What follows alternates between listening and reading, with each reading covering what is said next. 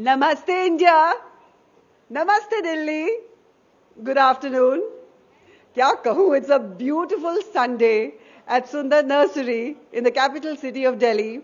And if there was ever a perfect Sunday, this is it, this is it, this is it, really. Hi Geetika Ganjudhar.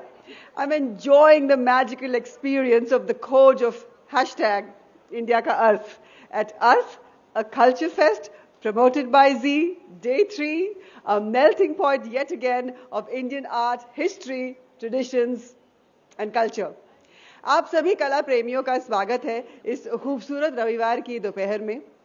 अर्थ का क्या महत्व है हमारी जिंदगी में, बूझिए। अर्थ शब्द ही इतना वजनदार है कि हर शब्द का वजन उसके ही अर्थ से बनता है। Our lives have meaning if we understand the meaning of life, the meaning of who we are as a people, who we are as different regional communities, who we are as one nation, and who we are as India on global stage. And to answer these questions, we've unfolded for you a multitude of topics over the last 2 days.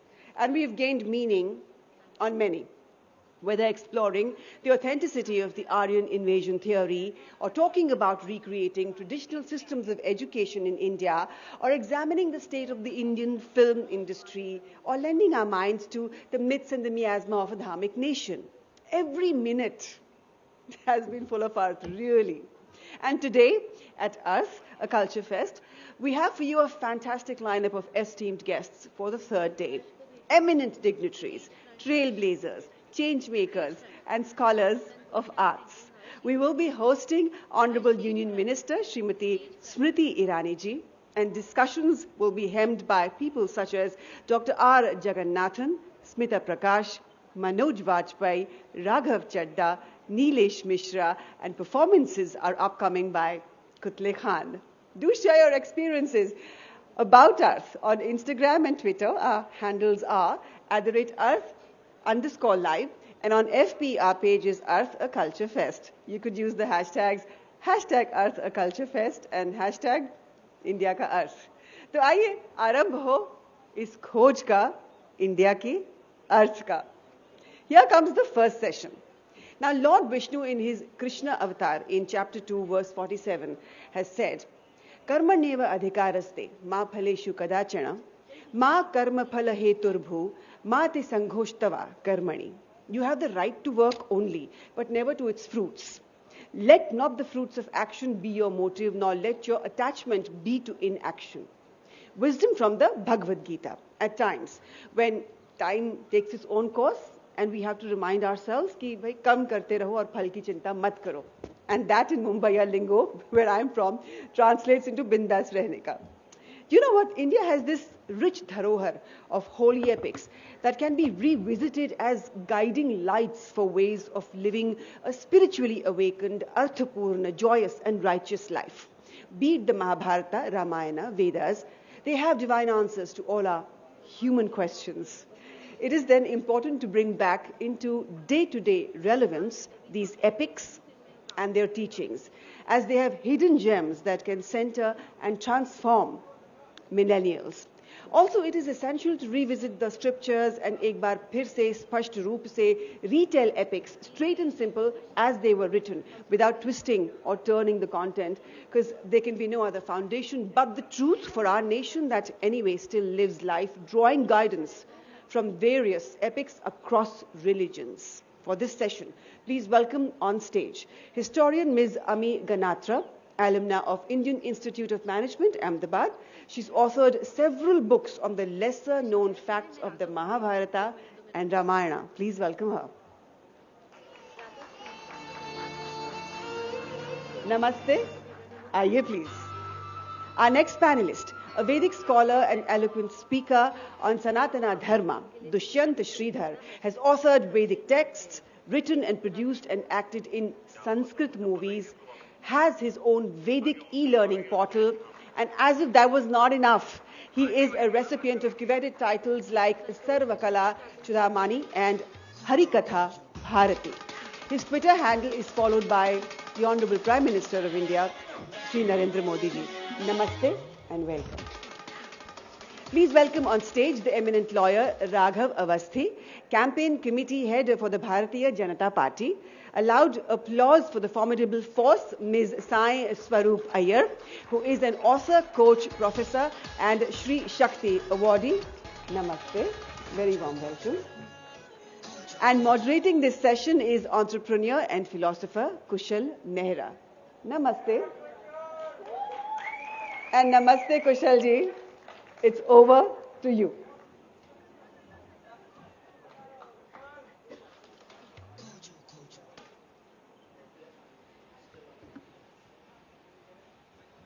Am I audible? Yes. Namaste. Hope everyone is doing good. So I have a lot of pressure. They put me in the first session of the day. I hope I do a decent job.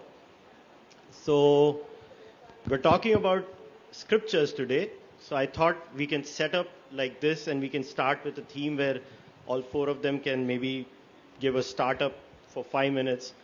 So Dushyant, I want to start with you. And this question is for all the panelists. So while growing up, what were the specific scriptures that maybe shaped you? And as you are growing up, have you revisited those scriptures? And do you find the interpretation to be different as and when you reread them? Maybe we can start over there because we are talking about scriptures today. So Dushyant, maybe you can go first. Namaskaram to my panelists and namaskaram to the August gathering. At the age of 5, the first verse that probably I was taught was Kujantam Ramarameti Madhuram Madhuraksharam Aruhya Kavita Shakham Vande Valmiki Kokilam. So, memorizing the verses of Srimad Narayaniyam, Srimad Bhagavatam, Srimad Ramayanam, and excerpts of Mahabharatam has been integral to my childhood. Of course, I did develop a distaste towards just memorizing it at that point in time. Later, while I was tutored in the Shastras, the meaning of the Shastra, that kind of brought the enthusiasm in me to revisit the scriptures. So when I talk about revisiting in the today's context,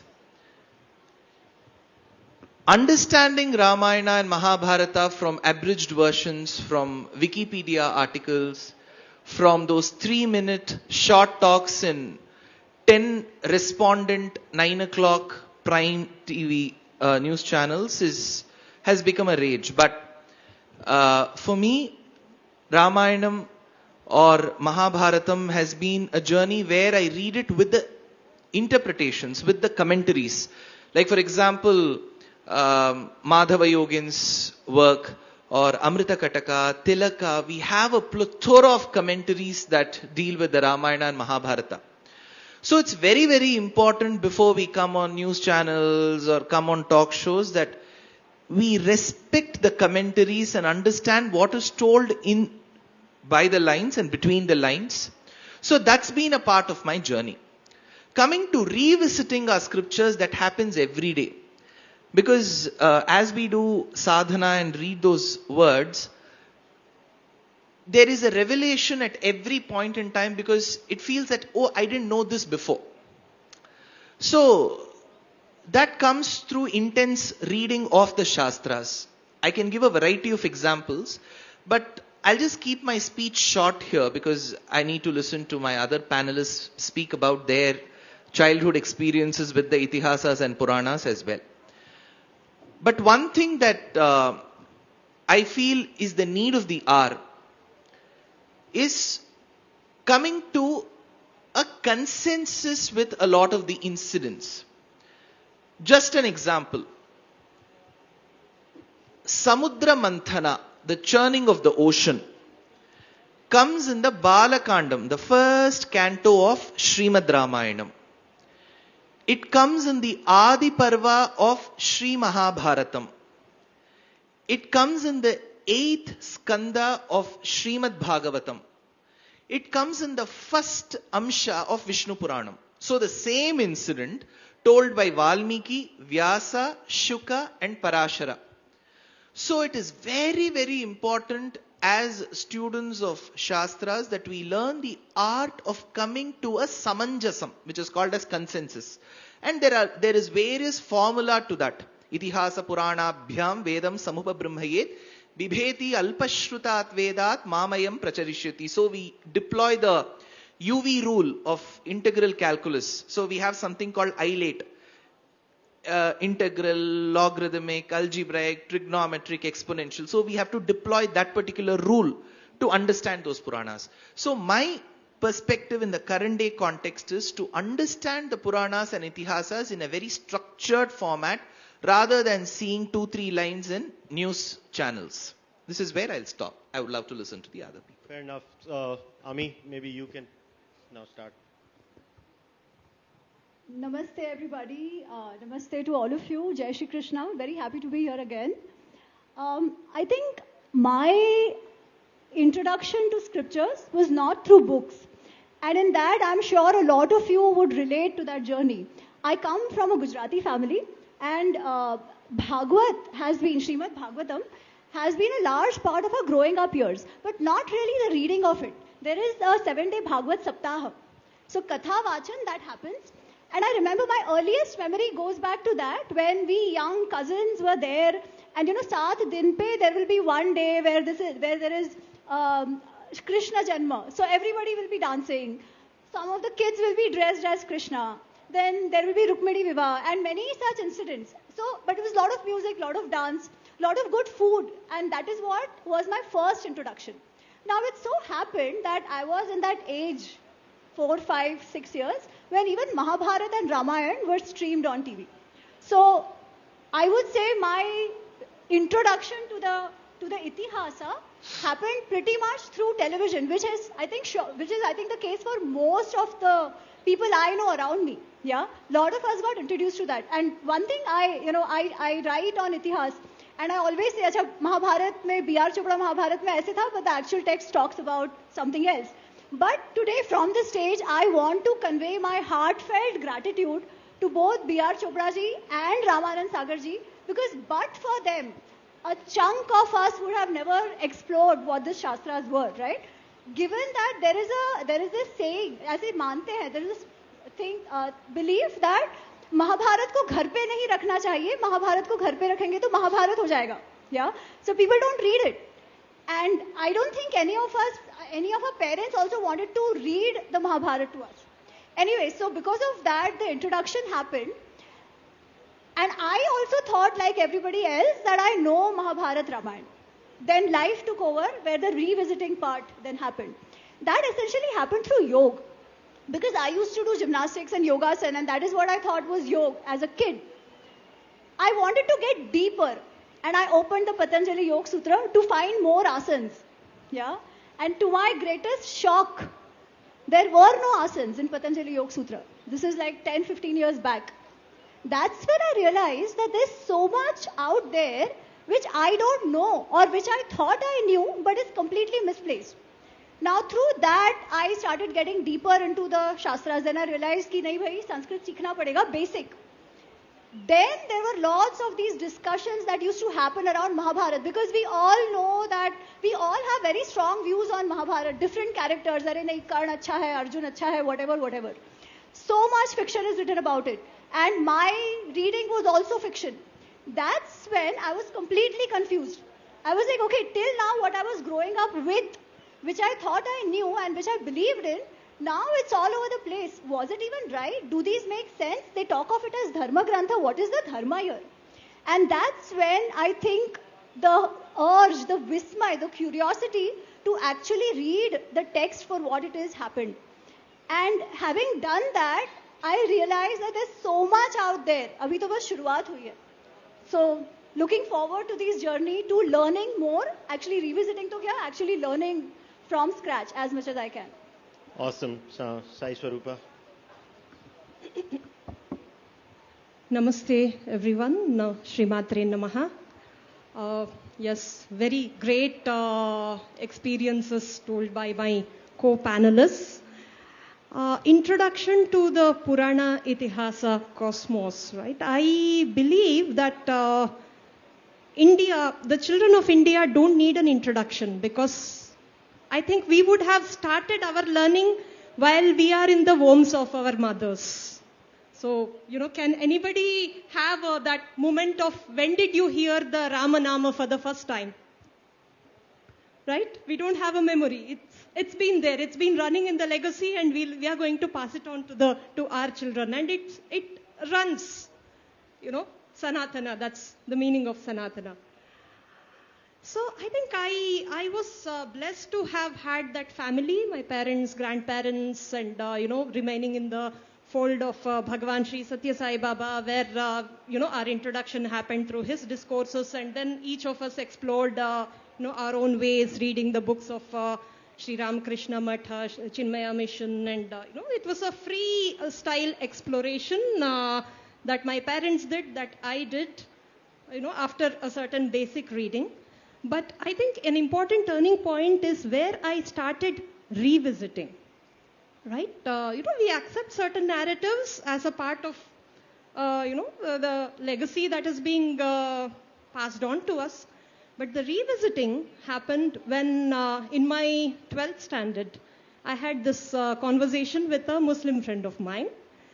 We have, at grassroots levels, we have very open conversations. We don't take offenses at, facts thrown at each other. So she asked me very innocently, not with any malice, she asked me, why do you guys love Krishna so much?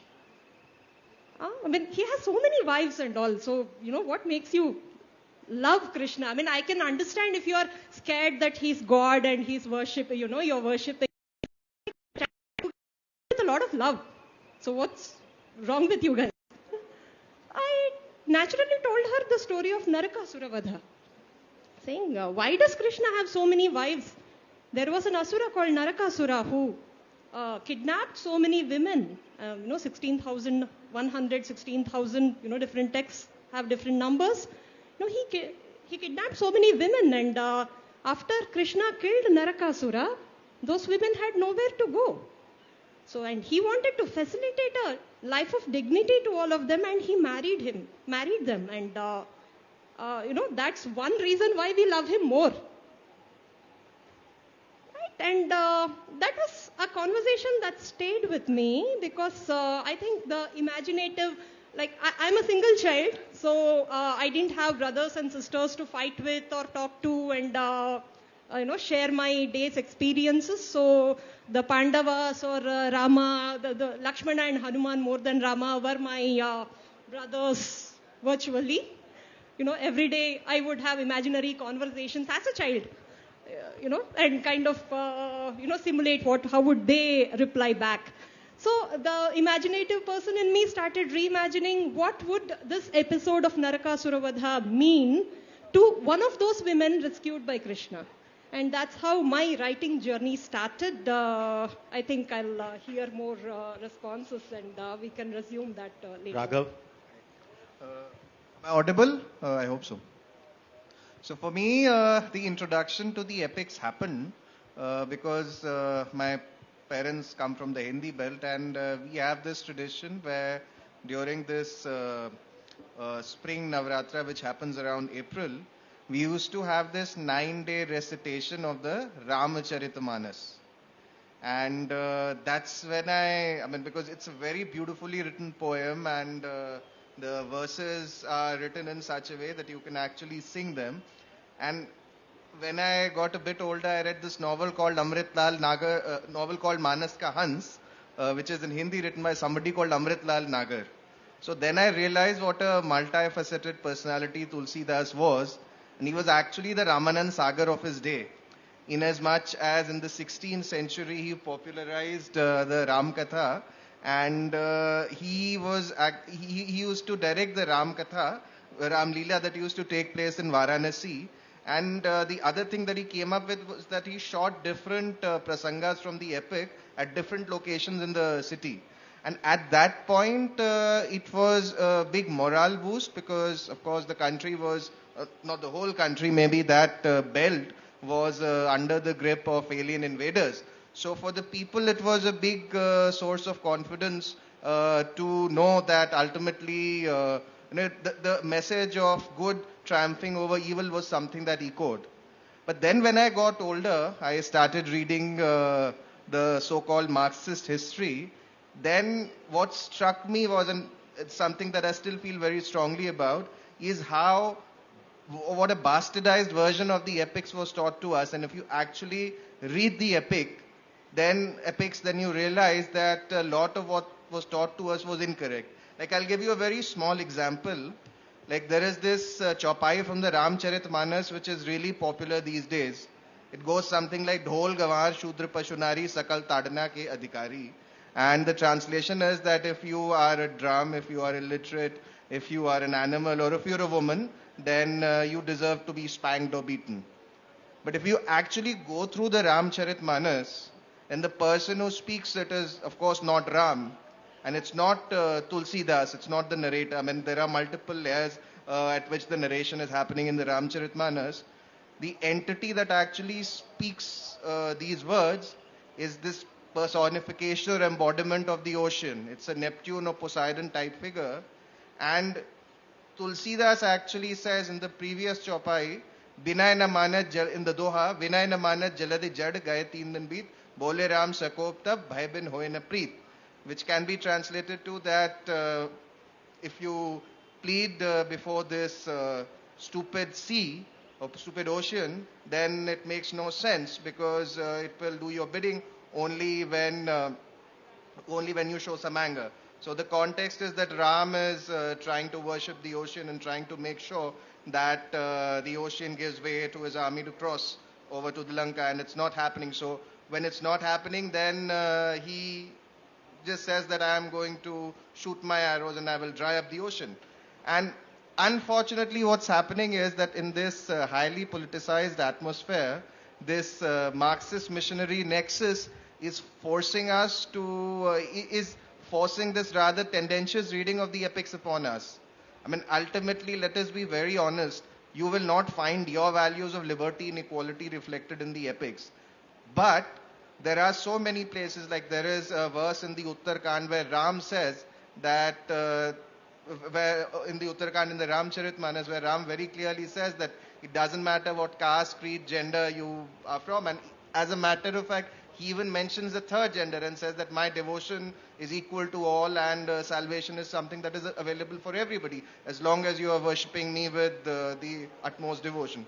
So what I find really unfortunate is that because a lot of us don't really read the epics, and they just read the bastardized version of the epics that you find in the history books, you actually don't know what is in there. And unless you go to the original, or if you read, or even if you don't know how to read the original, because the Ramcharitmanas is written in a dialect that nobody really speaks these days, even in Awadh, right? Even the Awadh region, that dialect nobody really speaks these days. But unless you go to the epics and read them, you will not be able to understand what's there, and then you will be imbued with an inferiority complex wherein you will feel that your religion or the religion of your ancestors was totally casteist and misogynist and based on the oppression of women and lower caste. But that's actually not the case if you go through these epics and revisit them. So I think it's really important for all of us to read at least the Ramcharitmanas, the Ramayana, the Valmiki Ramayana and the Mahabharata in the original, to try and understand who these characters were, why they behaved the way they did. Because if you don't, then then it's really unfortunate, and it will create huge problems for us as a country and society in the future. Yeah, वो तुलसीदास जी की पंक्ति आपने जो बताई, तो उसमें सुरेंद्र शर्मा ने एक बहुत अच्छा, सुरेंद्र शर्मा इज अ हास्य कवि, तो उसमें उनका एक पंक्ति थी, उन्होंने कहा कि मैंने मेरी पत्नी जी को कहा कि ढोल गवार शूद्र पशु नारी ये सब ताड़न के अधिकारी, इसका अर्थ समझती हो या समझाएं। तो उनकी धर्मपत्नी ने उनको उत्तर दिया कि इसका अर्थ तो बिल्कुल साफ है, इसमें एक जगह मैं हूं, चार जगह आप हैं। No, but I'll just add one more thing. Like, there was an analogy I was thinking of. I don't know, is there anybody who has read The Great Gatsby by Fitzgerald here? I think all of us have. Dushyant is like, मुझे माफ करिए. So if you read it, then there is a character called Tom Buchanan. And Tom Buchanan is talking about a very shady pseudoscience called eugenics, which was really popular then. And he says that, look, now what is happening is, and this was in the context of the rise of the Japanese empire, and of course, African American culture was getting closer and closer to the mainstream in America. The story is set in the 1920s, in the so-called roaring 20s. And this character talks about how it is very bad that the white race is about to be overshadowed by the yellow race and the black race.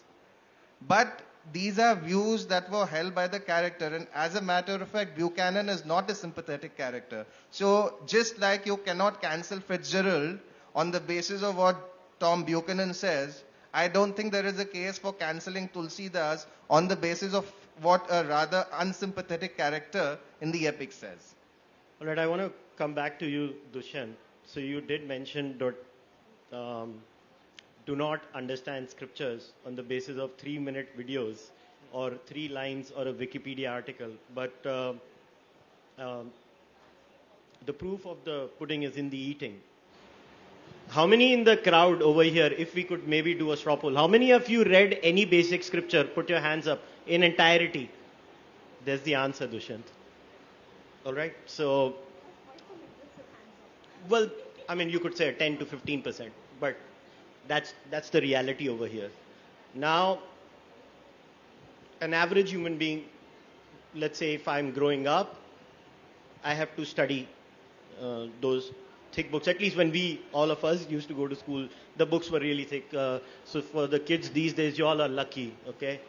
So, पहले हम पढ़ाई करते हैं, फिर हम बोलते हैं कि अरे अभी कमाई करेंगे, फिर उस सब के बाद if we are expected, like the Mahabharata is quite a lot of pages. And today, first it was okay, there was a 45-minute time segment. Then it became 15-minute YouTube videos. Now we have 60-second Instagram shorts.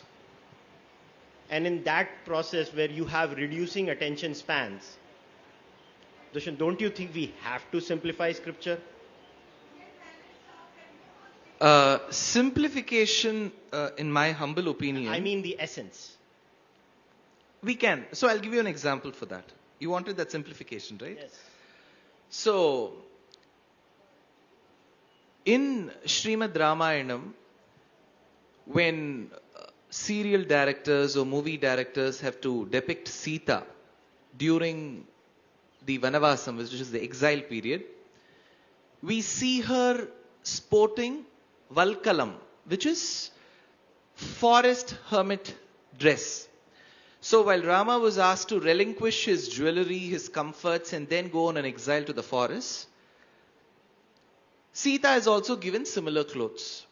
So she also has to relinquish her jewelry. This is what Anjali Devi in the Telugu cinema, Padmini in the Tamil cinema, and I'm sure there'll be characters in the Hindi industry have depicted.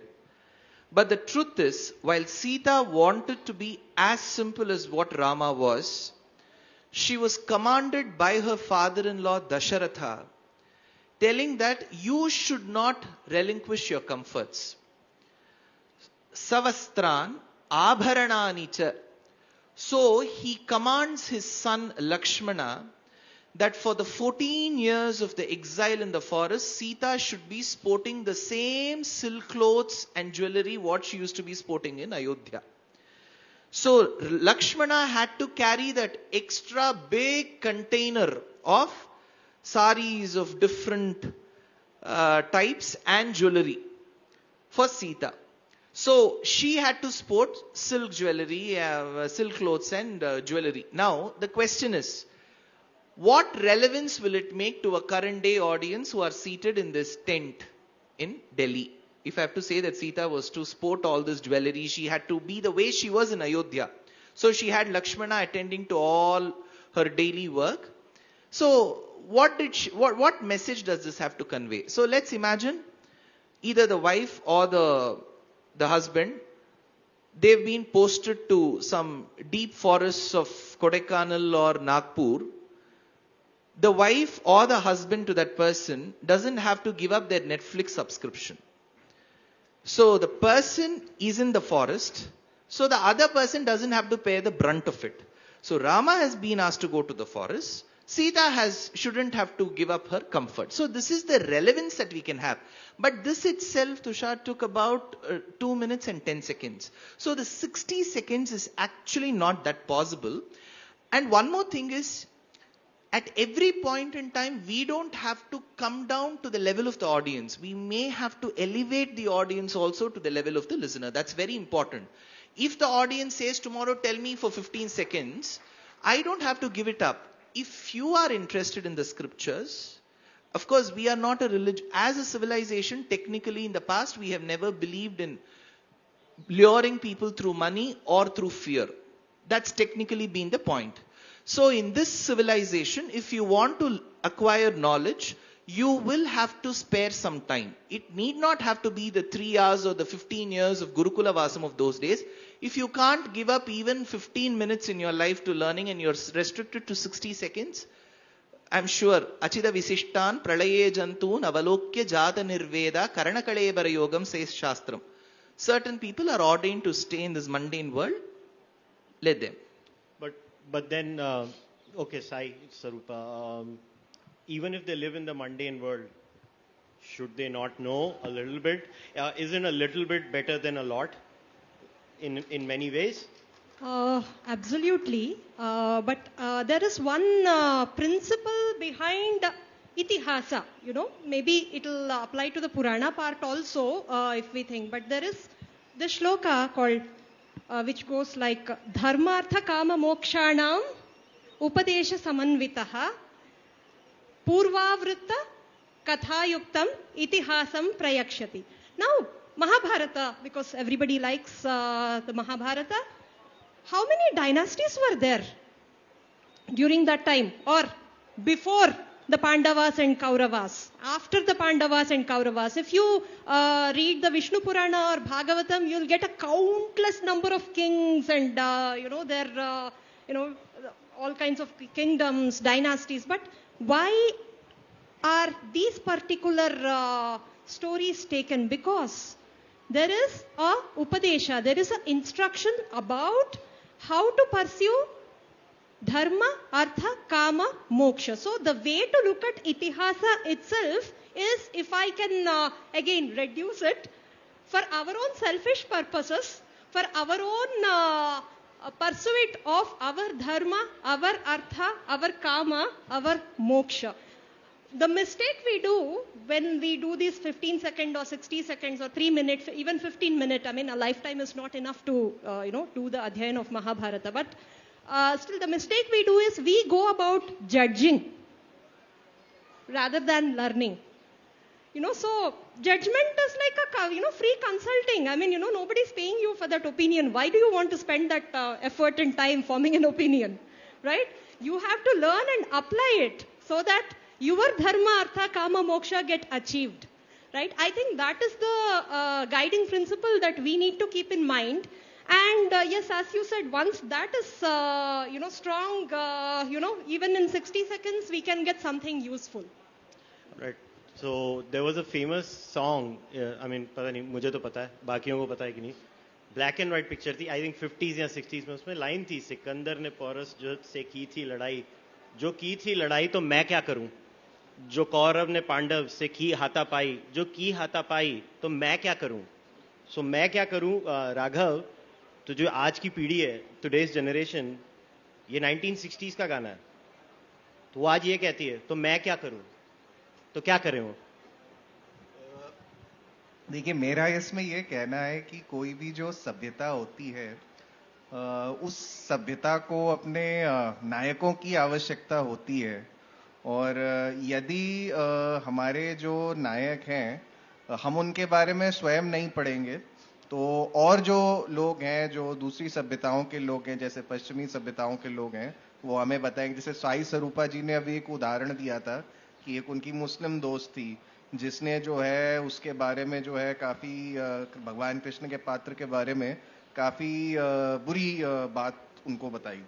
तो मुझे ऐसा लगता है कि जब तक हम इनको खुद नहीं पढ़ेंगे तब तक हमें अपनी सभ्यता के विषय में जो है ज्ञान नहीं होगा. और हमें अपनी सभ्यता के विषय में अगर ज्ञान नहीं होगा तो हम अमर बेल की तरह होंगे, हमारी कोई जड़ें नहीं होंगी.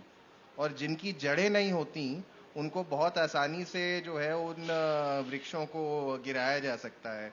कि जैसे एक रामचरितमानस में भी आता है, सजल मूल जिन वृक्ष नहीं, की अगर आपकी जो जड़ें हैं उनको पानी और खाद नहीं दी गई है तो आप बहुत आसानी से जो है गिराए जा सकते हो.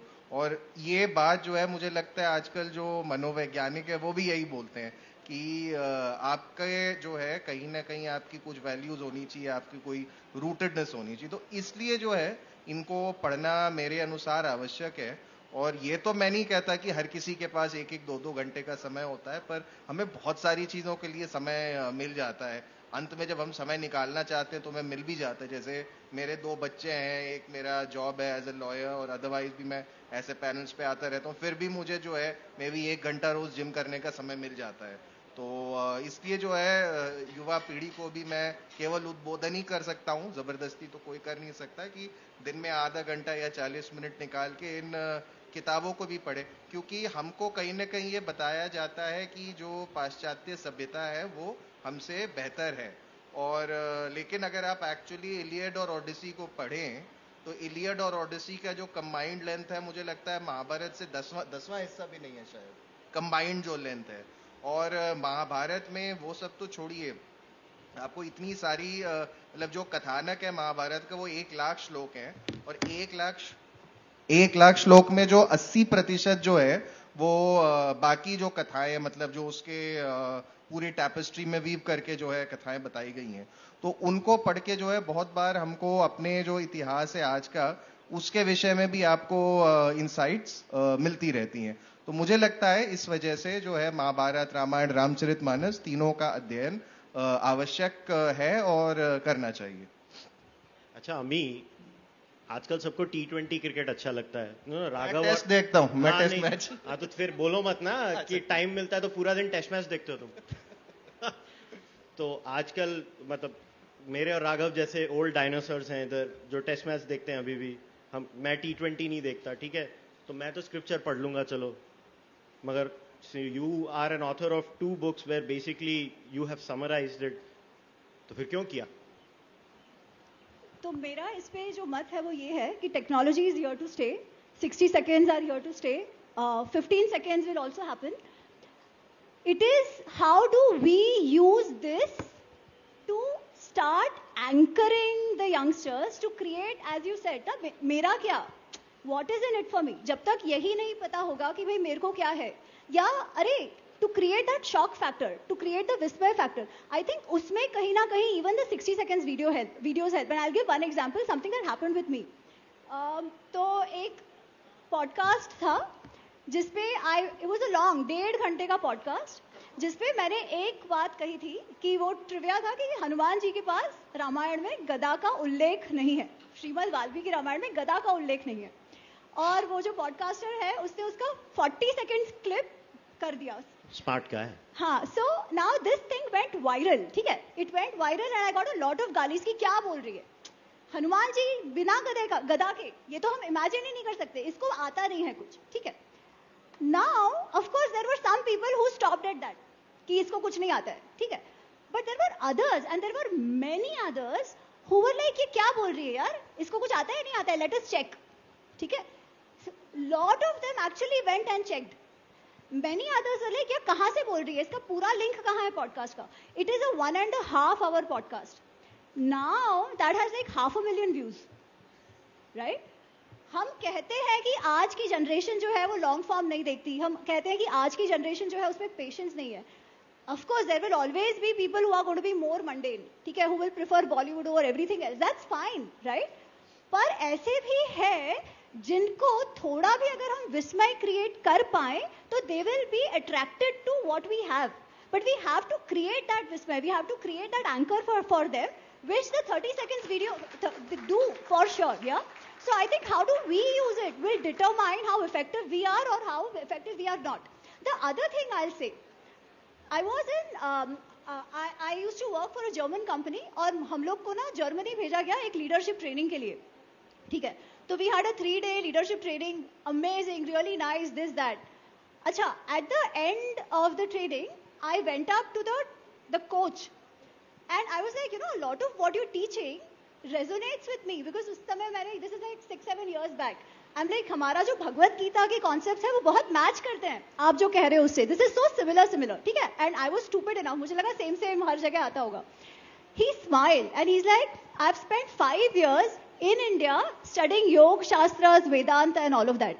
ठीक है, now you think of it, we actually give our money to all these big leadership institutes who come up with these frameworks for us.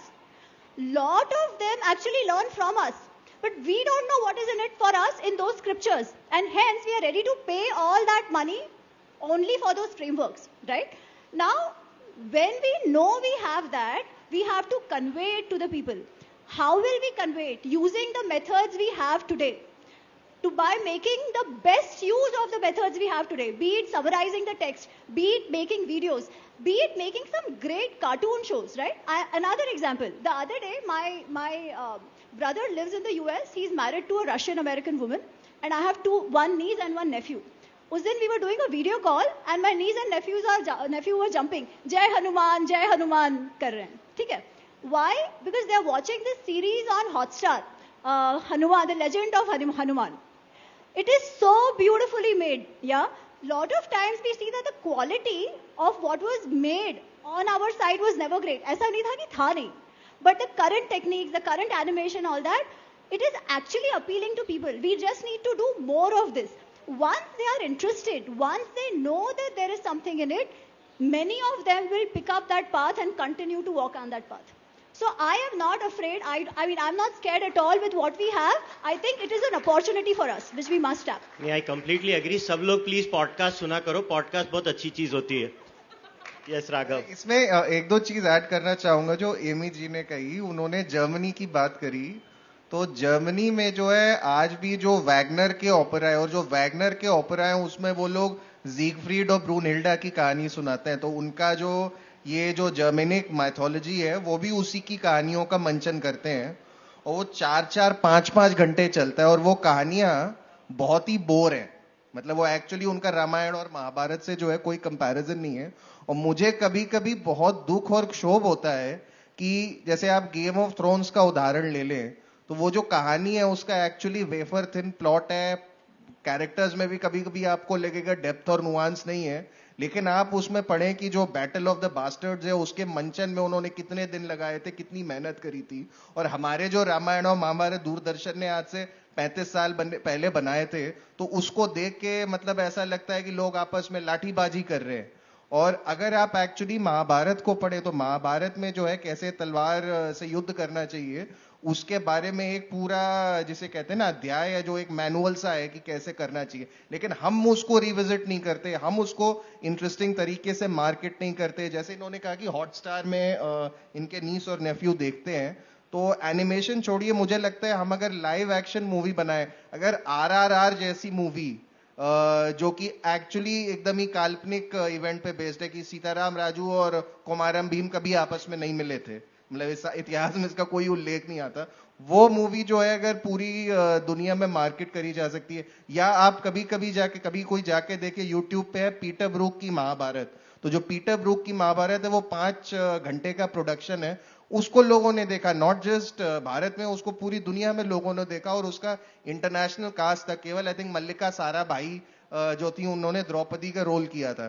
तो मुझे ये लगता है कहीं ना कहीं गलती हम में भी है कि हम जो है, हमारे पास आज जितने रिसोर्सेज अवेलेबल है उस हिसाब से जो है इन एपिक्स को उस स्केल पे ना हम इमेजिन करते हैं, ना उनको प्रोड्यूस करते हैं। अगर हम करेंगे तो मुझे लगता है इंडिया से बाहर भी जो है लोग इसको सीरियसली लेने लगेंगे, और मुझे ऐसा लगता है कहीं ना कहीं ये हमारी सॉफ्ट पावर बन सकता है। जैसे आप मुलान की कहानी देखें, तो मुलान की कहानी जो है उस पे पहले डिज्नी ने एक एनिमेटेड मूवी बनाई और उसके बाद एक लाइव एक्शन मूवी बनाई। और मुलान अगर आप पढ़ें तो पूरी मुलान की जो लेजेंड पढ़ के आपको लगता है कि पूरे जो चाइनीज सिविलाइजेशन के लोग थे वो कैसे जो है नॉर्दर्न नोमैड से जो है थर थर कांपते थे। तो जबकि हमारे महाभारत और रामायण तो विजय की कहानी है कि कैसे जो है हमारे लोग गए और उन्होंने श्रीलंका में जाके जो है विजय प्राप्त करी। और आज भी जब मैं थोड़े दिन पहले श्रीलंका गया था तो मुझे ये जान के बहुत हैरानी हुई थी कि जो लक्ष्मण जी हैं उनकी श्रीलंका में अलग से पूजा होती है, तो उनको लाख समन देवियों बोला जाता है। और वहां पे एक लेजेंड है कि रामचंद्र जी का तो ऑफकोर्स उनका तो एक प्रण था कि वो शहर के अंदर नहीं घुसेंगे, तो लक्ष्मण एक तरीके से वहां पे मिलिट्री गवर्नर जैसा काम करने लगे थे। तो वहां पे उन्होंने जो है एग्रीकल्चर वगैरह उसको काफी इंप्रूव किया था। तो आज भी वहां के लोग जो उनको रिवेयर करते हैं, और बुद्ध भगवान के साथ मंदिरों में उनकी भी प्रतिमा की स्थापना करी जाती है। तो ये सब चीजें जो है हमको खुद बतानी पड़ेंगी, खुद समझना पड़ेगा। एक बड़ा ही डिफीटिस्ट और विक्टिम हमारे अंदर कॉम्प्लेक्स आ गया है, तो उस विक्टिमहुड कॉम्प्लेक्स को और उस डिफीटिस्ट कॉम्प्लेक्स को हमें छोड़ना चाहिए। So, before we go into the audience questions, I just wanted to touch upon, and I'll request maybe Dushyant, Sai Swarupa and Ami to take this up immediately.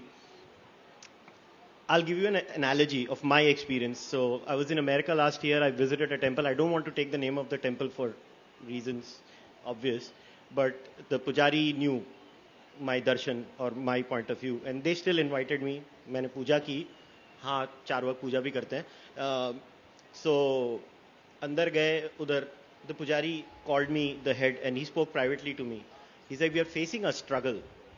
I was like pujari ji, he is like 2nd and 3rd generation kids over here, they are not getting attracted to the ideas, and I was like, why pujari ji? And he was like, we are not able to, I'll use the word Raghav used here, we are not able to repackage it in, look, language evolves, right? Even if we look at Sanskrit, the Vedic Sanskrit in the old books of the Rig Veda, then the language changes in the new Rig Veda, then the language changes right up to the Bhagavad Gita and today. So if that language itself has evolved, why can't our messaging evolve? Maybe Dushyant, again, I'll be back to you and then we'll go into the Q&A. I'll take up this question in parts.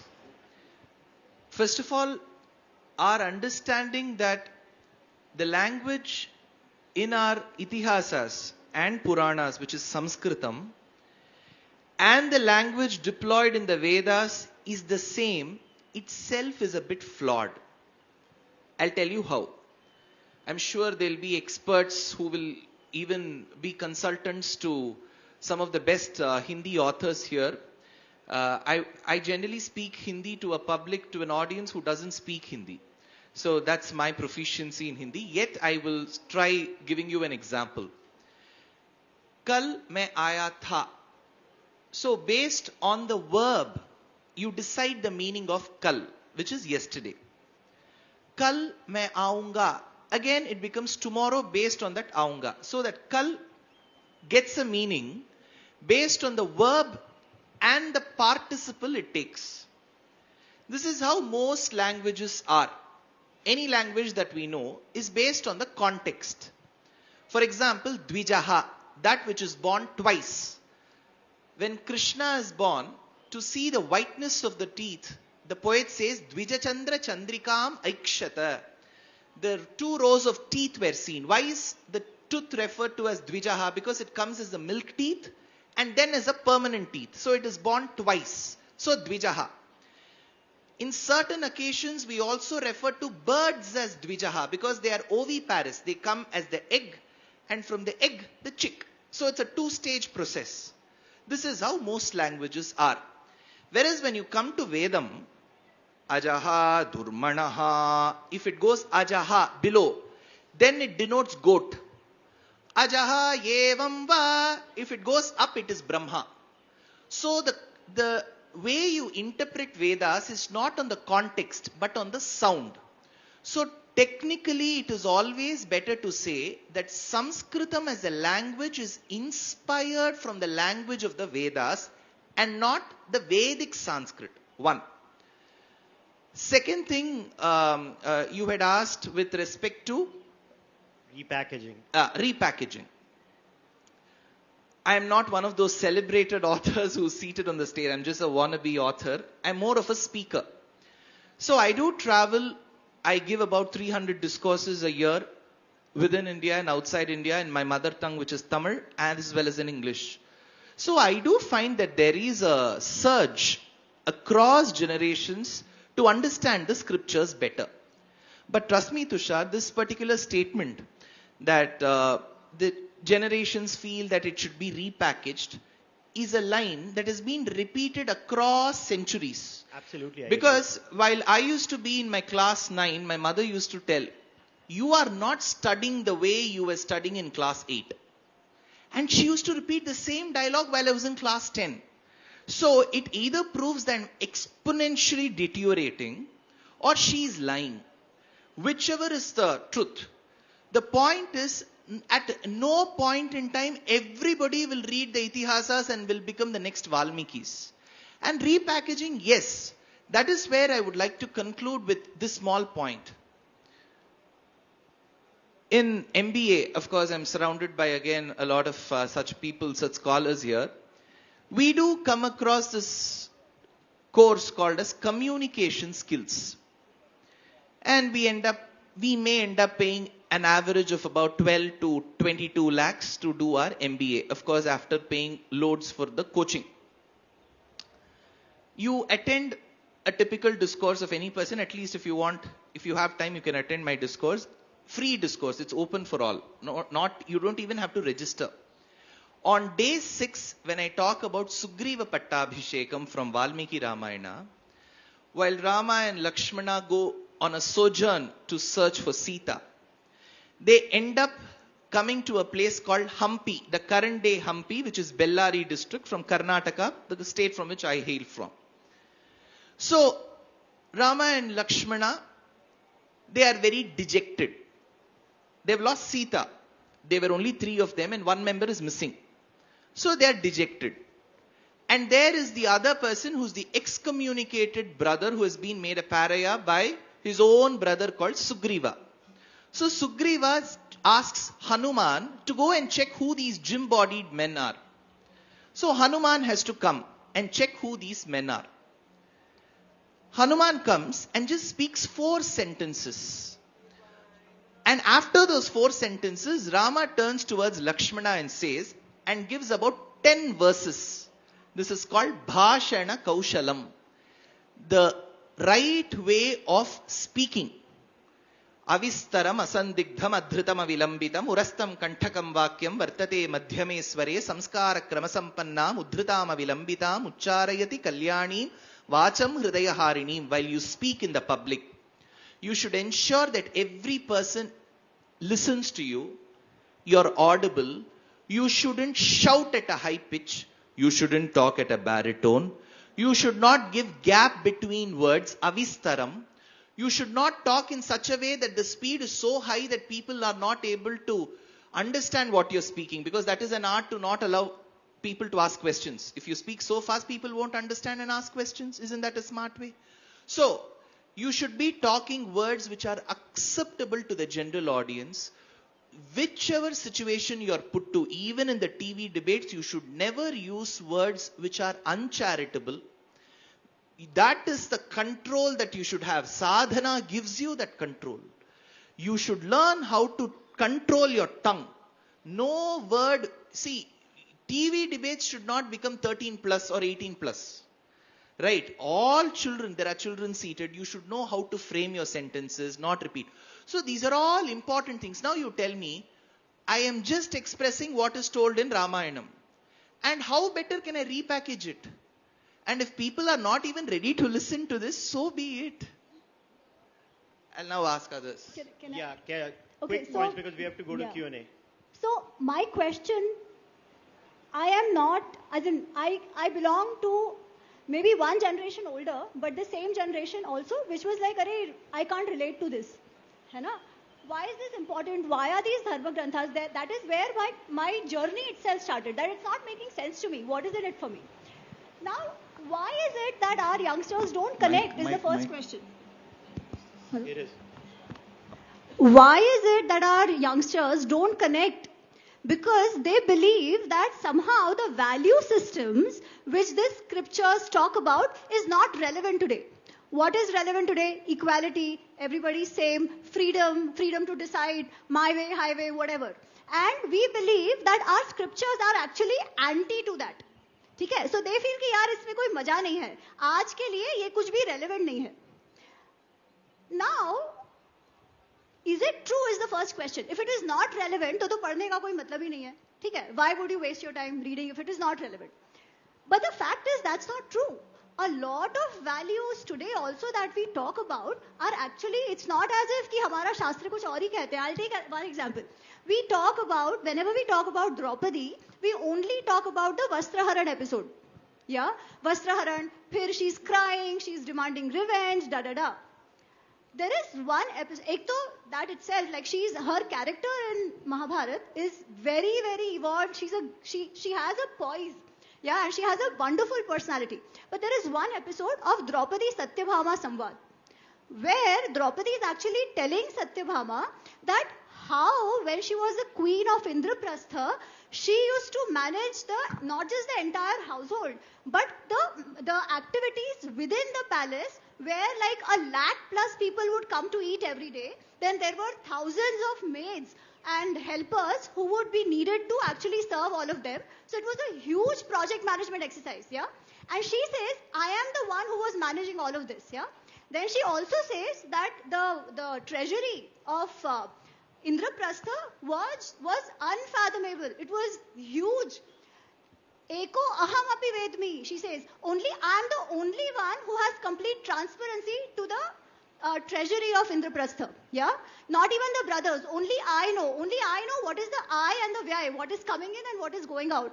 So if you see in today's context, if this was an organization, she's like the COO, CFO of Indraprastha. Is this not relevant today? Is this not what we should learn? Now, when we talk of repackaging, I don't think there is any required. We just need to pull out these stories which make sense as they made sense then, as they make sense now, right? And that is where I think some of our role comes. That what is it that we want to bring out to begin with, to show that the values there are as relevant as they were then, as they are today, for all of us, right? This is just one example, and I can go on and on. Yep. to say how relevant this is. Sai Swarupa, because we have to go to questions. Okay. So, yes, I totally agree with my co-panelists here that repackaging, right? The necessity of repackaging occurs because some kind of packaging happened in the middle that corrupted the message. Yeah, some kind of wrong packaging, very time-limited, narrow packaging happened in the middle. I don't want to take names or time frames or anything like that. Oh, please do. That kind of... so that kind of made it irrelevant. And as Amiji beautifully pointed out, Draupadi's functions as the empress of Indraprastha. And I would like to bring in Savitri's case. So, how do we use the term Sati Savitri? Right? Term Sati Savitri, if I ask, it's kind of popular notion is about some submissive, very goody-goody woman, that kind of this one. But you actually know how Savitri chose Satyavan, right? That is not discussed, right? I mean, Savitri's father, Ashwapati, he tells her when she becomes of marriable age, he tells her, I mean, you are so well versed in your skills, vidyas and all, and whichever boy I see, I find him not worthy of you. Maybe it is my father's bias. And tomorrow I don't want that blame that he kept his daughter unmarried. So, you take your chariot, you take your soldiers, tour the country, meet young men, and choose your husband and come back to me. I'll bless you. So how many fathers have this courage to send their daughters out to choose their, husbands today? Raghav. So that is the level of liberalism that, ancient India had that we don't know. So I think the content creators today, authors like us or even teachers, I'm a professor as well. So the way we impart these lessons we have to put an extra effort to pull out those relevant stories to give the younger generation. We have to respect the younger generation. मेरा short Raghav point जल्दी से आनंद के जैसे फटाफट बोलना। जल्दी से मेरा बस ये कहना है कि जैसे इन लोगों ने द्रौपदी की बात करी, अगर आप भीष्म पितामह का पढ़ें तो आई थिंक ये उद्योग पर्व में आता है या भीष्म पर्व के बिगिनिंग में आता है. He actually talks about the rules of war. And if you really read the Geneva convention, एक थोड़ा सा क्लीशे होता है ये कहना कि जब वो लोग जंगल में थे तो हम लोगों का एडवांस सिविलाइजेशन था, पर इस केस में ये एक्चुअली एक्यूरेट है, क्योंकि अगर आप उन्हें पढ़े तो वो सब जो जिनीवा कन्वेंशन में लिखा गया है कुछ नहीं तो उससे 3000 साल पहले भीष्म पितामह ने ऑलरेडी कहा हुआ था. पर जल्दी से मैं एक पॉइंट और ऐड करना चाहता हूं. बात रीपैकेजिंग की हो रही है तो मुझे ऐसा कभी कभी लगता है कि क्योंकि ये सारे लिविंग ट्रेडिशन है और लोगों की आस्था इससे जो है जुड़ी हुई है, तो हम उसको रीपैकेज अगर एक सर्टेन ऑडियंस की सेंसिबिलिटीज के लिए कर दें तो उनको थोड़ी नाराजगी होगी. तो एक तरीके से मुझे लगता है ये थोड़ा हम लोगों के लिए एक जिसे कहते हैं एक धर्म संकट जैसा है. Okay, so now we can go to the Q&A.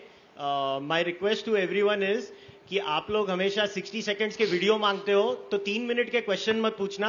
प्रवचन नहीं चाहिए, प्रश्न चाहिए. तो जिसके पास प्रश्न है प्लीज प्रश्न पूछिएगा. एंड जैसे वो YouTube का शॉर्ट या Instagram का वीडियो होता है उसके टाइम से कम में प्रश्न पूछ लीजिएगा. हेलो, नमस्कार. My question is to Brahmashri Dushyant ji. You are talking about revisit. A few days back, I saw a Yakshagana performance in NSD. It was Bali Vad or Bali Moksha as they presented it. So there was a dialogue when Rama reveals to Bali that I am Rama. The Yakshagana chief told me that they are based on Valmiki Ramayana. In Valmiki Ramayana, are there occasions when Rama has said that I am like Jatayu Moksha, or some other occasion has Rama said I am Lord Rama? Thank you.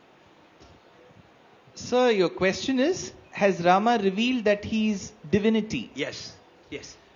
So it is called Atimanusha Sheela Vritta Veshaihi Ativrittamara Vikramav Pratapaihi. Every time Rama speaks, he says, Atmanam Manusham Manye Ramam Dasharathatmajam. I am a normal human being. I am the son of a monarch called as Dasharatha. I am D Ram. I may have problems with N Ram, but he says, I am D Ram. Hey Ram. So this is one. So to your question, Rama doesn't say anywhere, But there are 2-3 occasions where inadvertently that comes out. When he looks at the dying bird Jatayu, he says, Gachalokan Anuttaman.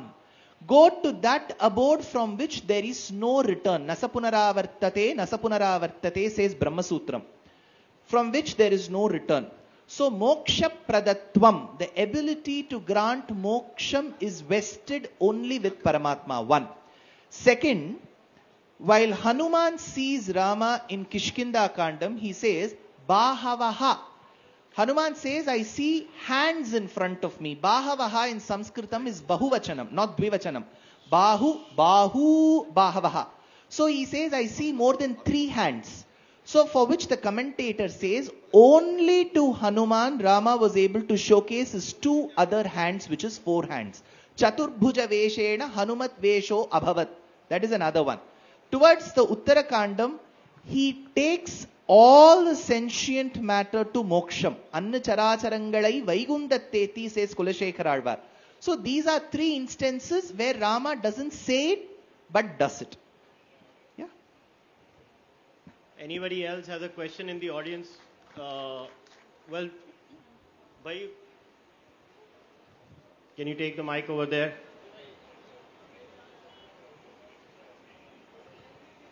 Please keep your questions short. Good afternoon, sir. As a amateur reader, जिसको scriptures के बारे में कुछ भी नहीं पता है. आपका प्रश्न किसके लिए है? पूरी पैनलिस्ट के लिए. ठीक है, सारे बोलिए.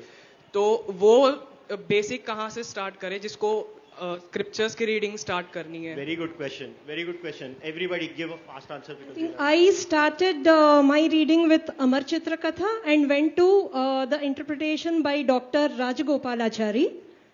So, and then believe in the magic of Veda Vyasa, he will take you. मेरे हिसाब से जो राजगोपालचारी की रामायण और महाभारत है, that is a very good start. और राजगोपालचारी I think वाल्मीकि के अतिरिक्त एक 12वीं शताब्दी के लेखक हुए हैं कम, तो वो कम रामायण से भी कुछ एपिसोड जो है लेते हैं. जैसे थोड़ा थोड़ा फर्क आता है कम रामायण और वाल्मीकि रामायण में, कि कम रामायण में क्या आता है कि जब रावण ने सीता का अपहरण किया था तो he made that little patch of land rise up and he flew along with it. अगर मैं कुछ गलत तो नहीं बोल रहा? हाँ. Dushyant. Well, what do I say? I would say start with Mahabharata, unravel Ramayana, unravel. No kidding. I think एक जो major mental block होता है लोगों को कि संस्कृत नहीं सीख सकते, we are too old now. और संस्कृत कैसे सीखेंगे? Because हमारे काम मतलब we can't do it anymore. I would say वो mental block निकालो. If you really want to read scriptures for what they are, have a working knowledge. You don't need to be a Vyakaran Shastri. But you will still need a working knowledge. Start from there. Of course, as they all said, there is Amar Chitra Katha, there are English translations, there is Hindi translation. The one other tip I would give, especially if you want to read Bhagavad Gita or one of this, ek to read it in your mother tongue if you can. Second, while reading, ensure it is accompanied by certain good lectures. Maybe listen to him. Dushyant Sridharji is one of the most learned on the panel here, yeah? Because kai baar kya hota hai na, the text itself will not make sense to us unless somebody puts it in the context. So rather than only wanting to read it, listen to some good scholars who are talking about it. And there are many out there. You will find ki aapka gelling kiske saath hota hai. So I would just say keep that in mind when you start your work. Dushyant. The name of the Astika who asked this question? Your name, sir?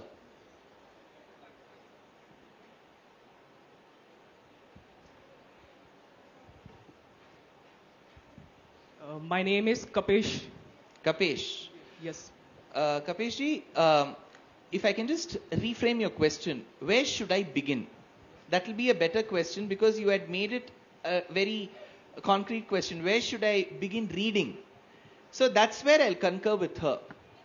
In Sanatana Dharma, reading is given lesser preference. Listening is what is very important. Shravanam.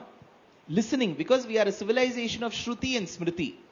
We brought all those manuscripts much later. So my humble suggestion or request to you is, listen to hours together of lectures on Ramayana. While I used to get trained under my Acharya, Bahudha Shrotavyaha, Bahubhya Shrotavyaha. you should listen to Ramayanam many times, rendered by many people, the discourses. The more you listen, then you get trained, and of course reading will come much later. I want their books to sell really well. Yeah, please buy their books. But please buy their books, but listening is very important.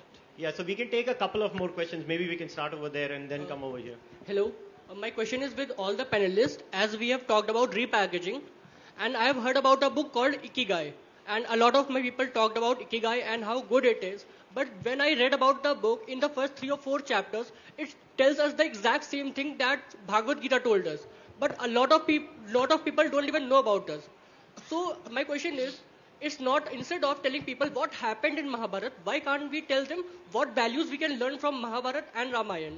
Exactly, I totally agree with you. Actually, Ikigai, if we actually, dwell upon it, it again comes from our Purushartha, the Dharma, how you can contribute, how people can value you, Artha, what can pay you, Kama, what you like doing, what you're passionate about.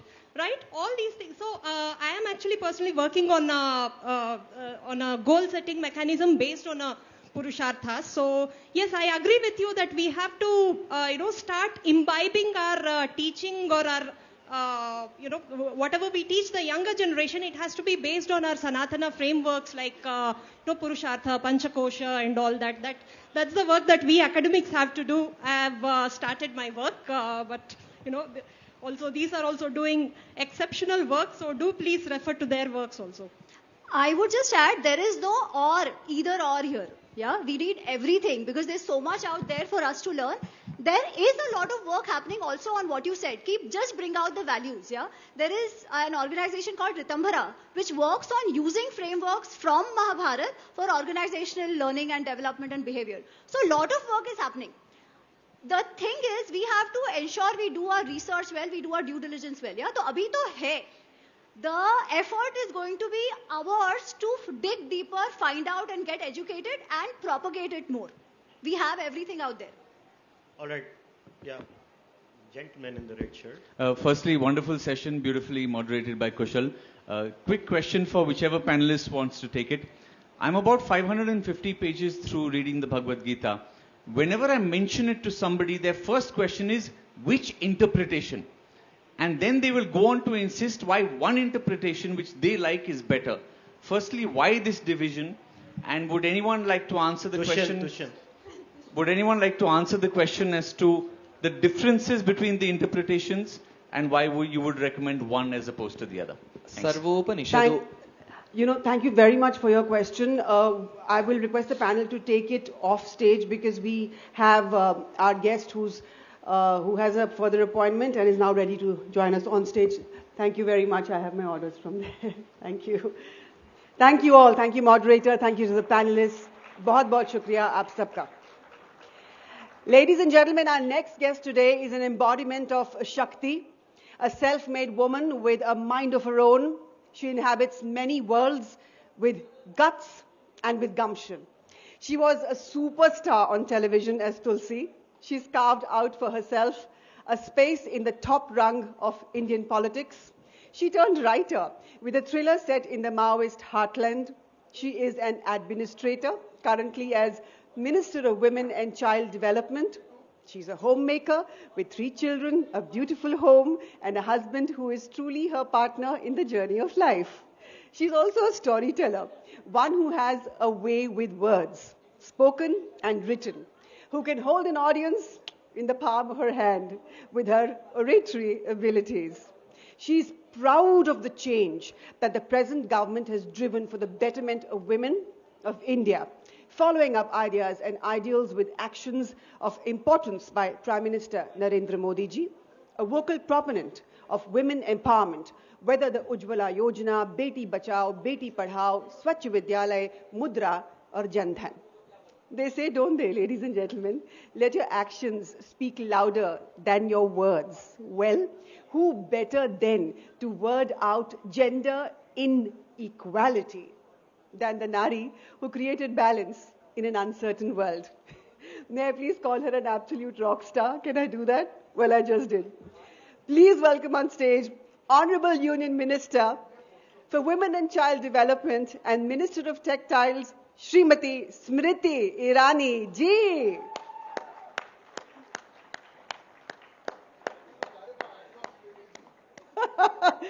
Namaste.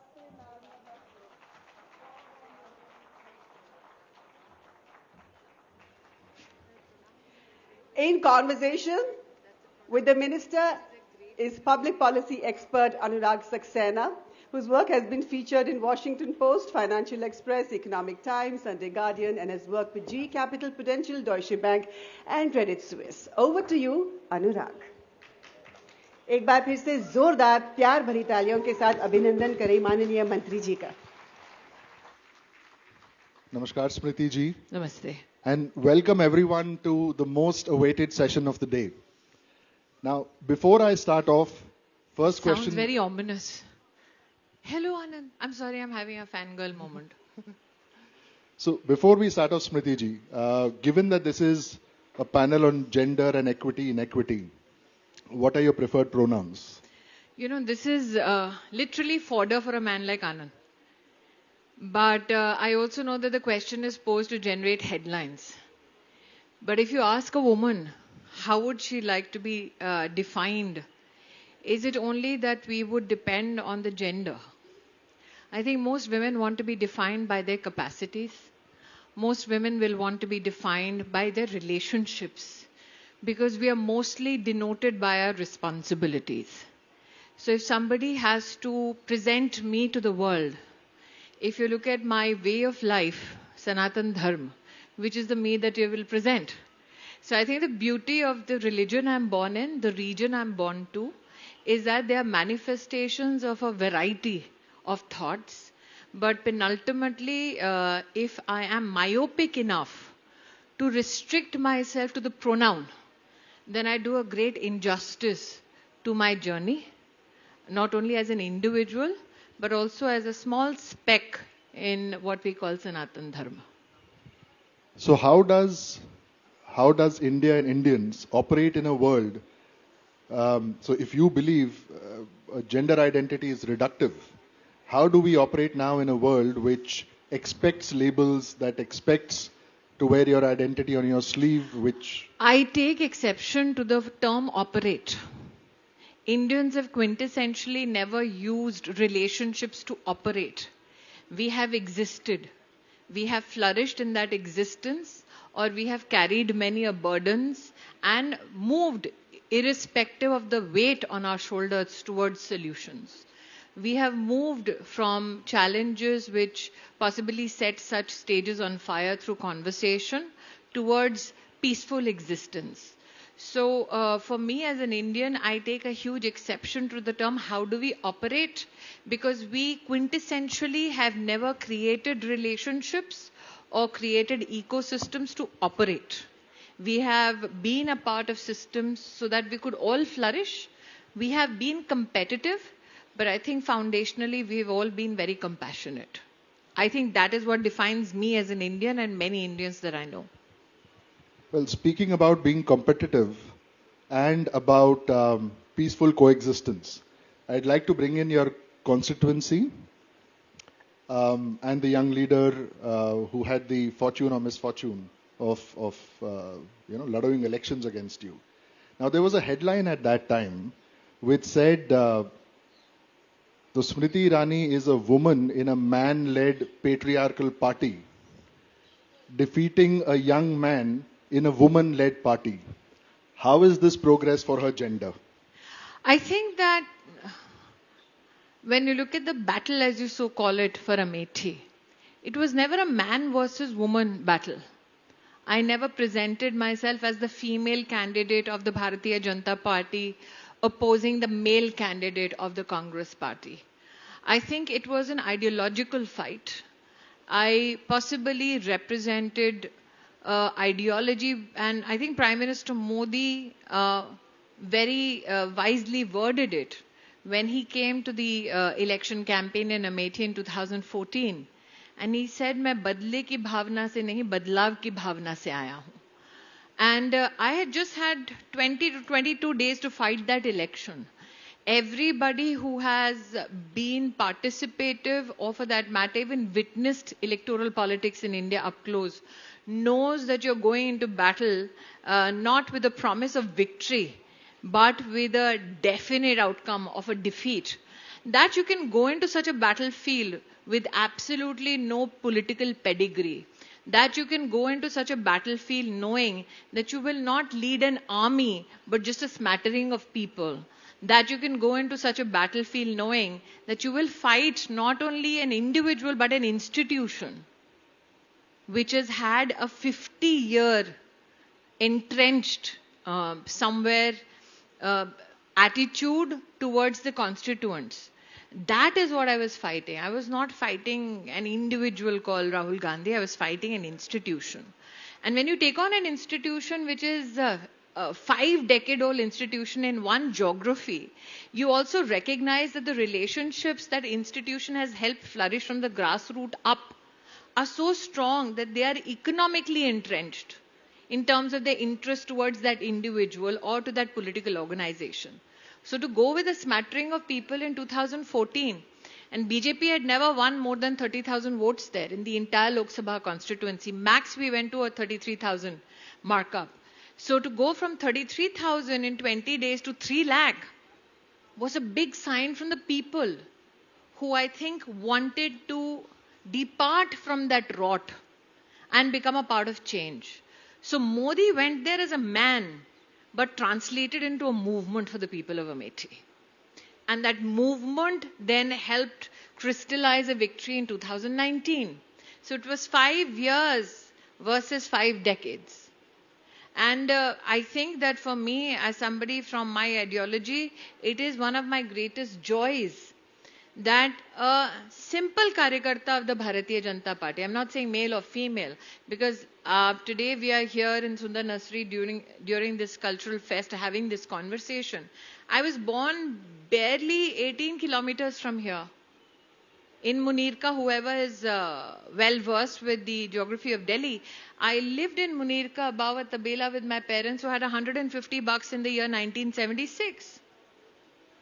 My mother was a housekeeper at Taj Mansingh, scrubbing floors. The first house I got as an MP was across Taj Mansingh. And I invited my mother to say, look at that hotel where you worked all your life. Where leftovers from Machan, where most of you may have gone there to order a non-veg club sandwich, that was my leftover for school. So one of the first things I did was take my mother to that hotel, pay for that sandwich and say, today I will not take leftovers. So I have that background versus the pedigree that Mr. Gandhi enjoys. And I think that is why when in 2019, he conceded, not me, he conceded. I said, कौन कहता है आसमान में सुराग नहीं हो सकता? Fabulous, Smriti ji. And you know, beyond your list of achievements, I see about a dozen people in India who are living examples of social mobility more than anything else.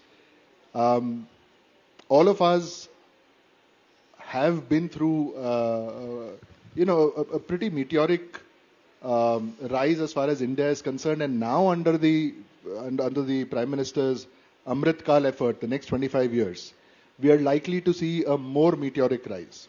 Now, this needn't happen only in the areas of healthcare or development or defense or finance. From a social perspective, how does the youth of today, which is largely the audience here and online as well, how does the youth of today prepare for a future, prepare for an Amrit Kal, where they may lead lives very different from their parents or grandparents, where they exist so how relevant do you think cultural archetypes are, right, which may hold people back? How relevant do you think Amrit Kal is, and how does the new generation balance these two? Now, my next question is going to be... He almost sounds like a board paper. Yes. I hope you mean B-O-A-R-D and not B-O-R-E-D. No, the ARD wala. And my next question is going to be, in our last conversation, you talked about how your ministry is reframing the engagement with the world in terms of what it means to be a woman in India, not just individually, to be a woman in India, and how we want to represent that to the world.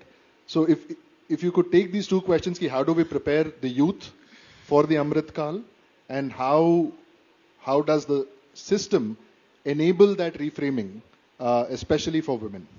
I think, Anurag, if I dial back a little, when India turned 50 in terms of her independence story, did we have a government in place which said, okay, where do we want to be on the 75th year of Independence Day celebration? I think we lost out on that milestone.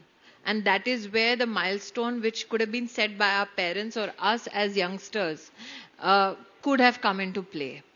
Today you have a Prime Minister who says, okay, I am looking at functionally responding to the needs of our country from one year to the next because of the budget. But can I also infuse an enthusiasm in generations across my country to say, what will the next 25 years look like for that generation, which is, say, right now in their teens or which is in their early 20s. Never before has India had such an vision given, and vision sounds for many people from a perspective of adjectives dipped in administrative honey.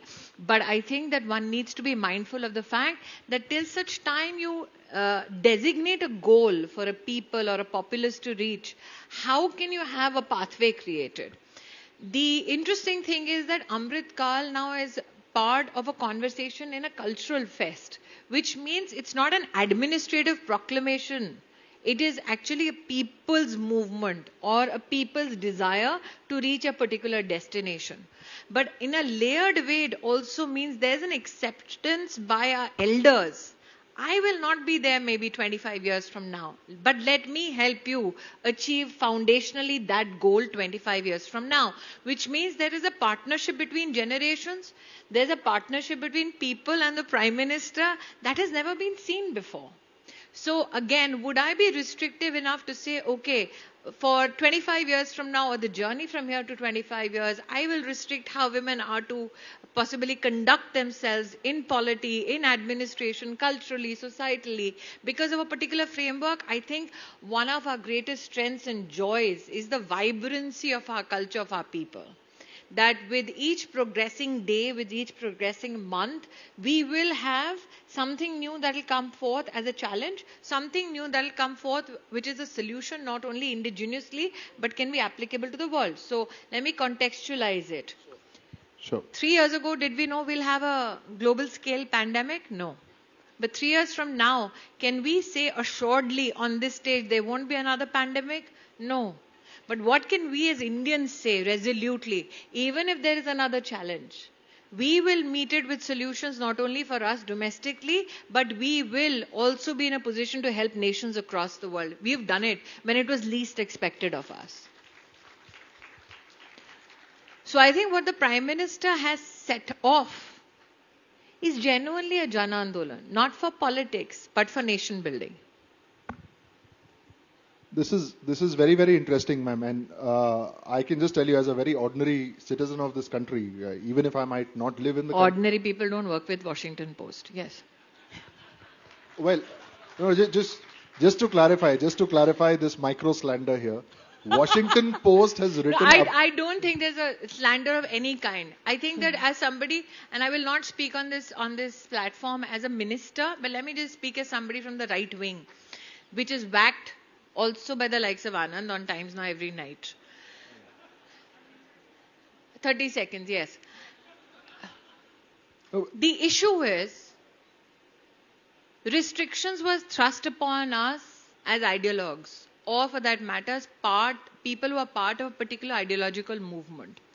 आप इससे बात करोगे तो आप अपनी ideology के प्रति श्रद्धा रखते हैं, इससे बात करोगे तो इसका मतलब आपने अपनी आइडियोलॉजी के खिलाफ धोखा कर दिया है, उससे बात करोगे इसका मतलब कि आपकी आइडियोलॉजिकल पोजीशन डाइल्यूट हो गई है. मेरी आइडियोलॉजी की सबसे बड़ी ताकत यह है कि मैं वो 30 सेकंड्स भी सुन सकती हूँ और मंच से उनको नमस्ते भी कर सकती हूँ, उनकी गालियां भी खा सकती हूँ, लेकिन अगर क्रिटिसिज्म में कुछ कंस्ट्रक्टिव हुआ तो उस कंस्ट्रक्टिव क्रिटिसिज्म को फिर अपने काम में इस्तेमाल भी कर सकती हूँ. The day we kill conversation, we are doing a great disservice to our country and our society at large.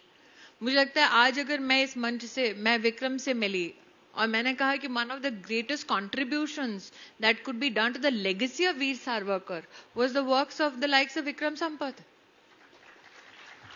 अब फर्क ये है कि 8 साल 9 साल पहले जब नरेंद्र मोदी देश के प्रधान सेवक नहीं थे, तो क्या विक्रम की आवाज देश में कहीं भी सुनाई देती? नहीं देती. और हम उसी फर्क का हिस्सा हैं.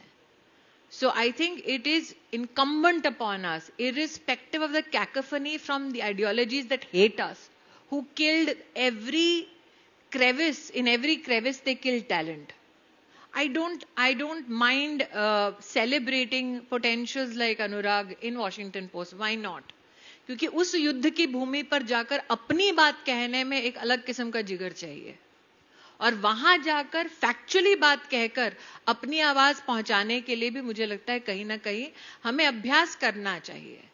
क्योंकि जब हम कहते हैं देश के प्रधान सेवक, वो सिर्फ उनके प्रधान सेवक नहीं है जिन्होंने उनके लिए वोट किया, वो उनके भी प्रधान सेवक है जिन्होंने उनको आज तक एक वोट नहीं दिया. And I think for me that is a matter of great pride when I look at the Prime Minister of India.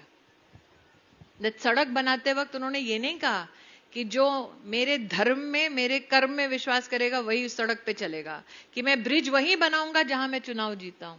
नहीं, उन्होंने अमेठी में AK-203 की रशियन MOU के माध्यम से फैक्ट्री तब बनाई जब MP राहुल गांधी था, मैं नहीं थी.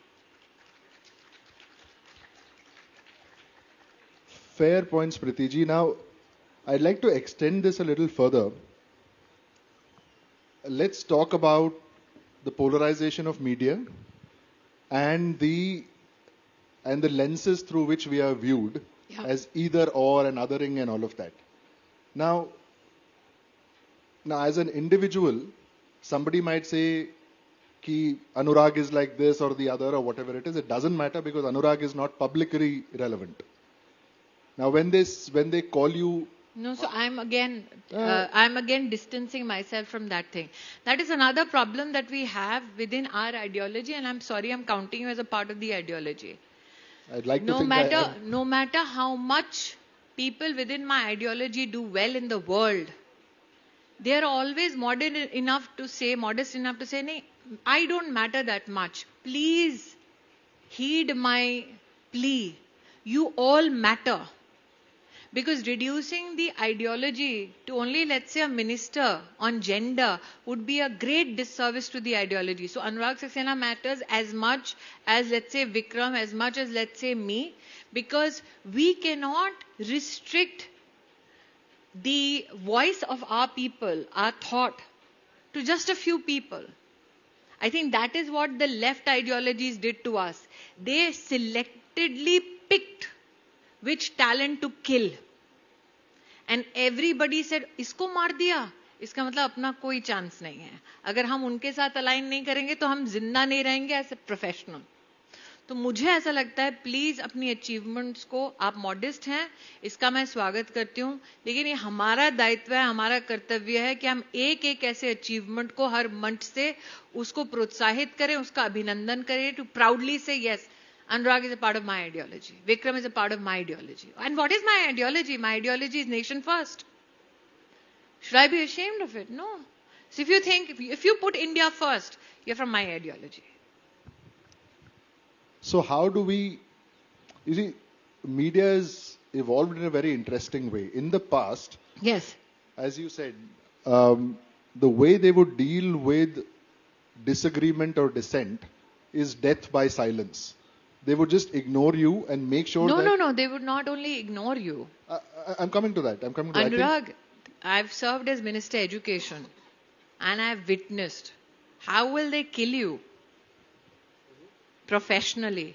They will never let you become associate professor so that you never become good enough to be a VC. So it's not that they'll silence you. They will never fund any research you want to do unless it's a research topic they want done. So this is not only about silence, this is about a systemic attack on you as a professional till such time that you say, "Theek hai bhai, kya karna hai batao." We reduce it to silences. It is not. What technology has done is made our voice audible. But what has been done professionally to people within my ideology is something which is not spoken of. But I think it's time that we have those conversations. Where have professionals from our ideology been killed in terms of their prospects? I think that also needs a conversation. So how do we counter? By not becoming them first. By not becoming them. Because we know what is to die that death every day. Yeah, I would think so. I would think it is, I would think it's very difficult to hit the sack every night, knowing that you have done something which from a karmic point of view... No, they are not bothered about that. I remember my father telling me कि नहीं हमने सत्य का जीवन जिया है तो हम रात को चैन की नींद सो रहे हैं. मैंने पिताजी जिसने आपका पैसा लूटा है वो भी आराम से सो रहे हैं इसी में. You see, karmically also, we are always taught संतोष करो. I don't know how many elders are here in the audience. हमको हमारे माँ बाप ने कहा है संतोष करो. उनको उनके माँ बाप ने कहा है फतेह करो. बहुत फर्क है उसमें. Speaking of fathers, Priti ji, last question for you and then we'll open it up to the audience. My father would say something very similar. He would say कि वो उसूल ही क्या जिसकी कोई कीमत ना देनी पड़े. So I'd like to ask you कि उसूल तो जो आपके हैं वो पब्लिकली सब जानते हैं. आपको कीमत क्या देनी पड़ी है? बहुत लंबी वो वार्ता हो जाएगी. मुझे लगता है कि कीमत आपको पब्लिकली देनी पड़ती है अगर आप मुझ जैसे मुफट हो. कीमत आपको प्राइवेटली भी देनी पड़ती है जब अपॉर्चुनिटीज आपसे ले ली जाएं.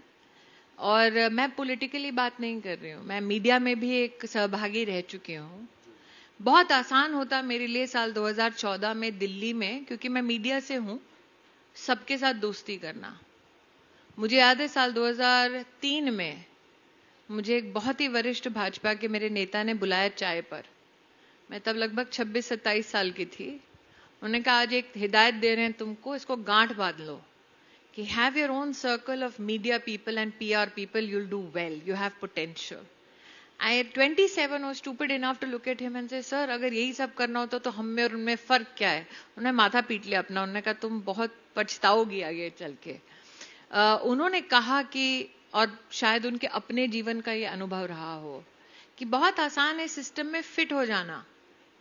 आज कई ऐसे मीडिया के हमारे बंधु हैं, अगर उनका बस चले तो कल हमारी अंत्येष्टि पे आके परसों उसके ऊपर एक अच्छा सा डिनर कर दें.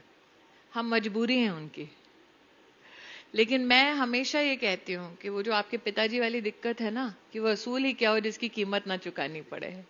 तो चाहे हम कितना भी रंज रखते हैं अपने माता पिता से कि आपने हमें असूल क्यों सिखाया, लेकिन अब सिखाया है तो इसी पथ पे चलेंगे.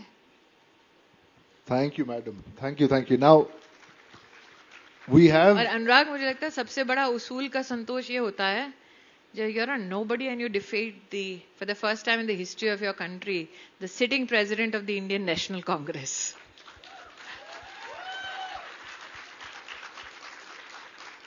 तो आप बड़ी विनम्रता से सबको देखते और कहते हैं अच्छा, now can I request the organizers to pass the mics around? We have CJ and Anand. Organizers को mics यहाँ आगे दे दे please. Anand Ranganathan, the young man in the suit. You only have 30 seconds, Anand. Thank you very much. आपने जो मेरा 3-4 बार नाम लिया, मुझे वो मीम याद आ गई नाना पाटेकर वाली, जिसमें वो आदमी कह रहा है मुझको क्यों तोड़ा. But I have one point to make and 2 questions to Smriti ji. Wonderful discussion. But first of all, I don't believe the Amethi election was a battle of any sorts, because both you and Rahul Gandhi are from the same party, BJP. Anand, BJP का इतना अपमान मत करो. हमारे यहाँ ऐसे talentless लोग नहीं हैं. In fact, Smita Prakash ji is here. It will be a fantastic investigative journalism story to find out if BJP is entirely funded the Bharat Jodo Yatra. BJP can never fund a yatra where somebody gives slogans against the country, and especially where somebody goes and proclaims in Kashmir कि मैं धारा 370 ले आऊंगा. मजाक में आनंद ये बातें सही लगती होंगी, लेकिन मुझे लगता है हमारे संगठन में जितने लोगों ने अपने जान, मैं आज खुलासा करती हूँ, मेरे नाना आरकेपुरम में रहते थे, स्वयं सेवक थे, जहां वो शाखा लगाया करते थे वहां आज विश्व हिंदू परिषद का हेडक्वार्टर है. इमरजेंसी में उनके घुटने ऐसे तोड़े गए कि वो जिंदगी भर लंगड़ाते रहे. तो जिस दिन अमेठी का रिजल्ट आया, मैं चुपचाप कमरे में बैठी थी और मुझे किसी पत्रकार ने फोन करके कहा, "What have you done this for?" I said, "For the old man that I saw limping for 2 decades. This is for him." No, absolutely, absolutely. It's fantastic. No, I was saying things in lighter vein, but couple of questions very quickly. One, are you for, recently an ex-Chief Justice of India said that even Dr. Ambedkar had wanted reservations only for a limited period of time for 20 years. Are you for reservations for women? And B, do you support the UPA's move to install a ministry for minorities for which you are a minister? So 2 things. I'm married into a minority family.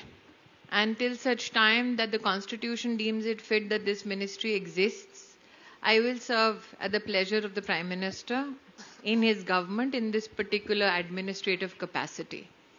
I think one of the greatest disservices again that we do to the community at large is to not distinguish between those who are mathadhishas and those who are genuinely from that community. The second part of your questions, do I support reservation? I think reservation was an attempt to bring about equal opportunity. I became the Upadhyaksh of the Bharatiya Janata Party because my party did reservation within the Sangathan so that women could have a greater say. So till such time we do not create equal opportunity, can we deny even one citizen an opportunity, is my question to you.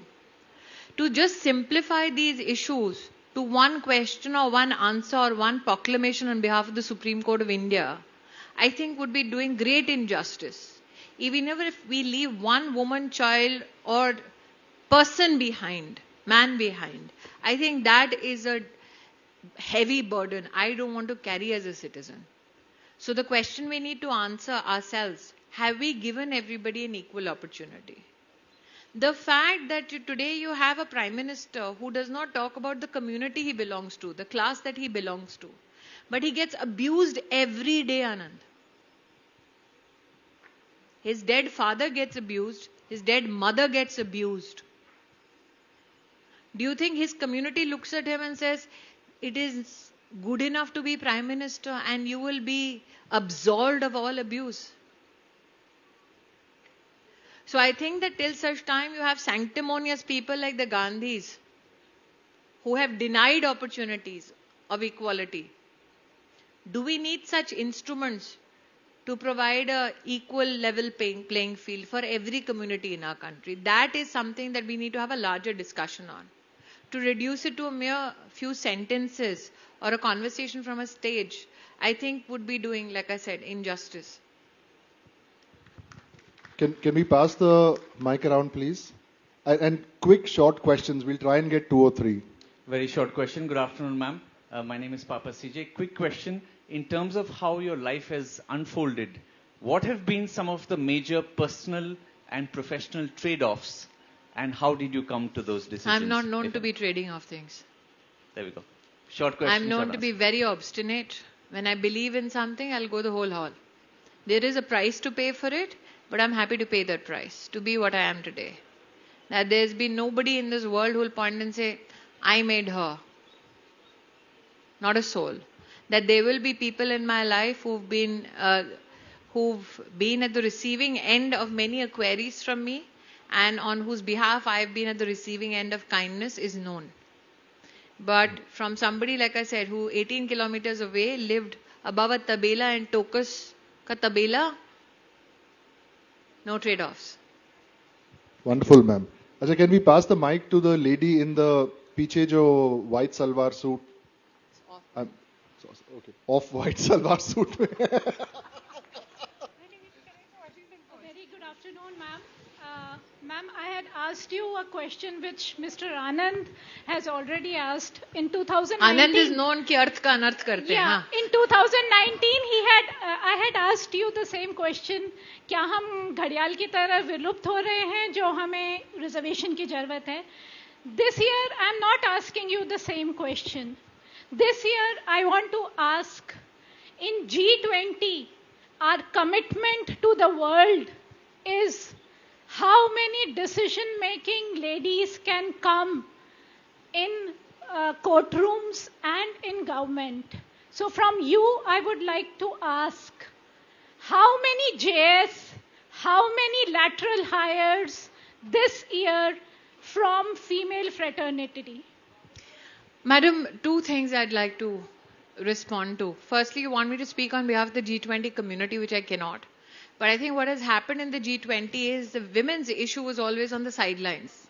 It has been centralized now by the Prime Minister, who speaks of women-led development not only for India but the G20 community as a whole.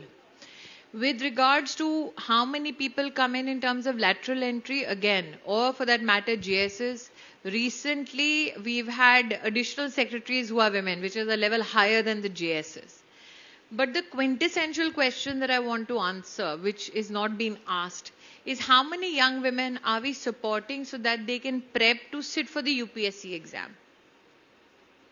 How many girls are we supporting post grade 8 so that they can go and pick science as a subject? And from a cognitive skills perspective, how many young girls from standard 5 are we supporting so that they have a bigger inclination towards maths and science?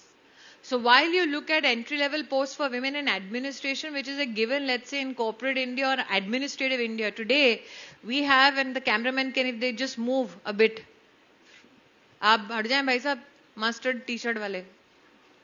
So right now, currently, I computed how many women are in administration across the country. There are 1.9 crore. 1 crore 90 lakh women serving in various administrative capacities across the country. That's a huge number, and I'm hoping that it'll grow. But my biggest desire is to see the number of women and young girls grow in the field of maths and science. That is where we have a huge challenge. And just to add on a bit, I think, the last time we spoke, Madam, you've asked your question. Madam, these 1 crore 90 lakh women are decision makers. They have been counted from, they are. I'm sorry you want to argue for the sake of argument, I can happily do so. But they are computed as people who are sitting as district magistrates, people who are running fast track courts, people who are running Pani Samitis and deciding which village house gets how much water, people who are sitting as even Swachhagrahis who decide which house does not have a toilet and needs that allocated fund going to building of toilet. These are decision makers. I mean, I'm not even counting that the President of India is a woman. The last time we spoke, ma'am, I felt so proud to know that as far as grassroots democracy is concerned, at the Panchayati Raj level, India actually is number 1 in terms of women's participation in the world. So out of the 3 million across the world, 1.4 million are Indian women. Wow. The challenge was that the Global Gender Gap Index never considered them politically refined enough to be counted.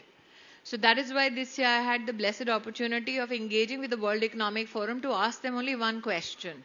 That these are women who are getting elected to office from the grassroots, which is one of the toughest elections to fight. And why would you not consider 1.4 million such women? They not only disregarded 1.4 million women elected to Panchayat system, they disregarded female MLAs, they disregarded even women ministers from the Council of Ministers in the Government of India. And that is why if you just compute that number, India will suddenly jump in the Global Gender Gap Index. That in the Ministry of Women and Child Development, we had brought forth questions with regards to the hunger index as well.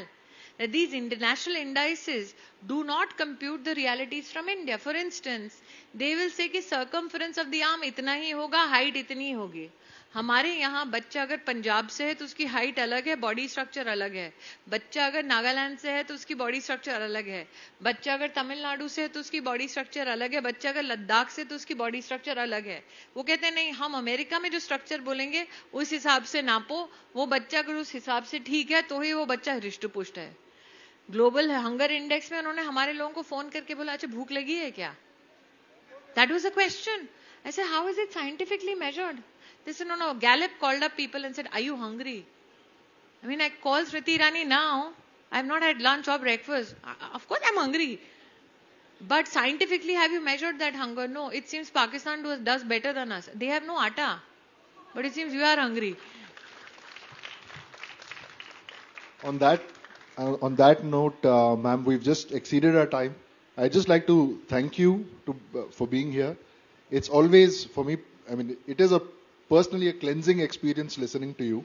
You almost make me sound like phenyl. But thank you for the so much for your conversation, time. Anurag. And thank you all for participating so actively. Namaskar.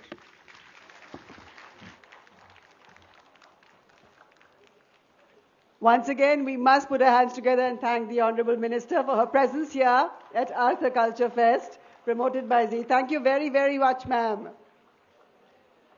I request you all to stay settled. We are heading straight into the next session. Ladies and gentlemen, we're now going to be talking about the road to 2024. And I'd like to begin by saying that voting is not only our right, it's also our power. The vote is precious. It is the most powerful, non-violent tool that we have in a democratic society, and we must use it. And use it we will, coming soon. The blockbuster of democracy in a ballot station will soon be with you. With a long rule at the center, will the 2024 elections be a prelude to the Bharatiya Janata Party's Mahavijay dreams coming true and sealing the fate of all other parties for a long time to come? Will this be countered by the slow yet significant rise of the Aam Aadmi Party, as they've shown stealth and heft in all their election operations and seem to be ready to take on national player status? Will Battleground 2024 turn out to be leaving on a jet plane for Rahul Gandhi? Or will it be a phoenix rising from the ashes? Let's wait and watch. Will state elections throw up unholy regional alliances? Election fever has begun to rage on. Battle 2024 is waiting. Our esteemed panelists are here to take us through all the possible scenarios. Please put your hands together for our panelists. Shri Anurag Bhadoria, National Spokesperson of the Samajwadi Party, ex-State Minister of Sports, UP. A polo player, he is also Chairman of IGCL, Indian Grameen Cricket League, a league that promotes rural cricket talent in India. Namaste and welcome. Please welcome on stage reputed journalist and political analyst Rashid Kidwai. Can we please have you on stage? He's held admirable positions as the former editor-in-chief of The Telegraph and is a notable contributor to NDTV, CNN, India Today, and also publications such as First Post and Dainik Bhaskar. Namaste, very warm welcome. Please welcome global editor anchor Smita Prakash, a veteran in the field of geopolitics with a focus on South Asian affairs. Smita ji creates content across multimedia platforms for the subcontinent. Namaste and a very, very warm welcome to you. Please also welcome Shazia Ilmi, a well-known Indian journalist, television personality, and a current member of BJP, who's made a significant impact in Indian politics. She's been a vocal advocate for political and social issues in India, including women's empowerment, minority rights, and corruption. Namaste and welcome. And moderating this road to the 2024 elections is Preeti Dhaya, a broadcast journalist with 18 years of experience. She's currently working as consultant anchor with Zee News. Her previous stints include ABP News, Times Now, and India Today. Road to 24, tayar hain aap sab? Over to you, Preeti. The session is all yours. Thank you, Geetika. So, Geetika has given a beautiful introduction to all the panelists. और वैसे भी वो किसी introduction के मोहताज है नहीं हमारे सारे panelists. और बहुत ही अच्छा और simple topic है इस panel के लिए, Road to 2024. अगले साल लोकसभा चुनाव होने हैं, हम सब जानते हैं किस तरह का रोड मैप तैयार कर रही हैं सब पार्टीज, ऑलरेडी इलेक्शन मोड में आ चुकी हैं, ये भी हम सब जानते हैं। बीजेपी को लेके मुझे लगता है बीजेपी वालों को और बीजेपी के समर्थकों को बहुत ज्यादा चिंता है नहीं, क्योंकि वो हमेशा इलेक्शन मोड में रहते ही हैं और कभी वो इलेक्शन मशीनरी रुकती नहीं है। तो इस पैनल पे मैं एक्चुअली शुरुआत विपक्ष के नेता से ही करना चाहूंगी, और अनुराग जी बहुत बार मीडिया पर आरोप लगाते हैं कि उन्हें बोलने का मौका नहीं मिलता, तो पहला मौका मैं अनुराग भदौरिया को ही दूंगी। अनुराग जी, सबसे पहले तो सीधा सवाल ये है कि विपक्ष में जो नेता बैठे हैं, आप लोगों की क्या तैयारी शुरू हो चुकी है? आपका रोड मैप क्या है 2024 के लोकसभा चुनाव के लिए? देखिए, आजकल दुष्यंत जी बहुत चर्चा में हैं, तो उन्हीं के शेर से मैं शुरू करता हूं। रहनुमाओं की दुनिया पे, रहनुमाओं की अदाओं पे फिदा है दुनिया, इस बहकती हुई दुनिया को संभालो यारो। जिस तरह के सपने दिखाए जाते हैं, जिस तरह की बातें होती हैं, वो धरातल पे है कहां? बातें तो कितनी बड़ी बड़ी होती हैं, विश्व गुरु भारत बनेगा, डीजल पेट्रोल की कीमत 50 रुपए के नीचे आ जाएगी, हर घर में रोजगार होगा। अगर रोजगार की बात करें तो दुष्यंत का दूसरा शेर भी याद आता है जी। यूं तो कहते थे यहां तय तो ये था कि चिरागा हर घर के लिए, यहां तो चिराग मैशर नहीं है शहर के लिए। आप तो कहते थे घर घर में दिवाली जैसा माहौल होगा। अब पूछ लीजिए किसी से, क्या दिवाली जैसा माहौल है? जिस महंगाई से उनकी कमर टूट गई है, जिस बेरोजगारी से लोग परेशान हैं, जीना लोगों का मुश्किल हो गया, इस पे चर्चा नहीं है। चर्चा किन बातों पे होती है? जो बात नहीं है उस पे चर्चा है, जिसको आम जनता का कोई लेन देन नहीं है।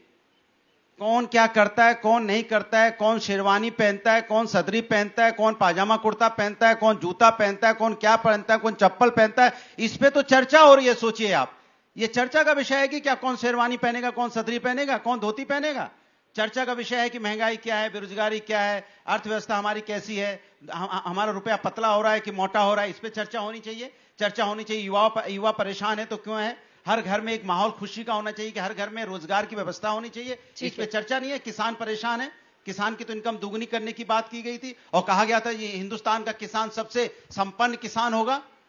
क्या हालत है किसानों की? एक एक साल किसान धरने पे बैठा रहा, कोई अनुराग जी, वो जो बहकाने वाला शेर आपने पहले बोला दुष्यंत कुमार जी का, उसमें दुनिया बहका दी है बीजेपी ने, या अभी विपक्ष बहकावे में है कि अब भी वो कुछ परिवर्तन कर पाएंगे? देखिए, विपक्ष बहकावे में नहीं है, विपक्ष धरातल पे है। हम धरातल की बात कर रहे हैं और भारतीय जनता पार्टी धरातल पे आना नहीं चाहती है, वो सबको हवा में रखे हुए है, वो धरातल पे पैर रखने ही नहीं देना चाहती है। अब वो शेर मैं नहीं कहूंगा जो शेर पहले कह दिया गया है, धरातल पे बीजेपी नहीं है दरअसल में, और उसको धरातल की हकीकत से रूबरू भी नहीं है, क्योंकि शायद उनको जनता से कोई लेना देना नहीं है। अगर मैं इसी को राशिद किदवई जी आपसे पूछना चाहूं, धरातल पे बीजेपी नहीं है लेकिन ग्राउंड रियलिटी लगता है कि सिर्फ बीजेपी को ही पता है वोटर के बीच में जाके कैसे अपनी जगह बनानी है, कैसे वोटर को लुभाना है, क्या वादे करें, किन मुद्दों पर टच करें कि वोटर हमारे साथ आए। ये लगता है कि विपक्ष इससे दूर है। क्या आपका क्या आकलन है सर, किस तरह से वो इस रोड को तैयार करेंगे? जी देखिए, ये विपक्ष के लिए बहुत बड़ी चुनौती है। आपने देखा, जो आपने प्रश्न हमारे मित्र भदौरिया जी से पूछा, तो वो एक राजनीतिक भाषण देने लग गए, बजाय उसके कि जवाब देने की संख्या किसके पास है, नंबर किसके पास है। देखिए, विपक्ष की रास्ता जो है बहुत दुश्वारियों भरा है। सबसे पहले एक वैकेंसी होनी चाहिए, एक जगह हो, एक फुटहोल्ड मिले, एक ओपनिंग मिले। उस ओपनिंग में देखिए, मेरा आकलन अपना ये है कि अगर 24 का इलेक्शन नॉर्मल सर्कमस्टांसेस में होता है, जैसे 2019 का चुनाव हो रहा था, फिर एकदम से बालाकोट का हादसा हुआ, फिर सर्जिकल स्ट्राइक हुई, तो उससे एक दूसरा टाइप का मोमेंटम बना। अगर नॉर्मल इलेक्शन होता है तो भाजपा को थोड़ी समस्या और अड़चने आ सकती हैं, और भाजपा के पास देखिए इस समय अलाइज नहीं है। 4 राज्य ऐसे हैं जो मैं बात कर सकता हूं, जो बिहार है, बंगाल है, कर्नाटक है और महाराष्ट्र है, जहां काफी सारे बदलाव आए और जब भाजपा को बहुत पर्याप्त नंबर की संख्या में सीटें मिली थी लोकसभा की। जैसे बंगाल में 18 सीटें मिली थी, अगर वो सीटें कम हो जाती हैं 40-50 सीटें, तो मुझे लगता है कि भाजपा के लिए बहुत बड़ा कठिनाई होगी। ये बातें, लेकिन विपक्ष की कहानी बिल्कुल दूसरी है, जो मैं बाद में बताऊंगा। अभी तो मैंने एक सिर्फ आपसे ओपनिंग बात कही। ओपनिंग कमेंट्स ही ले लेती हूँ सबसे, और लास्ट में शाजिया आपके पास आऊंगी। मैं स्मिता से इस बारे में बात करना चाहती हूँ, जो राशिद जी ने कही कि 2019 से 2024 में देखा जाए तो भारतीय जनता पार्टी के लिए भी सिनेरियो चेंज हुआ है। जो पुराने साथी थे वो छूट गए हैं, कोई से लड़ाई हो गई, बाहर निकल गए, अलायंस अब वो एनडीए वो तस्वीर नहीं है जो 2019 में था। 2024 के लिए अब आप आम जनता से बात करें, किसी को इस बात में दो राय नहीं होती कि वापस आ रहे हैं मोदी जी, लेकिन किस तरीके से आ रहे हैं उस पे आपका क्या आकलन है? पहले तो small correction, Pulwama was the hadsa, Balakot wasn't the hadsa. Balakot was the strike. Yes, that's what I meant. Yeah. So that Balakot is something that we are celebrating as the strike against what happened to us. तो दूसरा I think 2024 के लिए अगर आप लोगों से पूछे तो वो आज तो यही कहेंगे कि इट्स क्वाइट क्लियर कि बीजेपी जो है उनके पास स्क्रिप्ट है जी, लेकिन ऑपोजिशन के पास कोई स्क्रिप्ट नहीं है, कोई एजेंडा नहीं है और वो जानते नहीं कि गोल क्या है. बस सरकार बनानी है 2024 में, कैसे बनाएंगे वो बाद में सोचेंगे. और कौन कौन उस गठबंधन में या उस पॉलिसी फॉर्मुलेशन में प्री पोल अलायंस है या पोस्ट पोल है, उसमें कौन शामिल होगा, कौन नहीं होगा, किसका एजेंडा उसमें फिट होगा, वो सब अभी तय नहीं है. Is it too late to do that? It's never too late. अगर आप याद करें तो when Vajpayee ji was fighting the election, उस टाइम अखबार में, उस टाइम मैगजीन्स का बड़ा चलता था, तो there was that Vajpayee versus question mark. लोग सोचते थे कि हु कैन इवन थिंक कि वाजपेयी जी को हरा सकते हैं. उस टाइम ऑपोजिशन भी जब बात करते थे अब वाजपेयी जी को कौन हरा सकते हैं, लेकिन लोगों के मन में क्या चल रहा था कोई नहीं जानता था. So one really doesn't know what is in the mind of people. ऊपर से तो सब लगता है कि it is all fixed, but nobody really knows. और ये बात बीजेपी खूब जानती है, इसलिए वो हर चुनाव, चाहे कॉरपोरेशन का चुनाव हो या फिर विधानसभा का चुनाव हो या फिर सेंटर पार्लियामेंट्री चुनाव हो, वो जी जान से वो ऐसे लड़ती है जैसे कि हर सीट पर लड़ना है, सिर्फ जीतना नहीं है, हर seat, every seat matters. So I think the way of going about it is not just an election mechanism. They have their agenda in place कि हमने इतनी सड़कें बनानी है, हमने इतने पोर्ट्स बनाने, एयरपोर्ट्स बनाने हैं, हमने नक्शा बदलना है इस देश का. और अगर नक्शा बदलना है तो सरकार में आने की जरूरत है. कॉर्पोरेशन लेवल से लेकर पार्लियामेंट तक we have to be in majority to bring that transformation in the country. और वो एफर्ट करते भी हैं, वो एफर्ट हर लेवल पे जैसा कि आपने बोला नजर आता है. मैं ये प्री पोल और पोस्ट पोल अलायंसेस के बारे में डिटेल से बाद में डिस्कस करूंगी जब हम थर्ड फ्रंट या सेकंड फ्रंट की भी डिस्कशन करेंगे. लेकिन शाजिया, जिस चीज का जिक्र मैंने स्मिता के साथ शुरू किया, क्या बीजेपी में इस बात को लेके कहीं कुछ हलचल है, कुछ चिंता है कि जिस राह पर हम 2019 में थे, बहुत स्ट्रॉन्ग अलायंस था हमारा और बहुत स्ट्रॉन्ग मेजॉरिटी के साथ हम आए, वो जो दोस्त छूट गए हैं पीछे, जो आप दुश्मन भी बन गए हैं, उनको लेके कोई चिंता है? और दूसरा, अनप्रिडिक्टेबिलिटी ऑफ इंडियन डेमोक्रेसी, जिसके बारे में स्मिता ने जिक्र किया. भारतीय जनता के मन में क्या चल रहा है ये आप प्रिडिक्ट नहीं कर सकते. अगर झटका वाजपेयी जी को मिल सकता है तो फिर किसी को भी मिल सकता है. बिल्कुल. और देखिए, मैंने सबकी बातें सुनी यहाँ पे, और ये लोग मानते हैं और हमारी जमहूरियत में बहुत से लोग ऐसा सोचते हैं that there is no alternative TINA factor के बारे में. और शायद ये वजह है कि मोदी जी सबसे आगे हैं. लेकिन अब लोग सोच रहे हैं, एक और कुछ और दृश्य उमड़ रहे हैं जब देखते हैं भारत जोड़ो यात्रा, कि रीटा तो टीना था अब तक, अब रीटा यानी कि राहुल इज द ऑल्टरनेटिव. और वो बहुत ही, उसके बारे में जमहूरियत को यानी कि लोकतंत्र को तय करना है. या फिर ममता, मीता इज द ऑल्टरनेटिव. तो अब आप टीना फैक्टर तो एक है, पर अब रीटा और मीटा का क्या होगा, या मीता का. और नीता भी तो है, नीतीश जी भी तो है. नीता भी है. तो अब ये है. तो मुझे लगता है ये कहानी एक विकल्प के ना होने के उस वैक्यूम से बढ़कर आगे बहुत पहुंच गई है. आपने रोड मैप की बात की, तो क्या दिशा है, क्या दृश्य है और किस तरफ हम जा रहे हैं. तो यहाँ पे आप देख रहे हैं एक ना सिर्फ एक पार्टी को, लेकिन एक सोचने को अंदाज को, क्योंकि ये कहते हैं ना, your life is your message. तो आपने कहा एफर्ट जरूरी है और एफर्ट होती है. ये एफर्ट ही हिस्सा है, ये एफर्ट ही होती है. मतलब हम लोग ना चुनाव के परिणाम को देखते हैं, और मैं 9 साल के अपने भारतीय जनता पार्टी के अनुभव के बारे में आपको बता सकती हूँ कि सदैव तत्पर रहना, चाहे इलेक्शन इस राज्य में हो या उस राज्य में हो, चुनावी समीकरण बदल रहे हो ना बदल रहे हो. दूसरी बात आप देख रहे हैं, अब थर्ड फ्रंट की बात हो रही है, और अब इसमें सवाल यह है कि अब आप सोचिए कौन किससे लड़ रहा है और क्यों. तो अब एक अनार है सत्ता का, 100 बीमार हैं, वो बीमार भी हैं, बड़े लाचार भी हैं, और आपस में भी उनके बीच तकरार है. अच्छा, ये तो बीमारों की लाचारी में क्या हुआ कि एक यात्रा निकाली गई कि अब कुछ तो तोड़ निकालना है. कन्याकुमारी से कश्मीर तक राहुल जी यात्रा लेकर निकले, कुछ बहुत सारे उसमें से तस्वीरें आई, वीडियोस आए जो बहुत अपीलिंग थे, स्पेशली यंगर जनरेशन के लिए, जब वो कर्नाटका में भरी बारिश में खड़े होकर अपना भाषण दे रहे हैं, श्रीनगर में बहुत ज्यादा बर्फबारी हो रही है, वहां पे भी डट के अपना भाषण दे रहे हैं, भाई बहन की भी बहुत कुछ प्यारी तस्वीरें सामने आई, लोगों ने बहुत वार्म रिसेप्शन दिया। मैं उसका असर बीजेपी पे क्या हुआ ये पूछना चाहती हूँ, क्या कुछ खलबली हुई थी कि यार पॉपुलैरिटी बड़ी बढ़ रही है? मुझे लगता है इससे ज्यादा बड़ा सवाल है कि इसका असर कांग्रेस पर क्या हुआ, कांग्रेस पार्टी पर क्या हुआ, उनके तो जो सिपह सलार कर रहा है उसका असर सिपाही पर क्या हो रहा है।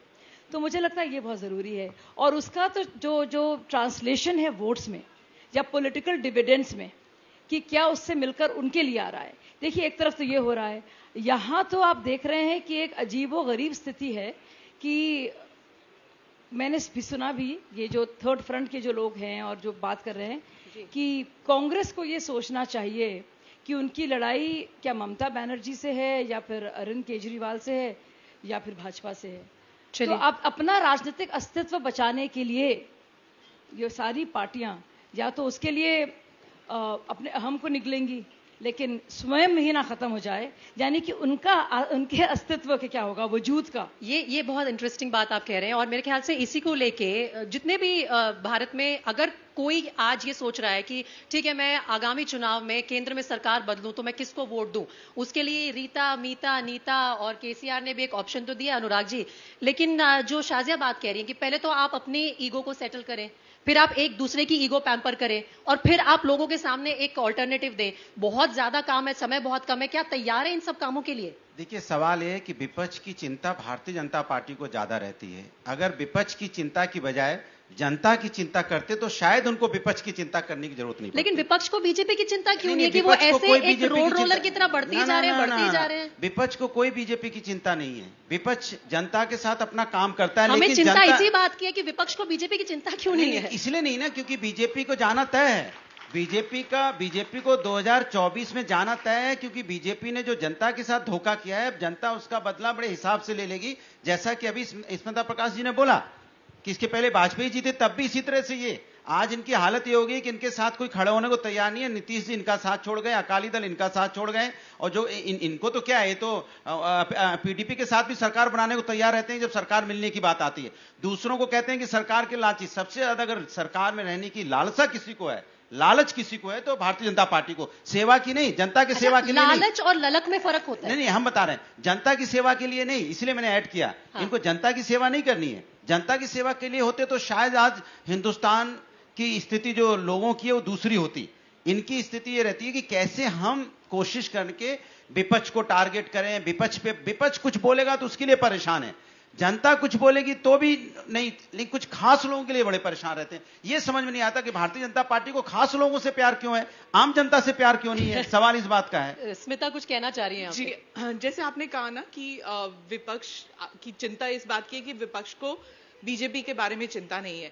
2014 से जो 2014 में मात खा गए, उसके अगले इलेक्शन में मात खा गए, और ऑपोजिशन के बहुत से लीडर्स हैं जो प्राइवेटली कहते हैं, देखिए 2014 में भी कहा था बीजेपी अपने आप ही अपनी गलतियां करेंगी तभी हारेंगे, वो हमारे बस की नहीं है, वो देख लेना, वो गलतियां करेंगे वो हारेंगे। अगले इलेक्शन में हुआ नहीं, फिर नहीं हुआ। बीजेपी जो है, उनके लीडर्स उस वक्त कहते थे कि अगर हम जीत भी जाएंगे ना तो हमारे कुछ ऐसे लोग हैं जो एक एक ईंट निकालते हैं और इमारत गिर जाती है, इसलिए हम सीख चुके हैं, हम बुनियाद को इस बार इतना मजबूत करेंगे कि हमारी पार्टी में से अगर कोई गलती करता है और एक एक ईंट निकलता है तो इमारत नहीं गिरेगी। और वही हुआ है, इसलिए 2 चुनाव जीते हैं। तो मतलब उन्होंने अपना सबक सीख लिया है, लेकिन विपक्ष अभी भी बीजेपी की गलती का इंतजार कर रहा है। लेकिन विपक्ष किसी बीजेपी की गलती का इंतजार नहीं कर रहा है, ये सोच में फर्क हो सकता है। विपक्ष जनता के साथ है, और भारतीय जनता पार्टी, मैंने आपसे क्या बोला, भारतीय जनता पार्टी को नहीं, देखिए भारतीय जनता पार्टी इस चक्कर में रहती है कि कैसे हम विपक्ष के ऊपर टारगेट करें, जनता का ध्यान भटकाएं। जनता का ध्यान भटकाना अटकाना बीजेपी का काम है, वो सिर्फ जनता का असली मुद्दों से ध्यान भटकाना चाहती है। इसी पे 24 घंटे वो काम करती है, और उसमें आप लोगों का भी सहयोग ले लेती है कि कैसे हम भटका दें उनका ध्यान। हम तो बहुत इजी पंचिंग बैग्स हो जाते हैं ना, वो तो कोई बात नहीं अनुराग जी, ये तो हमारा और आपका वो पुराना कंप्लेंट्स का और इसका रिश्ता है, वो चलता रहेगा। लेकिन फिलहाल आप मुझ पे आरोप नहीं लगा सकते। आप पे नहीं, मैं तो कह रहा हूँ आप लोगों का, मतलब आप साथ तो भाई प्रोपेगेंडा के लिए साथ तो किसी का चाहिए ही। लेकिन राशिद सर, मैं आपसे ये पूछना चाहती हूँ कि लालच की बात की कि बीजेपी को लालच है सत्ता में रहने का, लालच है। अब आप उसको लालच कह लीजिए या आप उनको उनकी मेहनत का जो है परिणाम कहीं ना कहीं तो जनता देती ही है। अब जनता के हाथ में डेमोक्रेसी में वोट होता है, ना मीडिया उसको रेगुलेट करती है, ना और कोई कर सकता है। अगर पॉलिटिशियंस मंच पे खड़े होकर आपको कन्विंस कर देता है कि आप मुझे वोट दें, तो आप जाके उनको वोट दे देते हैं। इसमें मीडिया का रोल नहीं है, सीधा संवाद है। मैं आपसे ये पूछना चाहती हूँ कि जब बीजेपी को मान लीजिए 2 लगातार टर्म्स के बाद ये लालच अब भी है कि वो एमसीडी चुनाव को भी उसी तरीके से अप्रोच करते हैं जिस तरह से लोकसभा चुनाव को, तो जो विपक्ष इतने दिनों से सत्ता से बाहर बैठा है उससे ललक क्यों नहीं है कि हम लोगों के बीच में आके अपनी जगह बनाए और वो हमें चुन के पहुंचाए उस स्तर पर? जी देखिए प्रीति, क्या होता है हमारे जो राजनीतिक वातावरण है, पॉलिटिकल कल्चर में बहुत सारी फैशनेबल चीजें कही जाती हैं। फैशनेबल चीज जो हमारे मित्र भदौरिया जी ने कहा, मतलब शूट द मैसेंजर, कि भाई मैसेंजर की गलती है। उसी तरह से एक फैशनेबल चीज ये है कि भाजपा बड़ी मेहनत करती है, उनके पन्ना प्रमुख है, उनका पूरा वेल रॉयल मशीनरी है। ये तथ्यात्मक बात है, लेकिन ये भी तथ्यात्मक बात है कि दिल्ली में वो चुनाव हारे, एक बार नहीं 2 बार हारे। वो अरविंद केजरीवाल के सामने, आम आदमी पार्टी के सामने उसकी काट नहीं ले पाए। चाहे वो बिहार का चुनाव रहा हो, जो गठबंधन का चुनाव महागठबंधन का हुआ था, या बहुत से राज्यों में भाजपा, या हिमाचल में इलेक्शन हो, बंगाल का इलेक्शन हो, वो भाजपा परास्त हो सकती है, परास्त हो जाती है। तमाम नरेंद्र मोदी जी भी रहते हैं, ये मस्कुलर नेशनलिज्म और आर्थिक व्यवस्था वगैरह सारी बातें रहती हैं। ये बातें देखिए, दरअसल विपक्ष की प्रॉब्लम क्या है, बहुत ही सिंपल गणित है। 272 का हमारे लोकतंत्र में कि 542 272 सीटें लाए वो आदमी विजयी होगा। इसीलिए मैं कह रहा हूं कि एक ओपनिंग होनी चाहिए। अब उस ओपनिंग में जो है एक गैर कांग्रेस, जो गैर एनडीए का विपक्ष है, जिसमें बहुत सारी पार्टीज हैं, जिसमें भदौरिया जी की समाजवादी पार्टी है और तमाम पार्टियां हैं। ये पार्टी क्या उसका आधा ला सकती है? 272 का आधा मतलब 150 सीटों का अगर ये इंतजाम कर लें और कांग्रेस 100-125 सीटों पर अपने बूते पे खींच लाए, तो बिल्कुल भाजपा को हराया जा सकता है। और देश की जनता में कोई दुविधा भी नहीं है। तो देखिए, मिडिल क्लास का नैरेटिव है कि स्टेबिलिटी होनी चाहिए। हमारे देश में देखिए कई बार सरकारें बनी तो लोग खिलाफ वोट देते हैं। जैसे स्मिता जी ने कहा, वाजपेयी जी के खिलाफ वोट दिया, राजीव गांधी के खिलाफ वोट दिया गया, इंदिरा गांधी के खिलाफ वोट दिया। कौन आ रहा है इसकी चिंता नहीं होती, ऑल्टरनेटिव आ जाते हैं और वो सरकारें भी चलती है। और ये हमने देखा है, पहले भी बहुत बार हुआ है। लेकिन शाजिया, अब हम उस बात पे आ जाते हैं क्योंकि मुद्दा है रोड टू 2024 और स्मिता ने भी डिस्कस किया था ये पहले कि प्री पोल अलायंसेस और पोस्ट पोल अलायंसेस, यानी कि गठबंधन बनाने पर हर पार्टी जो है चिंतन मंथन कर रही होती है। मैं आपसे ये पूछना चाहती हूँ, क्या बीजेपी अपने आप को अब उस स्तर पर देख रही है, इतना मजबूत मान रही है कि हमें एक्चुअली प्री पोल अलायंस की जरूरत ही नहीं है? हम क्यों मेहनत करें लोगों को लुभाने में? देखिए, लोगों के लिए काम करना, लोगों को सिर्फ लुभाना नहीं, तो ये तो मकसद है। लोगों से मेरा मतलब है विपक्षी दलों में से किसको अलायंस में लाया जाए। और विपक्षी दलों को अपना काम देखना है, तो मैं बताती हूँ, बिच्छू अपना काम करता है, साधु अपना काम करता है। मैं किसी को बिच्छू नहीं कह रही हूँ, किसी को साधु नहीं कह रही हूँ, सबका अपना अपना काम है। तो मैं ये सबसे पहले तो आपसे ये कहूँगी कि कौन कैसे और कब क्या कर रहा है, ये आप स्ट्रैटेजी के तौर पे देखेंगे। अभी हम क्या देख रहे हैं कि एक गोल पोस्ट है, एक केंद्र है, बिंदु है, मोदी को हराना है। अब मोदी जी को कैसे हराएंगे आप स्टेट वाइज चलते हैं, आइए आपके साथ कुछ स्टेट्स में देख लेते हैं, हम लोग नजर डालते हैं। तो क्या ये कांग्रेस अपने को कुर्बान करने को तैयार है कि आम आदमी पार्टी 2 स्टेट्स में जहां पे वो काबिज है वो बनी रहे? क्या ममता बनर्जी अपनी कुर्बानी देने को तैयार हैं कि वो बाकायदा कहेंगी नहीं कांग्रेस आप आगे बढ़ें हमें? तो और या तो अगर आप देखेंगे उन सब जगहों पर जहां पे सीधे सीधे लड़ाई भाजपा की जो है जिनसे है वो है, लेकिन अगर कांग्रेस की लड़ाई है आम आदमी पार्टी से या ममता बनर्जी की लड़ाई है कम्युनिस्टों से, तो आप वहां पे क्या करेंगी? अगर आप केरल जाएंगी तो वहां पे आप देख ही रही है ना, तो क्या वो संभव है? और अगर आप हर स्टेट में अलग अलग समीकरण बदलेंगे तो आप लोगों को इसके बारे में कैसे यकीन दिलाएंगे कि आप में कोई गहराई है राजनीतिक? तो सिर्फ मकसद क्या मोदी जी को हराना है? देखिए, बात निकलेगी तो दूर तलक जाएगी। लोग बेवजह उदासी का सबब पूछेंगे, ये भी पूछेंगे कि परेशान क्यों हो। तो भाजपा को क्या परेशान करता है? वो ये परेशान करता है कि अभी तक जो काम हुआ है उसमें क्यों नहीं गति आए। आम इंसान, आम महिला जो कुछ कर सकता है उनकी जिंदगी की बेहतरी के लिए, समाज कल्याण के लिए, जन कल्याण के लिए, और वही सारी योजनाएं हैं, उसी के लिए सुबह शाम जीना है और मरना है। लेकिन शाजिया तो विपक्ष देखिए, कहता है जैसे बीजेपी को कुछ परेशान रास्ता करता है है इसके वो लिए, को लगा देते हैं। और मैं उसके आंकड़े गिना सकती हूँ, लेकिन सब जानते हैं वो आंकड़े। लेकिन क्या परेशानी का सबब क्या है इस वक्त कांग्रेस के लिए, या फिर केजरीवाल के लिए, या फिर ममता बनर्जी के लिए, या नीतीश जी के लिए? कौन बनेगा प्रधानमंत्री, कौन? तो ये है शाजिया, आप रोटेशन के जरिए ये बात आपकी ठीक है। मैं ये बोल रही हूं कि विपक्ष ये बोलता है कि हम जैसे ही कोई एक ठोस पिलर खड़ा करते हैं जो थोड़ा बहुत भी थ्रेट हो सकता है बीजेपी को, तो वो हमारे पीछे केंद्र की एजेंसी लगा देते हैं। ईडी है, सीबीआई है, इनकम टैक्स डिपार्टमेंट है। सही बात है, सही बात है। नहीं, आपका सवाल वाजिब है। लोग ये कहते हैं, विपक्ष कह रहा है, ये सही बात है, लेकिन ये मेरा विपक्ष है। अगर वहां पे ईडी लगाई गई होती और नोटों का भरमार और पहाड़ नहीं मिलता, तो आपकी बात सही होती थी। अब तो आपको खुश होना चाहिए ना। और भ्रष्टाचार के खिलाफ आंदोलन करने वालों में से मैं उन लोगों में से हूं। मैं बहुत खुश हूं, सारी एजेंसियां लगे, और जहां जहां नोटों की भरमाई है, संदूकची में फंसे हुए हैं, लिहाफ के अंदर हैं, गिलाफ के ऊपर हैं, और पहाड़ बने हुए, वहां पे जाना चाहिए, एजेंसीज को जाना चाहिए, और ये भ्रष्ट राजनीति को तो खत्म करना चाहिए। उसको कह देना। आपने किसी चोर को मानते हुए कहा है कि मेरे साथ सही हुआ? किसने डाले वो नोट? सिर्फ विपक्ष करता है। प्रश्न ये उठता है कि क्या विपक्ष ही सब भ्रष्ट है?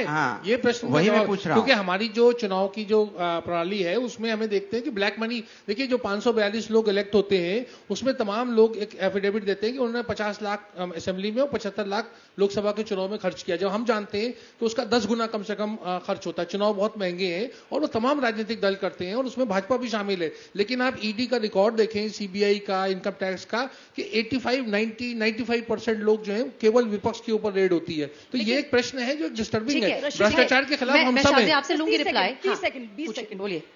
मैं आज के दौर पे कह रही हूं, ये पहला कैबिनेट हमारे देश का है आजाद भारत में, जिसके खिलाफ किसी सेंट्रल गवर्नमेंट में किसी भी मंत्री के खिलाफ किसी भी डिपार्टमेंट में कोई भ्रष्टाचार का ना कोई स्कैम है, ना कोई आरोप है। पूरे आप सोचिए, आप आजादी के बाद से देखिए, ये एक ऐसा प्राइम मिनिस्टर है जिसने अपने कैबिनेट में तो दिखा दिया करके, और पहली बार ऐसा हुआ है कि किसी भी, चाहे आप एविएशन देखते हैं, चाहे आप कोयला मंत्रालय देखते हैं, चाहे आप एनर्जी देखते हैं, ठीक है, कोई नहीं, सवाल ये अपने आप में एक बात है।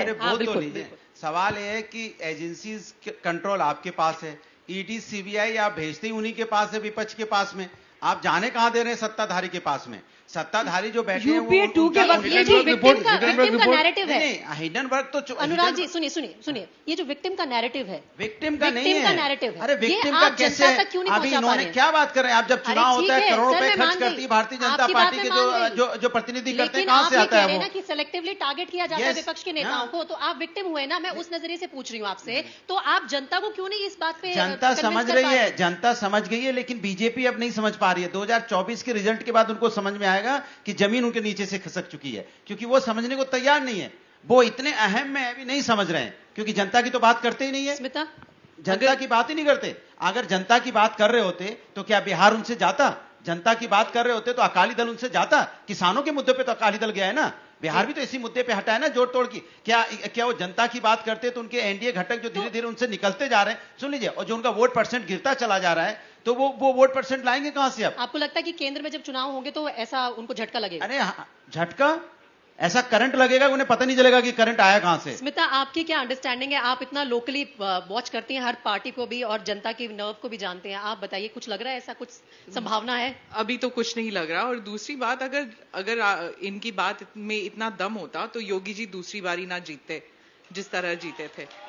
सो I don't think that's possible. और दूसरा, मैं अभी 10 दिन पहले त्रिपुरा में थी, और वहां पे अगर आप देखें, जो इलेक्शन मैकेनिज्म की बात करते हैं, देख लिए वहां पर बीजेपी जो जिस तरह लड़ रही थी, north east was totally Congress का गढ़ था पूरा।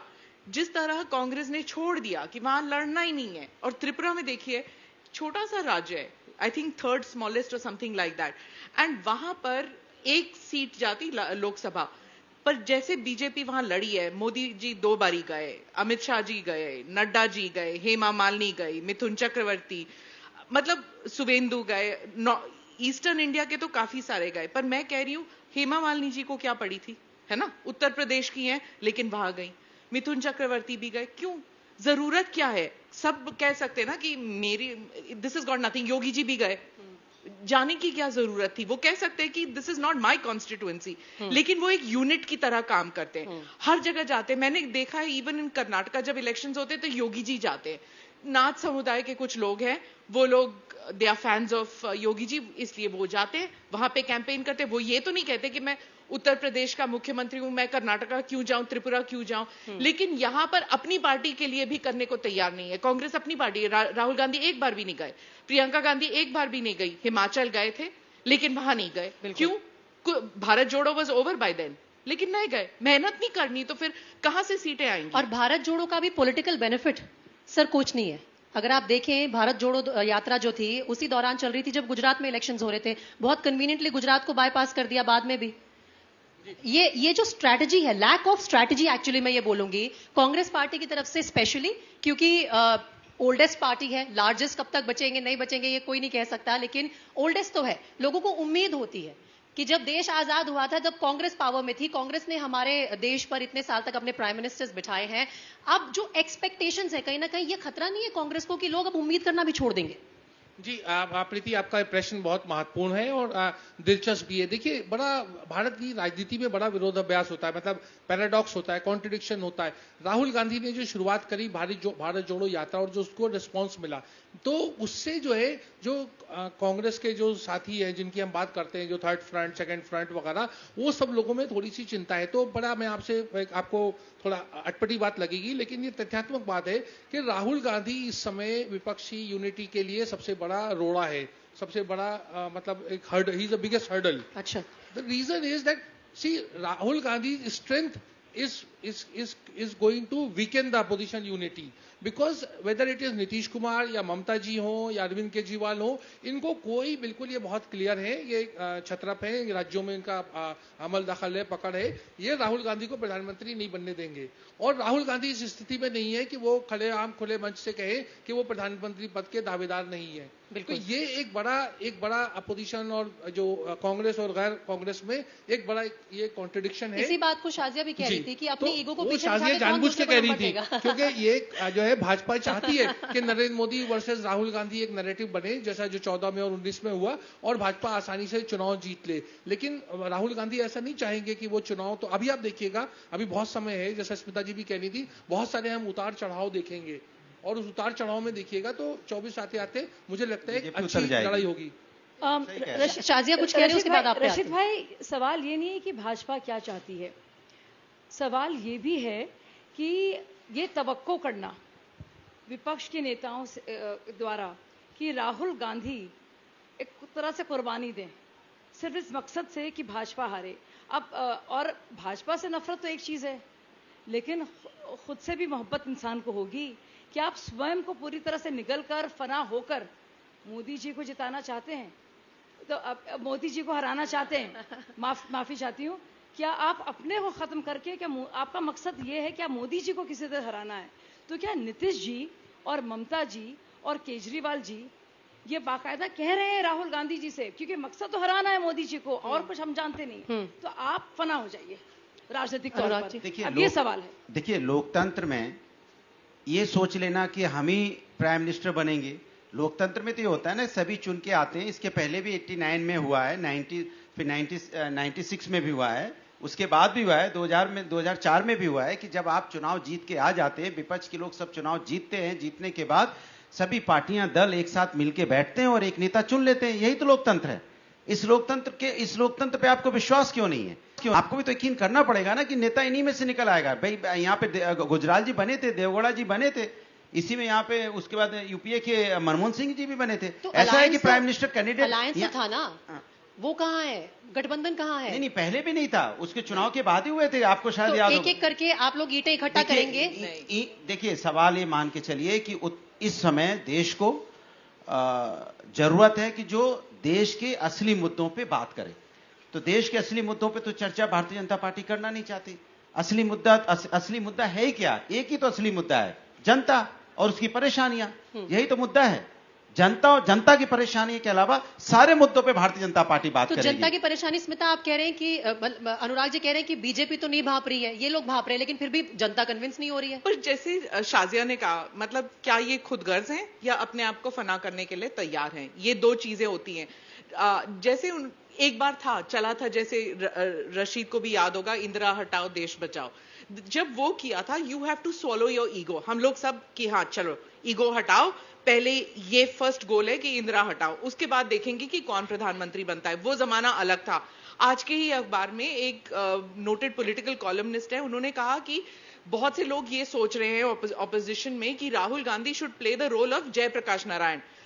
हास्यास्पद लगता है अभी तो ना, कि इट साउंड्स फनी कि कहाँ जयप्रकाश नारायण, कहाँ आप राहुल गांधी की बात कर रहे हैं। वो पॉलिटिकल मैच्योरिटी भी नहीं है, वो सोशलिस्टिक बेंट ऑफ माइंड भी नहीं है, वो सेंस ऑफ जो अपने आप को अलग रखे और कोई एक मकसद रखे, वो है आइडियोलॉजी भी नहीं है। उस वक्त भी एक लेफ्टिस्ट आइडियोलॉजी था जरूर, लेकिन इंदिरा गांधी कोई राइटिस्ट नहीं थी, वो भी सेंटर लेफ्ट ही थी। तो वो लेफ्ट राइट की बात नहीं थी उस वक्त, लेकिन इंदिरा गांधी को हटाना है। 77 अलग बात थी और वो इमरजेंसी का दौर था। जब देवेगौड़ा और गुजराल बने, that was a freak nature जो उस वक्त हुआ। मतलब उस वक्त जिस तरह सरकार बन रही थी, रशीद और मैं रिपोर्टिंग कर रहे थे उस वक्त, हमें भी याद है कि अगर हरकिशन सिंह सुरजीत ना होते, उन्होंने नहीं बनाया होता, तो उस वक्त ना तो गुजराल साहब बनते, और उसके बाद जिस किस्म से इलेक्टोरल नहीं क्या पार्लियामेंट्री नंबर्स का गेम चल रहा था, गुजराल साहब भी ना बनते। लेकिन उसकी वजह से, because a Gujral could become a prime minister, because a Deve Gowda could become a prime minister, हर एक छोटी पार्टी में वो एक एम्बिशन आ गया कि अगर वो बन सकते तो हम भी क्यों नहीं बन सकते। तो अब आप केसीआर को ही देख लीजिए, कहां पे वो नेशनल लीडर हैं। टीआरएस से बीआरएस हो गया है। उसी बात को मैं आगे बढ़ाऊंगी जो स्मिता कह रही हैं, जो रशीद भाई बता रहे हैं। अब आप देखिए वीपी सिंह का वक्त, आपको याद है बोफोर्स के बाद क्या हुआ? एक नया दौर आया राजनीति में, तो उसके कौन घटक थे, कहाँ किसको आप बाहर से सपोर्ट मिल रहा था, पर ये तय था वीपी सिंह होंगे। अभी आप आज के दौर में आप क्या देख रही हैं? सिर्फ स्ट्रैटेजी की बात की जाए और इस वक्त भाजपा को भूल दिया जाए, तो आप बताइए, नीतीश जी बनना चाहते हैं, साफ जाहिर है। ममता बनर्जी उसके साथ हैं कि नहीं है? केजरीवाल किस तरफ जाएंगे? राहुल गांधी कहाँ खड़े हैं इस भारत जोड़ने में यात्रा में? वो यात्री बन के रह जाएंगे? कौन है उनका हम सफर? गाड़ी किधर जा रही है? कौन है गाड़ी में? ये बहुत जरूरी सवाल है। तो ये रोड मैप की बात करी जाएगी 2024 की, तो इसका जवाब देना जरूरी है। नीतीश जी की बात की तो इसलिए मैं बीजेपी को याद दिला दूं, यही भारतीय जनता पार्टी कहती थी कि बिहार में तो हमारी सरकार चलेगी। एक सुबह ऐसी आई कि इनकी सरकार ही उलट गई। तो आप अभी स्ट्रेटेजी को जान कहां पा रहे हो? आप तो भाप भी नहीं पाए कि बिहार में आपके साथ क्या होने जा रहा है। आपके पास तो बहुत बड़े बड़े चाणक्य थे, सारे चाणक्य फेल हो गए और रातों रात में सरकार बदल गई। लेकिन ऐसा तो महाराष्ट्र में भी हुआ। बहुत सारे चाणक्यों ने मिलकर महाविकास आघाड़ी बनाई, फिर वो भी रातों रात बदल गई। वही मैं कह रहा हूं, politics is a game of uncertainties. वही तो ये भारतीय जनता पार्टी नहीं समझ पा रही है अभी कि उनके साथ क्या होने वाला है। आपसे ये पूछ रही हूँ, विपक्ष समझ गया इस बात को कि आपके साथ क्या हो रहा है? विपक्ष जनता की भाषा को समझ गया है। अच्छा, कि जनता की परेशानी को समझ गया है, जनता की आवाज को समझ गया है कि जनता चाह क्या रही है, कि जनता अपनी परेशानियों पे है और उस परेशानी पे भारतीय जनता पार्टी बात ही नहीं कर रही। मैं बार बार इसी पे टिका हुआ हूं कि जनता की समस्या पे भारतीय जनता पार्टी बात नहीं कर रही है, उसको कोई लेना देना नहीं। देखिए अभी तक भारतीय जनता पार्टी के प्रवक्ता ने एक बार भी जनता की बात नहीं की। जब से तब से विपक्ष में नीतीश कुमार जी क्या करेंगे, ममता जी क्या करेंगे, राहुल जी क्या करेंगे, समाजवादी क्या करेंगे। आपको हमारी इतनी चिंता है, सामने बैठी जनता की चिंता कर लो कि उनको रोजगार कब दोगे आप, उसकी भी तो चिंता कर लीजिए ना थोड़ी, जिन्होंने आपको चुन के बैठाया है। चलिए अनुराग जी, ये मंच पॉलिटिकल मंच नहीं है। वो कह रही है हलक को थोड़ा विराम दीजिए। शाजिया थोड़ा सा मुझे रशीद भाई के पास की जरूरत है हलक को, और कान अगर खुले तो रोशनी भी पहुंचेगी और ध्वनि भी आएगी, और फिर ध्वनि को सुनकर उसे प्रोसेस करके समझिए, तो आप पाएंगे कि बहुत कुछ बदल गया है जमीन में। बहुत जमीन में नहीं, अपने खुद के समझ में। चलिए रशीद, आप क्या कह रहे थे सर? ये देखिए मेरा कहना ये देखिए, जो पूरा नैरेटिव है 24 का बड़े साफ है। साफ से मतलब ये है कि एक तरफ भाजपा है जिसका एक बड़ा रुतबा है, उसके पास एक बड़ा कद्दावर नेता है, एक ऐसा मैग्नेटिक पर्सनैलिटी हम कह सकते हैं। लेकिन वो उसको एक तरीके का एक विश्वास है कि कहाँ पड़े हो, मतलब चक्कर में कोई नहीं है टक्कर में, टाइप ऐसा उसका एक स्लोगन है, और उसको लगता है सब कुछ हरा हरा, सत्ता एक ऐसा चश्मा होता है जिसको हमेशा सब सत्ताधारी पक्ष को हरा हरा नजर आता है। विपक्ष का देखिए बड़ा, मैं आपको बताऊं कि क्योंकि पत्रकार होने के नाते हमें प्रकाश जी हम लोगों से बातचीत करते जुड़े रहते हैं। देखिए एक प्रस्ताव ये भी आया है कि पूरे 500 जो 42 लोकसभा सीट है वहां 1-to-1 फाइट हो। अच्छा। मतलब हर राजनीतिक दल जो है वो एक जगह पर भाजपा या उसके जो अगर कोई सहयोगी है उसके खिलाफ एक लड़ाई, एक ऐसा प्रस्ताव है। अगर वो प्रस्ताव आता है तो बड़ी एक विषम परिस्थिति हो जाएगी। आप जानती हैं फर्स्ट पास द पोस्ट हमारे यहाँ सिस्टम है, किसी को एक वोट भी ज्यादा मिला तो वो आगे हमारी मान ले जाएगा। उसमें समस्या ये आएगी, जैसे हमारे मित्र हैं सपा के हैं उत्तर प्रदेश में, उत्तर प्रदेश की हम जानते हैं 80 लोकसभा सीट है, अब वहां बसपा भी है, वहां कांग्रेस भी है, तो उसका डिवीजन कैसे होगा, क्योंकि सपा के पास में पूरे 80 प्रत्याशी हैं।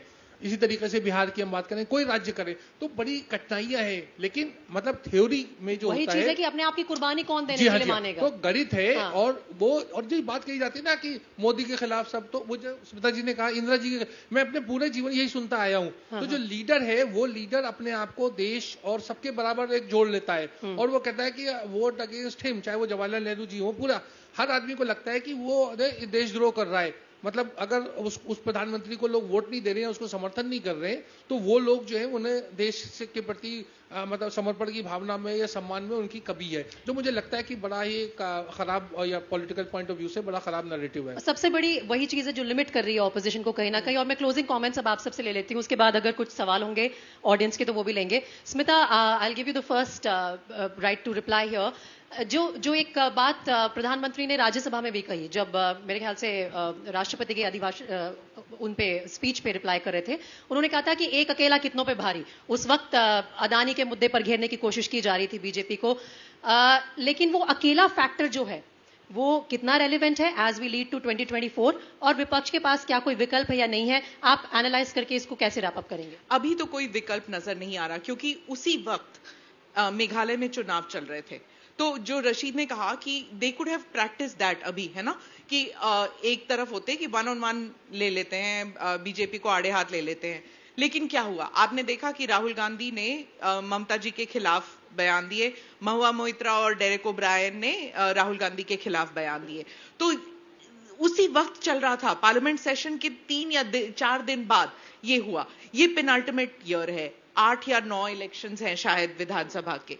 तो अभी यहां पर ट्रायल चलना चाहिए था ना कि अगर हम 1-on-1 लेते हैं बीजेपी को तो हम कितने पानी में है। तो they could have tried that कि अभी एक्सपेरिमेंट करके देख लेते हैं। बोर्ड से पहले प्री बोर्ड्स हो जाते, प्री बोर्ड्स होते तो अगर यहां पर हरा सकते हैं तो फिर हम 2024 में वो ट्राई कर सकते हैं, लेकिन किया नहीं। अब इसमें बीजेपी का तो कोई कसूर नहीं है, ना मोदी जी का कोई कसूर है। अब उस पर आप ये नहीं कह सकते कि मोदी जी ने नहीं किया या मोदी जी एक अकेले हैं, इसमें तो उन्होंने कुछ नहीं किया। विजन है, लैक ऑफ विजन, एक ट्राई करने की कोशिश भी नहीं हो रही है।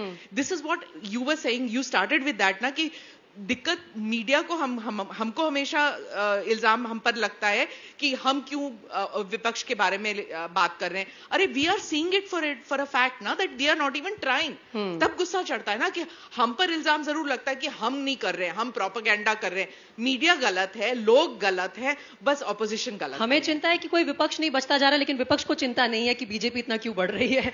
मैं शाजिया आपसे भी क्लोजिंग कमेंट्स यहां ले लेती हूं। जिन चीजों के बारे में अनुराग जी लगातार बीजेपी पर अटैक कर रहे हैं कि जो जनता के मुद्दे हैं आप बात ही नहीं कर रहे हैं, तो जनता के मुद्दों को शब्द दिए जाए तो इन्फ्लेशन, महंगाई, बेरोजगारी, ये मुद्दे उठाए जाते हैं, लोगों की आवाज दबाई जा रही है, आप धर्म की राजनीति खेलते हैं, ये जो तमाम आरोप लगते हैं बीजेपी पर, इनमें से as we lead to 2024 BJP को किस चीज से सबसे ज्यादा डर है? क्या कोई एक ऐसा फैक्टर है जिस पर बीजेपी काम करेगी आने वाले 1 साल में और उसको भी अपने रास्ते से हटाएगी अगर जीतना है तो चुनाव? मैं पूरी तरह से असहमत हूं। मुझे लगता है सिर्फ और सिर्फ जनता, लोगों और लोकतंत्र के हर एक के तहत सारे जो बाशिंदे हैं इस देश के, उनकी बात होती है। और तो मैं पूरी किसी भी तरह से इत्तेफाक नहीं रखती। तो आपके लिए ये मुद्दे हैं ही जिसके पास नहीं, मैं ये कहूंगी जब प्रधानमंत्री जी ने कहा था उसके पास कीचड़ था, मेरे पास गुलाल, जो जिसके पास था उसने दिया उछाल। तो और इसी कीचड़ में हमेशा कमल खिला है और खिलेगा। और मैं वैसे भी स्वच्छ भारत आंदोलन की बहुत बड़ी एक सिपाही हूं, तो मैं उसमें पूरा तो यकीन है। सारे तथ्य सबके सामने हैं।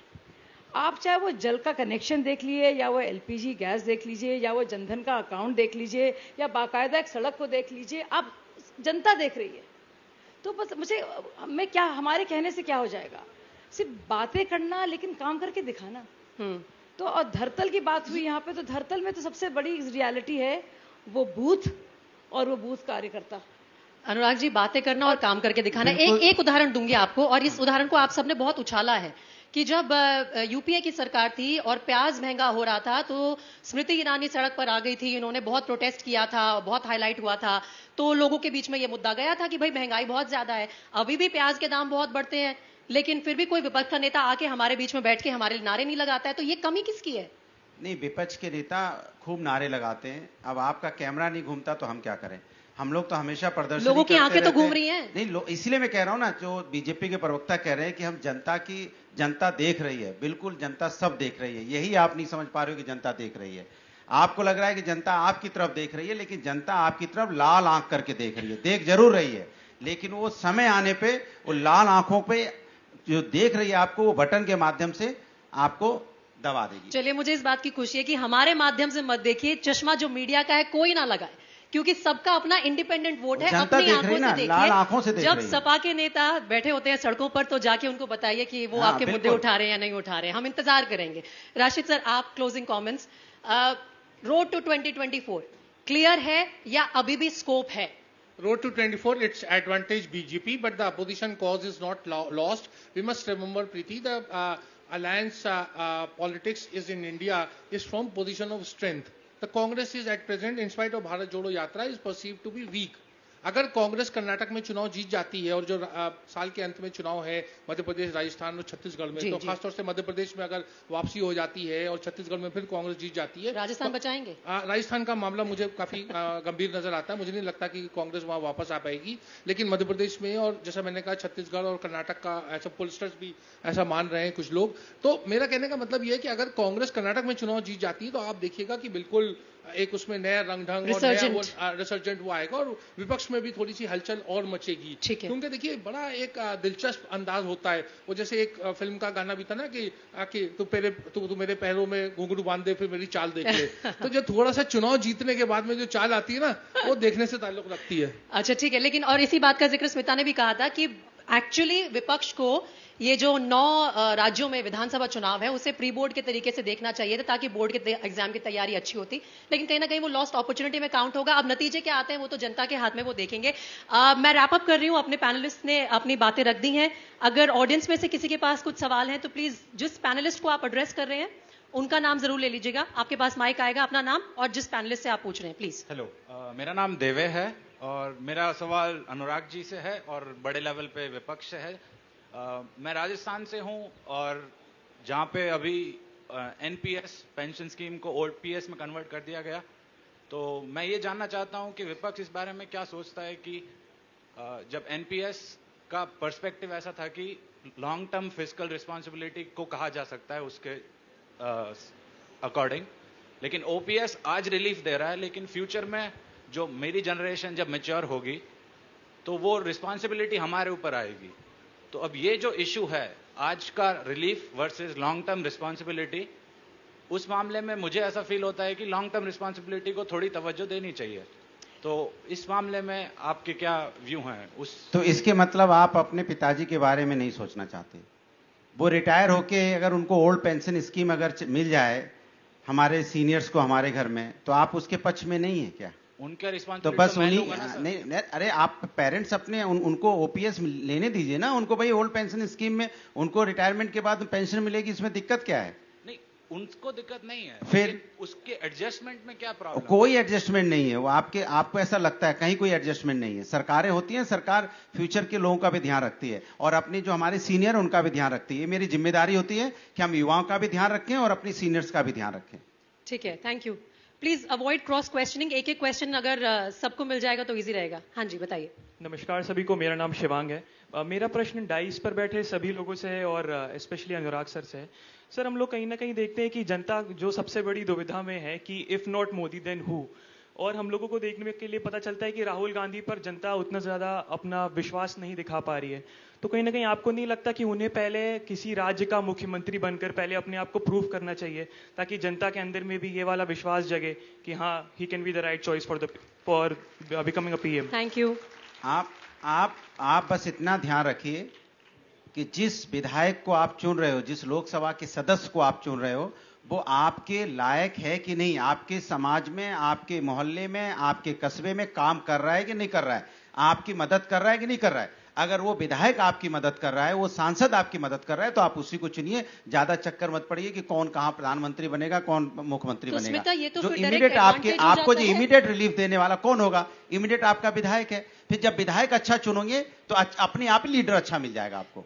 अनुराग जी, ये सवाल मैं एक्चुअली स्मिता से भी पूछना चाहूंगी, जो हमारे यंग ऑडियंस ने पूछा है कि अगर आपका एक्सपीरियंस एडमिनिस्ट्रेशन में है तो क्या वो आपको बेटर पीएम कैंडिडेट बनाता है? तो वो तो डायरेक्ट एडवांटेज फिर से मोदी जी को मिल जाता है, क्योंकि वो तो आए उस एक्सपीरियंस से। और क्या वो डिसएडवांटेज है राहुल के लिए? जी बिल्कुल, that boat sailed 15 years ago। Rahul Gandhi कर सकते थे, he could have stood for election in Uttar Pradesh जब अखिलेश नए आए थे पॉलिटिक्स में।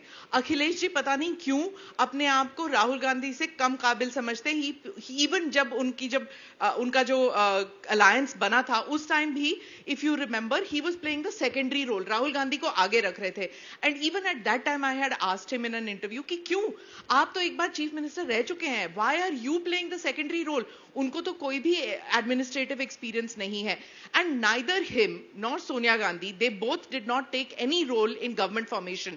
हालांकि मनमोहन सिंह के गवर्नमेंट में 2 टर्म्स में वो कर सकते थे, लेकिन वो बैक सीट लेकर, मतलब पावर विदाउट रिस्पॉन्सिबिलिटी लोग समझ जाते हैं। आफ्टर सम टाइम वो जो गांधी परिवार का जो रुतबा है वो थोड़े देर ही चलेगा, उसके बाद नहीं चलेगा। आज की जनरेशन कहती है आपने किया क्या है, अकाउंटेबिलिटी चाहिए। या when you apply for a job, आप रेज्यूमे लेके नहीं जाते कि मैंने एक्सपीरियंस दिखाएंगे, आप दिखाएंगे तो सही। अगर उसमें 2 साल का भी गैप है तो जब आप जॉब के लिए जाते हैं पूछते हैं, जस्टिफाई करना पड़ता है, that what were you doing for those 2 years। No, I think वो बहुत अच्छी एनालॉजी है एंड आई थिंक वो आपको सेटिस्फाइड करता है आंसर। स्टेज के लेफ्ट से भी कुछ क्वेश्चंस हैं। हाँ जी, गुड आफ्टरनून पैनलिस्ट।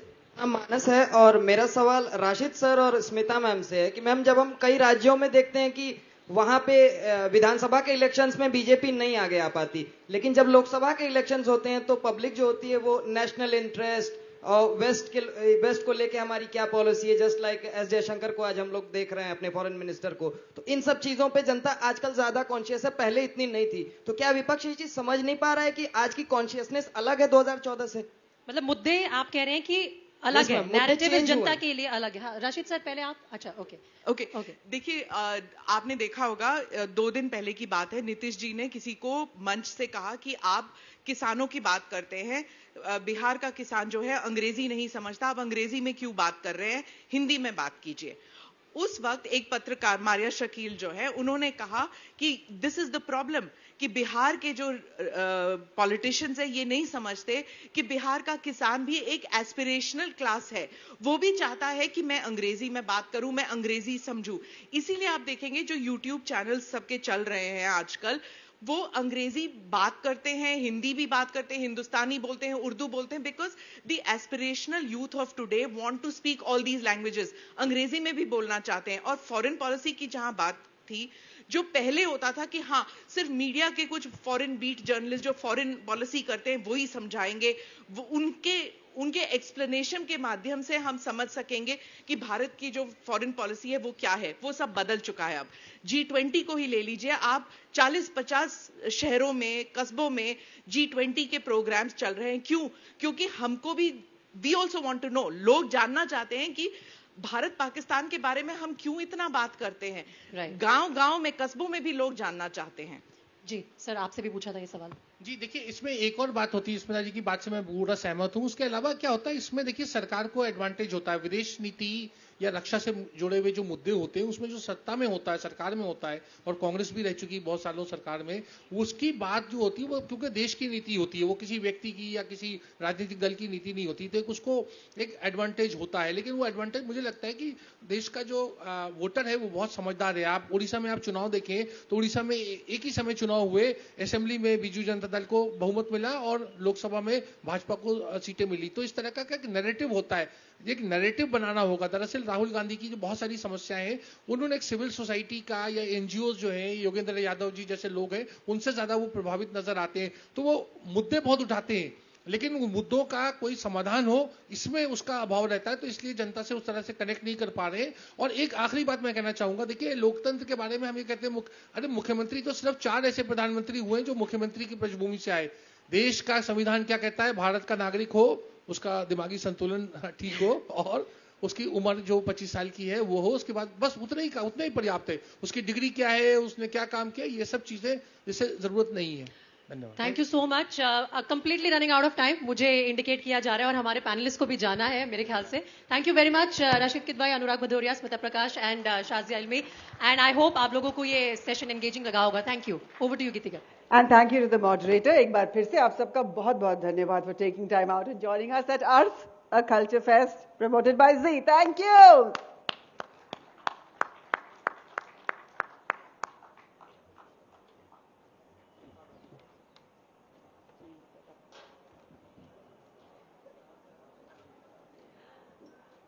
आप सबसे निवेदन है कि all of you stay settled. We are heading into the next performance for the day.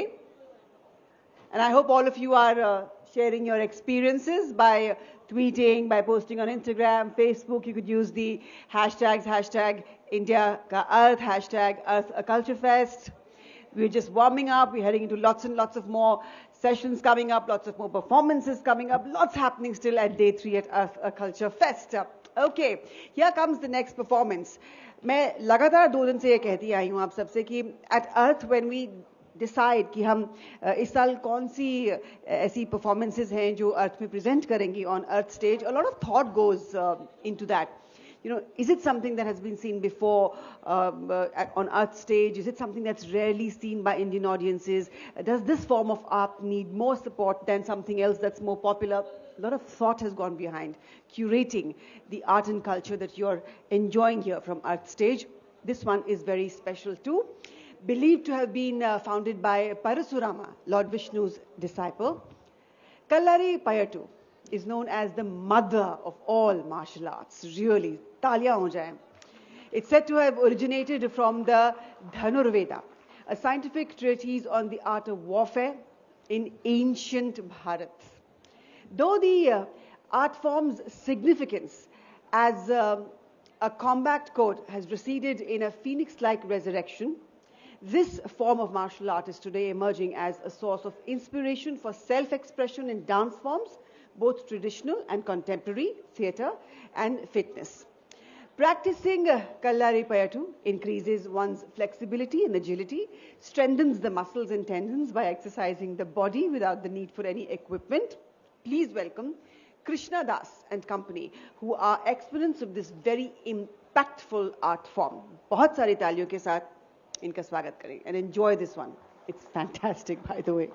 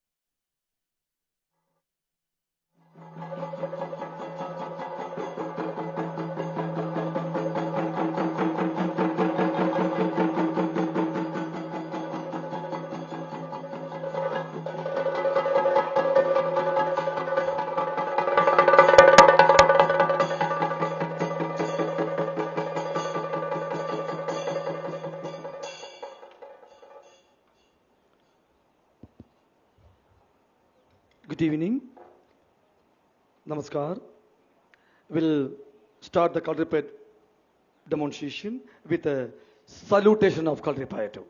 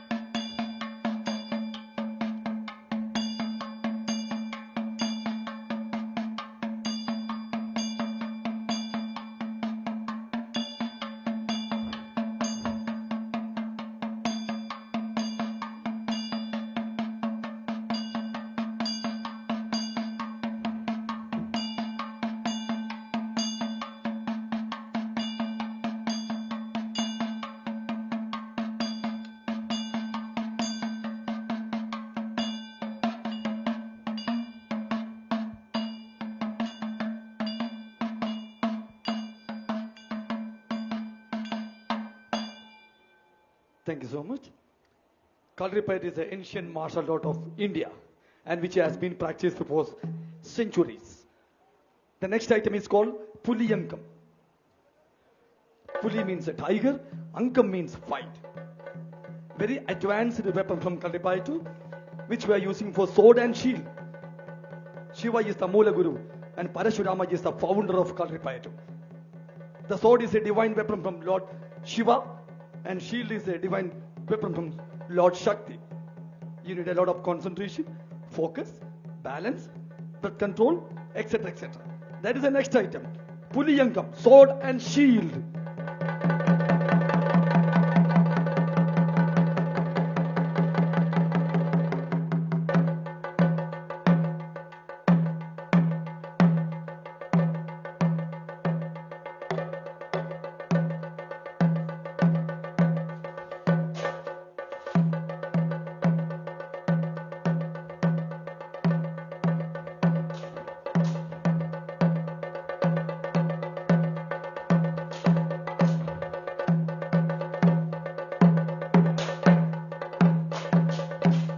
Kalaripayattu is directly linked with the Indian science of war. That is a Dhanurveda, moreover yoga and Ayurveda. Kalaripayattu is a very oldest martial art form. We believe Kalaripayattu is the mother of all martial arts. The Kalaripayattu have 4 levels or 4 categories. The first one is the body control exercises. Second one is the wooden weapon category. Third one is the iron weapon. And last one is the unarmed combat with empty hand, like a sparring or katas.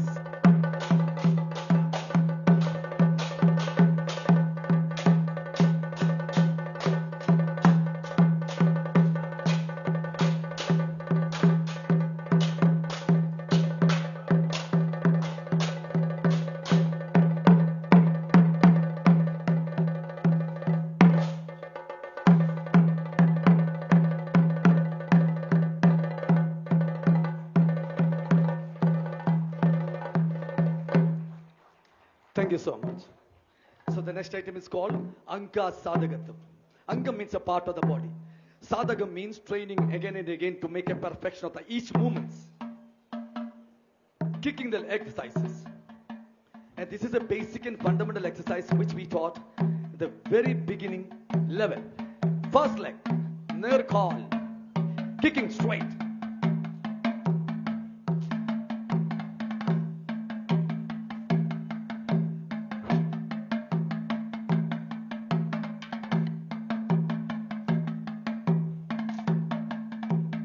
Kalaripayattu have its own styles and peculiarities according to the geographically, culturally and historical background of India.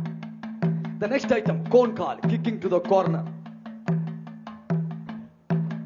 Second leg.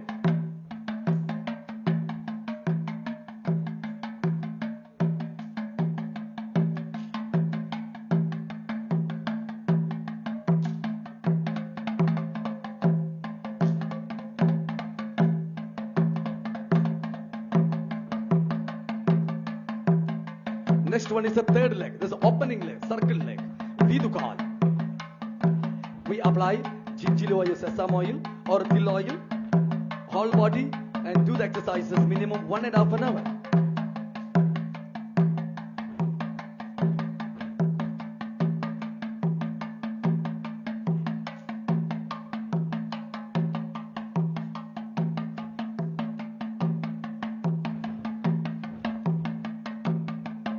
Next one is the fourth leg, Tiruchikal, turning leg, kicking in both sides, balancing in one foot.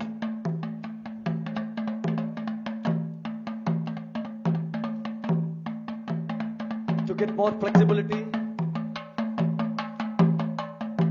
ability, balancing, and breath control.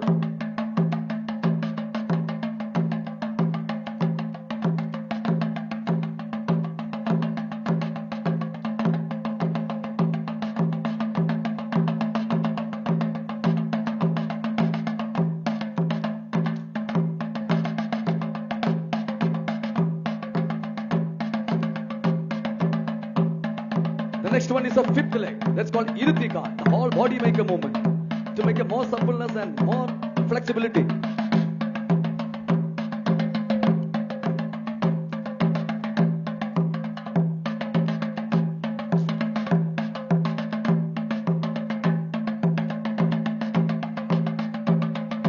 Sixth one with the bending. This is called Malarna Tirichirithi.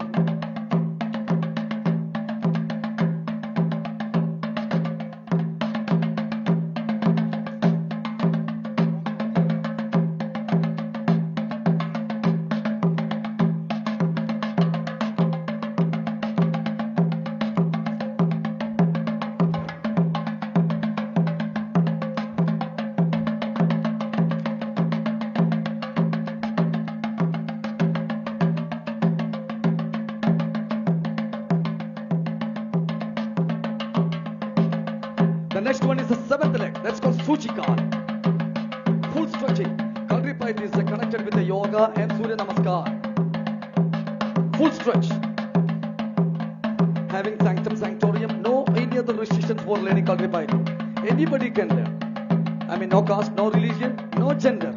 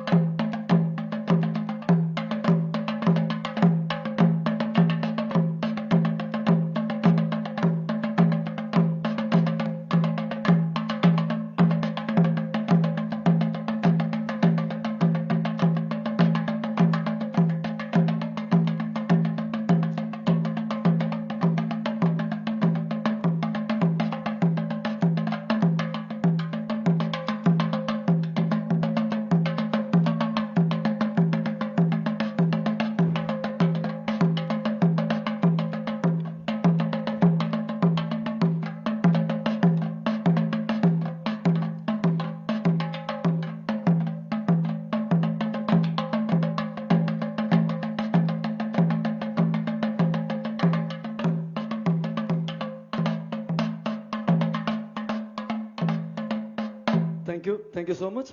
So the next item is called Kettu Kari. Kettu means block, Kari means a stick. And that is the first weapon from Kalaripayattu, which we taught after 6 months fundamental exercises. And that is the next item. Kettu Kari, the long stick using the cane.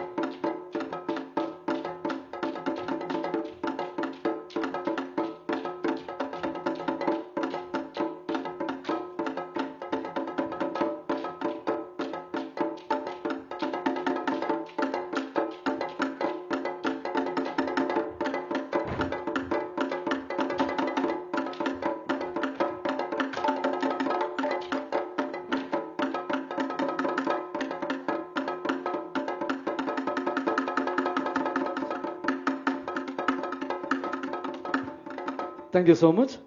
So the next item is called Marra Piticha Kundapaita. Marra means a shade or curtain. Kunda means a spear. The one man attacked with a sword and shield, another man defending with a spear. After the sword and shield, we teach different kinds of weapons also.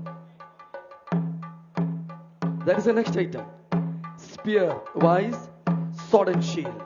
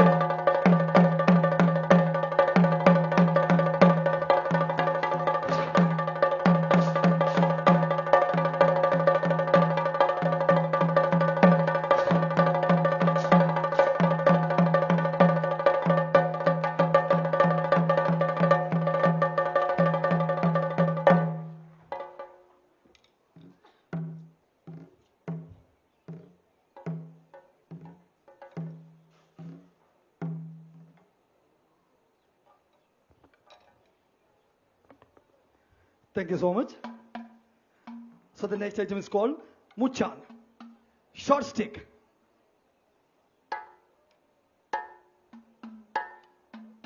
The speedy weapon.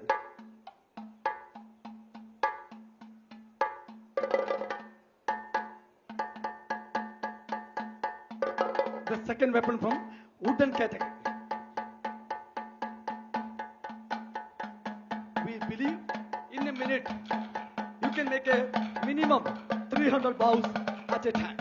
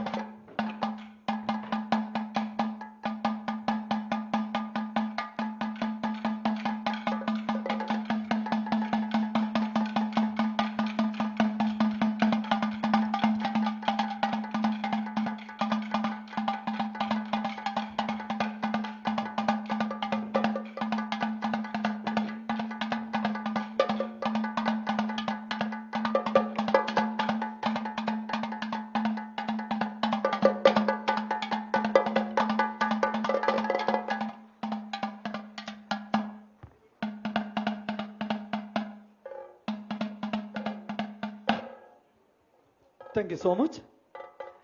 So the next item is called Vadivugal, means stances.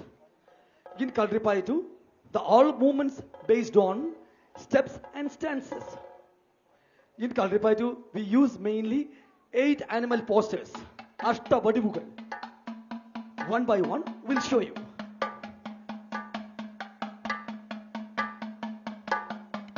Todayil Tuldamarana. നിവർന്ന് തൊടാരിയിൽ തൊഴുതമർന്ന് Gaja വടിവിലമർന്ന്. That is elephant stance. ഇടത് കയറി വലത്തേൽ അമർന്ന് സിംഹ വടിവിലമർന്ന്.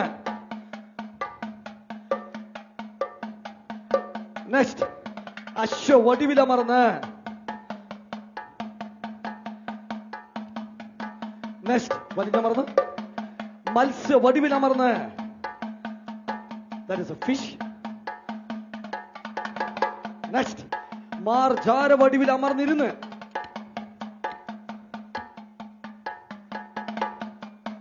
മാർജാര വടിവിൽ അമർന്ന് അമർന്ന്. Next വരാഹ വടിവിൽ അമർന്ന് കയറി. That is a wild bow. മാറി മാറി മാറി അമർന്ന്. നെക്സ്റ്റ് കുക്കുട വടിവിൽ അമർന്ന്. That is a rooster, cock stance. കുക്കുട വടിവിൽ അമർന്ന്. നെക്സ്റ്റ് സർപ്പ വടിവിൽ അമർന്ന്. That is a snake. സർപ്പ വടിവിൽ അമർന്ന് സർപ്പ വടിവിൽ അമർന്ന് മാറി തൊഴുത്.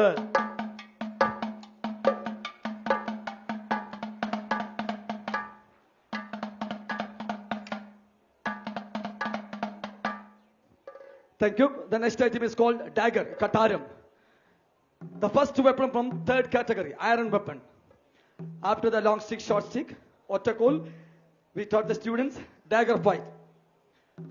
That is the next item, using a lot of thrust, cuts, jumps, rolling somersault, and flying in the air, etc., etc. And that is the first weapon from third category, dagger fight.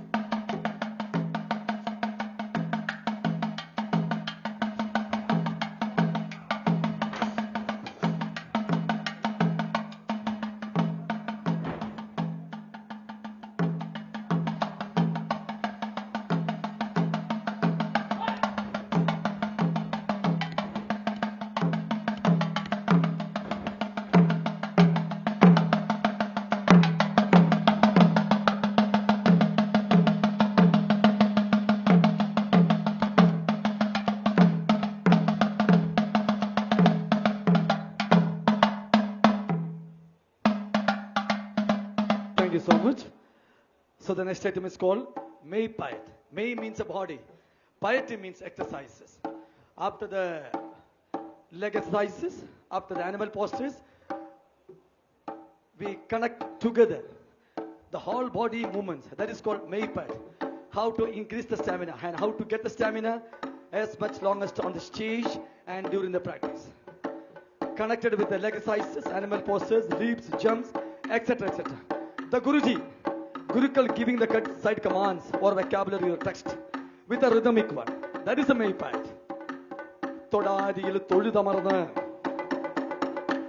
അമർച്ചെടുത്ത് വെച്ച് വലത്ത് കൊണ്ട് ചവിട്ടി വലത്ത് വയ്യോട്ട് മാറി ഇടത്തത് കൂട്ടി വാങ്ങി അമർച്ചെടുത്ത് വെച്ച് വലത്ത് കൊണ്ട് ചവിട്ടി വലത്ത് വയ്യോട്ട് മാറി ഇടത്തെടുത്ത് നോക്കുന്ന വലത്ത് ചാടി കെട്ടി ചവിട്ടി വലിഞ്ഞമർന്നു നിവർന്നു വലത്ത് നേരിരുത്തി നിവർന്നു ഇടത്ത് നേരിരുത്തി നിവർന്നു വലത്ത് നേരിരുത്തി നിവർന്നു ഇടത്ത് നേരെ വലത്ത് നേരെ തിരിച്ചാടി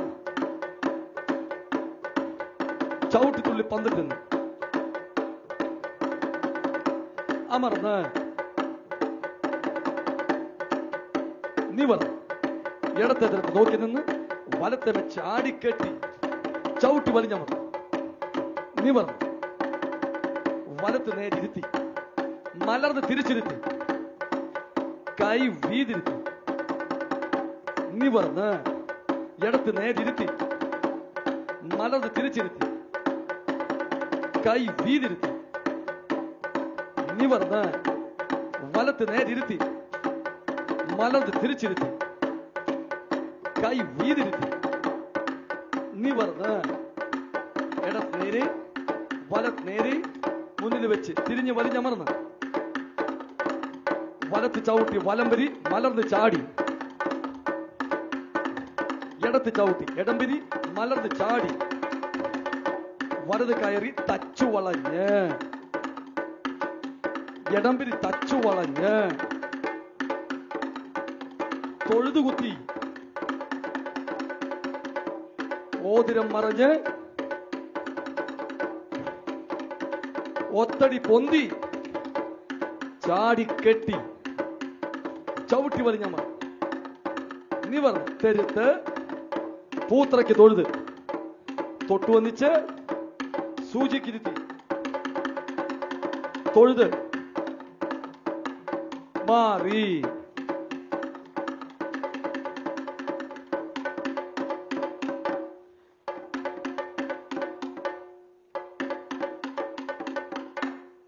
Thank you so much. So the next item is called Valvali, the sword on the body. Before the sword and shield, you have to practice with a single sword fight. Before the single sword fight, you have to try to get a balance and footwork, and also especially for the upper portion body flexibility. We massage with the powder, cream, oil, etc. etc. The martial artist massaging with a sharp sword on the body. You have to cover 64 steps at a time without removing the sword from the body. That is the next item. The sword on the body.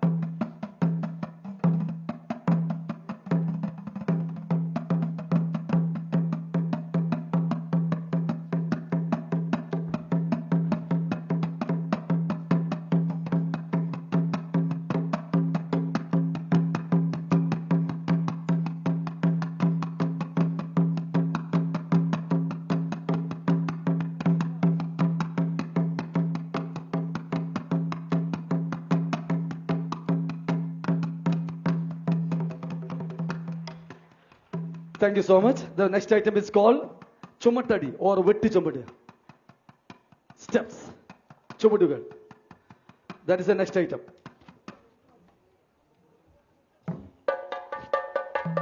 Chumatadi. Before the enamored combat, you have to practice with the steps and beating. That is the next item. Vetti Chumadu.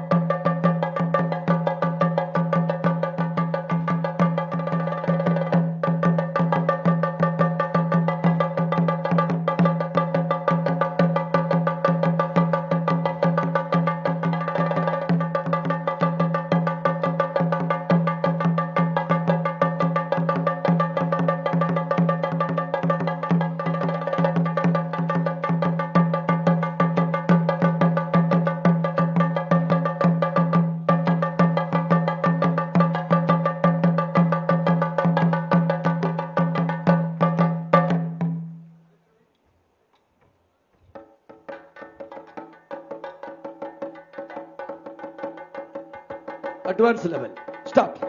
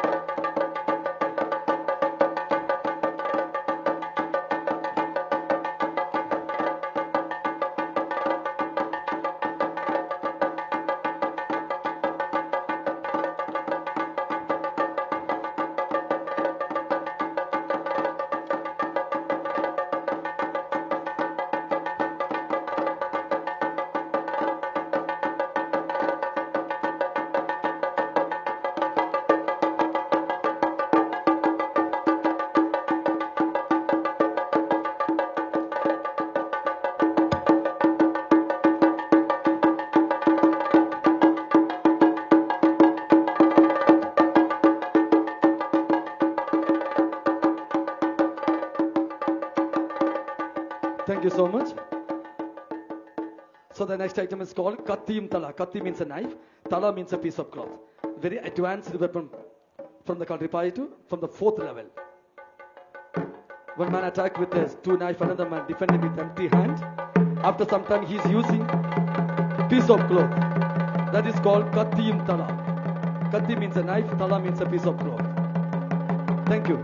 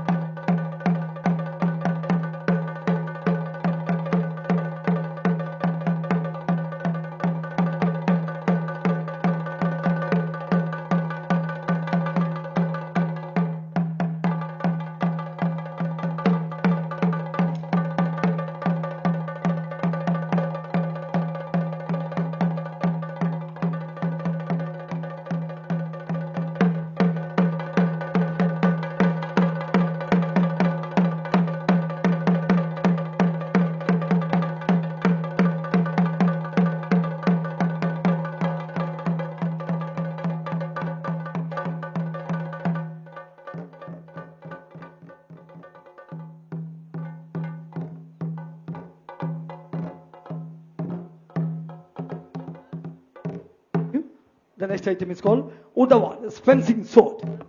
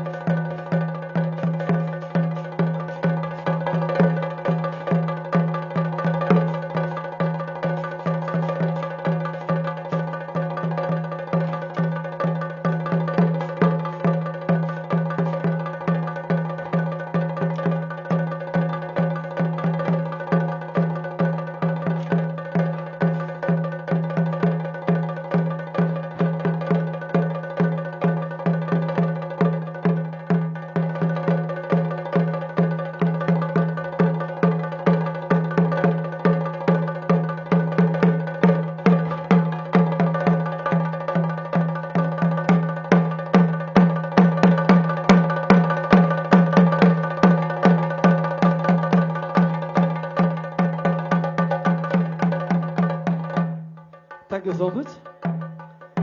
The next item is called Varunkai, empty hand, the fourth level of Kalaripayattu.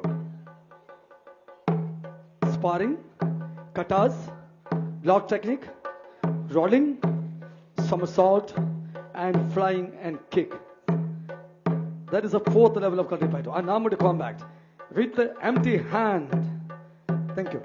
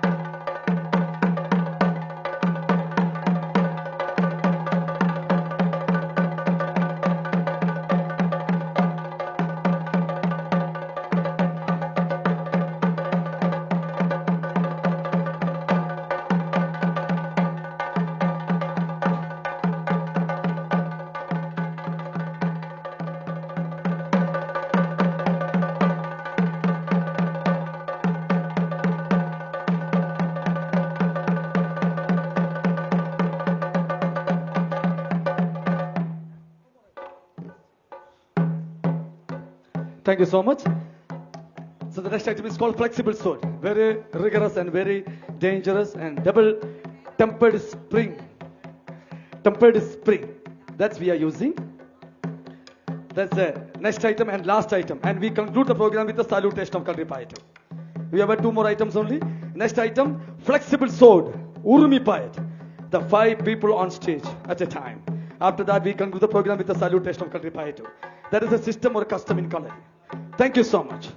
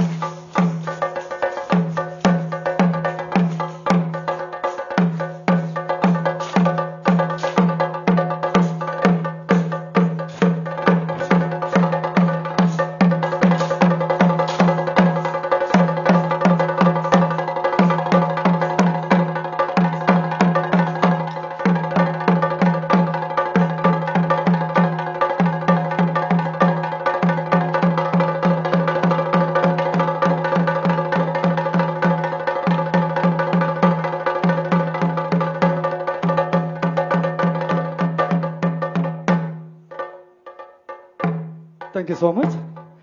So the next item, the salutation of Kalaripayattu.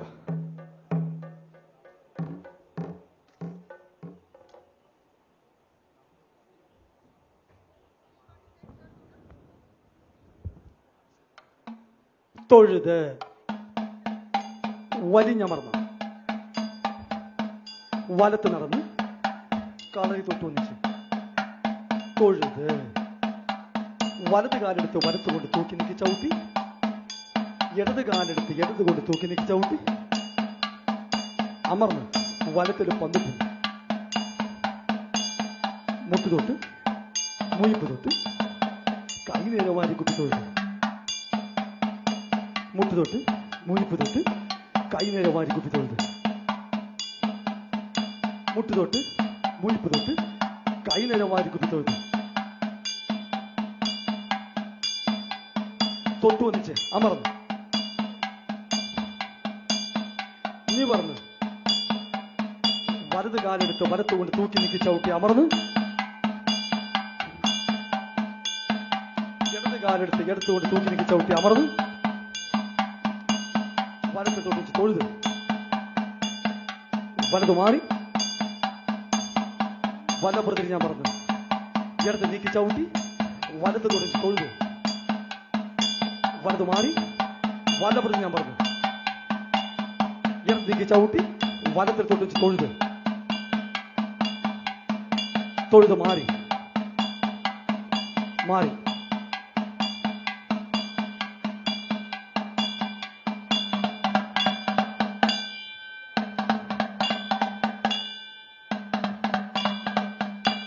Thank you, Dineshan. Everybody, Umesh. Hello. Thank you so much. So we thanks to Main Lopol, Festival Director, Secretary, President, and all crews from the Art Festival who invite us here, especially Panchaman Sir, Pitmake, and all members of the Art Festival. And thank you for the good audience and good support. Thank you so much, sir. Thank you. Namaste.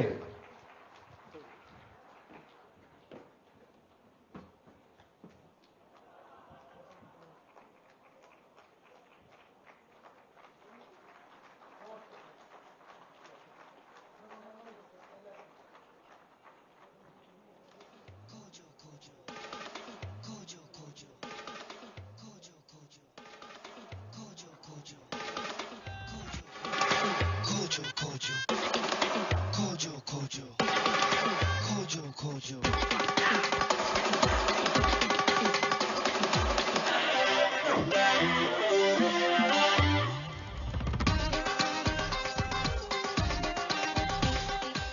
Amazing, eh? Come on, put your hands together for them once again. I thought they were phenomenal. Okay, let's head straight into the next session here. For India to make its place in the new world order, India has to be independent and capable. And the way to do that is through Atmanirbhar Bharat.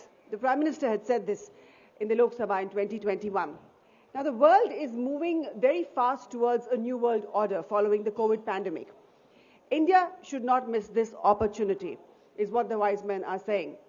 In 2030, India's GDP is expected to be 8.4 trillion, and it will overtake, they say, Japan as Asia's second largest economy. Amen to that. The global power balance is increasingly moving from west to east. The old world order is on its last legs, and the role and importance of the G7 have been greatly diminished by the rise of the developing world. The G7 has increasingly become an institution in search of a role. The world today is interdependent, but also polarized, and will retain both features going forward. To navigate, nations will need greater diplomatic skill and foresight, and India has proven reserves of both. Azadi Ka Amrit Mahotsav has presented an opportunity to inspire the country. India's voice should be bold at the main table. India should not sell itself short and believe that it can take up leadership role. Order, order. For status update on India, I'd now like to click on this panel discussion. Please welcome on stage Kamal Sibbal, erstwhile Foreign Secretary of the Government of India and Indian Ambassador to Turkey, Egypt, France and Russia. He's also served as a member of India's National Security Advisory Board. We are thrilled for having him join us at Arth, a Culture Fest. Please welcome him.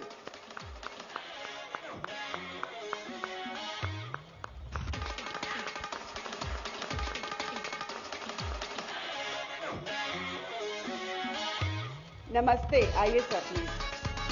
We also welcome on stage award-winning author, economist and passionate historian Prasenjit Basu.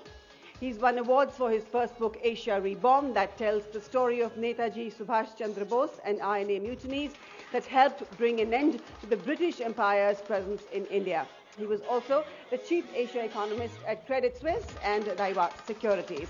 He writes for every renowned publication from Financial Times UK to the New York Times. I'd also like to welcome Dharmic scholar and TEDx speaker, Director, Global Hindu Federation, Pandit Satish Sharma ji. Pandit ji is based in UK and is instrumental in taking up for the British Hindu community and has placed them on the forefront in the UK Parliament. He's also been a stoic advocate of Indic philosophy. Moderating this session, we have public policy expert Anurag Saxena, whose work has been featured in Washington Post, Financial Express, Economic Times, Sunday Guardian, and has worked with GE Capital, Prudential, Deutsche Bank, and Credit Suisse in global roles. I now hand this discussion over to Anurag.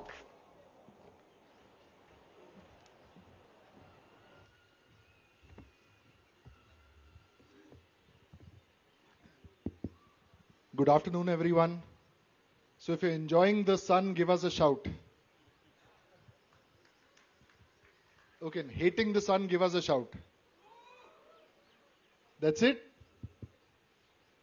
You know, I just wanted to get this started to highlight the idea of polarization and highlight the idea of minorities as we just saw ourselves, barely anyone enjoying the sun. First of all, I want to thank Arth for organizing a really critical conversation like this. More importantly, I'd like to really thank each of you in the audience. Given the temperatures out there, those of you who are watching us live, it is fairly warm here. So those of you who managed to make it here and are sitting here, please give yourselves a round of applause.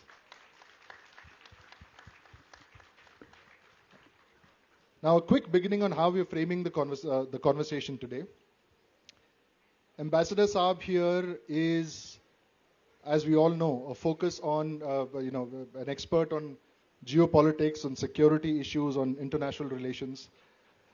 So Ambassador Sibal today is going to speak primarily to the idea of the unsustainable military models and the aggressive conquest-based diplomacy that has been historically been followed in the West. Prasenjit Basu, as you all know, is a famous economist, historian.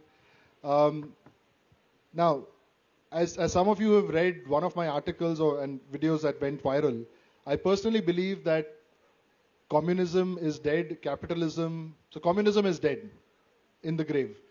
Capitalism is irrelevant to the other 99%, which basically means we don't know who capitalism serves. So is there a space where India can provide an alternative model in terms of economic leadership? That's what Prasenjit Basu is going to speak about. And Pandit Ji here, although, when someone called Pandit very recently, it went very controversial. I hope today we won't.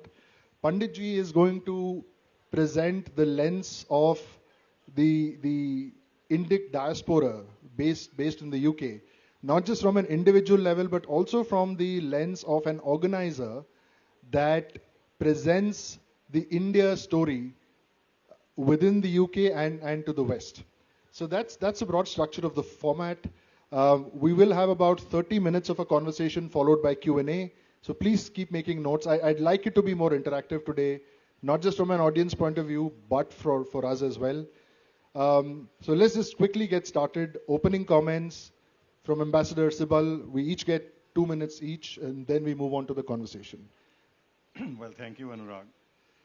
When we talk about India's role in the emerging global order, there is a presumption that there has been a global order.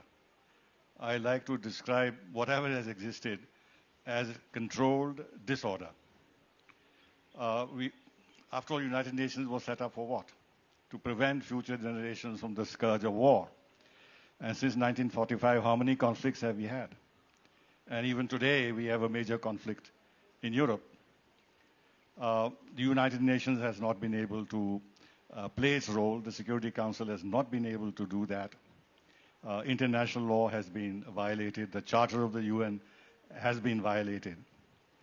So if you want to create a new world order, the first thing you have to do is to reform the United Nations itself, especially the UN Security Council. Otherwise, you won't have any semblance of a new order. Not that the new order with the reform of the UN Security Council is going to do marvels, for the simple reason that the veto power will still be there. And the 5 major powers are not going to accept giving up this veto, because this is a shield for them against any possible action when they violate international law. The third is that when we now look at the world order, we shouldn't think only about security. You have various kinds of orders, of which most of the world, the entire developing world, has been a victim. You take the economic order. Look at the fact that United States, by virtue of the fact that the US dollar is the world's reserve currency, has power which you cannot easily cope with.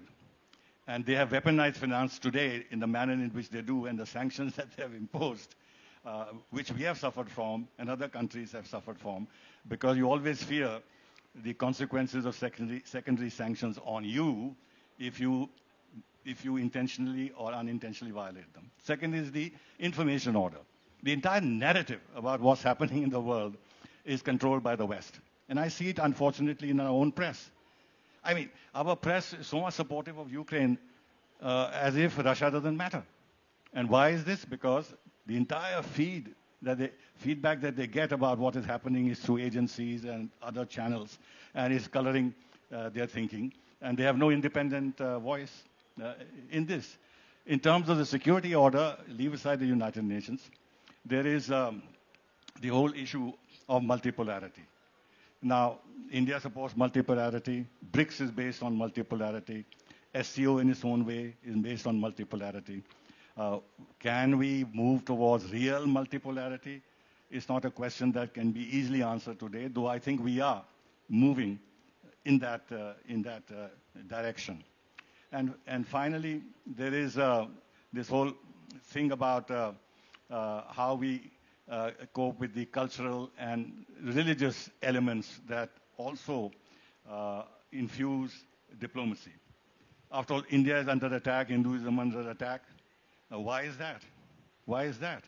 And when it comes to India, minorities and this and that, the manner in which we are being criticized by countries who have actually violated the rights of minorities in the past and today.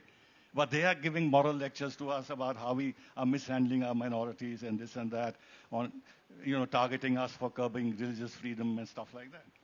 So I think there's a lot of work ahead for countries like India to have their place in a new world order, whatever that means and whatever shape it takes. Thank you.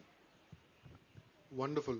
I couldn't have seen a more precise and succinct, no one associates these two words with diplomats. So thank you, sir, for framing it in our language, in the sound bites that we understand. So Ambassador Saab talked about weaponizing finance, Prasenjit. Would you want to shed some light on both the ideas of weaponizing finance and in terms of very quickly the 2 or 3 global mega trends or mega changes you see and how they might affect India, positively or negatively, but specifically limited to finance and economics? 2 minutes for your starter, and then we engage in the conversation. I think, first of all, it's important to understand that we are very far behind China, which unfortunately is our neighbor now. Through all of history, China was not our neighbor. Our neighbor was Tibet. And it's important, first of all, to keep Tibet, at least in our maps, as a separate nation state. It always was. Tibet was our neighbor, and Tibet is part of our civilization. Civilizationally, if you think about Buddhism reached Tibet from Bengal. There was a person called Atisha Dipankar from the Pal dynasty who took Tantra and Vajrayana Buddhism to Tibet. So, now, with regard to the economy, we are, the mistakes of the 50s and 60s and 70s and 80s have pushed us back severely relative to China in particular, and of course the rest of the world as well. So we can celebrate the fact that we are now the 5th largest economy. We should have been 5th largest 25 years ago. The gap between us and China is so large that we really, as an economy, have to keep our heads down and rapidly narrow the gap between us and China in particular, and of course keep growing faster than the rest of the world for several years to come. Now, Ambassador Sybil talked about the fact that the world economic order, is skewed against developing countries. One way in which it is if you look at the so-called GATT, the old GATT arrangements, and what now is the WTO, it excluded, trade negotiations excluded agriculture, and textiles were driven by something called the multi-fiber arrangement, which is a system of quotas, which kept developing countries from developing faster. And then eventually, India for 40 years argued this case for dismantling the multi-fiber arrangement. When it was finally dismantled, all the benefits went to China because we hadn't reformed our labor market in particular to take advantage of the fact that the multi-fiber arrangement had been dismantled. So we have now, in the last 2 years, supposedly dismantled the old inflexible labor market and introduced new labor codes that will make our labor market much more flexible. This is really central. But the ironic thing is that this was passed by Parliament. It was signed by the President, but it hasn't yet been notified. India is a unique country where laws get passed, they don't get notified. There's one law that wasn't notified for 28 years. I mean, and now this one has. Now, the point about this, the reason I raised this, I'll just quickly make one point. Quickly being the operative quick point word. Yeah. is basically that if you want to think about an example of what is a dharmic economy in today's world, my example of a dharmic economy is Japan. Japan was not colonized by either West Asians or Europeans, and therefore it has maintained a dharmic social system and an economic system. And one of the central tenets of the Japanese model was to employ everybody first. And this is where we have missed the boat. I mean, first of all, I think as we get going as an economy, the first thing we need to do to emerge more rapidly into this new world order, more successfully, is to create a massive ecosystem of labor-intensive manufacturing. So I'll come to that in a bit more detail. But that, I think, is the missing element. Can we just move on to China exports 9 times the textiles and garments that we do. We need to even take half of that market share, and we'll be on the road to wider prosperity. Wonderful. Sorry. So guys, I just want us to get quick opening comments. I do want to spend this time on the idea of a dharmic economy in Japan because I see a lot of parallels there we could adopt. Now, a quick personal note about Panditji, Sharmaji, whatever he'd like to be called. There was a time when we were setting up the India Pride project and really needed some kind of voices or support internationally, especially within the UK, from where I think India really desperately needs to reclaim our heritage back. So as I've said this multiple times, you know, the one conversation we need to have with former colonies is, look, you took our lives, you took our resources, and you took our heritage. The least you can do is give our heritage back. So I've known Panditji for the longest time as one of the earliest supporters in the UK. What I'd like you to talk about, sir, is almost as a contents page for the rest of your conversation today, is to talk to the PIO experience and what do you see changing globally when it comes to the global lens on India and to the lens India is beginning to have from an operating point of view with the rest of the world. And like I said, in an individual capacity and in the capacity of someone that organizes India's view in the UK. Thank you. That's a wonderful and overly generous introduction, Anuragji. So we're talking to this notion about a new world order, but we are still talking within the language and framework that the old world order was created in.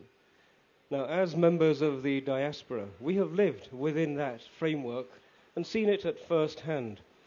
And bearing in mind the paucity of time, I'm going to wrap it up in a very short space. What we are witnessing in the West is the collapse of the order which was based and financed by the slavery and colonialism dividend. That money has gone. It's finished. But whilst they had that asset base, they were able to experiment with all of the isms, whether it's capitalism, socialism, Marxism, etc., etc., etc. And if you pick the Euro-Christian world, those isms, not a single one of them has demonstrated any sustainability.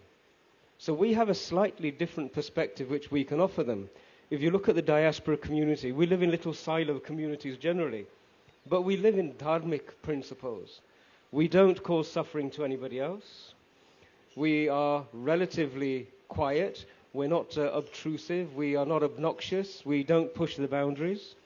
We have got the lowest in terms of criminal activity. In the UK, recent statistics said 0%, even though we're almost 4% of the population. And this is reflected everywhere. Everywhere Bharatiyas go, we take a dharmic identity with us, and we survive in adharmic countries with adharmic histories and adharmic principles.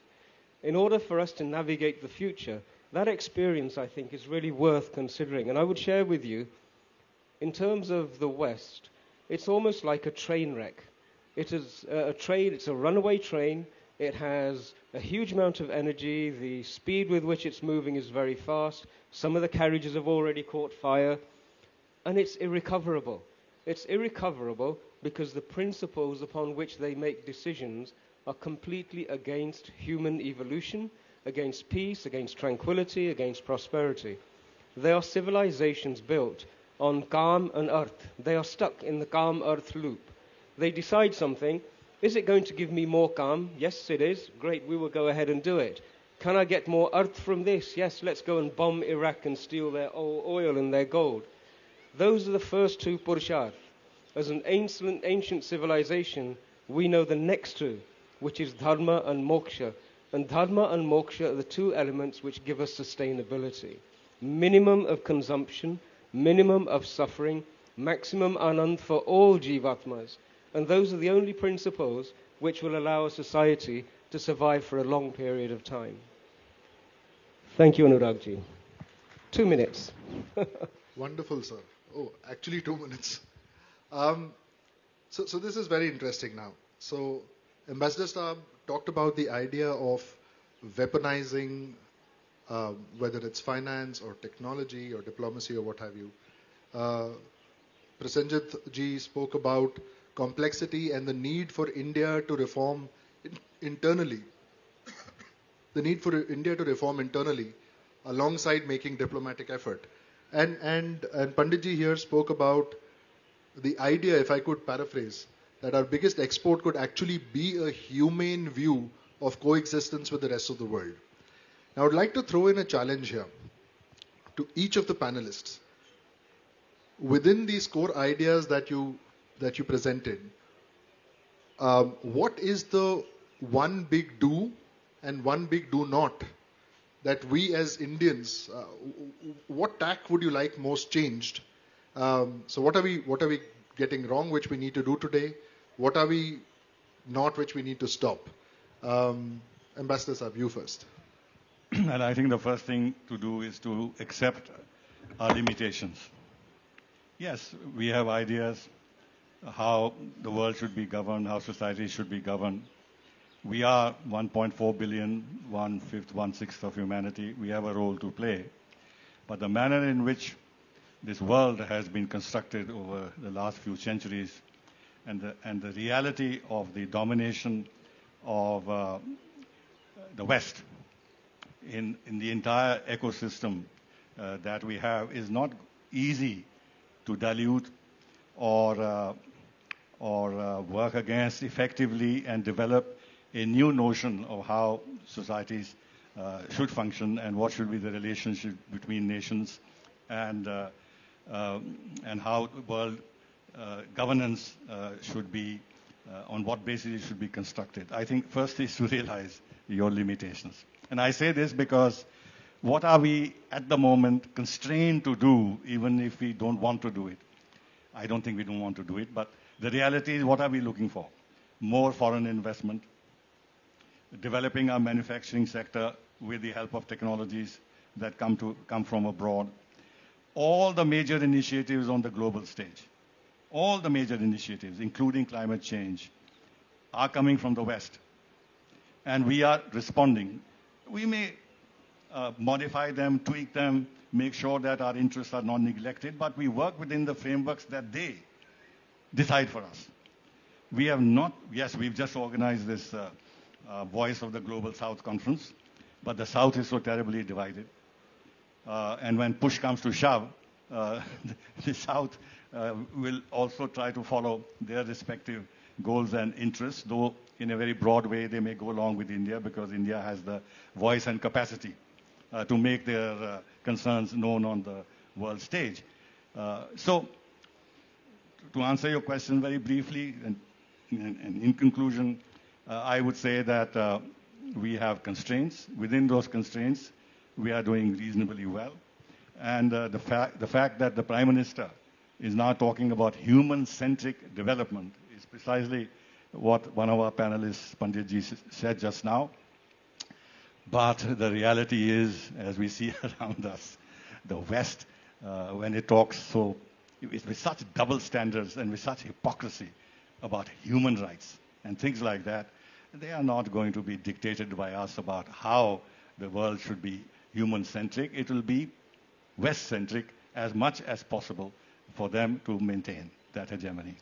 Can I ask you a follow-up question? It's a very quick question. So I'm trying to relate this to the world of psychoanalytics and psychology. Now, whenever a client or a patient sits down with a psychologist, the first idea they focus on is radical acceptance. that listen, you need to come to terms with who you really are, how you have treated others, how you have allowed others to treat you, and on the basis of a genuine, honest understanding, you need to reframe what you can expect from others and cannot. Now that's a view. Another view is perhaps a more idealistic view. One is a as-is view, one is a should-be view. How do we navigate what is versus what should be? Look, we've been criticized for decades that we've been too idealistic. We should be more realistic. And we try to, be on the high moral horse, and this has been actually criticized as a big deficiency in our thinking processes with regard to how we relate to the world. And we are told now that, look, you have to basically look after yourself. And when we talk about India becoming more nationalistic, what does it actually mean? Indirectly, this is what it means. That we should actually concentrate how we build up our nation. If we can take the maximum out of the others in terms of achieving that objective, we should do so. But we should have our own vision of where we should go and how we should proceed on that path. But unfortunately, we are divided within. Let's be realistic about it. We are divided within. There's no internal consensus on what we should be and what we should push for and how we should expand our interests. I mean, if the government does this or the government does that, there are a whole host of opposition figures who would criticize the government for each and everything. And we give a picture to the outside world, which they exploit, because they know there are internal divisions in the country, which they stoke. So they want to make our progress slow down as much as possible, though at another level, they also want us to grow because our market is attractive to them.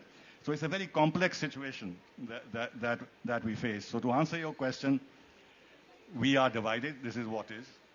And what we should be, this business about Vasudev Kutumbakam and all that, up to a point, yes, it's a good philosophy to work on. But the reality of world history is that this has never been the basis of relations between people, societies, and nations.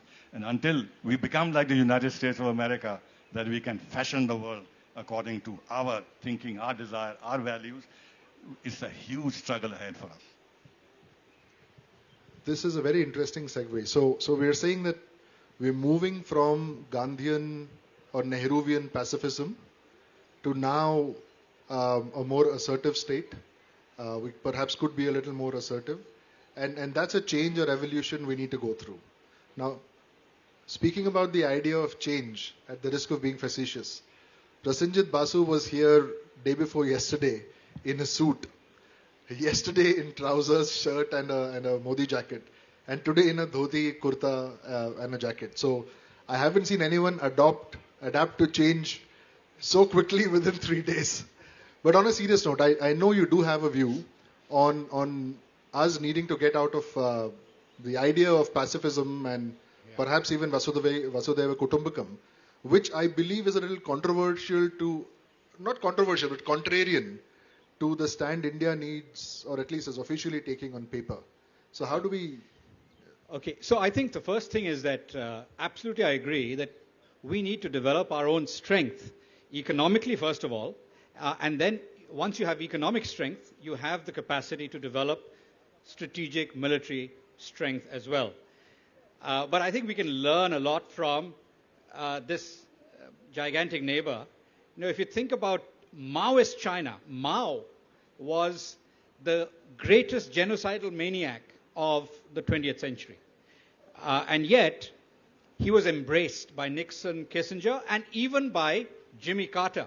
Of course, after Mao was already dead, but his successors were... What were the incentives? Why the trade-off? So the point is that, first of all, China made itself a nuisance, enough of a nuisance for it to be accepted by the rest of the world and to be embraced as a friend, to such a degree that China's friend, Pol Pot, the second biggest genocidal maniac of the 20th century, who wiped out 1/3 of his people, he was the official, he had the official Cambodian seat in the UN with American support all the way through. So America supported China in its worldview. Now, we, I think now, have a remarkable conjuncture of events such that the Indo-Pacific, rather than Asia-Pacific, is the term used for strategic thinking about our region. The fact that Asia-Pacific has been replaced by Indo-Pacific is a huge advance. And now we have the notion of a Quad, a four-member strategic, economic, and perhaps military alliance or proto-alliance that is beginning to emerge. We need to use this to the hilt to strengthen ourselves economically and also to gain strategic space. Now, I think one of the tragedies of the initial years, the 50s and 60s under the Nehruvians, is that we neglected the military. The fact that we have a Krishna Menon Marg in our capital is the greatest disgrace. I mean, this was the man who drove us to defeat in 1962. And we have a huge road right in the middle, very close by, named after him. Surely we should remove this, name it after anybody else, Lal Bahadur Shastri, for instance, who saved us in 1965. So anyway, now the point is that if we didn't have a strategic thinking, despite the fact that every war that the British fought in Asia from 1839 to 1945, and actually 1946, every war that they fought was fought with the British Indian military. So the British Indian military was our inheritance. We let it go to seed. We had an economy that was the 8th most industrialized in the world, 8th largest manufactured exporter in the world in 1947.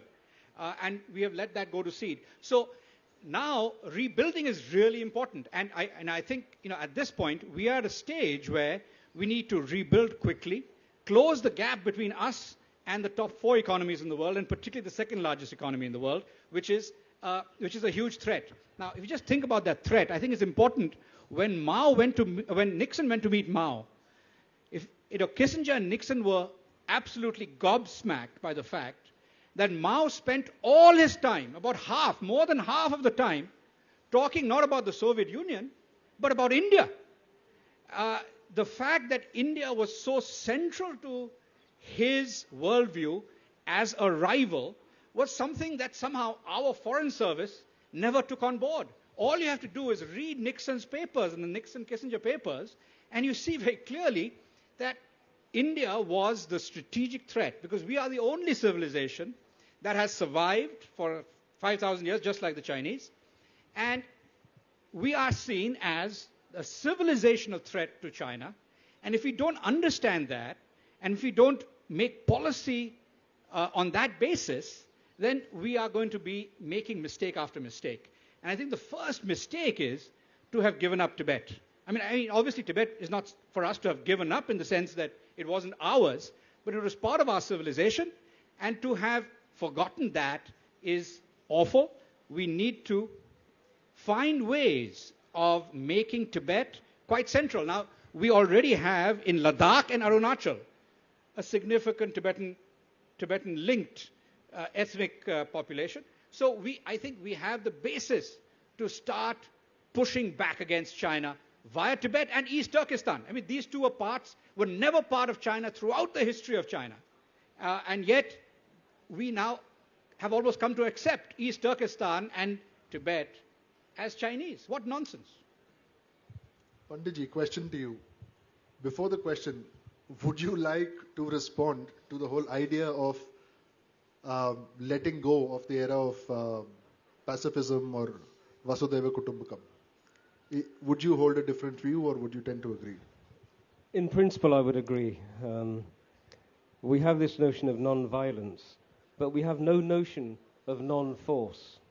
We mastered the understanding that force can be used without violence. Arjun is being exhorted to act for the benefit of everybody. He's not being told to become aggressive and go and kill the people in a moment of rage or anything like that. We have to reconnect with the notion of the legitimate use of force. And I think that's happening. So that's an encouraging sign. But there are other encouraging signs. You know, for such a long period of time, the northern hemisphere, it used Bharat and it used China, it used Africa as the whipping posts. The moment it wanted to elevate government wanted to elevate its own position in front of its own constituency, its own citizenry, it would drag out the poverty porn from Africa, it would drag out the most terrible pictures from Mumbai, etc. It would drag out and create documentaries such as India's Daughters, ignoring the fact that they themselves have a much, much larger problem. That whipping boy has disappeared. There are two aspects now. The world is beginning to connect with Bharat and Hindus and Indians and the indigenous traditions of this country like they have never done so before. If I can share a simple statistic, in the United Kingdom, in one weekend, there were only 750,000 attendees at all of the churches up and down the country. That is a dramatic fall in numbers. Where have those people gone? We know that there are over 3,200 yogacharyas, who are yoga practitioners and yoga teachers, who are white English women. And so there is a shift that's occurring. And what it's doing is emphasizing that there is some sort of value in our perspectives. We need to become confident about that. Basuji, you mentioned being embraced by Kissinger, and it reminded me of that old adage where Kissinger was remarking that being an enemy of the United States can be a very dangerous thing, but being a friend can actually be fatal. So we shouldn't really take too much confidence from the relationship that the US has had with other countries. The last thing that is hugely different is economies are the activity of the people. The governments tend to be the tail that tinkers around. But when a people rise and want to become aspirational, they want to create, they engage in a dynamic activity. Now, I was in Varanasi not so long ago, and there were two students who were from Belgium, and one of them came to me and she said, since I've been here, I've noticed that in Bharat, everybody is doing something. There is an energy, a dynamism, there is activity going on, and I'd never noticed it before, but in Europe, we seem to have lost it. Now, you will see this in the diaspora community everywhere we go. The diaspora community within one generation stands up on its feet. It educates its children. It creates material wealth. And it's that pranashakti, that dynamism, that is intrinsic within us. If you look at what's happening in the United States, they have the highest number of suicides per capita in the Western Hemisphere. The incidence of mental illness is skyrocketing. How many times do we hear of a young child taking an automatic weapon and shooting innocent children and teachers? These are signs of a society whose mind is collapsing inwards. And I hold the governments of the West responsible. Although they have been painting the picture that they are the epitome of democracies, they're not. I call them scam democracies. They have no interest in the well-being of their citizens. They are playing the great game. The British people did not authorize the United Kingdom to use force against Iraq. They were not given the opportunity to do so. Jack Straw, who featured in this recent BBC documentary, he completely forged a dossier and then submitted it as evidence of weapons of mass destruction, which never existed. So there is a rift appearing in all of these scam democracies between those who govern and the people themselves. Now, this is a moment of crisis in the West. Those who are historians will remember that the American Civil War was precipitated by a gentleman called Colonel Pratt, who rode up and down the West Coast with one phrase. He said, "No taxation without representation."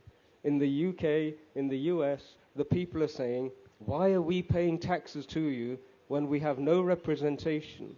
In the UK, it's become very apparent that the governance, the authorities, they had no concern about those 1 million plus incidences of criminal rape of those white girls of the lower classes. It was concealed again and again. So we have dynamism on our side, we have energy on our side. What we need is a government which can protect our borders so that every single Bharatiya citizen can expand and become a fully invested member of a democratic, dharmic society. Wonderful, Panditji. Now, we have we have a few minutes to get in a couple of questions. Now, clearly, as you noticed with the diversity of opinions and topics on this panel now, where the world is headed, what the new world order is, and what role India plays in it is a very complex, multifaceted conversation. The idea for this conversation for me was to just get us started. But for those of you who want to dig in a little deeper, this may sound like a shameless self-plug, but I really urge you to buy this book, Modi Shaping a Global Order. The foreword is by Jaishankarji, the External Affairs Minister, and it's been compiled by Ambassador Sujan Chinoy, Vijay Chauthaiwale ji, and Uttam Kumar Sinha. Now, why do I recommend this? I don't recommend this because I've contributed a chapter to this. I recommend this because you literally have the best of voices who understand India and India's emerging role across technology, military, economics, policy, education, what have you. So those of you who are interested, just released last week by Nadda ji, strongly recommend. Now, we have time for a couple of questions. Could I, can we take the mic to this gentleman on the right of the stage in the black t-shirt? And just quick instructions, sir. Quick instructions. Please direct your question. Who is it directed towards? And a short question, please.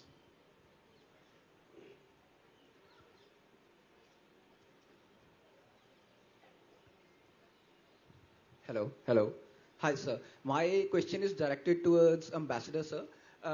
Sir, 400 years ago or so, Europeans really went into sea travel, full on into it, and they came to India and all that. Once they took money out of India, now when we go to Europe, they say, where's your passport? 400 years ago, there was no such thing. So after taking the money, suddenly they invented this new thing called passport, right? So my question is for the world of today. Today we are working in AI, and as for now, the entire world is working together towards it. What if tomorrow they decide that there's this new border, polytheistic thought and dharmic thought is no longer allowed to... Your question, sir? This. Okay. So this new sea of AI... Yeah, I'm looking for a sentence that ends with a question mark. Yes, sir. So what's your view? How cognizant we need to be about this new passport that would be invented in the future, blocking us from the new, this era of AI? That's the question, sir. Ambassador. I think it's a very hypothetical question. Yes, artificial intelligence is being developed. There are two views about it. There are a lot of concerns about the impact of artificial intelligence on society in general, on human relationships, on all aspects of our life. So the last word has not been said, but in many other ways it can facilitate many things, including some of the worst things that one can think of. But anyway, I think it's not possible any longer for the West to devise a way of relating to each other as nations and creating barriers because power in the world has got diffused. Now, let's say that the major powers of the world got together, United States, Europe, China, Russia, India, and then decided that this is the way down we should go.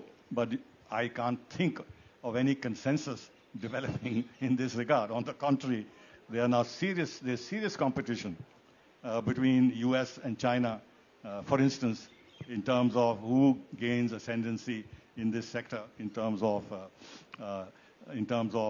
research and the new modes of functioning and this and that. So I don't think that this question is today topical, though of course one can always keep thinking about it, reflecting on it, and see what would be the various dimensions of it. But there is, to conclude, there is absolutely no way that anything that can be constructed without India's participation and consent. So I won't be too worried about this. Just on a lighter note, as much as I trust artificial intelligence, sir, I trust human stupidity a little more. And with the fan following that Kim Kardashian has, and when I look at the sales of McDonald's as the choice of nutrition, I do see some parts of the world headed in a bit of a self-destruct mode, and who knows, that might be India's opportunity. Panditji, you want to come in with the quick? Gee, it's a very contemporary question, and I just wanted to toss in the notion that the nation which has instigated 80 military interventions in the last few decades, the nation that has been at war with itself ever since its foundation, the nation that entered into 400 plus treaties with the indigenous people of America, has enshrined its wisdom into silicon. Now, I would suggest that that's not artificial intelligence, although they would call it that. I think it's better named as artificial stupidity. We have a long way to go before we can replicate the intuition which exists inside of a human being. There are times when we all make decisions which purely logically do not give us benefit. There are times when we choose to defer something just because of a gut feel. There are times when we respond to somebody because of the million signals that we get from them and that we get a feeling for them. None of those can be enshrined in artificial intelligence. And so please recognize that it is a runaway train, it is artificial stupidity, and humanity has got a long way to go before it can control this potential monster. If I could just put in a little Very plug quickly, here, slightly different view here, quickly. And that is that, I fully understand that the Americans have been a genocidal nation and so on. But at this point, I think it is in our national interest to be aligned with America rather than with China, because our immediate threat is far greater. We have a serious threat from China, and to the extent that we can, we need to be aligned with America without being foolish about it. We're not going to be, so the stance we've taken on Russia, for instance, is absolutely right. We have a relationship with Russia that is long-standing, but on most other questions, America and us are together, and particularly when it has to do with the Indo-Pacific and Asia and the Quad. Sorry, here's what I want to do. We literally have 2 minutes. I'd like to get in a question from the gentleman in the black T-shirt, and then the gentleman in the green shirt. And I'm afraid after that you'll have to, catch up panelists offline and have a conversation with them. But again, quick question, and who is it directed to? Let's club both the questions together. So my question is to Sir. When you spoke of Japanese economy being... Which Sir? Prasenjit Sir? Yes. Okay. Sorry. Yeah. Sure. So when you spoke of the Japanese economy being closer to a dharmic economy, their social system being closer to one that we should have had. So are there any primary sources that you can, just talk about that made you say that or made you think that, so that we can even refer to those while thinking of a dharmic state ourselves? Well, if you want an Bharatiya example, I would say that the Marathas were the closest thing to a dharmic state that we can think of in recent history. But they didn't have long enough to establish that dharmic state. So the point about Japan is that basically Japan has a society and an economy that is fundamentally Japanese. Can you recommend a source though, so they could pick it up? So I think his question was, what book or source can they refer to? There's a book by a social philosopher called Murakami, and that's probably the best example. I mean, he basically. This is not the Murakami. And can I also plug in your book, if you don't mind? Not a plug-in for a friend, but genuinely. Yes. If you haven't read Asia Reborn as yet, please do. It's Prasenjit's, sweat and blood for many years, but don't read it because of that. It really helps you look at Asia with a very new lens. It helps you reframe Asia from an Asian point of view, not from a Western point of view, which we've been exposed to in the past. So I think that you would find very helpful. Just a quick comment on this question.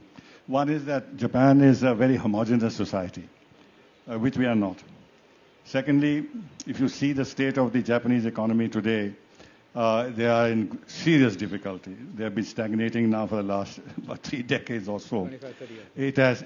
It has aged so much as a people that their population is going to decline in the next couple of decades or whenever to 80 million from the present level of population that they have. Then it's an economy, because it's a small, although it has 110, 120 million people, but it's highly dependent on China next door. Very vital for them, is their biggest trade partner.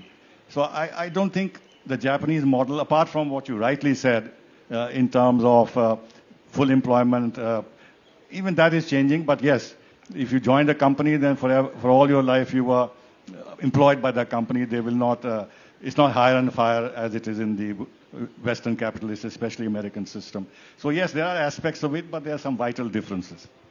Acha, does anyone have a, sorry, yeah, gentleman in the green shirt, please ask the question. I will choose who to direct it to because we're already out of time. Sir, my question is to Simple sir. Is India eyeing on veto rights? And if yes, then how it will achieve? And second question, where is African representation in UN Council? Yeah, so is India eyeing for veto rights? Oh. And is there African representation in the council? Well, first of all, Africa can't make up its mind. They want 2 seats in the UN Security Council, and they can't decide whether it should be South Africa and Nigeria, because Egypt has also put its hat in the ring. So unless they decide, it will not move forward.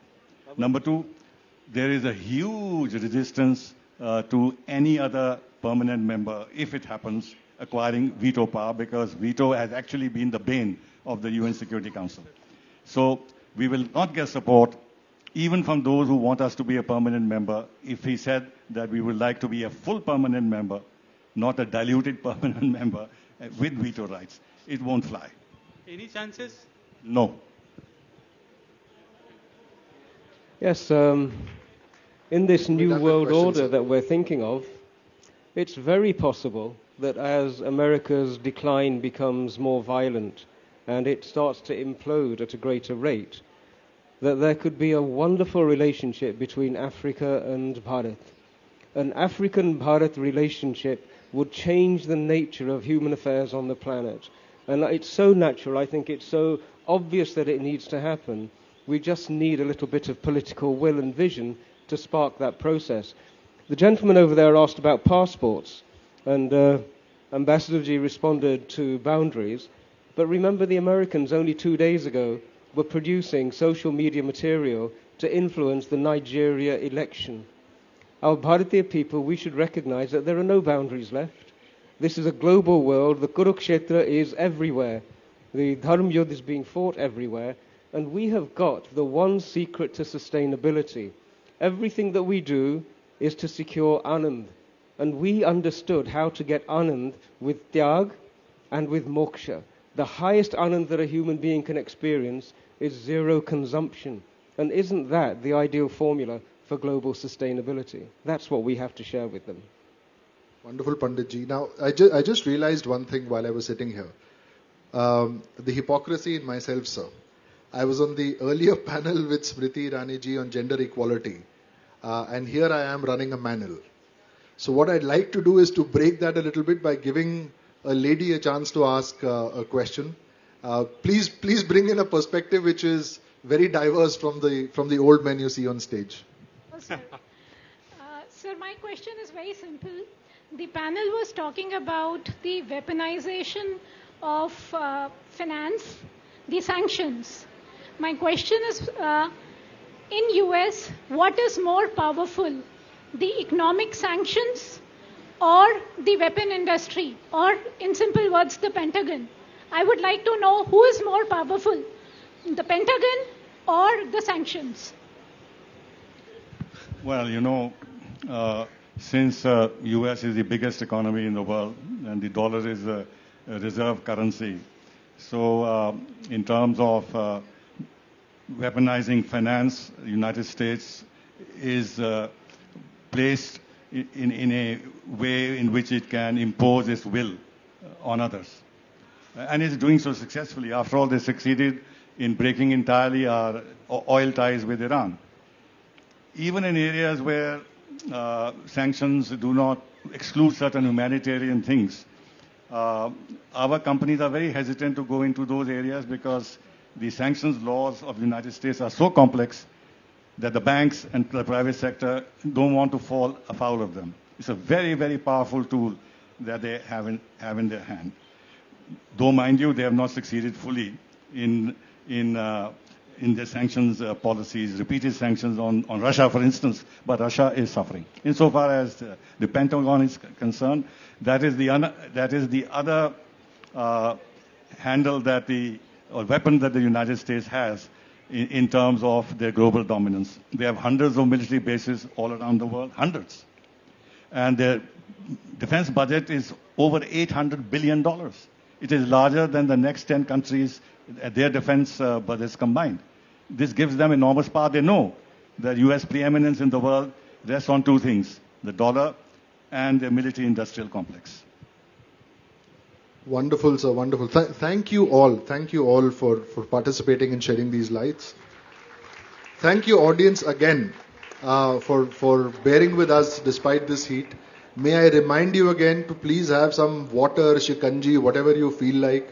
Stay hydrated. It is really, really hot. Thanks again to Arth for giving us this platform. And given we are talking about India's place in the new world order, how about we end with a Jai Hind? Who wants to do the honors? May I? So say with us, please, Jai Hind! Jai Hind! Jai Hind! Thank you. Thank you. Dhanyawad aap sabka. Thank you very much to all our speakers. Thank you.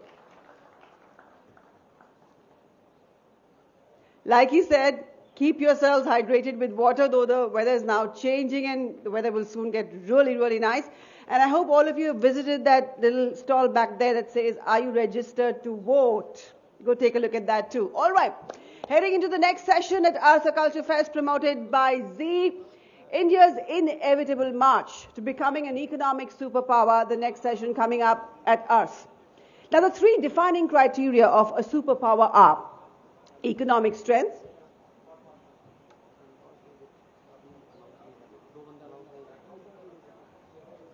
okay. The three defining criteria of a superpower, I was saying, are economic strength, military might, and soft power. And we must examine the extent to which India fulfills them in comparison with the current ruling hegemon, the United States, and the potential contender, China. Acha, please note that you won't find mention of it in Liz Truss's blueprint for a modern, brilliant Britain, but the UK has just been overtaken by India as the world's fifth biggest economy, and it could be the third biggest by the year 2030. Amen to that. The nation of 1.4 billion people is on track to move into third place behind the US and China by 2030, according to economists. A key part of India's continued rise will be its ability to grow its manufacturing sector and challenge China as the world's #1 exporter. India has already benefited from a large, well-educated, often English-speaking middle class, helping the country to develop world-class IT and pharmaceutical sectors. It also has strong consumer demand, which accounts for about 55% of the economy, compared with less than 40% in China. Now, the trick will be to benefit from its youthful working population to position itself as a manufacturing power. India also has the opportunity in reshaped international supply chains. Let's put this on the table and chat. Please welcome our first guest today, Dr. R. Jagannathan, who's been a force to reckon with in journalism and has been an editor with prestigious publications such as Financial Express, Business Today, DNA, and Forbes India, a magazine that validates the best business minds and forerunners in inventions and trailblazing talents across the spectrum. Very warm welcome to you.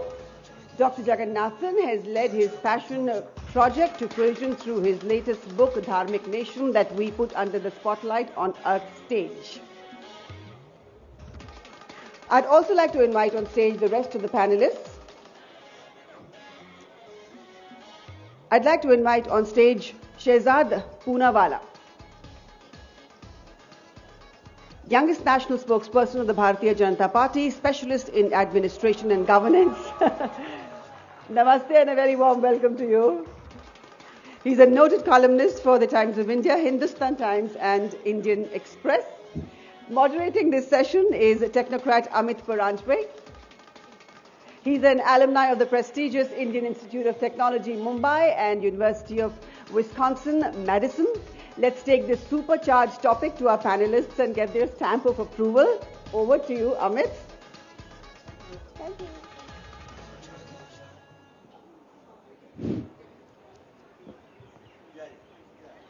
Can you hear me?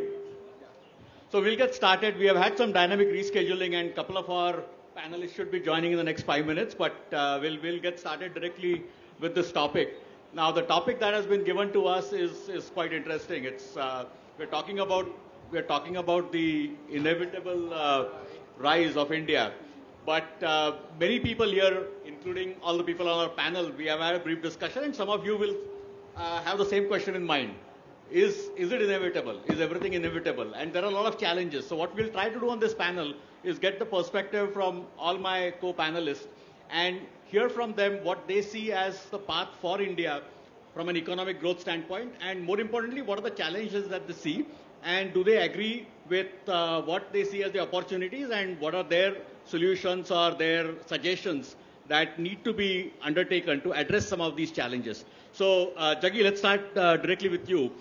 You have, when we have had a brief discussion, you have talked about some of the challenges specifically, including about jobs and specifically about that portion of the economy. So, over to you. Thank you, Mr. Pranjit. So, basically, the topic is probably wrongly labeled. There is nothing inevitable about anything in life. There is nothing inevitable about the fact that the world will continue to grow when we had 3 years of very poor growth due to COVID, the Ukraine-Russia war, and so many things, right? So we've got to get many things right, and we have to get many things right in a very difficult geopolitical and economic situation, right? So our strengths are very obvious now. For last 10 years, there has been a degree of consistency in your economic policy, and especially in the second term, the emphasis on reviving the economy, creating jobs has been very strong. You've had the PLI scheme, which is important, because without a manufacturing base, you cannot really have a services economy that's going to generate the jobs of the future, right? So manufacturing itself has been highly automated, and so are services. But if without manufacturing output inside the country, enough of a certain volume of it, you cannot grow the service economy, which will actually create the jobs of the current and the future. So our problem is, historically till 1991, we were a disastrous economy, socialist economy that was busy destroying jobs and everything in sight. After 91, we had a very lopsided but aggressive growth. At least we got the growth part back in 1991. But the mistake was we liberalized the capital markets before we liberalized the other factor markets, which is land and labor and all that. Whereas China actually made labor market very flexible, which is why the entire supply chains, when the global supply chain shifted away from Europe and America, they went straight to China because they didn't need to look anywhere else. And China had the possibility of scale and things. Our problem, when you liberalize capital markets before other factor markets, the tendency will be to use capital instead of labor, which is why we lost about 2.5 quarter century of jobs growth that should have come along with GDP growth. It didn't happen. It's only now, long after we should have done it, we have started doing some of that. We are encouraging job creation and our thing. So our challenges are basically 3 or 4, which I'll list in a very short point. I'll go into detail in case we have the time. First, we have to get the growth. Definitely, it's a no-brainer. We must get growth of 6 to 7 minimum % and more if possible. Secondly, that growth needs to be oriented towards labor-intensive sectors rather than more capital-intensive, though capital-intensive will happen on its own. The last thing is we need to maintain social harmony as much as possible, because in the next 10 years, if we do not get to where we need to be, like today we are just over a $3 trillion economy. I think we will be a $10 trillion economy if we keep the social situation stable, and by around between 2032 and 2035 we will be a $10 trillion economy. After that is the time when India will be completely a big colossus on the world stage. We will be a number 3 economy, but we will carry huge heft. That's when the UN seat will come. That is when everything will come, because that $10 trillion, nobody will talk back to you. You have arrived. So that is the point. The next, I think if you remember in 2014, Modi ji said that can we keep all our other problems aside for 10 years? Okay. Now, I think that the time to repeat it is in the next 5 to 7 years. We should keep our social problems at bay. Even while we do it quietly, whatever you need to do, but you don't need to make it into a very highly polarizing issue. So that is where we need to be. And once we do that, we can actually, in any case, we will grow. 5% is a no-brainer for us. We need to get into 7 and 8 every year. For that, we need many things going. And these are the things we need to do. Thank you. Thanks, Jaggi. Let me come to you, Hindol. When we were discussing, nothing is inevitable, as we have repeated a couple of times. But there have been some success stories and some not so successful stories over the past 3 decades. Obviously, the success story has been China, and we have looked at the double-digit growth for over 2 decades. But there was also Japan. I remember in 1989, when I was just starting college, Japan was the greatest success story, and US was on the decline. And Japan was leading the auto market, the electronics market, the semiconductor market. The stock market was at an all-time high. And then something happened. And we'll not get into the reasons of why that happened. But looking at that, and since you were alluding to that example, how would you look at some of the challenges that we have in the next 10, 20 years? Yeah, I think Indians are very prone to 2 things. One is deification. We worship people very easily. And the other is hyperbole. We believe our own idea of greatness a little too quickly. So either we are despondent and everybody is despondent, but every little sign and immediately we sort of, seem to believe that we have almost hit where we need to hit. Let's be clear, we are getting there, but we are far away from it. You mentioned Japan. There is an earlier example to Japan also, Amit, and that's Holland. If you look a century before the Japanese example that you cited, Holland was one of the leading powers of the world, on the cusp of greatness, so to speak. And once again, like you said, something happened. Now, we don't have time today on this panel to go into what happened, but suffice it to say that something might happen to many countries. We should not take our path to greatness as guaranteed. Right? I remember, and this is worth saying, I remember when Atalji had won, and he was assured of a first 5-year term. I remember the late Sushma Swarajji saying that we came to power first for 11 days, then for 11 months, and now we will be in power for 11 years. I am always skeptical about any such statement like this. And I would like to believe it when it happens. Because we know that Atalji's great term ended at a particular point where, had it not ended, India wouldn't have had many problems that it faced later. Right? Therefore, I think now that Modi ji has had 2 terms, we are as Jaggi said, we are at a very critical juncture. And let's be very clear, I am very worried today that in the year of India's G20 presidency, every effort is being made to create an incident in Punjab. Every effort is being made. Now, how it will be contained, in which manner and shape or form, we will wait to see. But it's worth noting that such an effort is being made. I am very worried that the caste legislation Pandora's box that many of us have been talking about for years has finally been opened in America. And mark my words from this stage, Seattle is not going to be the last place where this will roll out. The target of this entire caste legislation has nothing to do with Seattle. The real target of this legislation is India, and most importantly, it is Indian tech power in the United States. It is to break the back of Indian technological power and supremacy in the United States. So there will be every attempt to derail India's rise. Look, if you look at it very objectively, Amit, who wants India to rise apart from Indians? If you were one of the leading powers of the world today, would you want another billion-strong country to develop to $10 trillion and have its own mind? They're already having a headache with China. Exactly. Who wants another? They have a headache with Japan, now with China. So who wants another country which is 1 billion, a billion plus people, $10 trillion maybe, and with a mind of its own? The leading powers of the world want South Koreas. They don't want Indias.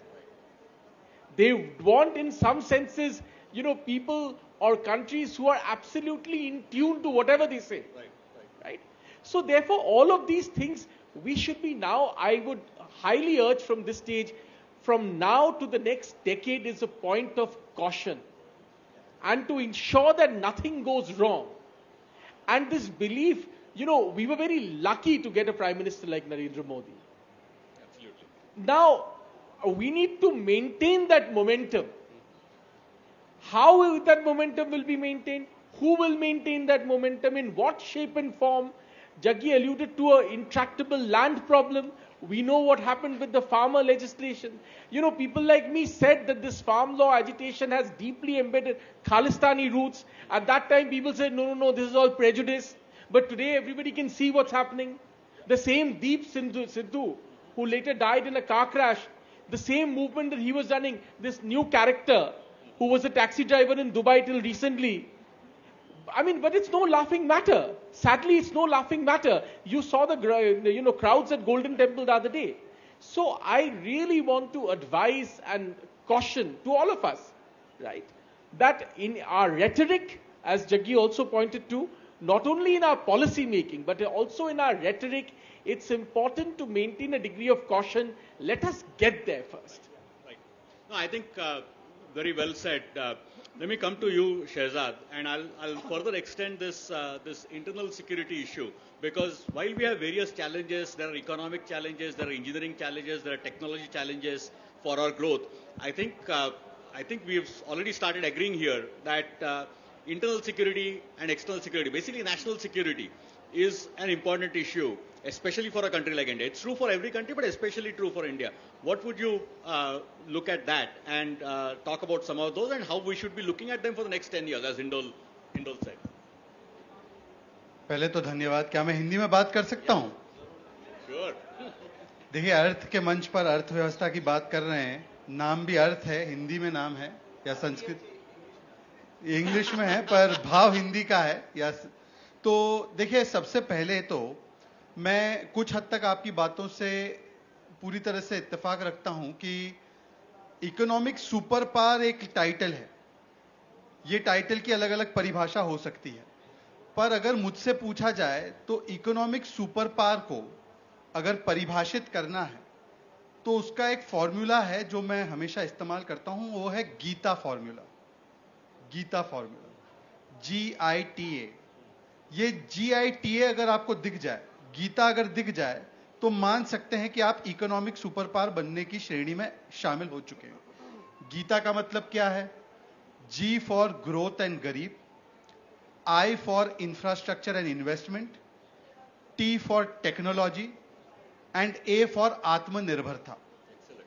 तो ये Gita formula, देखिए, गीता देखना चाहिए, गीता को पढ़ना भी चाहिए और गीता को समझना भी चाहिए. तो अगर गीता दिखने लगे तो इकोनॉमिक सुपर पावर की तरफ आप जा रहे हैं, ये आप इसको अनुभव कर सकते हैं.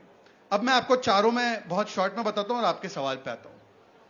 G फॉर ग्रोथ, ये पहला ऐसा कालखंड है, अगर आपने देखा होगा, 2 वैश्विक चुनौतियों के बावजूद भी हमारी ग्रोथ रेट, जो कि IMF वैसे ही कह रही है कि फास्टेस्ट लार्जेस्ट ग्रोइंग इकोनॉमी है, इन्फ्लेशन की रेट से ऊपर रहा है.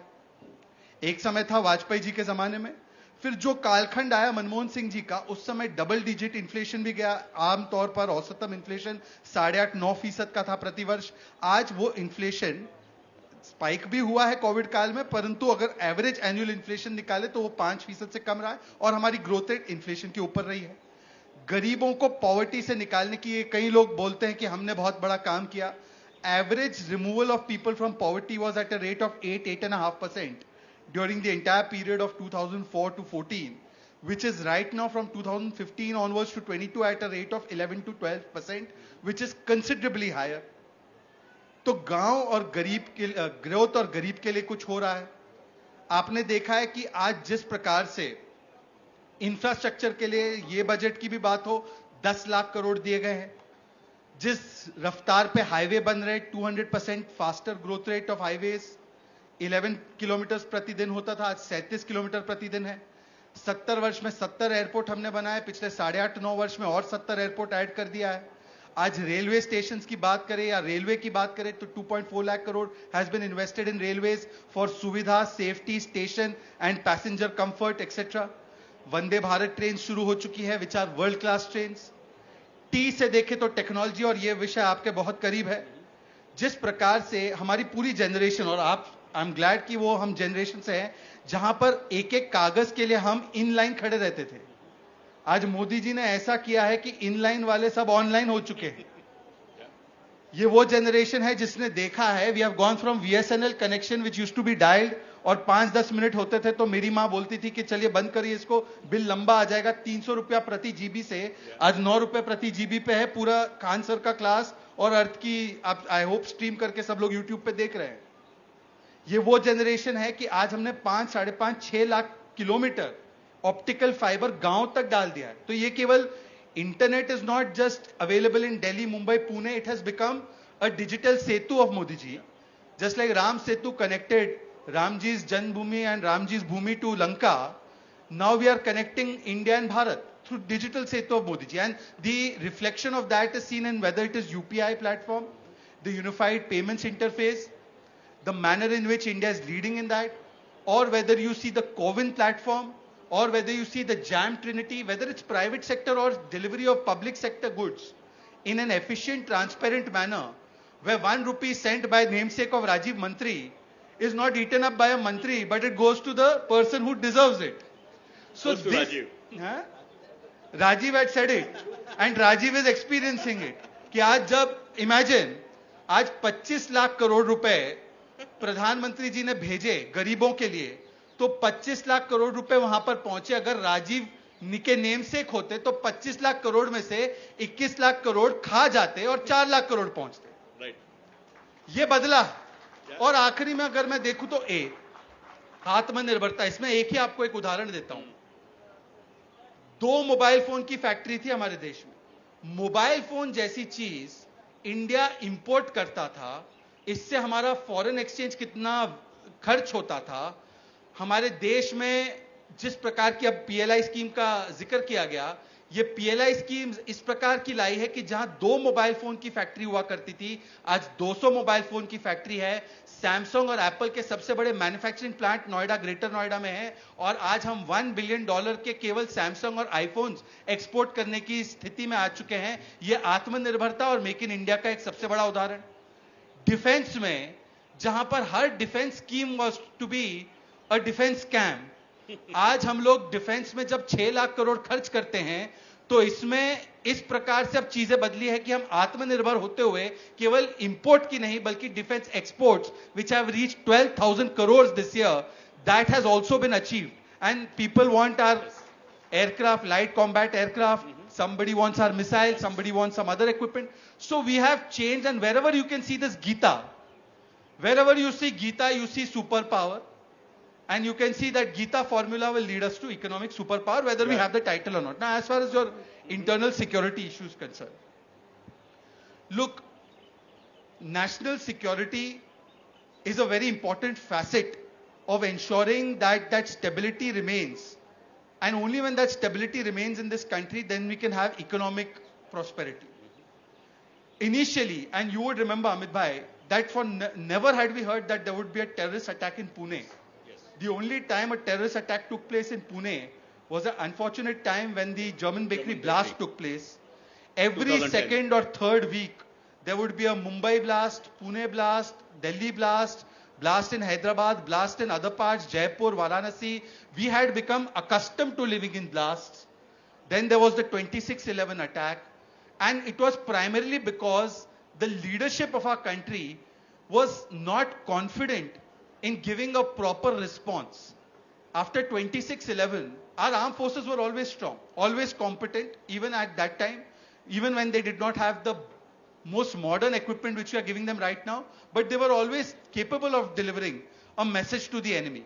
But unfortunately, the political mindset was such, and Obama ji has written it in his book. I have not written it, I am not quoting from Obama ji and Manish Tiwari ji. Both have written that how after 26/11, for some various extracurricular considerations, Dr. Manmohan Singh, despite Fali Major, telling him that here are these camps, we can go and take the action. There was no action taken. We gave most favored nation status to Pakistan. Today in 8.5, 9 years, the transformation is that if there is a Uri, there is a surgical strike. If there is a Pulwama, there is a Balakot strike. And from MFN status, we have given MTJ status, Muh Tod Jawab status. Good. So when you have Muh Tod Jawab instead of MFN, I think the internal and national security is also secure. Good. And that is also important. I think excellent summary.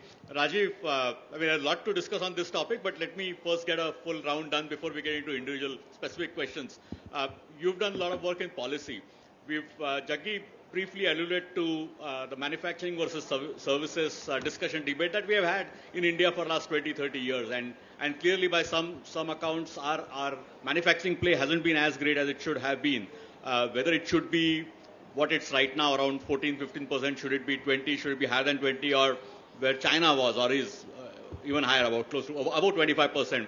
But what would you like to see our policies going forward to achieve, as we have been saying, nothing is guaranteed. So to achieve this greatness that we've been talking about, when it comes to our growth in terms of our distribution between services, manufacturing, and other policy aspects of where this growth percentage-wise is going to come from? I think I heard some of Jaggi sir's remarks. I think he alluded to factor markets and domestic liberalization continuing and so on. So I don't want to obviously repeat on that. I agree entirely with him. I will point to one aspect, which is essentially retrenching the state from many industries and businesses where even today it is heavily involved. So essentially, the government has spelled out already a program of privatization and of asset sales, where certain strategic industries have been identified. The government has said that they will retain businesses or a business presence only in those industries. I think namely they are defense, banking, power generation, and I think a couple of others. So aside from these industries, the government has committed that all the PSUs and all government involvement, direct government involvement, will be withdrawn, leaving the field for the private sector.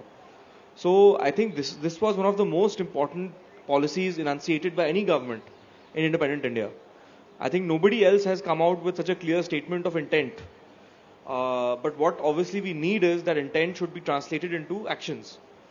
So now why aren't we moving on that front? Probably because there are certain legal challenges to achieving divestment and privatization. There are certain political challenges because many of these are like companies with strong unions, strong labor unions, special interests which are opposed to privatization and so on. But I think the benefit that the country will see from government exiting business activity in almost all industries and allowing our private entrepreneurs free space to operate, with the government only providing a regulatory umbrella, मुझे लगता है इससे बहुत बहुत बड़ा फर्क पड़ेगा और ये जितने जल्दी हो सके ये देश की ऊर्जा जो उद्योग ऊर्जा है उसको रिलीज करेगा. तो ये I wish this was done actually even earlier, but here we are in the decade of 2020s and hopefully it will happen now. Thanks. Jaggi, let me come back to you, just following up on that question. We talked about manufacturing, but again, I'm going to put a number.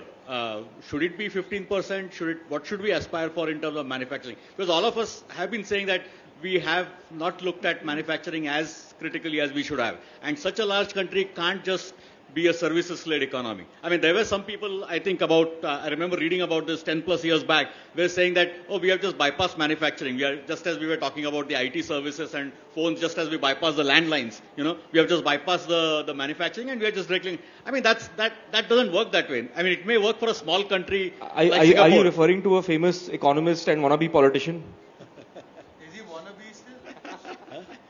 Let's not get into names, but okay, so seriously, what should be that? I mean, clearly what we have right now is not adequate, 14, 15%. But I don't think we can get to 30% where China is. I think getting manufacturing to anything between 20 to 25% is very doable, and that will happen not by a shrinking of services, but by a shrinking of agriculture. The minute manufacturing starts growing and services also start firing on all cylinders, the jobs that are needed to take all the excess agriculture labor will start getting created. That is what we need to do. And together with that, an unrelated policy is sensible urbanization. Urbanization is the key to jobs. And I don't mean only Mumbai, Calcutta stuff. I think we need the second tier and third tier things need to have sensible kind of growth. Once you do that, we will get into a virtuous cycle of investment and growth. We need opportunities for agriculture to shrink sensibly, where the excess labor can be absorbed by manufacturing and other things. I don't believe this famous economist who said we should go only in services, because services cannot operate independently of manufacturing. The reason why you have services is it's only when a physical good has to be sent from A to B to C. I mean, can Amazon operate on the basis that there are nothing produced here? I mean, theoretically we can import everything from China, and we can just flip burgers here and do whatever you need to do. But the thing is, without a core manufacturing base, even if it creates less jobs than what it would have created 30 years ago, we need that manufacturing base, because once you have the manufacturing, the services related to manufacturing is to this thing. Let me also say, manufacturing itself is transforming into a services business. Take a simple company like, say, Asian Paints. It is now saying it is a manufacturing company. Okay, it is a paints company.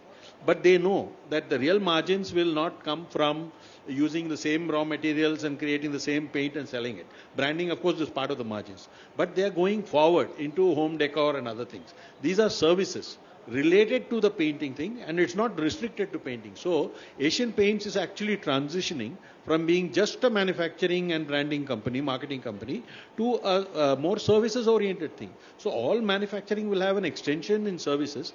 And the third thing in manufacturing, which is only now beginning to happen, the negative thing that happened after demonetization and GST was that informal small and medium was curtailed. So basically a lot of zombie companies actually went out, and it created pain. Now that sector is reviving more formally. They're getting formal finance, they are doing that. If you see the latest report of the CEA, he shows that MSME is suddenly springing back. The middle sector, the Mittelstand of German, which is innovative and creates jobs and high quality jobs, is now getting created over the next 5 to 7 years. Those are the ones that will create good quality jobs in manufacturing and services. And I think we are, if Amrit Pal is not a problem, Amrit Kal will come through manufacturing and a reduction thing. I think that's Hindol. So I think we've talked about infrastructure, we have talked about other areas as well. But one of the things that is going to be important for this transformation, for these new jobs, manufacturing and others, is skilling. And I think that's something that, I mean, there's been focus on this by this government, but somehow I think it still doesn't get talked about as much as it should. And I think there are some clear areas that we are lacking. What's your view on the whole skilling thing, especially as Jaggi mentioned, when we have 50+% of our economy which is in the agriculture sector, as it tries to move, how do we address that? No, this is a very important point. I just want to take one point that Jaggi said. I completely agree that we have excess labor in agriculture. Anybody with their right minds would agree to this. But you know, often in the conversation about agriculture, I also do feel sometimes, not on this stage, but sometimes, agriculture tends to be undervalued a little bit. You know, they used to have a prime minister who said, why? So what if we don't grow food in India? We can import food. We're importing everything else. We can import food. That is a ridiculous assertion. Please understand, sovereignty of a nation is based on certain key ingredients of self-sufficiency, what we today call Atmanirbharta.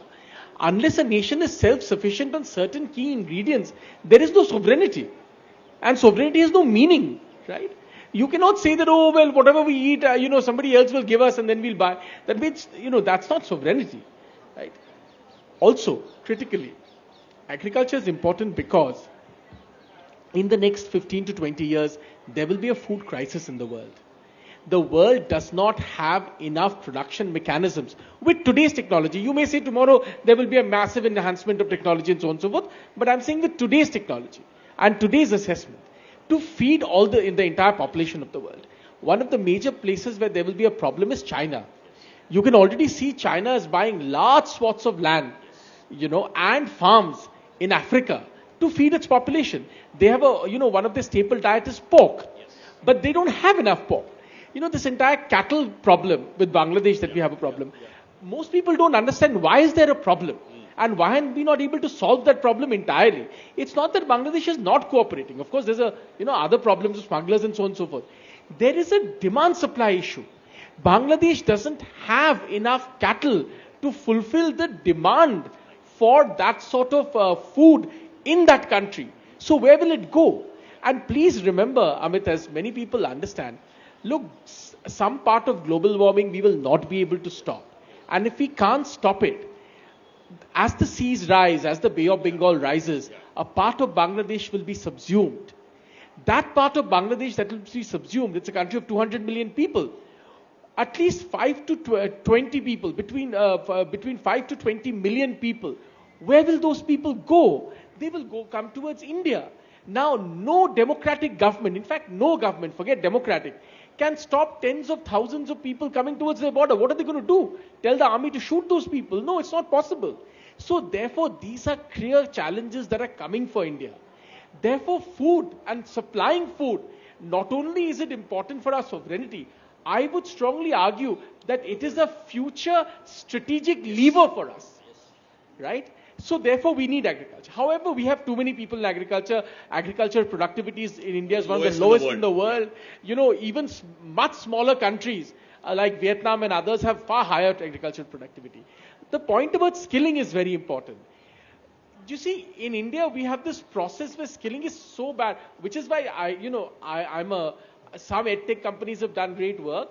But you look at that entire sector with a little bit of question mark. You look at White Hat Junior, just to name a name. You know what happened just last week. Just look at White Hat Junior. It's a classic example. So, marketing can delude a lot of people in our country to believe that they have access to knowledge and skills which they actually don't. Therefore, it's one place where we need far deeper, not necessarily more, but deeper checks and balances and regulations so that skilling can be delivered. And that skilling is directly correlated to jobs. It's not like this White Hat Junior kind of rubbish, right? Where all these people will never be able to, transition into anything better. No, I think one area, especially when it comes to manufacturing skilling, that some countries that we should learn from and who have done an excellent job. Germany is one of them. And they have done a lot of what is called as apprenticeship-driven training or internship-driven training. And that's something that we've talked about, but we haven't adopted it as well. Because a lot of the manufacturing training is ultimately not classroom training. It is going to be on-the-job training. And there are people as early as, after 8th or 9th grade who, after age 14 or after age 16, should be spending time on the shop floor, learning some of the skills. I will just make one small point before you go to Rajiv. See, this is why the one district, one product is a good idea. Essentially, what is it? It is empowering local communities to continue a tradition of excellence. You mentioned and Jaggi also mentioned the Mittelstand, right? What is the Mittelstand? It is small companies but who produce excellence in one thing. They may make one screw, but that one screw is the best in the world, right? So if you want the best in the world in that category of screws, you will go to that company, right? So that one district, one product idea is a very good idea. Because what was to happen or what was happening to us is all those skill sets were being lost. The people who had the skill sets of metallurgical work, for instance, were becoming security guards in our societies, which is a total waste of generations of knowledge. No, I think you mentioned about Atmanirbharta. I think Shehzad had also alluded to that in his opening remarks. I think that is something that is especially important when it comes to key strategic industries. And of course, it starts with food. But it also includes core manufacturing. It obviously includes defense. It includes other key building blocks of the 21st century, which is semiconductors. I mean, that's something that I had a separate panel discussion just 2 days back. And when it comes to some of these key manufacturing elements, it was very interesting. Just yesterday, I was at a conference where Piyush Goyalji made a very strong remark about how we have become dependent on the most basic manufacturing goods on China, where our trade deficit was of the order of $1 billion not long back, 10, 20 years back. Now this year we have got to 100. and he was urging companies in India to look at Atmanirbharta seriously. Why is it that for every small thing, or for, he actually gave an example, for saving 10 paisa, do you always have to go to the cheapest source? And that is something, so Atmanirbharta, I think, is not just a word or a phrase. I think it needs to be inculcated in all aspects of a way a product is built, right? From sourcing, from manufacturing. And I think that is, whether it's agriculture, whether it's manufacturing, we as the third largest economy that we aspire to can't rely on any foreign source for these kind of things, right? And COVID again made it very clear in terms of vaccines or some of the other things. Rajiv, can you expand on this? No, I just wanted to mention before coming to that, on a little bit on taxes. Okay. So I think at this point in India, fairly universal agreement that share of manufacturing should increase, share of agriculture should decline. Labor force occupied in agriculture should also be reduced. But do we even discuss on why agriculture income is not taxed at all? Good point. So why are we prioritizing the income of someone who's making, let's say, 10 lakh rupees in agriculture over someone who makes 10 lakhs from manufacturing? What is the difference between the two of them? You know, poor people are anyway excluded from taxes. They don't have to pay taxes. The lower income groups are never taxed, right? But when it comes to even corporate income, certain types of agriculture companies are excluded completely. I think this is a major flaw in our tax system, which needs to be corrected. Because at the same time that we are trying to push manufacturing, reduce labor concentration in agriculture, we are doing nothing about a very strong incentive actually. And not just a strong incentive, it is also a major channel for laundering of, frankly, black money. There are people who are pushing their own income through agricultural channels just to escape the tax net. So this is एक विकृति है, it's a distortion in the tax system which should be fixed. Good point. Shehzad, we've again, let me come back to you specifically on the topic of Atmanirbhar Bharat. There are countries that have done this really, really well. Now, since you've talked about it and it's part of your Gita, can you expand on specific sectors that we should be prioritizing going forward? We have talked about agriculture, manufacturing, but if you can drill a little bit deeper and say what areas and what do we need to do? I mean, skilling is one. Are there any other areas that we need to look at? Is there a fundamental focus as a nation, right? I mean, again, I'm going back to what Piyush said. I think we don't realize this is, many times Atmanirbhar or Swadeshi sourcing is looked down upon because for a long time the world was talking about free trade and how you have to be the most optimal and source something from wherever it's cheapest. Just optimize it, right? Well, last few years world has realized that that's now not exactly the best thing to do. You have to look at your interests first, even if something may be a little bit more expensive. So how do we really realize this vision of becoming Atmanirbhar? Look, going forward, I think that there will be 3 areas where we need to focus. And in a couple of those areas, Atmanirbharta push is required. One is, of course, manufacturing. One is pharmaceuticals. And one is becoming the knowledge hub of the world. We can become the pharmacy of the world, the manufacturing hub of the world, and the knowledge and innovation center of the world. So I call it PMK. Now some people can take other meaning also from it. So PMK of the world we can become. They have to mend their ways. But PMK for sure. Simply because pharmacy of the world also, if you see, I'll give you a small example and it connects to our city again. For years and years, and before I was born, my mother and my grandmother have told me, it used to take decades for our vaccine to come once it has been launched in the world. The vaccine drive would be launched 20, 30 years later. This is the only time that when a pandemic struck, at the time when Globe was developing a vaccine for its own self, we developed not one but 2 Atmanirbhar vaccines, and both of those vaccines have have been very successful. They haven't been judged like the vaccine in China or the Pfizer vaccine, the kind of controversy we've seen. And today we have not only been able to give 220 crore doses in our own country, but we have been able to even send the vaccine doses to various other countries under Vaccine Maitri. India is being looked at this one area, and for that also if you see, we have already started for pharmacy and pharmaceuticals. We are not only creating the right kind of infrastructure, but even we are creating the bulk drug park. The foundation has been laid in Himachal Pradesh. We are investing heavily in this. We have many schemes to cater to that. As far as manufacturing is concerned, lot of detail has been spoken about that. In that manufacturing sector also, we must pay particular attention to manufacturing of devices that will help us connect with the digital world. Because in digital world, we are going to have a great transformation which are already undergoing. And in Industry 4.0, whatever we are assuming right now, the traditional means of manufacturing, those are going to change. It is not going to be driven by the way we are assuming right now. Do we really need to invest so much in skill training as we contemplate is also a question, because look, we are anyways, the national new education policy is focusing on skill training. We have PM Kaushal Vikas Yojana. We have the new scheme of Vishwakarma. That is also on skill. But after the artificial intelligence induced technologies that we are going to get, do we really need skills in the traditional sense, or do we need skills that are able to use artificial intelligence and deliver the output? Do we need more soft skill training? Do we need more life skills training? Then we need skill training of a particular manufacturing process. Tomorrow it might be possible, and it might sound very far-fetched, but it might be possible that somebody who has absolutely no knowledge may, with the help of artificial intelligence, be able to repair a car or do a basic surgery also. Do we really need to skill train that person for that?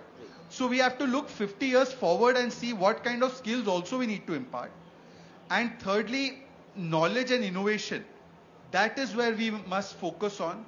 If you see the focus of our entire approach in the last 8-9 years, these institutions of excellence, whether it is IITs, whether it is AIMS, whether it is IIMs, whether it is all other knowledge centers, we are making more of them so they become more accessible to people. Every year we built a new IIM, every year we built a new IIT, and secondly we are trying to take it on digital so that the access can be improved. I think these things together will help us become more Atmanirbhar in these areas. Of course, policy measures are there. We can give a particular incentive to push the promotion, to promote the manufacturing in a particular area, etc.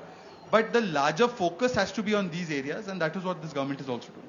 Good. I think this is a good perspective on skilling. I think one thing that has been discussed is what we need to learn. I mean, this is not just India, but for the entire world in the age of AI, for the next 20, 30 years, is learning to learn more than learning a specific skill, which is basically learning to be adaptable to learn a new technology or a new thing that comes up, which may not be there today, but we need to be geared to understanding that, picking that up. Do you know many people are using Chat GPT to write code, and these are coders? Yes. So do I need to learn coding anymore? Yeah. I can do it on, I'm saying don't use it for your projects, Chat GPT, but this is the way the world is moving. So I think, I thought I had 10 to 15 more minutes, but I think I have 5 more per dynamic change. So maybe we can take 2 quick questions from the audience. Anyone with a mic?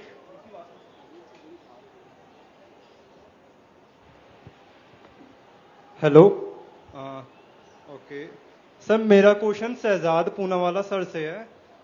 Sir, आपने Indian railways की बात की थी. Sir, उसमें अभी बहुत सारा illegal occupation है, बहुत वाइड एरिया में. Please be brief and quick question so that we can get more. Sir, तो क्या वो इंडियन गवर्नमेंट रिमूव करती है इलीगल ऑक्यूपेंट्स को, जो बहुत बड़े एरिया में इंडियन रेलवे के एरिया के अंदर ऑक्यूपाई करके बैठे हैं? देखिए, ये इसमें ज़्यादा डिटेल में जाने का अभी समय नहीं है, परंतु अगर कोई इलीगली स्क्वाट कर रहा है और रेलवे की ज़मीन है, तो जहाँ जहाँ रेलवे के क्लेम्स बनते हैं उसको लीगल प्रोसेस से उसको रिक्विजिशन करके उस पर जो भी हमें ट्रैक ले करना है, जो भी इस्तेमाल करना है, वो किया ही जाता है. Courts must also understand that if an asset or a land belongs to certain government agency, then they must not put a premium on people illegally occupying it. I understand that there have been some areas where some past governments have incentivized. ये incentivize किया गया है कि लोग उस पे जाकर कब्जा करें, पर अब ये कब्जा छुड़ाना भी जरूरी है, लीगली छुड़ाना जरूरी है, ऑल्टरनेटिव देकर छुड़ाना जरूरी है, और कोर्ट को भी इसमें थोड़ा सा प्रोएक्टिवली उसको इंसेंटिवाइज नहीं करना चाहिए. Okay, I think we have only 2 minutes, so and I see Anand in the audience, and so I'm going to repeat his phrase and give 30 seconds to each of the 4 panelists here.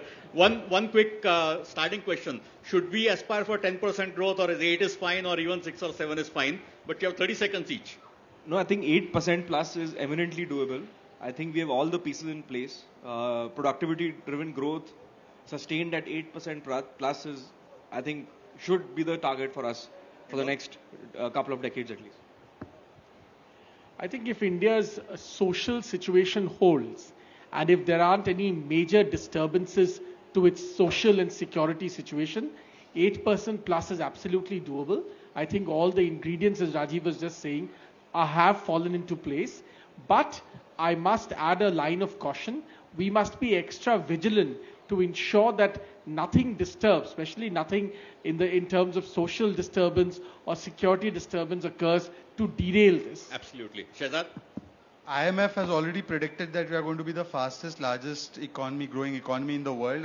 We are poised to do 6 to 7% at this stage in the world economy. I think that is a good area. But going forward, we must focus on 3 things: clicks, digital; bricks, infrastructure; and fix. Fix a lot of things that we have not been able to fix. No, not the fixing that Robert Wada does. Fix. We had only 38% toilet coverage, 100% toilet coverage. Yes. Or when you have 10 crore taps, that opportunity cost of the woman sitting at home or wasting her time and becoming a productive asset in the economy, that also adds lots to the economy. So clicks, bricks, and fix. Your TLAs are excellent 3-letter acronyms. Jackie? See, the social safety net has been spread well and in a sensible way by the Modi government. So that's a good thing that's in place. What is not happening is that at the state level there has to be far more reforms. Most of the reforms have been center-led, whereas the real problems which entrepreneurs face are at the state level. Yeah. So the states need to join that reform bandwagon. Last thing, one point on skilling. I'll just mention this. Skilling is not a supply side problem, meaning we are looking at it as though we have to put efforts to skill people, whereas what you said was the right thing. That is, industry must be incentivized, if necessary subsidized, to take up the job of skilling, because skilling happens only on a job. I mean, okay, whatever theoretical knowledge you can do can come from elsewhere, but skilling is a demand side problem, not a supply side problem. Yes. So thank you very much. Thank you, Rajiv. Thank you, Hindol. Thank you, Shehzad. And thank you, Jackie. This was a great discussion. We would have liked to have more time, but I think we touched upon a lot of different issues that I would have liked to cover. So thank you very much. As long as you're happy, we're happy. And I assure you they are happy. Thank you very much to the moderator and all the panelists for giving us your time. आप सबका बहुत बहुत शुक्रिया. धन्यवाद. Thank you.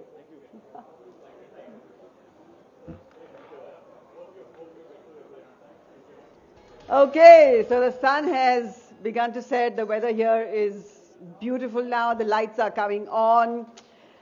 The nursery is as beautiful as it always was.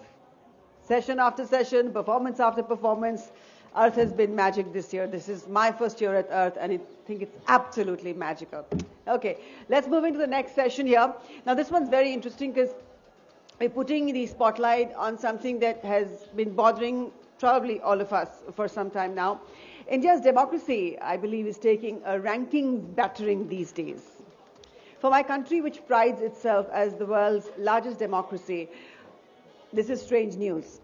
And many of us who don't like or understand India being down in the line are wondering if democracy rankings are democratic in the first place, as I, India, didn't vote for it.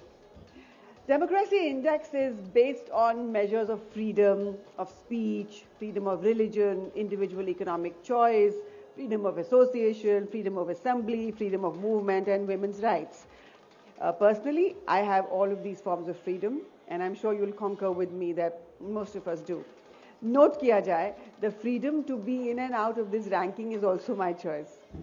As the Minister of External Affairs, Mr. S. Jaishankar, told a news network, and I love what he said, as you use the dichotomy of democracy and autocracy, you want the truthful answer. It is called hypocrisy. Because you have a set of self-appointed custodians of the world, who find it very difficult to stomach that somebody in India is not looking for their approval, is not willing to play the game they want to be played. So they invent their rules, their parameters, they pass their judgments, and then they make it out to be some sort of global exercise. I also, to be fair, let me say here that these rankings are global exercises. For example, Freedom House's latest global report on political rights and civil liberties covers developments in 195 countries and 15 territories. WION claims to produce the largest global data set on democracy involving 202 countries from 1789 to 2020. I just know one thing. We don't need to fight a fight that ain't fair. So to discuss whether this is fair or not, with us today is a distinguished panel of guests. Please put your hands together, ladies and gentlemen, for Mr. Salvatore Babonese, sociologist and professor at Sydney University. He's authored the acclaimed book, The New Authoritarianism.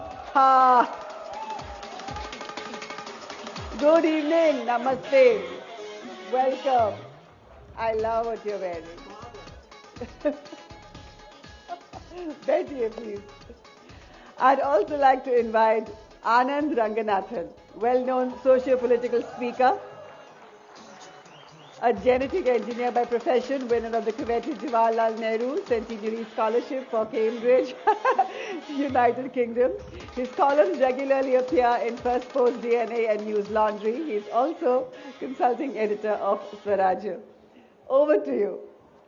And this one looks to be like a blockbuster, है ना? एक बार फिर से मन कर रहा है आपसे तालियां बजवा दो. Over to you. Thanks very much. 45 minutes, yeah. Good evening, ladies and gentlemen. It's a real pleasure to be interacting with Professor Salvatore. And his Twitter feed, I don't know if you've been following him over the last week, even before that. It's an absolute wonderful thing to be looking at his tweets, the videos that he's putting. He's almost on a Nehruvian discovery of India, if not a Bharat Jodo Yatra. And but I suppose you can see the similarities with Jawaharlal Nehru. But I hope he's restricted all those similarities to just the cap. You don't know any Mountbattens, do you? I thought you were a nationalist. I'm going to throw open the floor to a lot of audience questions very quickly because you haven't prepared the session. because he seems to be a wonderful person, and he's riled up the chauthi fails and commies and urban naxals, you know. So the enemy of an enemy is a friend. So I'm not going to grill him that much. I have to be clear. I'm not an enemy of anybody. I've never used any of those words you just mentioned. Like your sense of humor. I have never used any of those words, and I won't. Absolutely. Urban naxals, please come towards the stage. I'd love to meet you, and I'm happy to hug every one of you. Maybe once you start your party, you can invite a lot of urban naxals to vote for you. So let's get down to serious business. The debate is about democracy and the rankings, decoding the rankings. And let me begin straight off by saying that these rankings are absolute rubbish. Only fools and jackfruits and copper-plated jackasses would believe in them. They are as much believable as you would say that Taliban worked for women empowerment, or Hafiz Saeed was an apostle for peace and non-violence. But the fact is, now that we've got this thing out of the way, we as logical and rational people, and not of course demented commies, have to talk about democracy, and in a very serious way, because it's not that everything is right. I mean, by which I mean not that everything is correct in our country and in democracies. So let's have the next 10, 15 odd minutes discussing about what is right and what is wrong. Not about the rankings, because both of us don't believe in those rankings. But to begin with, I'd like you, Professor, to set the frame up, and then I'll come and talk about what I believe should be the frame. So to begin with, two questions. One, what, in your opinion, is democracy? And number two, why do you very briefly believe that these rankings are not worth the paper they're written on? The American humorist and journalist H.L. Mencken said a little over 100 years ago, said that democracy is the theory that the people know what they want and deserve to get it good and hard. Now, he was no fan of democracy. He was saying that democracy is getting the worst of what you want and what you vote for. But in a way, that's a reasonable definition. It's not for us as commentators, as intellectuals, as university professors, to decide whether or not the voters have made the right decision. In a democracy, the voters are sovereign. Democracy means being able to look your leader in the eye and say, "You're fired." And if you have that authority, then you live in a democracy. Right. So you believe India is a democracy? India? Yeah. Of course India is a democracy. That's a, Just to get that's a that out silly of the question. Look, even for the Varieties of Democracy Institute, the question is not, is India a democracy? The question is, what is the quality Correct. of That's India's what I meant. democracy? Yeah. And that's where all of the rankings and the criticisms come in. It's very difficult to criticize India as an electoral democracy. The question is always, does it have all of the larger requisites, the broader requisites that are necessary in order to ensure the proper functioning of a quality democracy? That's where the qualitative analyses, where the subjective analyses can be used to undermine the objective fact that if you look for a country that has 3 or 4 decades history of free and fair elections with routine transfer of power between parties, you can't find a single one under $10,000 or $20,000 GDP per capita except India. Right. And the other question of why do you very briefly believe that these so-called democracy rankings are deeply flawed? Each of the democracy rankings has serious problems. I'll have a paper coming out next week on March 1st about the Varieties of Democracy Institute rankings. It has very serious methodological problems in the way it's been constructed. So, for example, it has a subindex called Free and Fair Elections. On that subindex, there are 8 measures of free and fair elections. On those 8 measures collectively, Hong Kong scores 20 places higher than India for free and fair elections. Now, that's easy to point out and say that's ridiculous. Of course we can't take this seriously. But from a social science standpoint, it's important to look at the methodological reasons why. So the questionnaire asks, does the country have violence at elections? Well, in Hong Kong, there's no violence at elections because it's a one-party police state.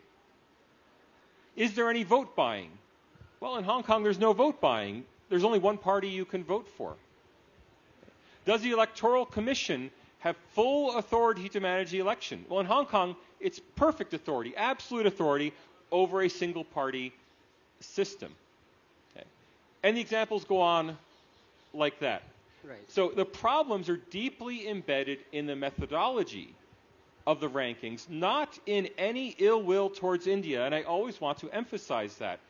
But there are serious methodological flaws in the rankings when you can find that a one-party dictatorship actually has freer and fairer elections than India because the way you've set up the metrics predetermines that conclusion. Nowhere do they ask, is there actual competition in the election?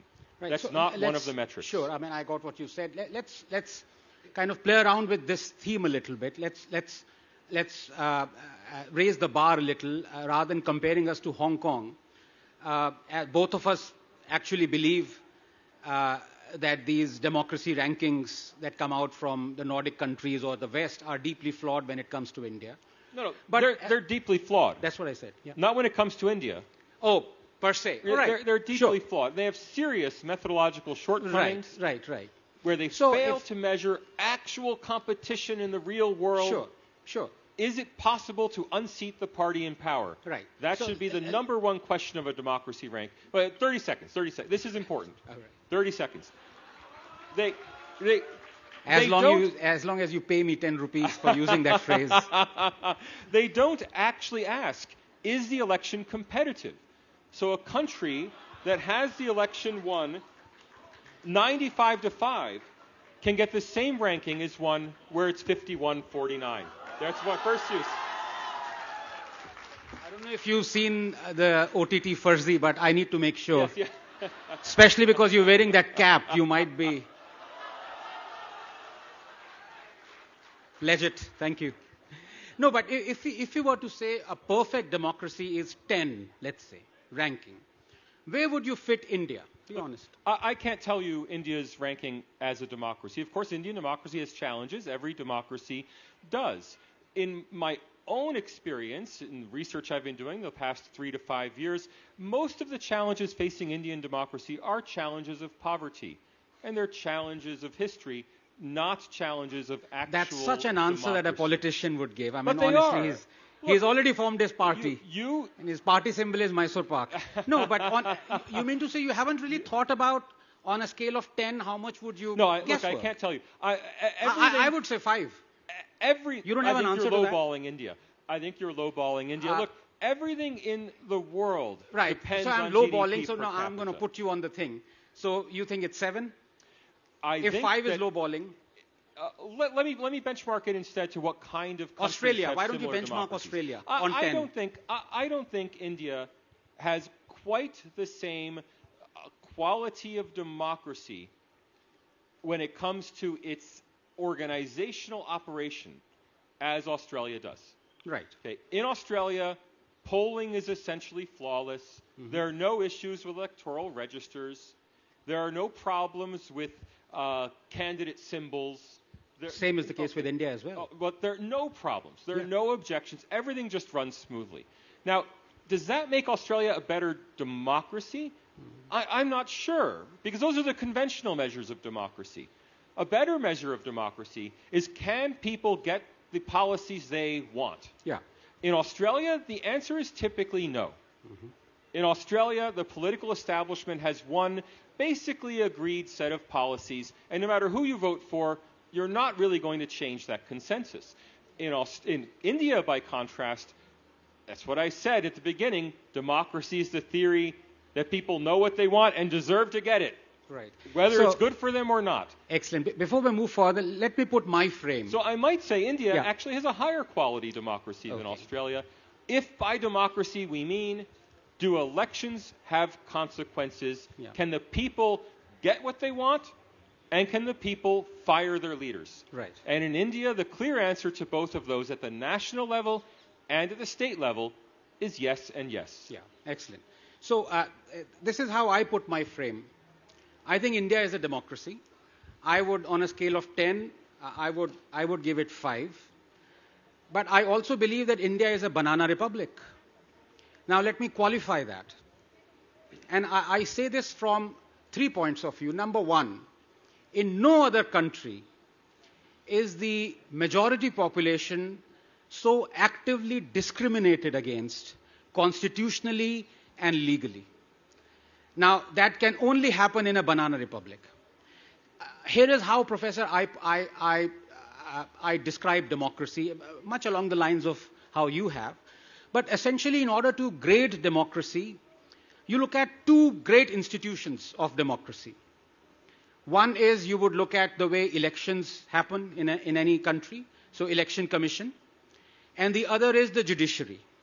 Because judiciary, according to me, should be above politicians and the whole political process, legislature, and of course it isn't.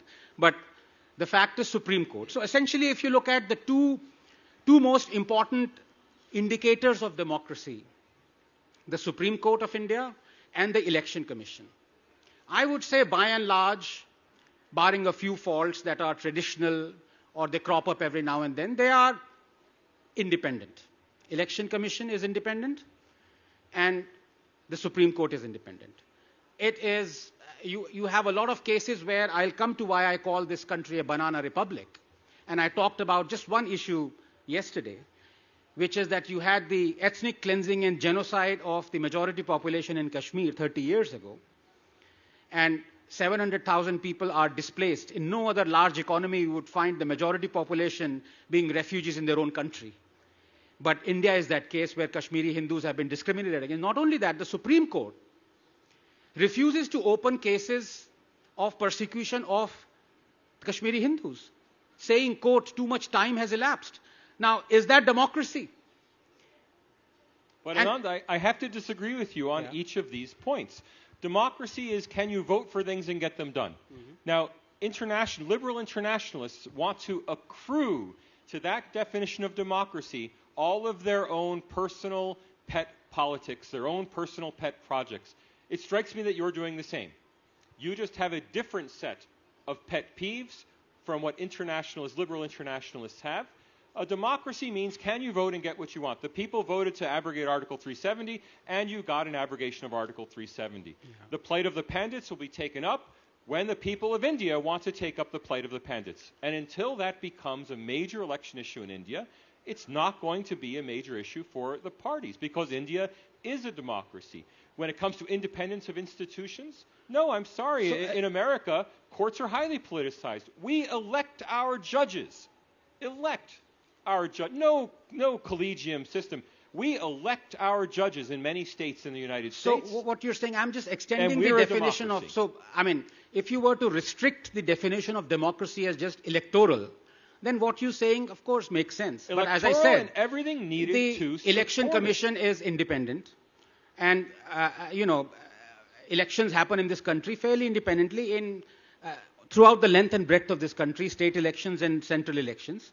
But what I'm talking about is you keep on broadening the definition of democracy, and here I will include more and more things. But I just gave you one example where the Supreme Court of India doesn't want to reopen cases of murder, rape, genocide, because it feels too much time has elapsed. Now, in any democracy... That may be a bad thing.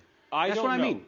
But you can't say that every bad policy means there's no democracy. Yeah. Democracy means elections. It means having the necessary freedoms to support a meaningful choice. Freedom of the press, freedom of speech, freedom of assembly, freedom to contest elections. If you have those basic freedoms, you have a democracy. Now, if you say my democracy produces policies I don't like, so freedom I'm sorry. Let's come to freedom of speech, for example. Freedom of speech. So in India, we don't have essentially freedom of speech because it is subject to something. That's why I say it's a banana republic, and there are so many examples. Not just the center or the Modi government not exercising or giving freedom of speech, but state governments as well. I mean, there was a case 2 weeks ago where a chemistry professor from Jadavpur University had passed on or shared through an email a cartoon of Maratha Banerjee. He was arrested on that day. It took him 11 years to be acquitted by the court. And now, those are the people who actually are tweeting democracy rankings when it comes and saying India is no longer democratic.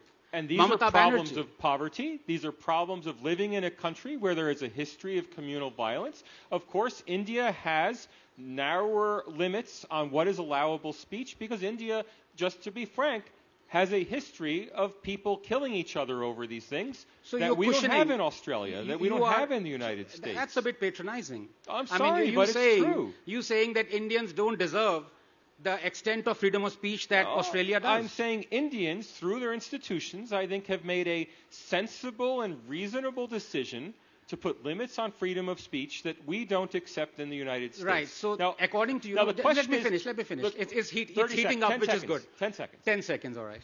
Give me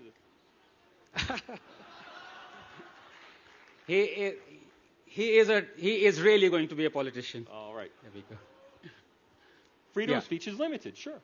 Yeah, so as I'm saying, talk to the person who's arrested and who was acquitted after 11 years. His life has been ruined. Are you telling me that being an Indian, he needed less of freedom of speech than an Australian or an American? Now, let me give you another example. I completely condemn what happened to Pawan Khera. You had a huge police presence. He made a terrible comment against the Prime Minister. He kind of made, even though some may say that it was a jocular comment, the middle name being Gautam Das instead of his Prime Minister's father's name. And the next thing you know, you have like 100 cops on the tarmac preventing him from going because someone filed an FIR in Assam, Guwahati. All those people, and I condemn that. But the funny thing is, all those people who were condemning it, saying it is the coming of the emergency, were actually celebrating when the Punjab police had whisked Tejinder Bagga away who's a politician from the BJP, just because he said, he used a word that Mahua Moitra used in the parliament. So, I mean, I can use parliamentary language now. He said, 100 harami marenge tab ek Kejriwal paida hoga. Now, I don't know if that's correct or not, but the fact of, no, it's not. No, don't quote me on that. The fact of the matter is that a case was registered in Punjab for what he said. And the Punjab police came and actually took him from his home. He was en route to God knows what would have happened to him, tortured in Punjab.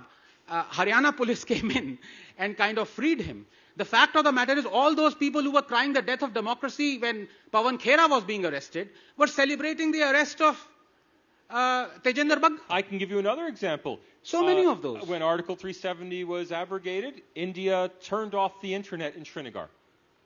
Right. Widely criticized around the world as a restriction on freedom of speech. What did Dr. Jaishankar said? He said, we accept some restrictions in order to save many lives. The problem is it's relative. It's subjective. I'm an American. I come from a liberal democracy where freedom of speech is absolutely fundamental, where if you want to wave a Nazi flag in front of a Jewish synagogue, you can do that. It's your basic right as an American. We have that culture. If Indians, and it's up to you, if Indians have decided that your political speech has to be more civil... No, I'm putting you on the spot. It's not up to us. I'm saying, is this decision better than what our state has decided? I'm not going to say one is better than worse. I'm going to say one is what Americans want. You being so political. I am not going to criticize Indian democracy for making decisions that Indians believe are sensible as long... Well, I am. No, you can criticize it as a policy. Of course, yeah. I can criticize American democracy and I can criticize Indian democracy. But it doesn't limit democracy. Now, it doesn't limit democracy. The reason why I believe it's a banana republic... Finish sense. It doesn't limit democracy. I need 10 more. It doesn't limit democracy as long as it doesn't prevent the full expression of political thought in campaigns. If you can still campaign for office... That's just so subjective. That's almost draconian. If you say... And patronizing. And I take serious offense to that as an Indian. You are saying in America and Australia, we have unfettered freedom of speech and expression. But you guys, this is suited for you. You should not do this. You should not do that. Yes. That is not what makes India a democracy or not. In a sense. America is not a democracy because of freedom of speech. America is a democracy because it's elected. You just said one of the elements of what defines a democracy is freedom of speech. Sufficient speech to conduct political campaigns is what's necessary. In that extent, you would rate America higher than India. No. I would rate India freer. I'm sorry, America freer than India. There we go. Freer than India, yes. Freer is not better? I'm free. Higher? Freer is not higher on the index? I'm free to own and carry a gun in America. That's a basic civil right in America, is if I want to own a firearm, I can own a firearm, and if I want to carry it, I can carry it. Now, that's not a basic freedom in India. It's a basic freedom in America. America is freer than India. There is basic freedom in India to carry firearms. That doesn't make it more of a democracy. Haven't you attended any marriages in Bihar? No, but let me define again, because maybe I wasn't very clear. Why we are a banana republic.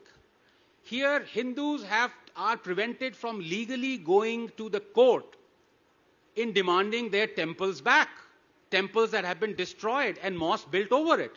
Through an act of parliament. Through an act of your parliament that your parliament can reverse, and your parliament has chosen not to reverse Exactly. This is a place where for a year, you can blockade highways, 5 highways that connects Delhi, the capital of India. You can blockade them for a year.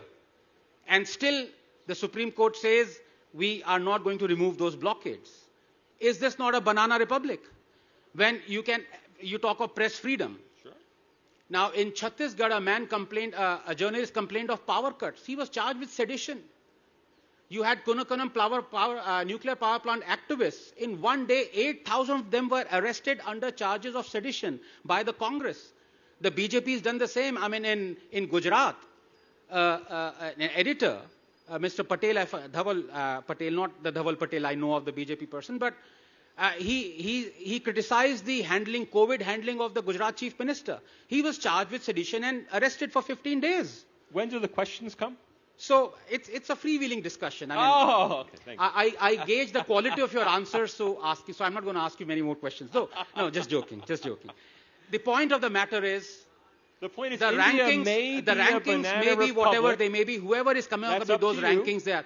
But we have to define a better place to live in for Indians, for Americans, for Australians. And I'm afraid, Professor, you want to make Australia and America a better place for Australians and Americans to live in. But we are just friends, so please don't take it in a very antagonistic way. But I'm just saying, we deserve much better. We deserve much better on a lot of fronts. And you may. And let me talk about the other thing. We talk of majoritarianism for Article 370. For 70 years. Give me my 30 seconds. Take a break. What? Okay. Give me 10 rupees more. You can't. Give me my 30 seconds. Take a break from the monologue. Look, everything you're saying may be true. Yeah. Don't convince me. Convince them. Convince the voters. Yes. India is a democracy. If it has policies that you don't like, you can change them.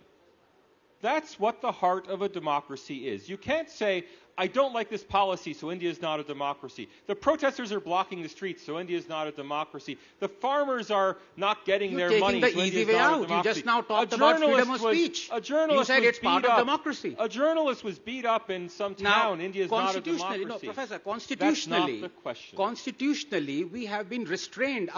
We've been shackled constitutionally. And if this government were to change the constitution, people would say this is the death of democracy. Irony. This government would like to remove, or if it likes to remove, or if it wants to remove the shackles from the constitution that are, misguiding us into believing we are a democracy, people will accuse of Modi of actually being a dictator, trying to remove things from the constitution that ought to be removed. Look, there are two now that is the hallmark problems. of democracy. There are two serious problems with Indian democracy. Would you like to hear them? Yes, very quickly, because you've just given me a tenor. I won't. There are two serious problems with Indian democracy.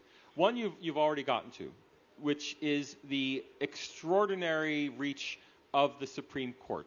The idea that the Supreme Court can appoint its own future members through the collegium system, and that it can set aside lawfully enacted constitutional amendments through the basic structure doctrine, that is unprecedented in the world.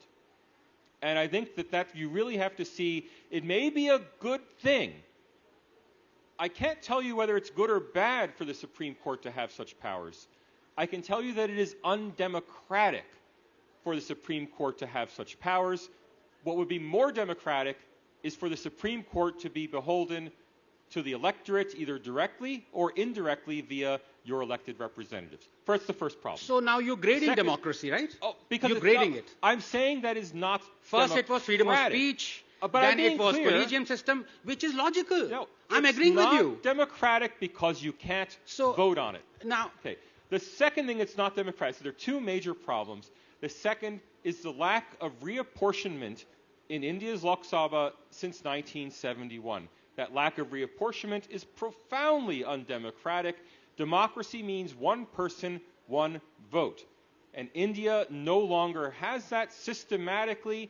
People who are poorer, people who are more Muslim in the north of India tend to have fewer votes than people in the south of India. That may be appropriate. You may think it's a good policy, but it's certainly not democratic. So now, what I find troubling, people who are more up north?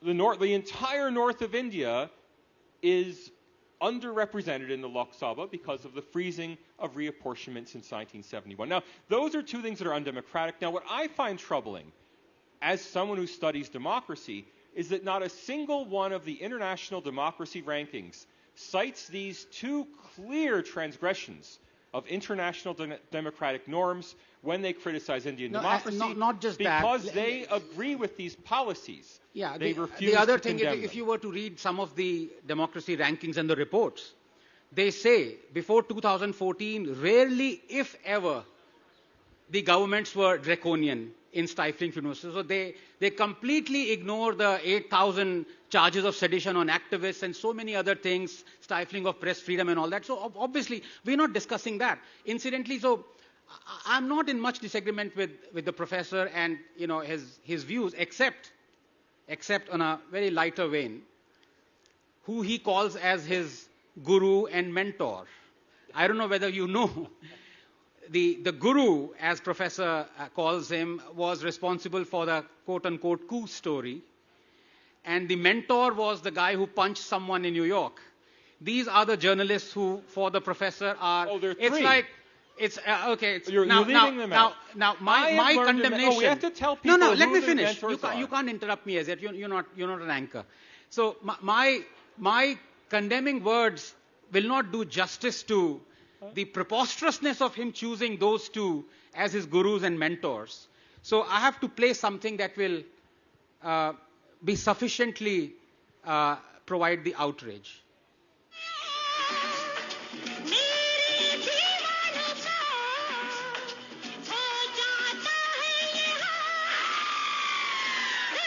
There. Did you see that shriek?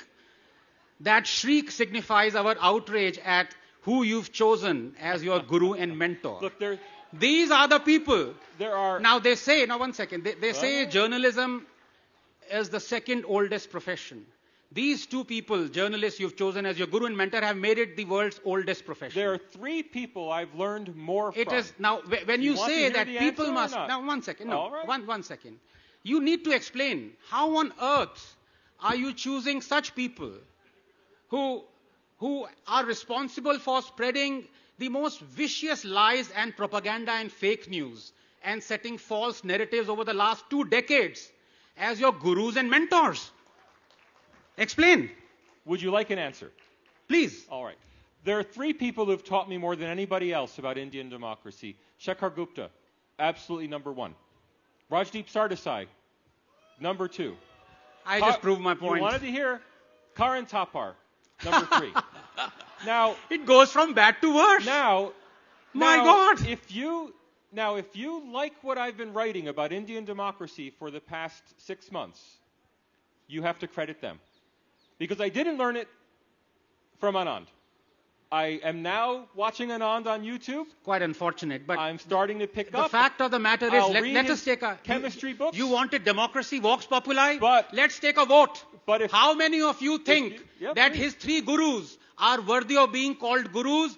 Sorry, let me rephrase that. How many of you think that Professor's three gurus, Shekhar Gupta, Rajdeep Sardesai, and Karan Thapar, are not worthy of being called gurus? Raise your hands. All right. Second vote. Democracy is alive. Quiet.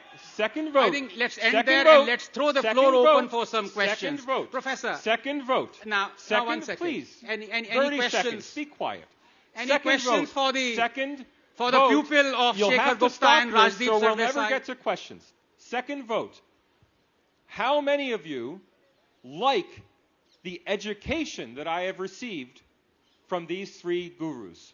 Or should I change my message? Do you like the education I've received? No? Well, then I'll have to give up my compliments of Indian democracy and go back from 10 out of 10 to 5 out of 10. No, but seriously, you need to, I mean, you might be a good pupil, but, I mean, you need to choose your gurus well.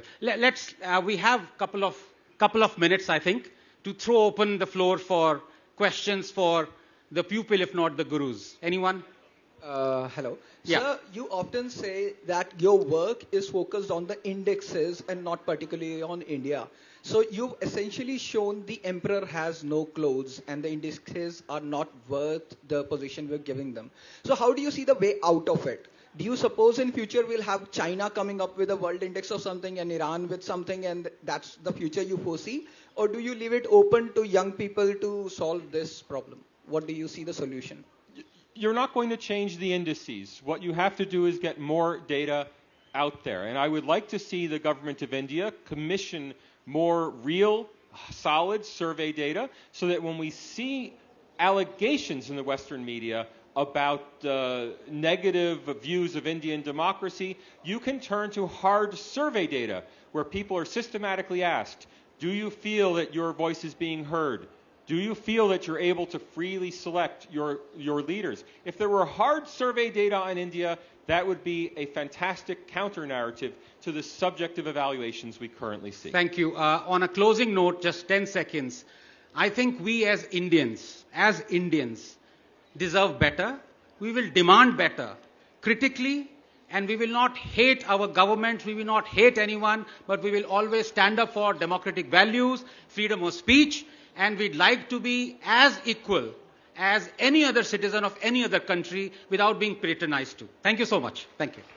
Thank you both of you. It was such a live discussion, I thought. We have run out of time. You could sort of mail your questions to them. I'm coming straight out into the audience, and I'm Same. happy to answer any questions without any gatekeepers preventing it. So the good time continues. He's going to come to you. Thank you both. Thank you. A round of applause for both the gentlemen there. I thought it was one hell of a discussion. Yeah. All right, at Arth, a culture fest promoted by ZEEL. Here comes the next session. Our next session for the day puts the spotlight on the magnificent Maratha Empire. Wow. And puts on Arth stage the book, Mastery of Hindustan, the Maratha Empire, also known as the Maratha Confederacy, dominated a large portion of India during the 17th and the 18th century. We're all aware of that. The Maratha Empire formally began with the rise of Chhatrapati Shivaji in 1674. The Maratha Empire brought to an end the chaos that prevailed in the Deccan Plateau as a result of the expansion and advent of the Mughal Empire into south of India. Hence, Maratha Empire is largely credited with ending the Mughal rule in India and often seen as a true Indian power that dominated the Indian subcontinent during the 17th and the 18th centuries. At its peak, I've learned that the Maratha Empire extended from Peshawar in the north to Tanjavur in the south. Well, I am not the Vidwan here, so I'm going to call on the Vidwans. This is just things that I know. To discuss the great Maratha legacy, we have our panelists, Uday Kulkarni ji, who is devoted to the cause of bringing forth the gems and vignettes of the Maratha Empire. बहुत सारी तालियों के साथ आप इनका स्वागत करें. Shri Uday Kulkarni has authored 7 books that document the history of the Peshwas to the Battle of Panipat, making him truly a pan-Indian chronicler of the 18th century. He is a fellow at the Royal Asiatic Society of London and winner of numerous awards for his extensive writings on the Maratha Empire. Namaste, sir. Very warm welcome. Our next panelist, author Meenakshi Jain of the Indian Council of Social Science Research. She is a specialist of cultural and religious developments in medieval and early modern India. Her recent publications are Flight of Deities and Rebirth of Temples. In discussion with our guests will be technocrat Amit Parajpe. He is an alumni of the prestigious Indian Institute of Technology, Mumbai, and University of Wisconsin-Madison. Welcome to you, ma'am. Namaste and a very warm welcome. We're going to begin this session here by inaugurating scholar and stalwart of Marathi literature, Uday Kulkarni's latest book, Mastery of Hindustan. For this, may I please request Shri Uday Kulkarni, Ms. Meenakshi Jain and Amit Paranjpe to do the honors. I request you to come forward and present this historical epic to the audience at Arth. Thank you and congratulations, Udayji.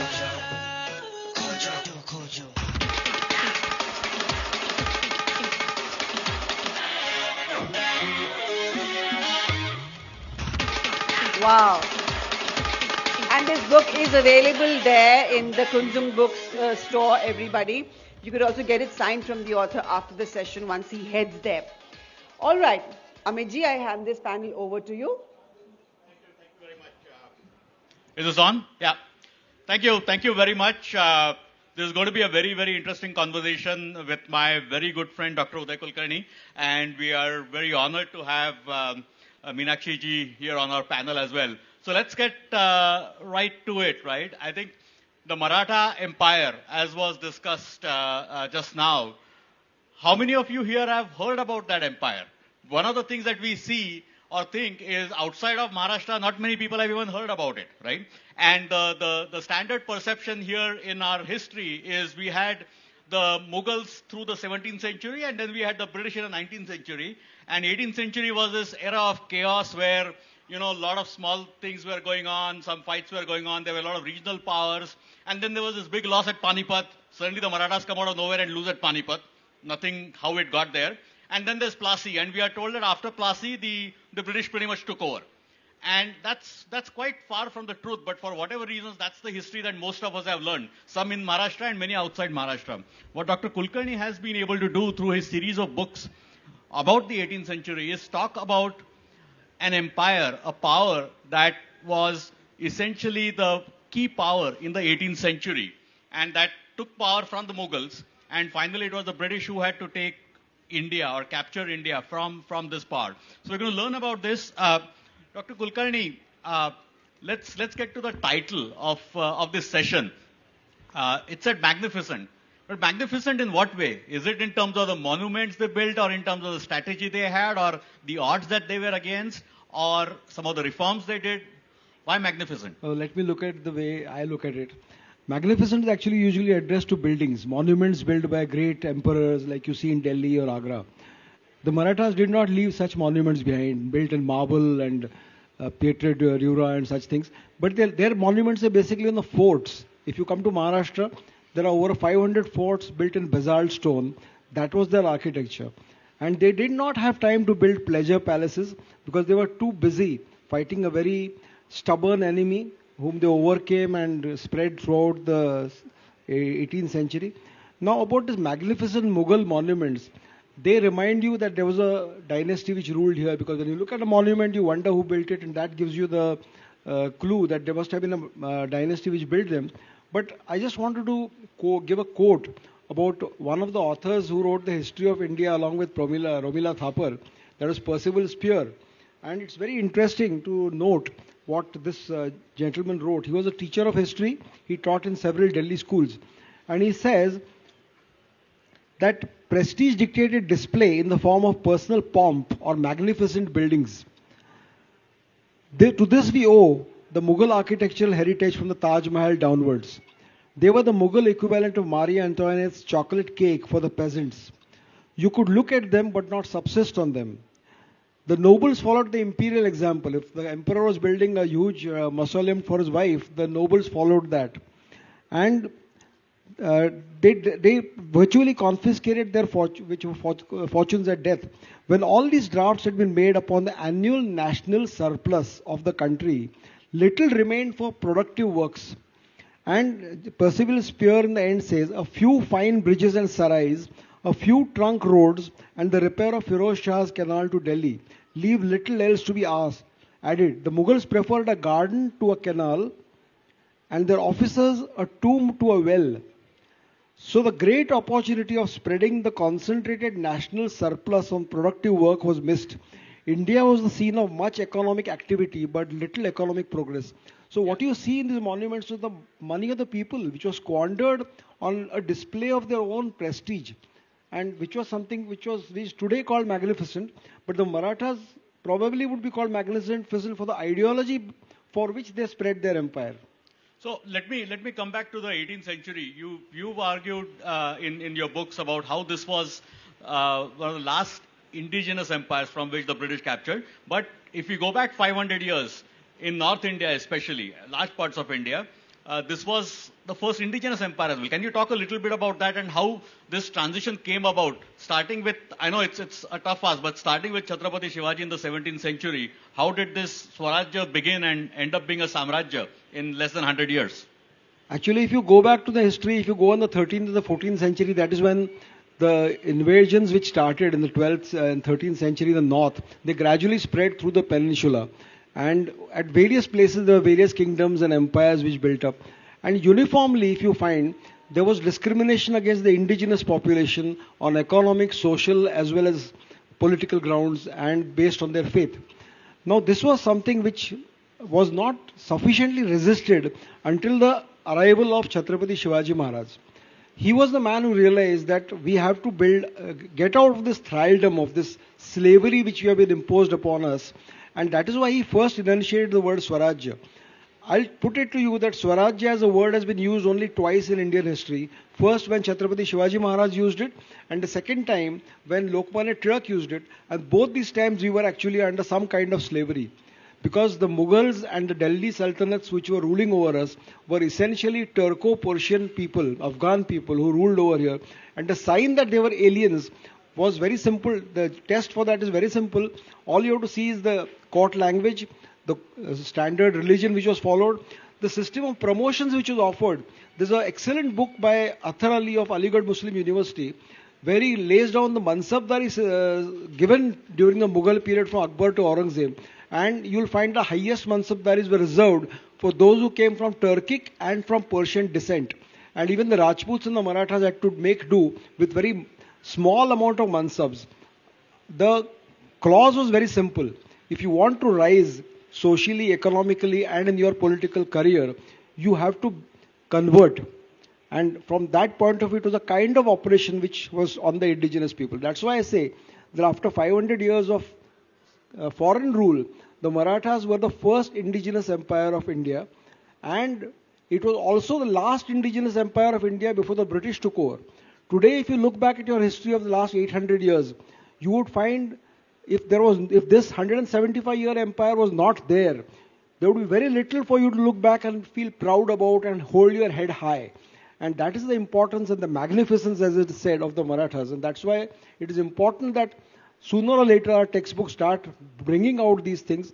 And that has been the purpose of my entire exercise of writing these books. Yeah, I think, and you have done an amazing and stupendous effort. Meenakshi ji, let me come to you. We were talking about this magnificent empire as well. So two questions, and you can pick the order. How was it magnificent to you in terms of, as Dr. Kulkarni mentioned, in terms of preserving some of the Indic traditions that and culture that we had lost for 500 years? And secondly, how is this known outside of Maharashtra? Yeah. Thank you. First of all, I have to confess that I have not read this book because I got it late in the evening yesterday and I had to hand it over to them today morning. But at night, the little time that I got, I was able to flick through the book, and the whole night I was disturbed. Living in North India, being an academic, I was not aware that India had produced a historian of Dr. Kulkarni's caliber who has devoted his life to bringing back to us a very, very glorious chapter in our history. You know, he has documented photographs, he has found rare documents, produced them in the original, then translated them. It's an absolute mine of information. Now I feel very sad that as an academic who was teaching in Delhi University, this great Maratha history of which we should all be so proud was really not much known to me. We had learnt a little bit about Chhatrapati Shivaji Maharaj, but only in the most derogatory terms that Aurangzeb referred to him. And the contribution of the Marathas in preserving and restoring our civilizational heritage is something that we should all remember and bow our heads to. The Madhav Rao, who is the subject of this book, he died when he was hardly 27. And his last will, young man of 27, he dies of tuberculosis, but his last will, which has been presented by Dr. Kulkarni. Imagine a person is dying and he's writing in his will to his successor, you must recapture Kashi, Ayodhya, Prayag.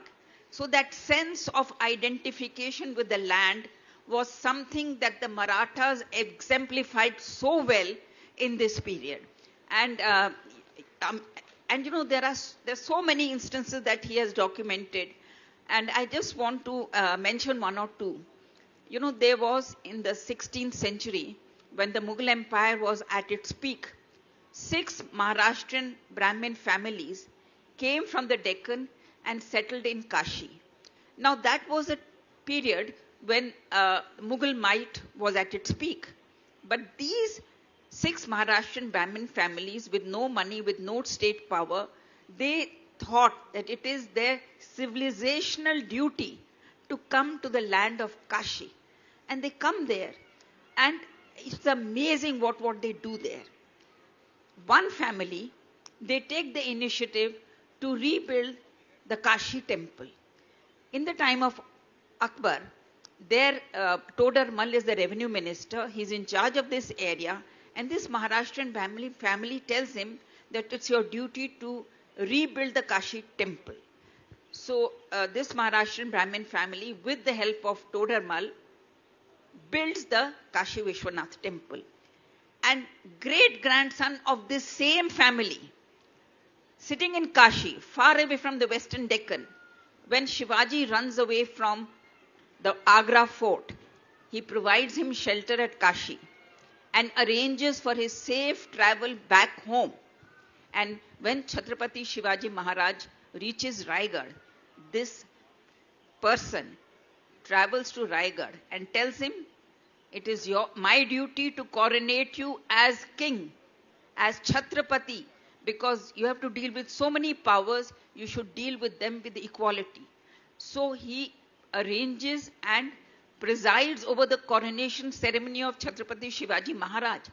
Can you imagine this kind of association, dedication, and love for this heritage of this country? This is something that the Marathas, they exemplify so beautifully. The Marathas under the Peshwas, they have to fight the Nizam, they have to fight the Hyder Ali, they have to fight the Mughals, they have to fight the East India Company. They are the ones who go up till Attak and Cuttack. So, when the Maratha army reaches Attak, there is Diwali celebrated in the Maratha Peshwa camp, that Attak se Cuttack tak. Now Maharashtra Rajya is there. So, it's very difficult for us to visualize that there could be a community in the medieval period, dark medieval period, surrounded by such hostile forces, but is not relenting and is fighting its level best to retain the grandeur of this civilization. So, Meenakshi ji, let me come to the key point, right? Why is this unfortunately not so well known outside of Maharashtra and these days increasingly even inside Maharashtra? I don't know about inside Maharashtra, but I can certainly say outside Maharashtra, in Delhi, this does not figure in our curriculum at all. The reasons, it's for anyone to guess. There was perhaps a natural bias against the great and brave sons of this soil, and there was a tendency to exaggerate, glorify another dynasty of this period, which record was not all that great and glorious in any case. And you mentioned Athar Ali's book on the Mughal nobility. So that book says that 70% of Akbar's nobility, Akbar whom we regard as the greatest of the Mughals, 70% of his nobility was reserved for Irani and Turani, people who had come from Iran and Central Asia. The rest, 30%, was divided between Indian Muslims and Rajputs. And Akbar chose these two communities with great care because he knew that no foreign noble will revolt against him with the leadership of either the Rajputs or the, Indian Muslims. So, we can go on trying to exonerate, whitewash the ugly aspect of the medieval period, but you just have to scratch beneath the surface and realize what they did to our culture and polity. I think that's very well put. And thanks to books like what have been written by Dr. Kulkarni, we hope that they will help in setting the record straight. One of the things, as a Maharashtrian, as a Punekar, I have to admit that over the last 50 years, not much new work. There was, of course, a lot of great historical work done 50, 100 years back by the likes of Sardesai, even Yadunath Sarkar. But lately a lot of the work was, if whatever was done was in Marathi. So a great thing Dr. Kulkarni has done is brought this work out in English, and it's going to be translated in other Indian languages as well. So this is finally stepped out of the Marathi fold, and people all around India and people around the world are now reading about it. Now, one thing that I would like to ask you is, since we have just 15 minutes, so we can't really go into the full description of the century. So let's talk about a few misconceptions that are there, and let's take them head on. So, for example, one of the ones that I mentioned up front, that Panipat was end of the Maratha Empire. Was it? Actually, if you go into the reasons why Panipat was fought, it was fought by people in the far south of the country in the defense of India and the invaders coming from the northwest frontier. You must realize Ahmad Shah Abdali had come on his fifth invasion of India in 1759. And it was the strongest paramount power in India at that time was the Marathas. In 1752, the Mughal emperor had signed a treaty called the Ahadnama, by which he entrusted the protection of the Mughals from internal and external enemies to the Marathas. So it was a responsibility they had undertaken as early as 1752.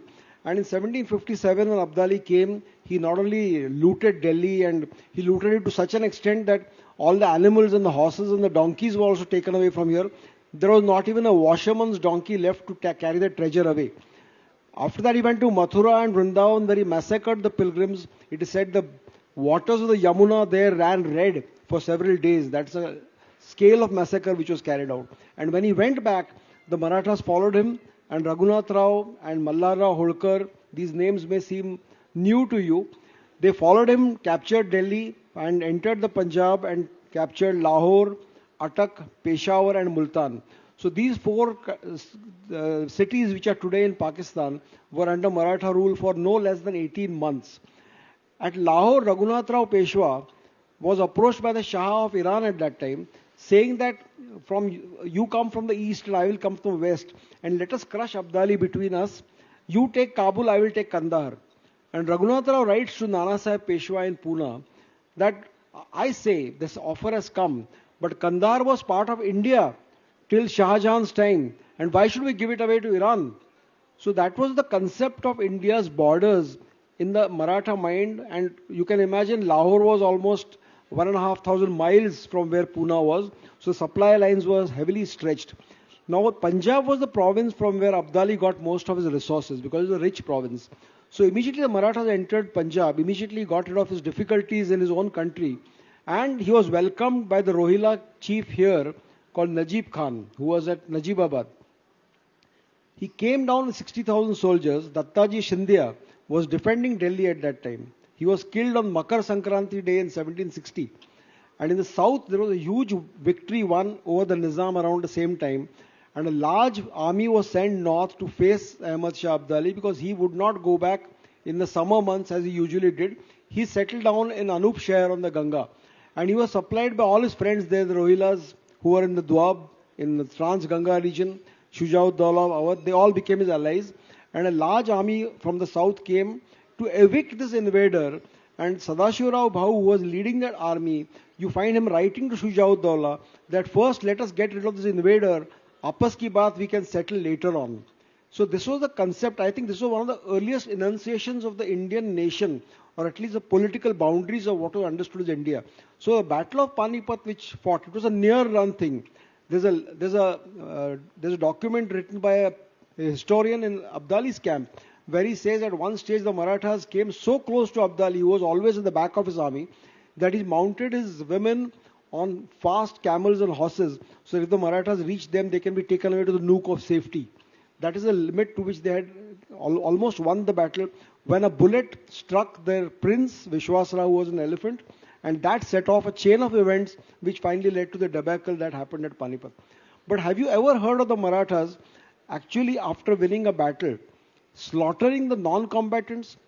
If you see, when Bajirao came to Delhi in 1737, you find he writes to his brother that I could have burnt the suburbs of this city, but Delhi is a Mahasthal, and destroying the suburbs of the city will break the cord of diplomacy with the emperor. In 1739, the Portuguese were evicted from Vasai. His brother Chimaji Appa, who won that great victory and evicted the Portuguese from northern Firangan as it was called, north of Bombay. The entire area was liberated. He let the Portuguese dependents with their ladies march out of Vasai fort with their band, beating their band and going on to ships supplied by the English to go back to Goa. So that was the way the Marathas, in the Bharati Yuddha as they called it, they let off their enemy. On the other hand, after Panipat, the non-combatants were made to stand in the line. They were given a few drops of water and some gram on their hand to eat, and their heads were chopped off. Every chief of the Abdali army had pyramids of chopped heads before his tent to show what a great victory he has been. So this was the kind of cruelty which you found after Panipat. And the battle was fought for the frontier of India. Today, if that battle had not been fought, today you find that the river Satluj is almost 200 kilometers. It forms the boundary of India. That boundary, as one famous political leader long back had said, had that battle not been fought, today Pakistan would have been on your doorstep. The entire Indo-Gangetic plain and the West and East Pakistan would have probably joined together across that. So this battle laid the grounds of that the boundary will be Satluj. When Abdali went back from Delhi, he wrote a letter to the Peshwa that I hand over the administration of Hindustan to you, and you continue with Shah Alam as the emperor, who was that time an absentee emperor. He was sitting in Allahabad. And he went back, and thereafter it was kind of formalized that Satluj will be the border of India. And you find even today, that is the boundary between India and Pakistan. No, I think, Meenakshi, you wanted to add something. Yes, I wanted to say something. When we are talking about the Marathas, it's very important for us to remember that large parts of sacred cities in North India that we see today are rebuilt by the Marathas in the 18th century. Kashi that we see today, there was nothing of Kashi left. All the buildings, sacred buildings of Kashi, were destroyed in one invasion after another. And the record of destruction of temples in Kashi has been meticulously maintained in Persian histories that were written at that time, because they were very proud of what they were doing. So in the 18th century, when Mughal power was in decline, then the proud Marathas, they come to sacred cities like Kashi, and they rebuild the ghats, they rebuild temples. One lady, Ahilyabai Holkar, she builds two important temples which are so important as in our civilizational journey. She rebuilds the Kashi temple that we see today. It's a small little temple because that main area of the temple was occupied by the masjid. She could not displace that, but in the ancient Hindu tradition, she rebuilds the temple as close as possible to the original site. And she rebuilds the temple at Somnath. We've all heard of Mahmud Ghaznavi's attack on Somnath, then Alauddin Khalji, then it goes on. But I just want to take 1 minute. What is important about the temple at Somnath? When you go to a temple, the main image that is to be worshipped is in the center of the temple. In Somnath, the image is not in the center. In the center is a small staircase leading to the basement. That staircase is so small that only 1 or 2 people can go down at a time. And the ling is put in the basement, which gives you an idea of how strong that fear of iconoclasm was when Mughal Empire was past its prime. So when we go to Kashi, when we go to these places, we should remember these brave and valorous sons and daughters of this country, Yeah, I think thanks for highlighting this. Dr. Kulkarni, briefly talking about Madhavrao specifically, since that's the subject of your most recent book, just to give a quick context to everyone here. Bajirao, which many of you have heard, made popular by a movie, and that's a separate discussion. But Bajirao's son was Nanasaheb Peshwa, who saw the farthest extent of the empire just before Panipat. And then in the great loss of Panipat, Nanasaheb Peshwa himself passed away very quickly. And a young Madhavrao essentially took charge at age 16. And with such a big loss in front of him, he was able to recover and redeem a lot of the lost ground, including supremacy of Delhi. The Marathas had controlled Delhi before Panipat. They lost that control, but in less than 10 years, Madhav Rao and his team were able to get back control over Delhi. Can you briefly talk about that? And I also, I mean, again, we have limited time, but I want to talk a little bit or get your thoughts a little bit about Marathas in Delhi over multiple decades, in that 5 or 6 decades that happened after that as well. Just 12 years after the death of Aurangzeb in 1707, 1719 was the first time Maratha armies came to Delhi. 30,000 Maratha troops were in the city of Delhi in 1719, who were brought there by the Sayyid chief Hussain Ali. And using their power, the then Emperor Farrukhsiyar was deposed and a new emperor was put in his place. That was the first visit of the Marathas to Delhi proper. Although reaching Delhi has always been an aim right from Chhatrapati Shivaji Maharaj. His son Rajaram Maharaj, there's a letter available where he says that I have kept aside 300,000 hone. Hone was a currency of those days valuing about 5 rupees per hone for the capture of Delhi. And that time he was under siege in the fort of Jinji in Tamil Nadu. But the vision was that one day we will capture Delhi.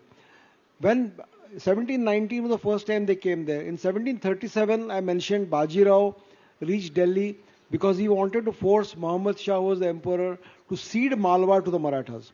After 1737, when Abdali invaded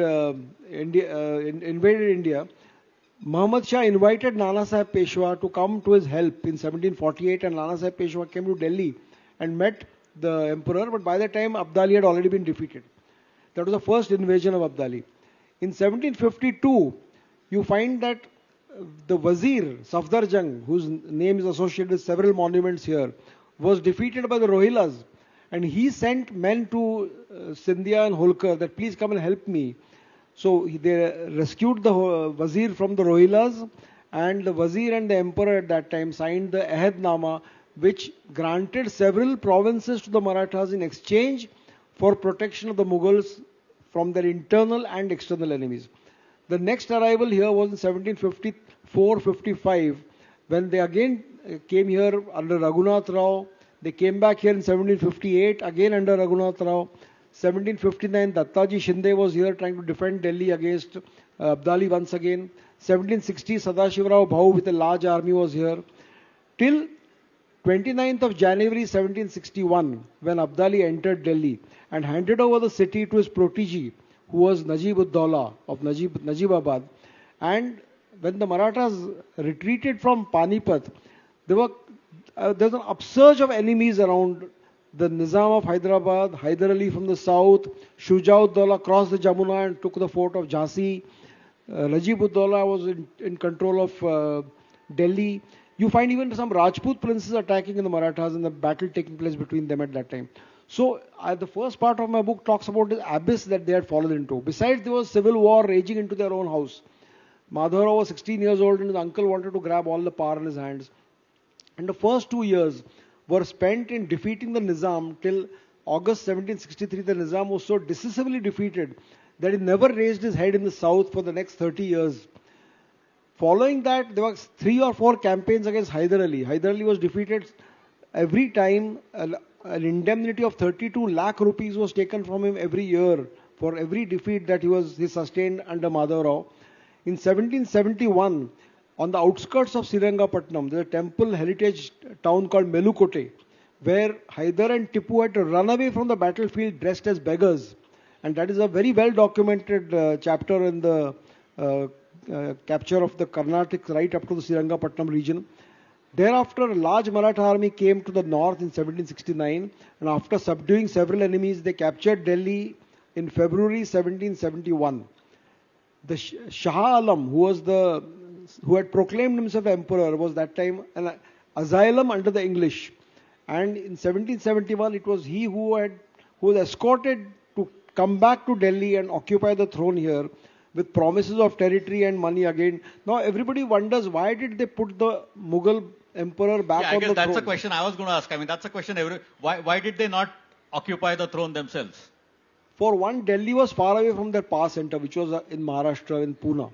Secondly, the Chhatrapati, the Chhatrapati Shahu and subsequent Chhatrapatis had no desire to shift their base from Pune and Satara and come and rule in Delhi. The Peshwas were the prime ministers of the Chhatrapati. So if the king or the sovereign was not willing to come to Delhi, there was no way the prime minister could have established his rule in Delhi. So they never, the policy of the Marathas was very simple, to allow the Mughal to reign, but the rule was by the Marathas because they were following the dictates of what the Marathas were doing them. And because the Mughal emperor after 1760 was merely a puppet, he was a phantom actually, they could easily control him. And you find that from 1771 onwards, almost till 1803, barring a year or two in between, the Maratha flag was flying on the Red Fort. Shah Alam was being protected by the Scindias. Mahatji Scindia was here till 1794. After that, his troops were here till 1803.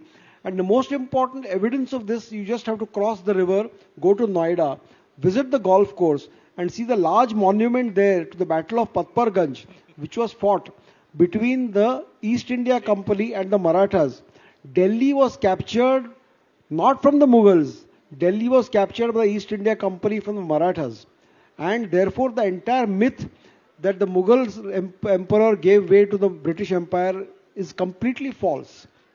I think that's a key point that unfortunately very few people even in Maharashtra know very well. I just want to add one of the things. We are talking about the Marathas and we are bringing in the Mughals. I think all of us should remember that Shivaji, though he fought Aurangzeb for such a long time, he never vandalized a mosque.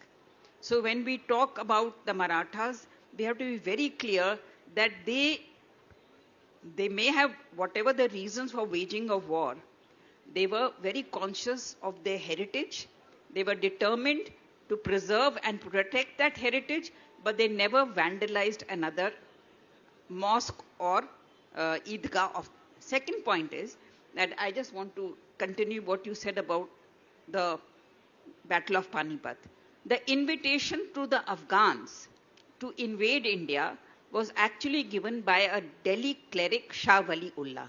Now, Shah Wali Ullah wrote many letters to the Afghan ruler, Ahmad Shah Abdali, and said, that, everywhere the sound of the azan will stop because the Sikhs and the Marathas and the Jats, they are coming to power everywhere. So it's your duty to protect the faith and come and invade India. This invitation to an outsider to come and attack India was a feature like Babur is supposed to have been invited to India to attack India by the Lodhi governor of Bengal. Now, I just want to conclude this thing by saying that when the battle for Panipat was about to be fought, the Marathas repeatedly told the Nawab of Awadh that look upon it as a battle between us Indians and a foreigner. So don't side with the foreigner because he is belonging to your faith. So this was the kind of vision that they demonstrated, but unfortunately their plea fell on deaf ears, and the Nawab of Awadh and the Rohilas, they chose to side with Abdali only because of the commonality of religion, where the Marathas said, look upon it as a battle between us of the subcontinent and foreigners. Very well summarized. I think there are two or three things, as Dr. Kulkarni mentioned, since again we are here in Delhi, if next time you are in Noida and near the Noida golf course, you would know where the most important battle for Delhi in 1803 was fought. Similarly, next time you are near the Talkatora Stadium, that's where Bajirao won a battle in 1737. So there are a lot of these small landmarks, if you will, associated with the Marathas, right here where we are sitting, right? The other point that I like to highlight a lot about Panipat, and it's a simple geographical statement. You can look at it on the map, on a Google map today. The distance from Kabul to Panipat is actually a lot less than distance from Pune to Panipat. So that will give you an idea of who was fighting on incense home turf, because after you come down Khyber Pass, they were essentially the plains of Punjab, and it was a fairly smooth journey for Abdali, where the Marathas had to cross the Narmada, the Vindhyas, the Satpuras, the Chambal, and through that entire reach Delhi. So Marathas had stretched their power that far, and that was one of the reasons why some of their supply lines, as Dr. Kulkarni talked about, were strained. And I'll just mention that Dr. Kulkarni has written an entire book about the Battle of Panipat. In fact, that was his first book that made him into a historian. For those of you who don't know, Dr. Kulkarni, I'll again re-emphasize, is actually a retired Navy officer, is a Navy surgeon who took up writing history just about a decade back. And I mean, I'm not an academician, so I'm going to ask that question to Meenakshi ji, but the kind of work that he has done is probably worth multiple PhDs. Actually, I can say that as a layman. Yes, actually, when we were students of history, then the standard book for us was Sardesai's 3-volume History of the Marathas. It was very meticulously researched. There is no doubt about the scholarship. But when I compared that book with Dr. Kulkarni's work, I'm reminded of how people say that historians, they make history very boring. So that Sardesai's book really seems so boring in comparison, because he has, put life and blood and made those people living people for us. I mean, you brought history alive, and it's a real joy to go through and the kind of documentation, I don't know from where he has got these rare documents. He knows Marathi. He has gone to England, got the archival material, paintings. He has published a whole book on Wales. What's his name? James Wales. James Wales, who was the painter in India of the East India Company at that time. So he's collected all the paintings of that person and produced a volume on that. So I think that, this session we should dedicate to Dr. Kulkarni. And since he's written history in such a relatable manner, we should all buy his books and at least read them. I've been enchanted with his book since yesterday evening. Thank you very much. I couldn't have put it better. Dr. Kulkarni, we have about 5 to 6 minutes. We'll take a few audience questions, but I wanted to give you one last word to talk about the book, and then we will get a few questions from the audience. I'll speak a few words about my journey, how I strayed into history. Sure. Sometimes, last week somebody asked me, how come you're a surgeon and how did you do history of all, what kind of an aberration is this? So looking back at the last 60 years of my life, I've begun to feel that probably the surgery was an aberration and history was my vocation, because in school I wrote my first book in history. And of course now surgery I've reduced a lot. I'm devoting more time to writing more books because I have to go a long way.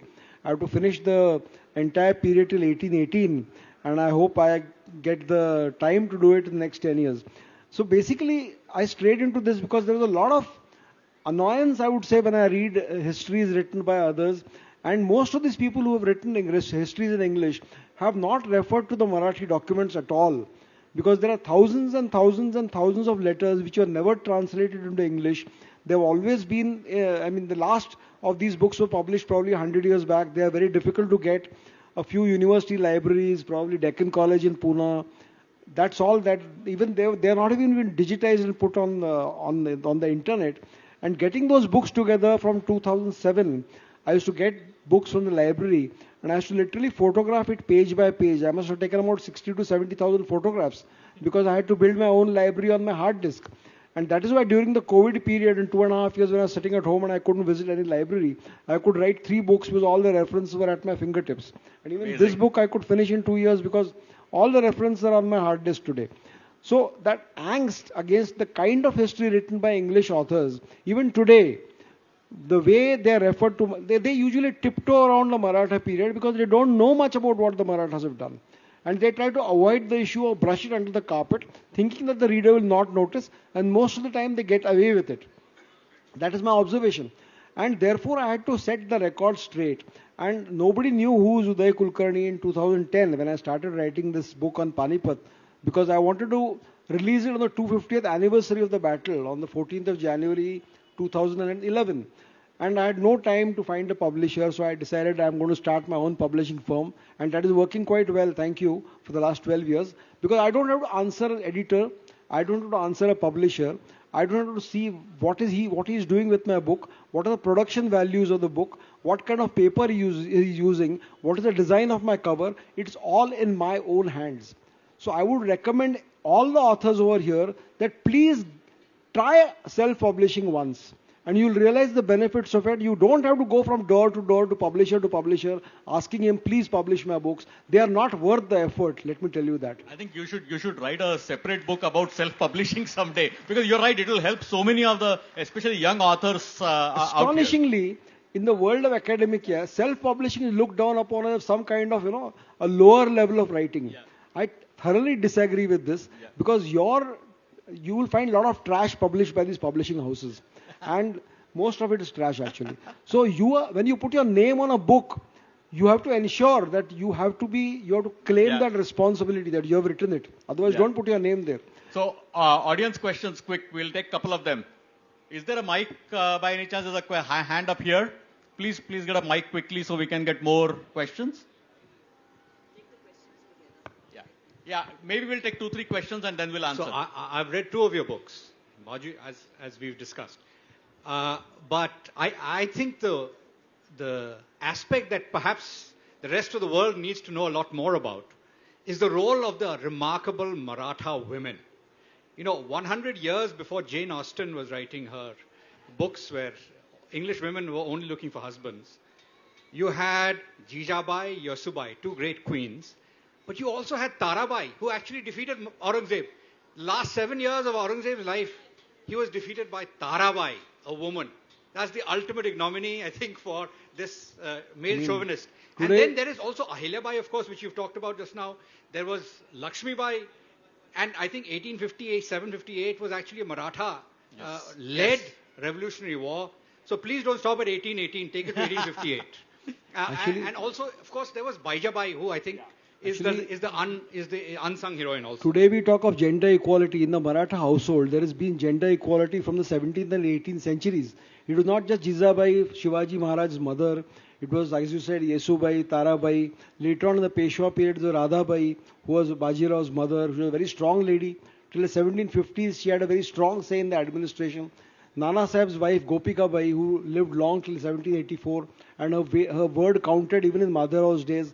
Later on, as you said, Ahilya Devi, who has, of course, done so much work which all of us know. Baizabai, who was the wife of Daulat Rao Shinde, and of course, Lakshmi Bai of Jhansi. So all these, the 4 main leaders of the 1857 revolution, as you call it, were basically proteges of the last Peshwa at Bithur. It was Rani Lakshmi Bai, it was Tatya Tope, it was Nana Sahib Peshwa and Rao Sahib Peshwa. So these were the 4 main leaders who actually fought the 1857 battle from Kanpur. And somehow they have been reduced to a second level leadership, which was really not the case. Any other quick question? We can take one more. Very, very brief.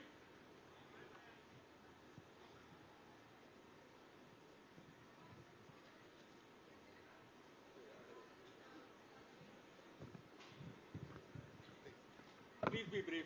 Yeah.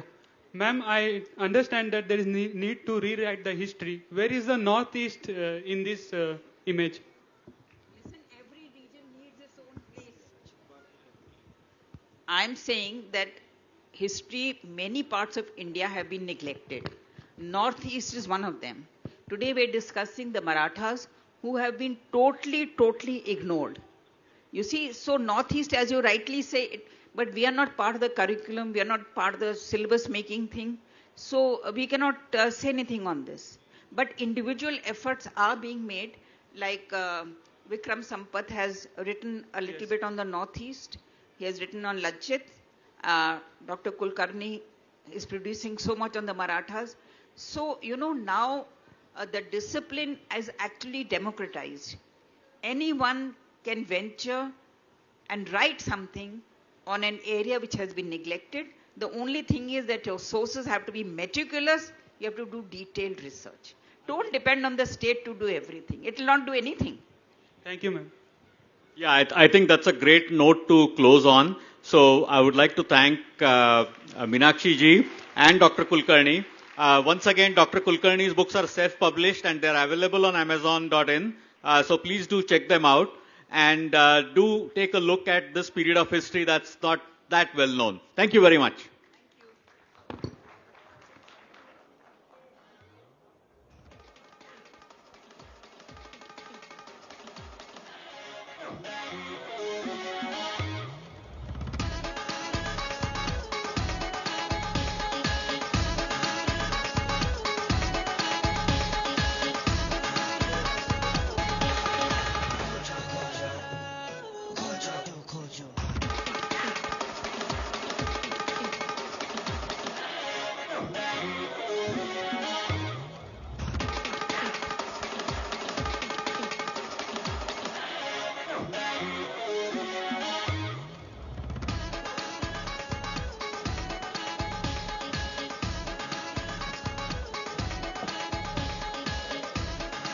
Thank you very much to the panelists of the session that's just gone by.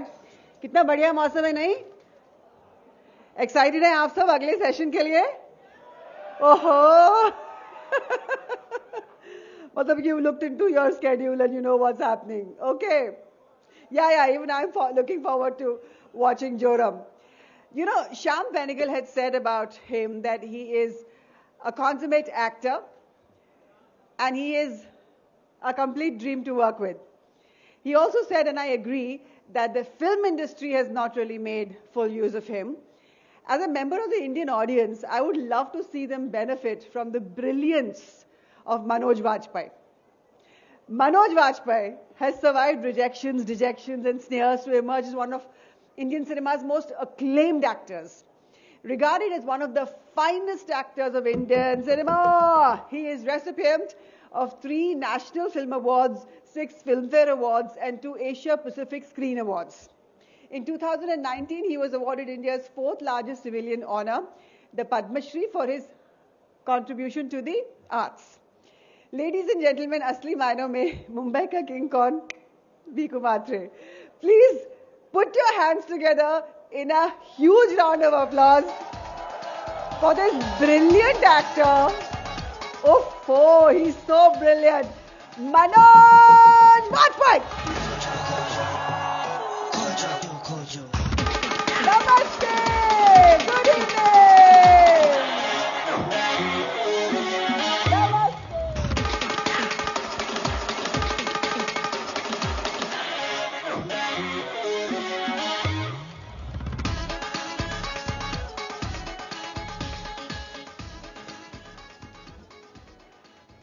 And Nilesh ji aa gaye hain, but I am going to do the honors with you too. To talk to this legendary epic actor and his journey and his forthcoming film Joram, we have with us Nilesh Mishra. Now, of course, he is India's most loved storyteller who revived the ancient Indian art of storytelling and is one of the main contributors to the revival of radio listening in India over the last decade. We are so thrilled to have him here at Arth, a cultural fest promoted by ZEEL. So should we start this session? एक बार फिर से? और प्यार? मनोज के लिए और प्यार, come on! They don't make actors like him anymore. Over to you. स्वागत है आपका मनोज। हम जब पिछली बार मिले थे तो आपने वादा किया था कि आप मेरे गांव आएंगे। उस वादे को आपने तोड़ा है अभी तक। तो मैंने आपको यहाँ पर पकड़ लिया है। आप अपने गांव को छोड़िए, आपके जिले और आपके राज्य के करीब तक नहीं गया हूं मैं। तो लेकिन मैं आपके लिए तोहफा लाया हूं जो उसकी तरफ आपको उकसाएगा। जी।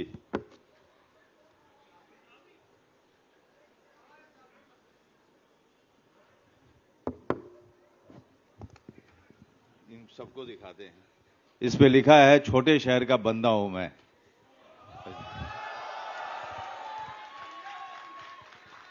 बिल्कुल सही बात है।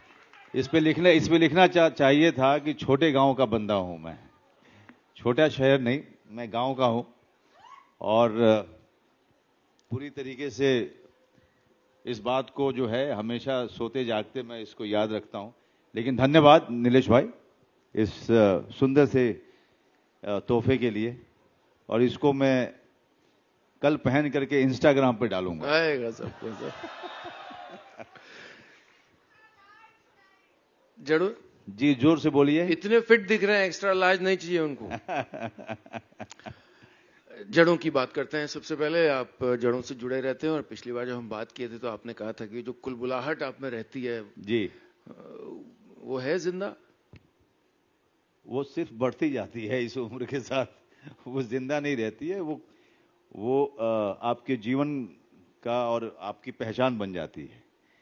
तो मेरे ख्याल से वो पहचान बनती जा रही है। जैसे जैसे यश बढ़ता है, ऐसा मुझे लगता है कि शायद इंसान और एकांकी होता जाता हो या एकांत बेहतर लगता हो। ऐसा होता है क्या आपके साथ? मैं इन सारी कहावतों को तोड़ना चाहता हूं, क्योंकि जब आपको प्यार मिलता है लोगों का तो आप उसको स्वीकार करते हैं और सर झुकाकर स्वीकार करते हैं। लेकिन आपको यह भी पता होना चाहिए कि वो प्यार आपको आपके अपने ईमानदारी से किए हुए काम के कारण मिल रहा है और इतने सालों की मेहनत और त्याग के कारण मिल रहा है। तो उसकी उस बात की खुशी होती है। लेकिन जैसा मैंने कहा कि जो आपके तोहफे पे लिखा हुआ है, छोटे शहर का बंदा हूं मैं, ये मेरी पहचान है और ये मेरी शुरुआत है और ये मेरा अंत है। वाह। और इसके अलावा कोई सच्चाई है नहीं। वाह वाह। ऊंचाइयों पर भी जड़ों से लगातार जुड़े रहते हैं आप। उनको कोशिश नहीं करता हूं, यही हूं मैं। यही है आप। बिल्कुल बिल्कुल, वो दिखता है आप में और आपके कहने में और आपके जीवन में दूरी नहीं है कोई। कलाकार के तौर पर आपकी जो यात्रा है वो आगे के कुछ महीनों में और आगे के समय में वो क्या नए आयाम लाने वाली है? गुलमोहर रिलीज हो रही है। आप जितने भी बड़े प्यारे से लोग यहाँ पे आए हुए हैं, गुलमोहर जरूर देखिएगा। एक बहुत ही कमाल की फिल्म बनी है और शर्मिला टैगोर जी 13 साल के बाद वापसी कर रही हैं। वाह वाह। और करीब 200-300 लोगों को दिखा चुके हैं हम लोग और सब तरफ से बहुत ज्यादा प्यार मिल रहा है। तो मैं चाहूंगा कि पूरा हिंदुस्तान और जो भी लोग परिवार में यकीन रखते हैं उनको ये फिल्म जरूर देखनी चाहिए। किस बारे थोड़ा और बताएं? हमारे आधुनिक समाज में परिवार टूटता जा रहा है। जब हम छोटे थे तो जॉइंट फैमिली में थे, फिर वहां से अलग हुए मेरे पिताजी और उसके बाद अपना घर बनाया। फिर उनके बच्चों ने अपना अपना मुकाम ढूंढा, वो घर से बाहर निकल गए। कुछ इसी तरीके की कहानी है, दिल्ली के एक बंगले की कहानी है जिसका नाम गुलमोहर है। और गुलमोहर में रहने वाले लोगों की जिंदगी कैसे आपस में उलझती है जब वो बंगला उनके हाथ से जा रहा होता है। तो कुछ बड़े पारिवारिक रिश्तों के नए नए आयाम आपको देखने को मिलेंगे। इसलिए मैं चाहता हूं कि इस पूरी भागदौड़ की जिंदगी में अगर आप अपने बचपन को, अपने पिताजी के बचपन को, उनकी यात्रा को, उनके संघर्ष को, अपने दादा दादी के संघर्ष को, उन सब चीजों को बड़े नए रूप में देखना चाहते हैं तो गुलमोहर जरूर देखिएगा। वाह, बहुत सुंदर। और आपकी एक और रचना आ रही है, जोरम। जी, जोरम, जो कि जी स्टूडियो ने बनाई है और रोटरडैम इंटरनेशनल फिल्म फेस्टिवल में ये बड़े गर्व की बात है हमारे लिए कि बहुत बड़े कंपटीशन में थी ये, जहाँ से मैं अभी कुछ हाल फिलहाल में ही वापस आया। 5 शो रखे गए थे जोरम के और 5 हाउसफुल थे। और वो ऐसा नहीं था कि हिंदुस्तानी लोग जो रॉटरडैम में रहते हैं उन्होंने देखा, जबकि 98% जो रॉटरडैम के लोग थे उन्होंने उस फिल्म को देखा। उस पूरे हॉल में जगह नहीं मिलती थी। उस फिल्म के बारे में इतनी चर्चा थी, इतनी उसके बारे में लोग जानना चाहते थे कि लोगों ने देखा और बहुत सराहा और वहीं से हम लोग लौटे हैं अभी। किस बारे में थोड़ा बताइए।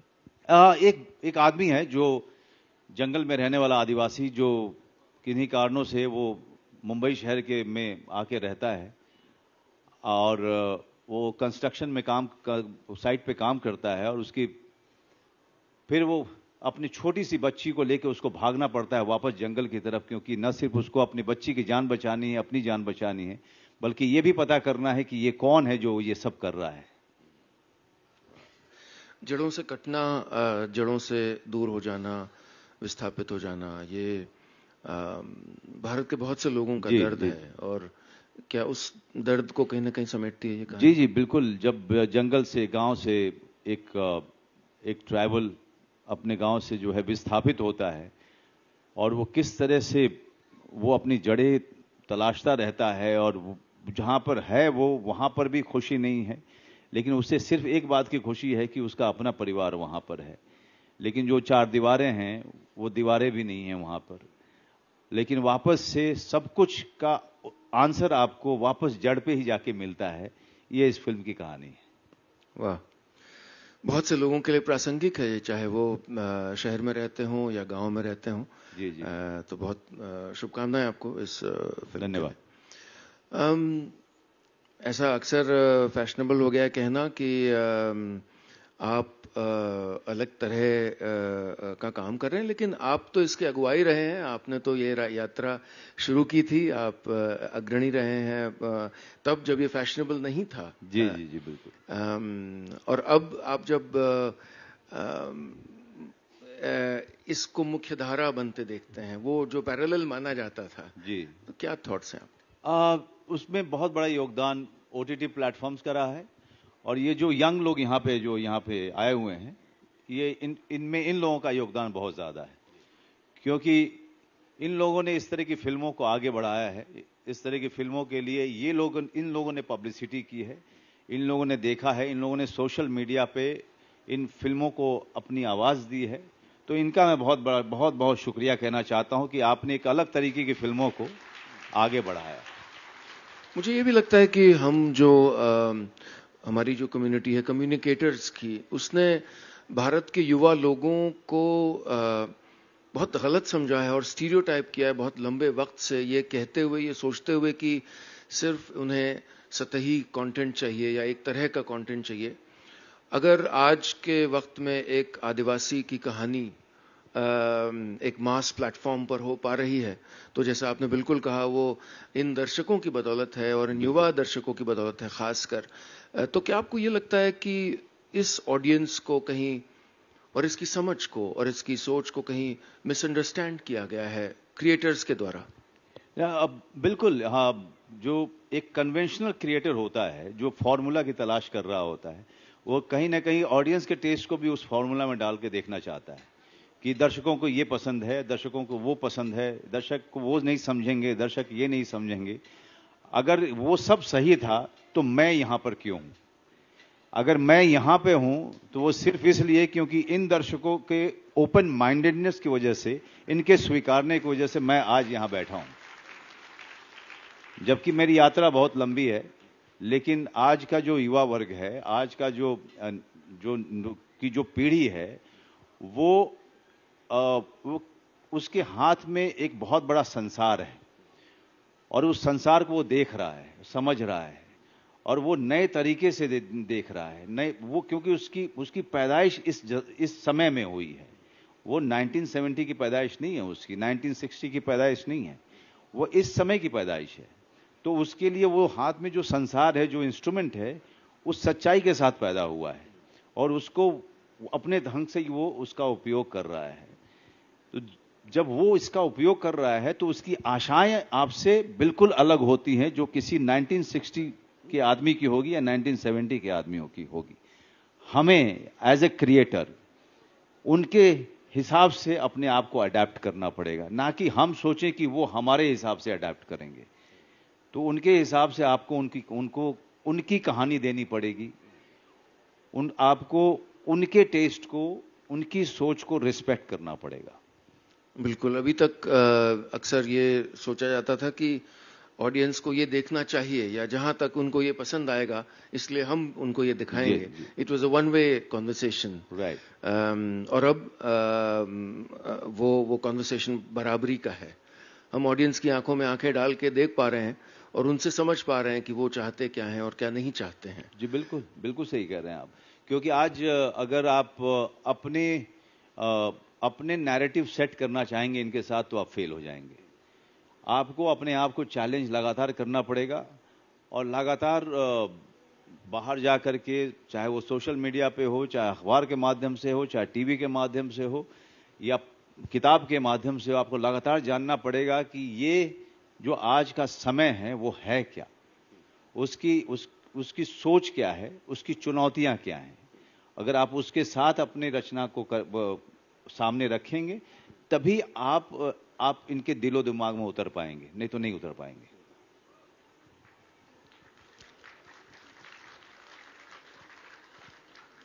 आप कैसे जुड़े रहने की कोशिश करते हैं उनकी आवाज से, उनको समझने का कैसे प्रयास करते हैं? मैं इनके साथ मैं उतर जाता हूं। बाकी सारी जो रिसर्च चलती है हम लोगों की वो तो होती ही है व्यक्तिगत तौर पे, लेकिन मैं इनसे दूर नहीं रहता। एक बड़ी अच्छी बात किसी फिल्म मेकर ने कहा था कि एक एक्टर जो है दर्शकों से प्यार पाना चाहता है, और जब वो फेमस हो जाता है तो वो अपने गाड़ी के शीशे पे काले रंग की परत चढ़ा लेता है कि कोई उसको देख ना पाए। वो उस बात पे मैंने कभी विश्वास ही नहीं किया। आप जितने ज्यादा मशहूर हों, कहीं ना कहीं आपको ये याद रखना पड़ेगा कि आपको ताकत और आपको विचार और आइडियाज उस दर्शक से ही आएगा, उसके बीच में रहने से ही आएगा। तो मैं इनके बीच में बहुत रहता हूं। बिल्कुल। आज मैं अपने छोटे स्तर पे यही सोच रहा था कि जब बाउंसर्स वगैरह थे और मैं यहाँ पे जो कमरा है उसमें जहाँ हम मिले, और मैं अचानक मैं बाहर निकल के टहलने चला गया, क्योंकि एक स्टोरी टेलर अपनी ऑडियंस के बिना अधूरा है। जी ऑडियंस नहीं तो उसको बनाया है। तो ये जो विनम्रता है, ये जो ह्यूमिलिटी है, इसको आप बचाए रखें, बचाए क्या संवार रहे हैं, और बड़ी बखूबी संवार रहे हैं। इसका धन्यवाद आपका फैन होने के नाते। धन्यवाद। एम्पैथी जो कि सबसे बड़ा गहना है किसी कलाकार का, उसको वैल्यू करते हैं आप, उसको जीवित रखते हैं, कैसे संभालते हैं उसको? देखिए, एम्पैथी तभी हो सकती है, बड़ी सीधी सी बात है, पुरानी कहावत है, आप दूसरे के साथ वो व्यवहार न करें जो आपको अपने प्रति अच्छा न लगता हो। शुरुआत वहां से होती है। और किसी भी हमारे जो आध्यात्मिक गुरु हैं वो कहते हैं किसी भी चीज को किसी इज्म के नजरिए से मत देखिए, हमेशा मानवतावादी होकर के देखिए कि सही क्या है और गलत क्या है।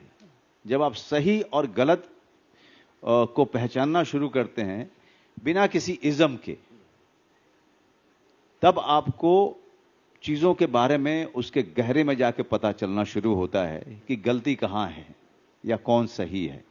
तो मैं किसी इज्म में बिलीव नहीं करता हूं, और बहुत दबाव लोग डालते हैं, तब मैं कहता हूं कि मैं मानवतावादी आदमी हूं। और मुझे पता है, मैं जेंडर के तौर पे चीजों को देखता हूं, ना मैं किसी रंग रूप जाति धर्म के तौर पे देखता हूं। मैं ये देखता हूं कि सही क्या है और गलत क्या है। जब आप किसी इज्म से बंधे नहीं होते हैं तो आप सीधी तरीके से देख पाते हैं, और मैं वो सीधी तरीके से देखने में ज्यादा यकीन रखता हूं, इसीलिए मैंने कभी किसी इज्म को फॉलो नहीं किया। द स्लो इंटरव्यू में आपने बताया था कि आप सब्जी खुद लेते हैं अपनी? जी। अभी अगर आपसे ईमानदारी से बात करूं तो 8 महीने से नहीं हुआ है वो, क्योंकि जीवन थोड़ा बहुत व्यस्त हो गया। और कल मनीष पॉल ने एक अवार्ड फंक्शन में पूछ लिया कि आलू कितने रुपए किलो है, मैं बता नहीं पाया था। नहीं तो पहले मैं बता देता था, 8 महीने पहले मैं बता देता था, लेकिन आजकल सब्जियों के दाम जो है ऊपर नीचे हो रहे हैं, तो अभी के समय में आप पूछेंगे तो मैं फंस जाऊंगा। जी।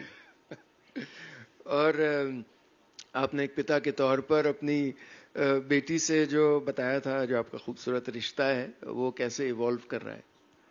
मेरी बेटी मेरी दोस्त है, और वो बचपन से ही मैंने उसको उसी ढंग से रखा हुआ है। वो अपनी माँ से डरती है, माँ से वो झगड़ा करती है, लेकिन मेरे साथ में उसका वन वे है। वो मुझे ज्यादा डांटती है, और उसकी डांट में खाना मुझे मंजूर होता है, क्योंकि कहीं ना कहीं मुझे लगता है कि जब ये बड़ी हो रही है तो मैं उसके साथ में पिता से ज्यादा मैं उसका दोस्त बनना चाहूंगा, ताकि वो सारी बातें वो मुझसे आगे करे सबसे पहले, या अपनी माता से करे, लेकिन मैं चाहूंगा कि सबसे पहले मुझसे बात करे वो। तो मित्र होने में ज्यादा भलाई है आजकल के बच्चों के साथ में। बिल्कुल। आप जो जोरम के जो डायरेक्टर हैं जी, देवाशीष मखीजा जी, देवाशीष, इस युग ने, इस ओटीटी के युग ने ऐसे भी बहुत सारे जो टैलेंटेड लोगों को जो अन्यथा जो अवसर नहीं पाते, उनको ऐसे निर्देशन या और रोल्स में आगे आने का आप कैसे देख रहे हैं इस उभरते हुए नए नामों को और नए टैलेंट को? देखिए, बहुत सारे ओटीटी अभी आया और सबसे ज्यादा फायदा ओटीटी को पैंडेमिक के समय में हुआ, क्योंकि सारे लोग घर के अंदर बंद थे। मैं बहुत सालों से नामी गिरामी डायरेक्टर के साथ काम करना मैंने बंद कर दिया था, और मैं हमेशा कोशिश करता था कि मैं उन डायरेक्टर्स के साथ काम करूं जो नई कहानी कह रहे हैं और नए ढंग से कह रहे हैं। उसी की कड़ी में चाहे वो बुधिया सिंह हो, चाहे गैंग्स ऑफ वासेपुर हो, या फिर या फिर मिसिंग हो, ये स्पेशल 26 हो, गली गुलियां हो, एक रुख करके फिल्म आई थी, फिर भोसले, और अब जोरम, या फिर गुलमोहर जो आ रही है। मैं नए डायरेक्टर के साथ इसलिए काम करना चाहता हूं, तो उसका आंसर उसी में छुपा हुआ है जो मैंने कुछ देर पहले दिया था, कि ये नए समय की पैदाइश है और ये इनके लिए इनकी आशाएं एक एक्टर से बिल्कुल अलग हैं, और मैं अपने एक्टर में के इवॉल्व होने में, उसके विकास में मैं बहुत ज़्यादा रुचि रखता हूं और बहुत ज़्यादा उसको लेकर परेशान रहता हूं। तो अगर मैं किसी पुराने के साथ ही लगा रहूंगा तो मेरा विकास नहीं होगा, क्योंकि मुझसे वही कराएगा जो उसने देखा है। ये जो नए लोग हैं, इनकी आशाएं आपसे वही है जो वर्ल्ड सिनेमा में किसी बहुत ही फेमस डायरेक्टर की अपने एक्टर्स से होती है। तो ये वर्ल्ड सिनेमा में पले बढ़े लोग हैं, वो सिर्फ हिंदी फिल्में देख करके नहीं बड़े हुए हैं, वो मलयालम सिनेमा भी देखा है उन्होंने, तमिल सिनेमा भी देखा है, तेलुगु देखा है, वो नीदरलैंड की फिल्में देखकर बड़े हुए हैं, वो ऑस्ट्रेलिया की फिल्में देखी है, अमेरिका की देखी है। तो वो अपने एक्टर को उतनी ही ऊपर देखना चाहते हैं अपने क्राफ्ट में। तो वो मेरे लिए बहुत अच्छा है, क्योंकि वो मुझे चैलेंज करते हैं और मुझे सोने नहीं देते हैं, मुझे परेशान करते हैं, और वो चाहते हैं कि मनोज बाजपेयी वो ना हो जो वो ऑलरेडी कर चुका है। और अब वो उनको पता है कि सिर्फ आप हिंदुस्तान की सरहदों के लिए नहीं बना रहे हैं, वो दुनिया भर में देखा जाएगा, दुनिया भर में जैसा फैमिली मैन के। बिल्कुल सही कर रहे हैं आप, बिल्कुल सही कर रहे हैं। तो इसलिए मैं चाहता हूं कि मेरे डायरेक्टर्स मुझे चैलेंज करें, उनकी आशाएं मुझसे बहुत बड़ी हों, ताकि मैं मेहनत करूं, मेहनत करने पे मैं मजबूर हूं। और ये इतना प्यार तो लोग दे ही रहे हैं ना, तो मुझे उसको लेके चिंता नहीं होनी चाहिए। जब मैं काम करूं तो मुझे इस बात की चिंता होनी चाहिए कि मैं अपने काम को ईमानदारी से कर पाऊं। घमंड तो नहीं आ गया? किस बात का घमंड होगा? बेलवा गांव से हैं और वापस चल जाए।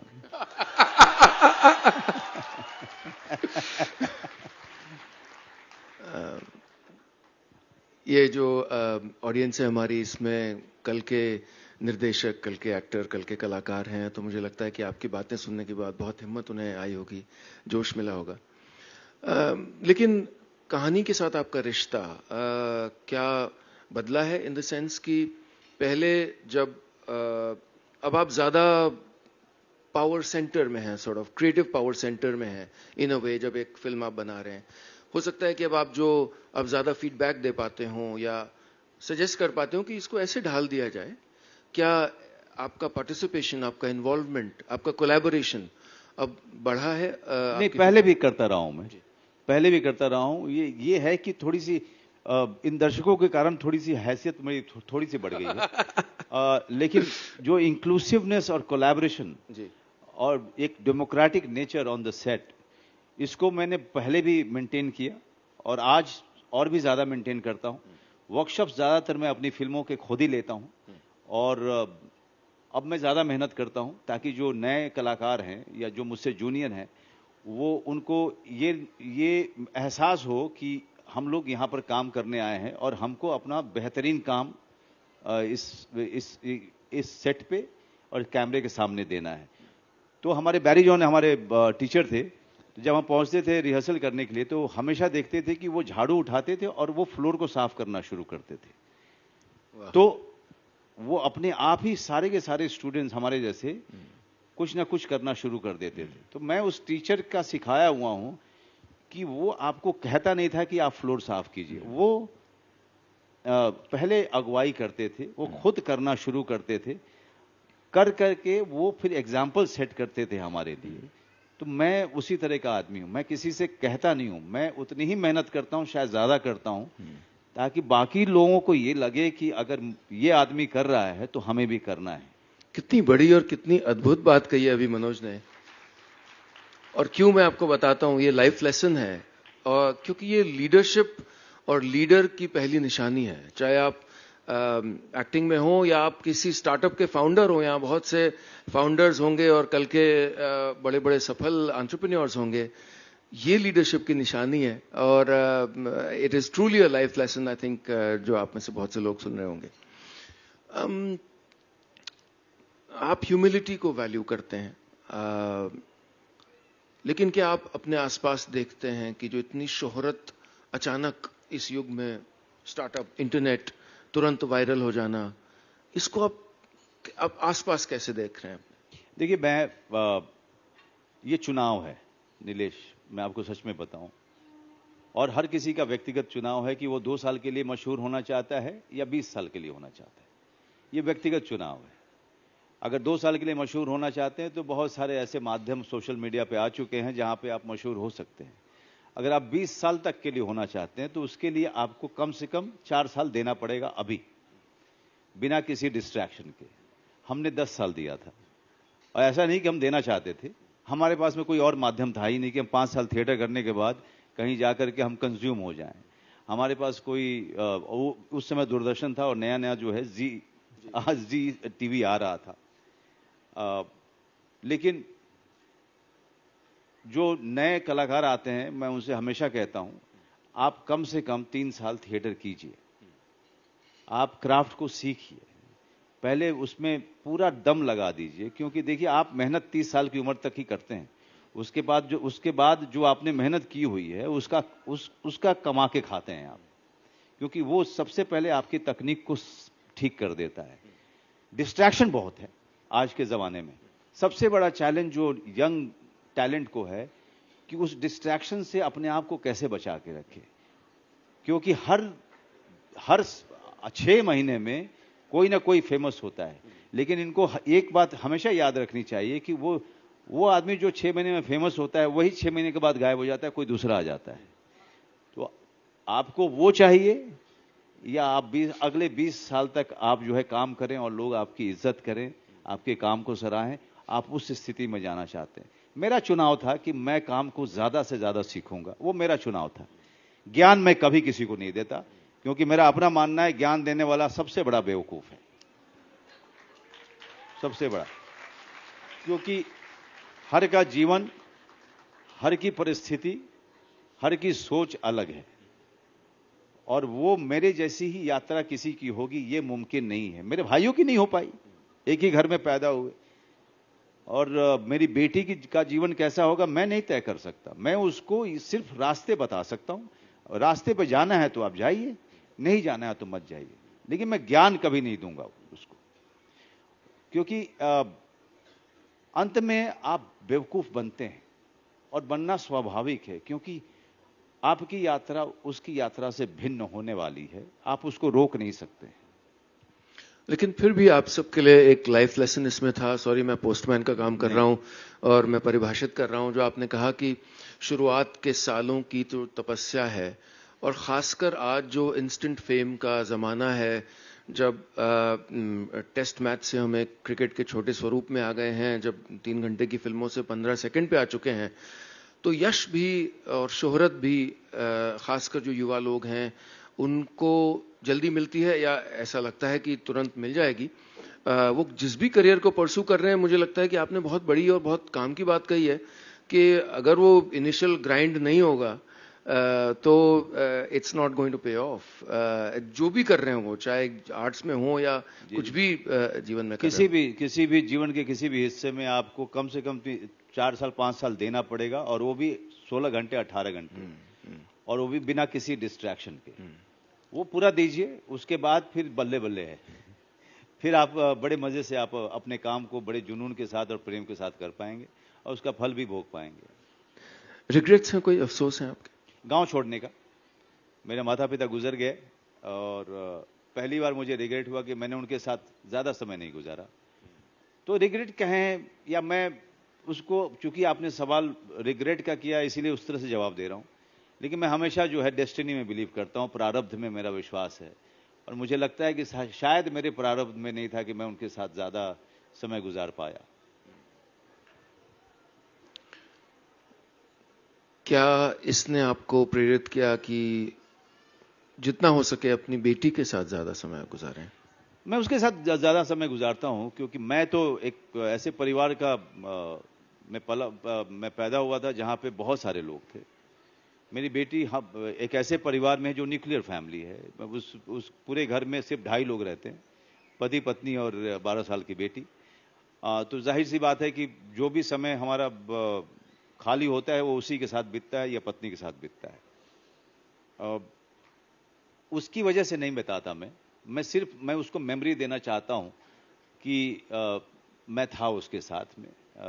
तो एक मेमोरी के तौर पे बच्चों का पिता के प्रति या माता के प्रति, वो जब बड़े हो जाते हैं तो एनीवे वो आपसे दूर चले जाते हैं, अपने ड्रीम को चेस करते हैं वो। तो कम से कम 30 के बाद हमेशा बच्चों को याद आता है कि माता पिता के साथ उसने क्या क्या समय बिताए थे। I want her to have those memories. तो अलग अलग चीज़ें करता हूँ, कुछ चीज़ें मानती है मेरी, कुछ चीज़ें नहीं मानती है, और मेरी कोशिश है कि वो थिएटर करे, और बहुत कम उम्र से थिएटर करे, जो मैं नहीं कर पाया था, क्योंकि मैं बिहार के एक छोटे सी जगह से था, वहाँ पे थिएटर का कल्चर नहीं था।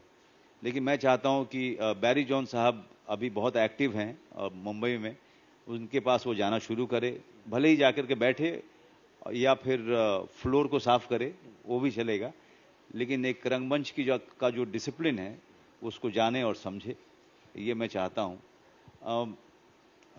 उसके साथ समय बिताना मुझे बहुत अच्छा लगता है, और दूसरा कारण ये भी है, उसको देख, भले ही हम बात ना कर रहे हो, एक ही कमरे में बैठे हुए, आसपास रहना, जी बस आसपास रहती है वो, उसको ऑब्जर्व करता रहता हूं, तो मुझे एक प्रकृति का एक चमत्कार मुझे दिखता है कि कहाँ छोटी थी और कैसे कैसे बड़ी होती जा रही है, और क्या क्या चीजें ये लोग कर रहे हैं, और क्या क्या सोच डेवलप हो रहे हैं इन लोगों के।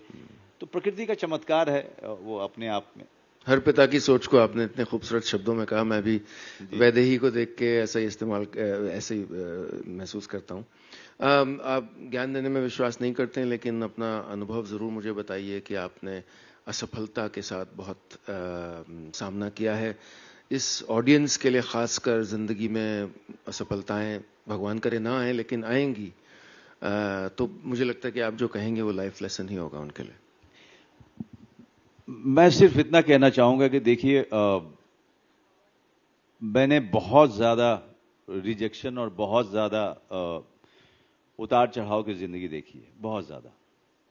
अगर मुझे किसी चीज ने बचाया है तो वो मेरा जुनून अभिनय को लेकर के जो हमेशा रहा है, उसने बचाया मुझे। मेरे सबसे बुरे समय में भी मैं अखबार के किसी एक न्यूज को चुन लेता था, और उस न्यूज को पढ़ करके उसमें एक कैरेक्टर को उठा के उसकी अपनी कहानी लिखता था, और उसको मैं पूरे दिन तैयार करता था, और फिर शाम को अपने दोस्तों को दिखाता था, और उसके बाद मेरे दोस्त अगर खुश हो जाते थे मेरे परफॉर्मेंस से तो मुझे पार्टी करा देते थे, और अगर खुश नहीं होते थे तो फिर ऐसे ही सो जाते थे हम लोग। तो मेरा जो जुनून और प्रेम काम को लेकर के और उस विधा को लेकर के, उसने मुझे सारी असफलताओं, सारे रिजेक्शन से मुझे हमेशा बचाया। इसीलिए मैं कभी डिप्रेशन में नहीं गया, इसीलिए मैं कभी फ्रस्ट्रेट नहीं हुआ, क्योंकि एक सेइंग जो मैं मानता हूं When there is no work, there is a lot of work. Wow. So beautiful. So ये अगर आप करेंगे तो सारे rejection never defines you. Failure never defines you. Similarly, success doesn't define you. Manoj Vajpayee जो एक्टर है वो 30 साल पहले भी था और आज भी वही एक्टर है. फेलियर के समय में मनोज वाजपेयी बुरा एक्टर नहीं हो गया था. वो कमर्शियली एक जो मार्केट के का जो इंटरप्रिटेशन होता है उसके हिसाब से मैं फेलियर था. लेकिन जो मैं काम कर रहा था मैं अपनी नजर में फेलियर नहीं था. मैं सिर्फ एक बात जानता था कि सिर्फ एक मौका मिलेगा, मैं फिर वापस आ जाऊंगा. और मुझे वो मौका राजनीति में मिला. कितनी अद्भुत बात कही है और कितने सारे लाइफ लेसन्स लेके आज शाम आप जाएंगे और आप ये भी जान जाएंगे कि मनोज वाजपेयी यूं ही नहीं बनते. और इतनी खूबसूरत बात उन्होंने कही कि आज से 30 साल पहले भी मैं वही कलाकार था और सिर्फ सफलता और असफलता से अपने आप को मैं आंकूं ऐसा कभी नहीं था. ये सब आपके लिए बहुत प्रासंगिक है, मेरे लिए भी बहुत धन्यवाद. मैंने बहुत सीखा, जितना अच्छी आपने बातचीत की. आपकी आने वाली फिल्म गुलमोहर और जोराम के लिए बहुत सारी शुभकामनाएं. थैंक यू और बहुत धन्यवाद. हमेशा की तरह बहुत अच्छा लगा.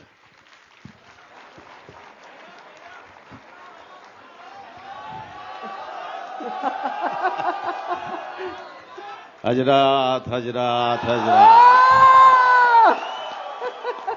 बड़े अफसोस के साथ ये सूचित किया जाता है कि कल रात वासेपुर की एक लड़की को अगवा कर लिया गया है. हजरात, 24 घंटे के अंदर अगर वो लड़की अपने घर नहीं पहुंची तो पूरे इलाके में इतना बम मारेंगे कि इलाका धुआं धुआं हो जाएगा. और रामाधीर सिंह के पूरे खानदान से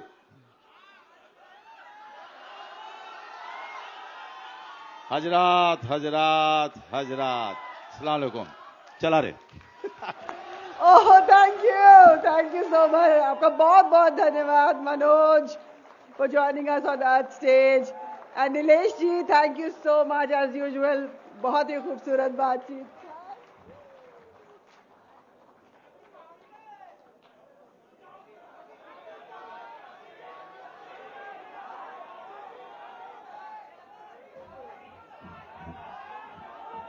चाबी आप लोगों के घर भिजवा दिया है, ताला खोल लीजिएगा. ओहो, बहुत मजा आया है ना. Amazing. चलिए, I have to keep doing my duty, so I'm going to head straight into the next session. The next session puts the spotlight on a very, very important matter. One country, one law. Time for a uniform civil code. As early as 1985, the Honorable Supreme Court of India had observed that there is an imminent need for uniform civil code in India. In Muhammad Ahmad Khan versus Shahbano Begum AIR 1985, SC 945, it was observed that a common civil code will help the cause of national integration by removing disparate loyalties to laws that have conflicting ideologies. No community, it said, is likely to bell the cat by making gratuitous concessions on this issue. It is the state which is charged with the duty of securing a uniform civil code for the citizens of the country, and unquestionably, it has the legislative competence to do so. Therefore, a uniform civil code is imperative for the protection of the oppressed and the promotion of national unity and solidarity. Now, to discuss this very pressing topic further, we have an eminent panel of speakers. I'm going to now welcome them on stage. Please welcome on stage Supreme Court Counsel J. Sai Deepak. He has studied in depth the cultural riches of the world with a focus on the influence of Middle Eastern and European. Please welcome him. Influences on Bharat. Saira Shah Halim, well-known activist, TEDx speaker, is a firebrand known for taking up causes of the disenfranchised, politically marginalized. Her short film, Ek Khas Aadmi, can be viewed online. She was recently awarded the Southeast Association for Regional Cooperation Women's Award. Aye, ma'am, please come. Please welcome ma'am, everybody.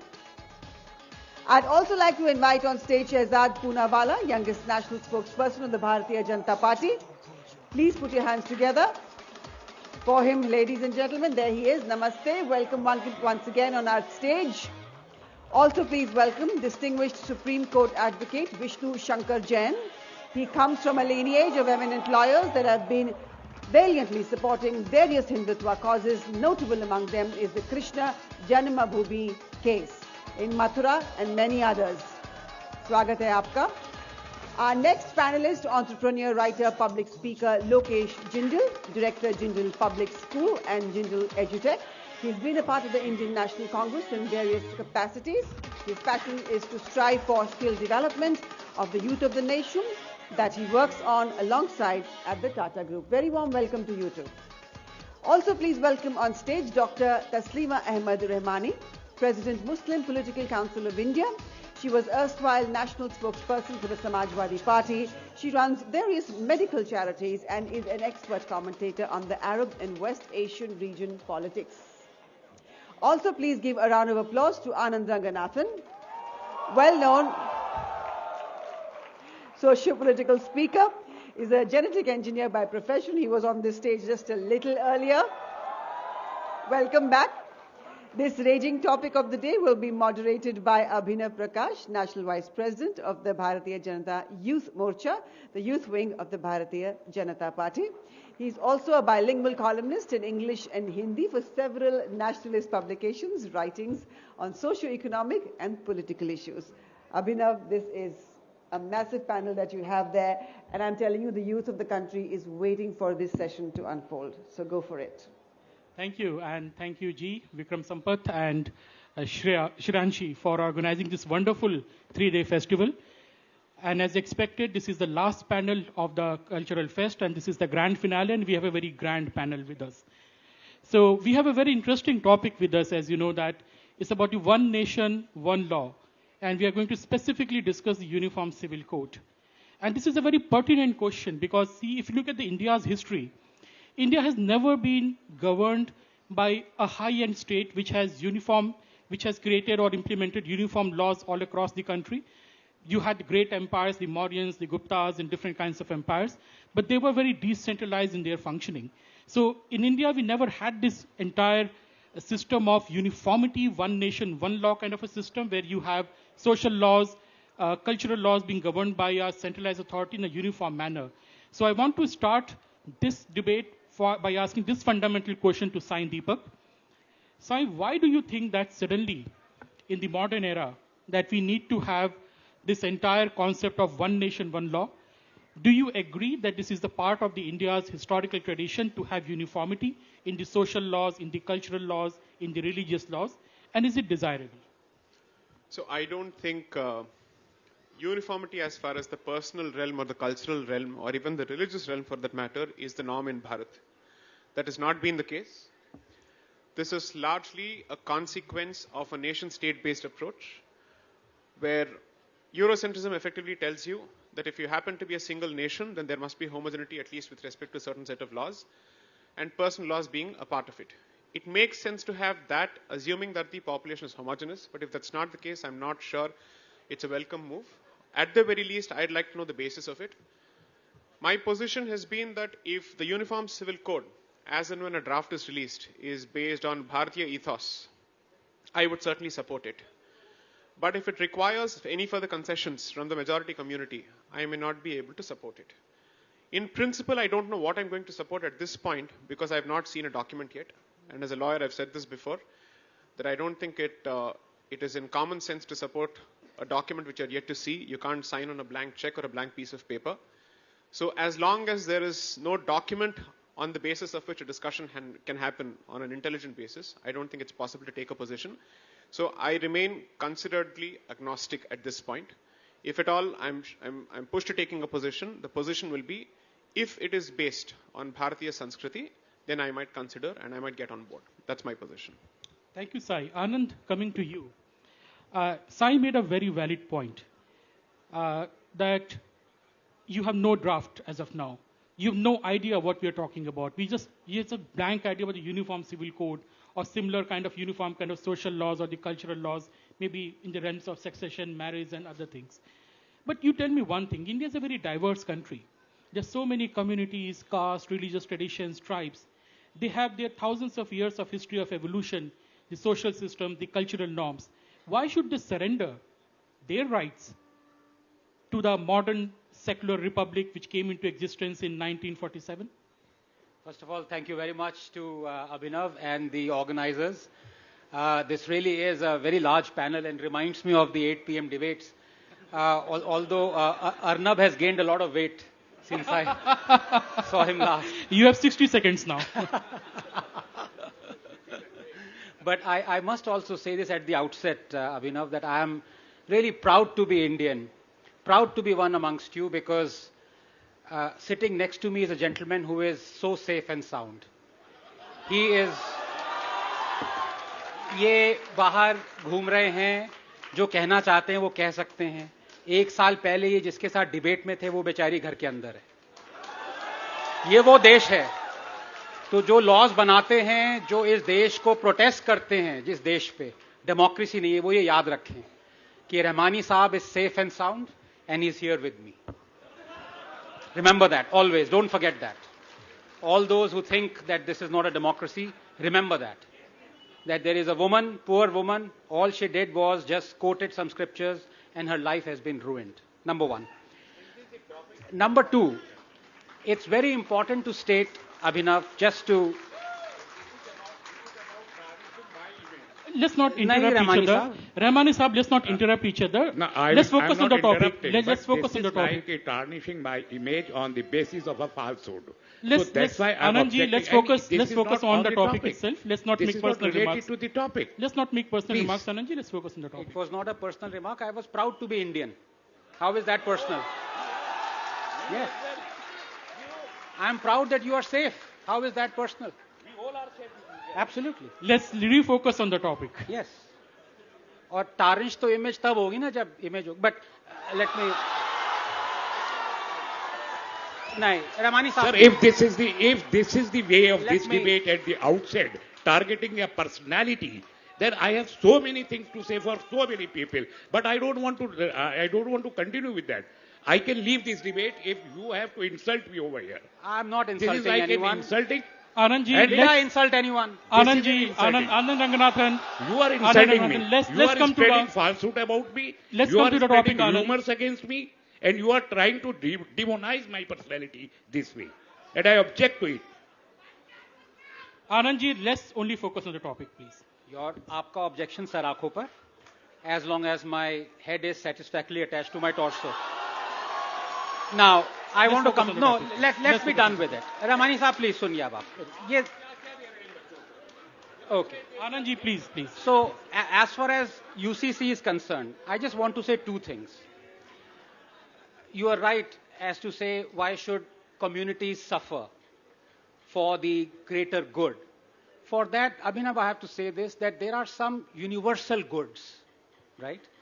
There are some things that are good, proven scientifically or otherwise philosophically, that are good universally. And one universal good that we have imbibed from our civilization, Hindu civilization, Indian Bharatiya civilization, is the equality of man and woman. There are so many. And there are societies that have rules that sometimes do not conform to those universal goods. For example, it is scientifically proven that you will severely damage the body of a woman if you marry her upon puberty. This is scientifically proven. So to say that if you were to remove that, if you were to ban child marriage, you would make a society suffer. I'm sorry. You are reforming that society. You are going towards progressiveness. You are going towards what is scientifically proven to be correct. So we must remove discrimination like that. We must remove polygamy. We must remove child marriage. We must remove the fact that in some religions, it is ordained that a woman would get half the inheritance that a man would. How is this justified? So I am absolutely for removing things that are patently wrong. They are anti-woman, they are discriminatory, they are patriarchal, and I am for adding things that go for the universal good, and that is why we need uniform civil code. Thank you. Thank you, Anand, and I request my panelists that let's focus only on the topic and we should avoid unwanted comments on each other going forward. Sarah, let me come to you.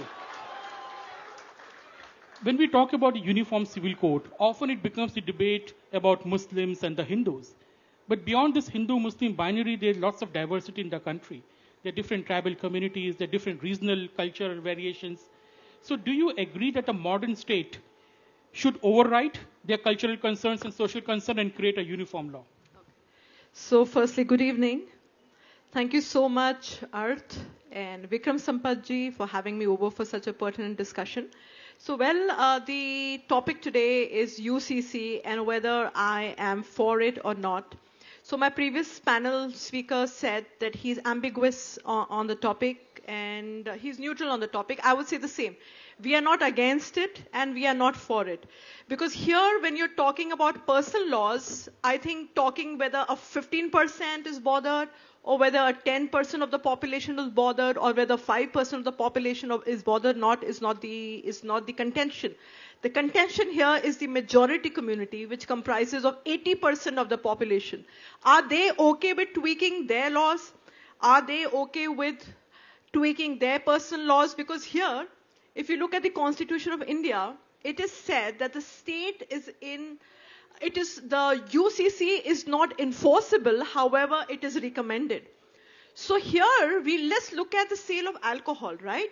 So it says that the alcohol consumption would not be encouraged, or usage of drugs, or consumption of any intoxicant. But we see that alcohol is readily available across India. So isn't it available? Because here the state very clearly says that consumption of alcohol, cigarette smoking should be avoided. But we see the sale of alcohol, cigarettes. So I think here we need to look at the larger picture, because here it is not that the Muslim community is getting affected, the Muslim community is not getting affected. Firstly, we need to know whether the larger Hindu majority community is okay with tweaking the Hindu Succession Act, the adoption issue, the marriage issue, and there's so many other bindings that come in the Hindu personal law that governs various aspects of the life. So I think here this document needs to be discussed with the various stakeholders of the different communities, and we need to ask them whether they are okay with tweaking their personal laws. Then it comes to the Muslim community, then we can ask them whether they are all right or not. Because here, the UCC has been under the directive principles of state policy, and it very clearly says it is not enforceable, it is recommended. So I think I would go by it. We are not against it. It can be recommended. But I trade that we need to take all the various stakeholders of all the communities in account, make a formidable document, and see whether it is enforceable or not, because India is too diverse a country, so many religions, so many borders. If you see, the British, I would say, were rather lazy. It would have been implemented long time ago, but the British didn't want to unsettle the apple cart. It was such a complex issue. So they let it be in the directive principle of state policy, and they said that let it not be a mandate. Let it evolve. Let the document evolve. Let it kind of get justifiable, and once it is justifiable, then we can implement and make it a law. So it still remains in the directive principle of state policy, and I think it needs to be debated, it needs to be discussed. We need to take everyone into account. That's what I want to say at this moment. I'll come back to you, Sai, Anand, and everyone. Let's first have the opening remarks by all the panelists.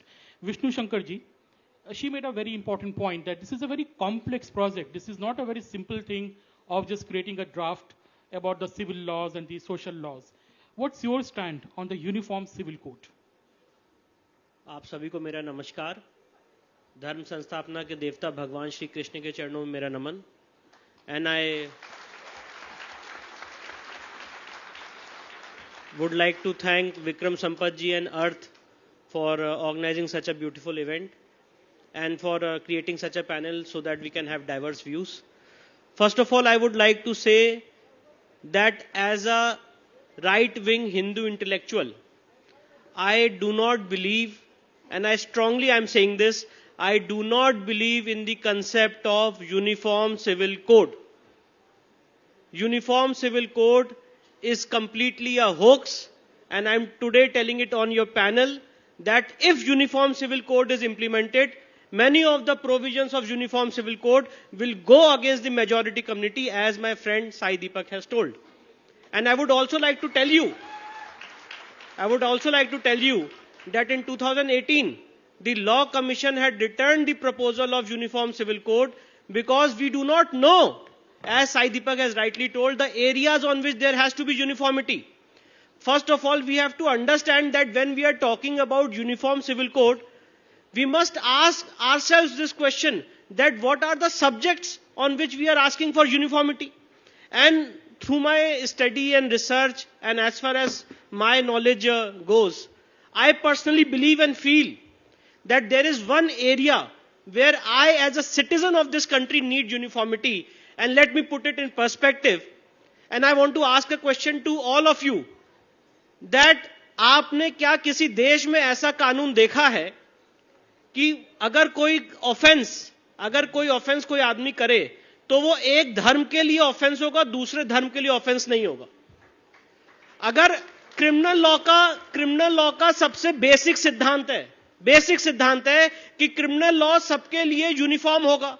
मतलब अगर आज कोई आदमी चोरी करेगा तो अगर वो चोरी हिंदू करता है तो उसके लिए ऑफेंस है, क्रिश्चियन करता है, मुस्लिम करता है, कोई भी आदमी करता है, इररिस्पेक्टिव ऑफ हिज रिलीजन, वो ऑफेंस रहेगा. पर भारतीय आईपीसी में, इंडियन पीनल कोड में, there is a provision, and please read it and correct me if I am wrong, section 494 of the IPC. Section 494 of the IPC में, if a Muslim is having more than one marriage, it's not an offense, it's exempted under Section 494 IPC, while if a Hindu is marrying more than once, it's an offense under IPC. Bigamy का offense है. So I personally believe, and I filed a petition also in the Supreme Court, the 5 judges of the Supreme Court have issued notice in the matter, and I'm only saying that please bring uniformity in the penal laws. If bigamy is an offense, it has to be an offense for a Hindu also, it has to be an offense for a Muslim also, for a Christian also. You cannot have this kind of an exemption on the basis of religion. And apart from that, apart from this number of marriage, I do not see any area where I feel or believe that there has to be uniformity. I am not here to sort out or make the things मैं किसी और आदमी के घर को ठीक करने के लिए नहीं बैठा हूं. मैं यहां पे अपने घर को ठीक करने बैठा हूं. मैं चाहता हूं कि मेरा सनातन धर्म जो अजर अमर है वो अजर अमर रहे और उसमें जो डिफिकल्टीज हैं उसको मैं रिमूव करूं. मैं उसके लिए यहां बैठा हूं. Fair point, Rahmani ji, what's your take on the entire concept of uniform civil code? Why do we see a section of Muslim intelligentsia opposing the concept of equal social laws for the women irrespective of their religious identity? See, the debate of Uniform Civil Code was concluded on 23rd November 1946 in the Constituent Assembly itself. And the ball was set into the court of the central government. For last 75 years, Article 44 says that it's the duty of the government to keep on endeavor to make a consensus on the Uniform Civil Code. More than a dozen times, various high courts and Supreme Court of India has directed the government of India to come out with a uniform civil code. No government has replied. And very recently, this January 2023 itself, in the Supreme Court of India, our government has said that this is the prerogative of the legislation and this is a very complex issue. We will take our own time and judiciary has no right to interfere therein. Law Commission in 2018, as my brother Vishnu Jain, my brother, has said, my Indian brother, of course he is my brother. So the Law Commission has recommended that before considering any uniform civil code, You have to make the codification of each and every religion of the country. This was the recommendation in 2018 by the Law Commission of India, our statutory body of our government. Still, so this is not the issue of a public debate. The public debate is over in 1946 itself. Now this is the duty of the central government to come out with a legislation.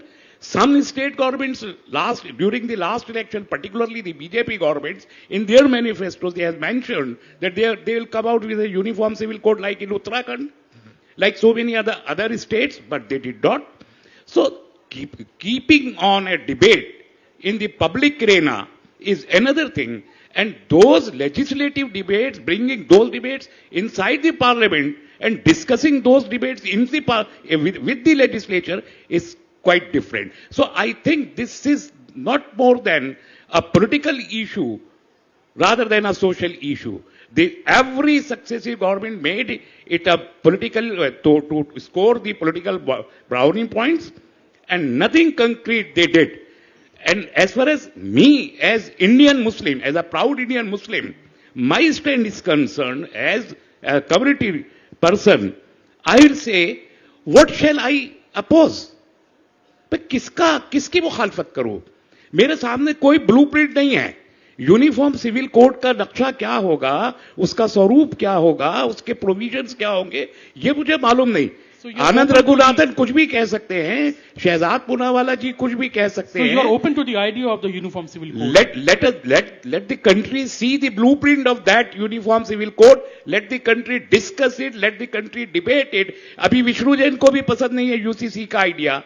अभी ऐसे बहुत सारे लोग हो सकते हैं जिसे अब जो प्रोविजंस आएंगे तभी तो विष्णु जैन भी कंसीडर करेंगे, मैं भी करूंगा, आनंद भी करेंगे, सबका कंसेंसस बनेगा, तब वो कोड आएगा. तो ये गवर्नमेंट की जिम्मेदारी है कि वो लेकर आए. हम डिमांड करते हैं, लाइए. शुक्रिया. Shahzad, this point is coming up again and again that कोई blueprint है ही नहीं, there is no blueprint, we don't know what we are talking about.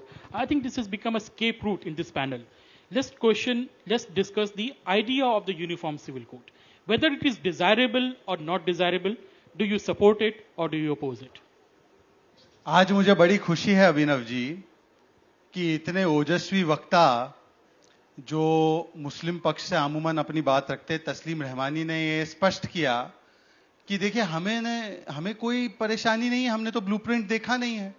तो मुझे उम्मीद है कि अर्थ के इस चर्चा के बाद वो all India Muslim personal law board को जरूर फोन करके पूछेंगे कि जब ब्लूप्रिंट आया नहीं, बच्चा पैदा हुआ नहीं, तो मुंडन करने क्यों बैठ गया आप?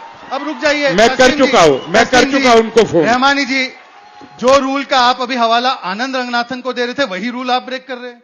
यही यूनिफॉर्मिटी नहीं है डिबेट कोड में. ये सिविल कोड कहां मानेंगे? ये डिबेट कोड में यूनिफॉर्मिटी नहीं मानते. अब देखिए, ये मंडली बड़ी विचित्र मंडली. अब मैं किसी का नाम नहीं ले रहा हूं.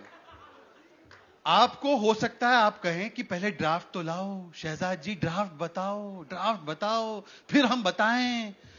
एनआरसी का ड्राफ्ट देखा था क्या सड़कों पे उतरने से पहले? ड्राफ्ट देखा नहीं, पर बड़ी बड़ी एक्ट्रेसेस, बड़े बड़े वक्ता, बड़े बड़े बुद्धिजीवी, ये एनआरसी आएगा, ये ऐसा होगा, ये वैसा होगा, दंगे कर दो, शाहीन बाग में बैठ जाओ, ये सब थे. अब रुक जाइए. तस्लीम रहमानी मुस्कुरा रही है, अच्छी बात, लोकतंत्र के लिए अच्छी बात. और जय साई दीपक भी मुस्कुरा रहे, ये यूनिफॉर्म लाफ्टर कोड है. अब दूसरी बात देखिए, कम से कम एक चीज देखिए, यहां पर भी हमारे विष्णु भाई है, जय साई दीपक है, तस्लीम जी है, सहरा जी है, दोनों ने सबने कहा कि हम बिना देखे नहीं बोलेंगे. परंतु एक हिपोक्रेसी जानना बहुत जरूरी है. जय साई दीपक और विष्णु जैन उस विचारधारा के हैं जो अपनी कन्वीनियंस के हिसाब से संविधान का गला घोटकर उसके शरिया को संविधान के ऊपर नहीं रखते. जब पसंद आए मन में तो संविधान, जब पसंद आए मन में तो शरिया. ये संविधान के तहत सुप्रीम कोर्ट ने ही शाहबानू का फैसला सुनाया था ना. आज पूछिए इनसे, शाहबानू से लेकर शायरा बानू तक जो 3 तलाक का फैसला है सुप्रीम कोर्ट ने दिया है, क्या मानने को तैयार है? ये लोग क्या मानने को तैयार है? 3 तलाक का भी वो विरोध करते हैं, नहीं मानेंगे. सुप्रीम कोर्ट कहे तो कहे, यह कम्युनल एजेंडा है। जब सुप्रीम कोर्ट कहता है शाहबानू को मेंटेनेंस मिले, जब सुप्रीम कोर्ट कहता है 3 तलाक हो, उसको खत्म करे, कानून लाओ, तो ये लोग कहते हैं इट्स अ कम्युनल प्रोजेक्ट। और आखिरी बात, आपको नहीं चाहिए यूनिफॉर्म सिविल कोड, बहुत अच्छी बात है, ठीक है, आपने कह दिया। केवल 2 चीजें स्पष्ट कीजिए।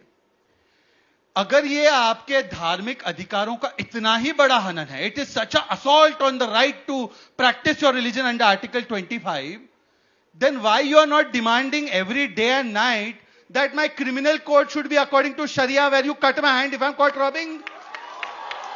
Tomorrow morning I want Mr. Taslim Rahmani standing in line demanding कि now I don't want uniform criminal code also. If Ramesh and Anand are caught stealing, they will be given one punishment. If Taslim is caught stealing, his hand will be chopped off. Please, tomorrow morning you tell me, Taslim, are you ready for it? You're ready for it, okay. पर इसमें सुन लीजिए भाई, इसमें एक exemption होना चाहिए। हाँ, exemption क्या होना चाहिए? एग्जेम्पशन ये होना चाहिए कि अगर जिहाद करेंगे तो वो शरिया में एग्जेम्प्ट हो जाएगा। Vishnu ji, we will come back. अच्छा, लास्ट पॉइंट, ये यूसीसी जो है, यूसीसी इसका वैसे तो फुल फॉर्म है यूनिफॉर्म सिविल कोड, बट इस यूसीसी के नाम पे एक बीबीसी है।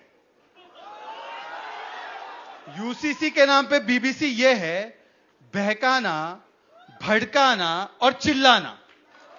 अब देखिए, ये बहकाना, भड़काना, चिल्लाना कमिटी जो है, जब यूसीसी गोवा में लागू हुआ 1960 के दशक में, तब इनकी चहीती सरकार थी वहां पे, तब यूसीसी कम्युनल नहीं था, सेक्युलर था।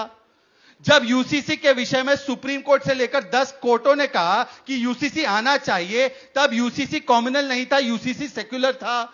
जब नेहरू जी और बाकी सारे महानुभाव संविधान की सभा में बैठकर यूसीसी को directive principle of state policy बनाए, तब यूसीसी कम्युनल नहीं था, वो सेक्युलर था। और आज जब हिमाचल, गुजरात या कोई उत्तराखंड का स्टेट अपनी जनता से पूछ के यूसीसी के लिए पैनल बनाए, तो हाय सांप्रदायिक माहौल फैल गया है, डर का माहौल है। ये किस प्रकार का ये बीबीसी चल रहा है? ये दोहरे मापदंड है। मैं भी देखिए, हमारी जिन भी सरकारों ने इसको इंप्लीमेंट किया, Abhinav ji, last 10 seconds, 30 seconds, last 30 seconds Arnab, कि देखिए, हम यूसीसी के प्रति पूर्ण तरीके से समर्पित है, संविधान के एक एक प्रावधान के प्रति हम पूर्ण तरीके से समर्पित है। यह संविधान सहूलियत का डॉक्यूमेंट नहीं है कि यह पसंद आए तो ले लो, वो पसंद नहीं है तो हटा दो।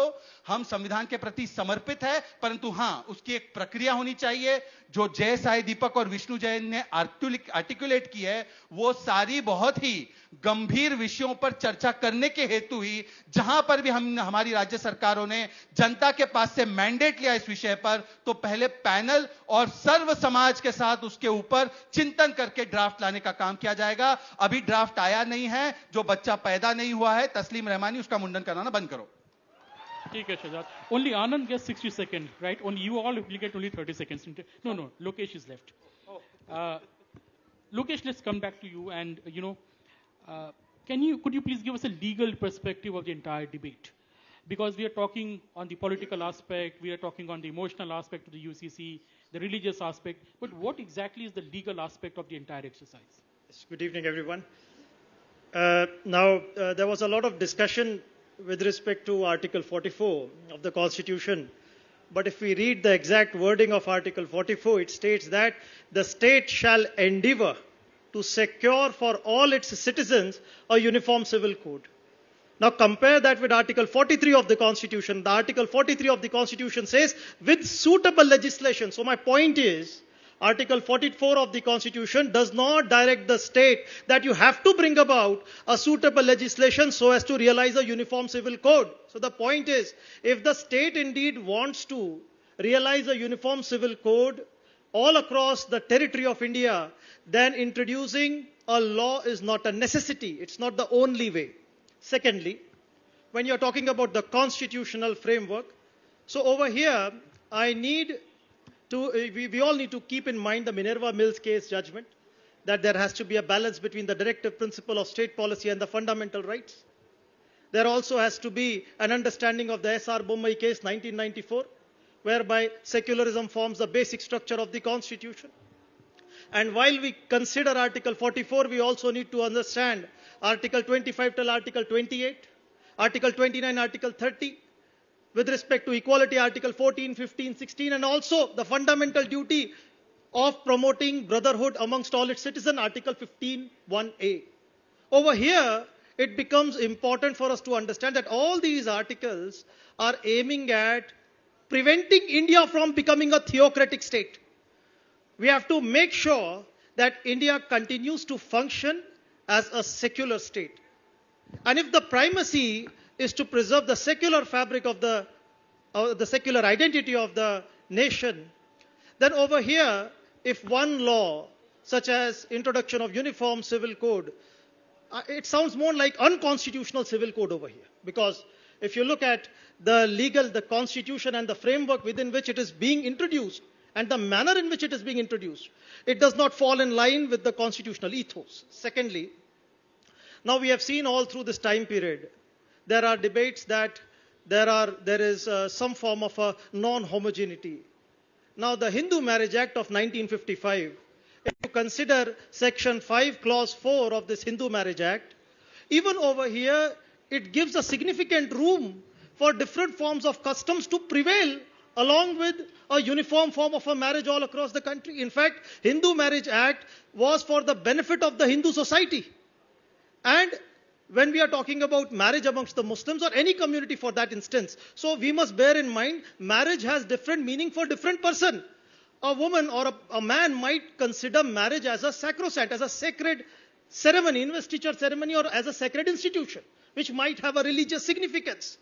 And if that person wants to live this particular institution as a religious matter of fact, enjoying in Article 25 right, freedom of professing that religion, then how can a state stop that particular individual from practicing and living in that particular religious life?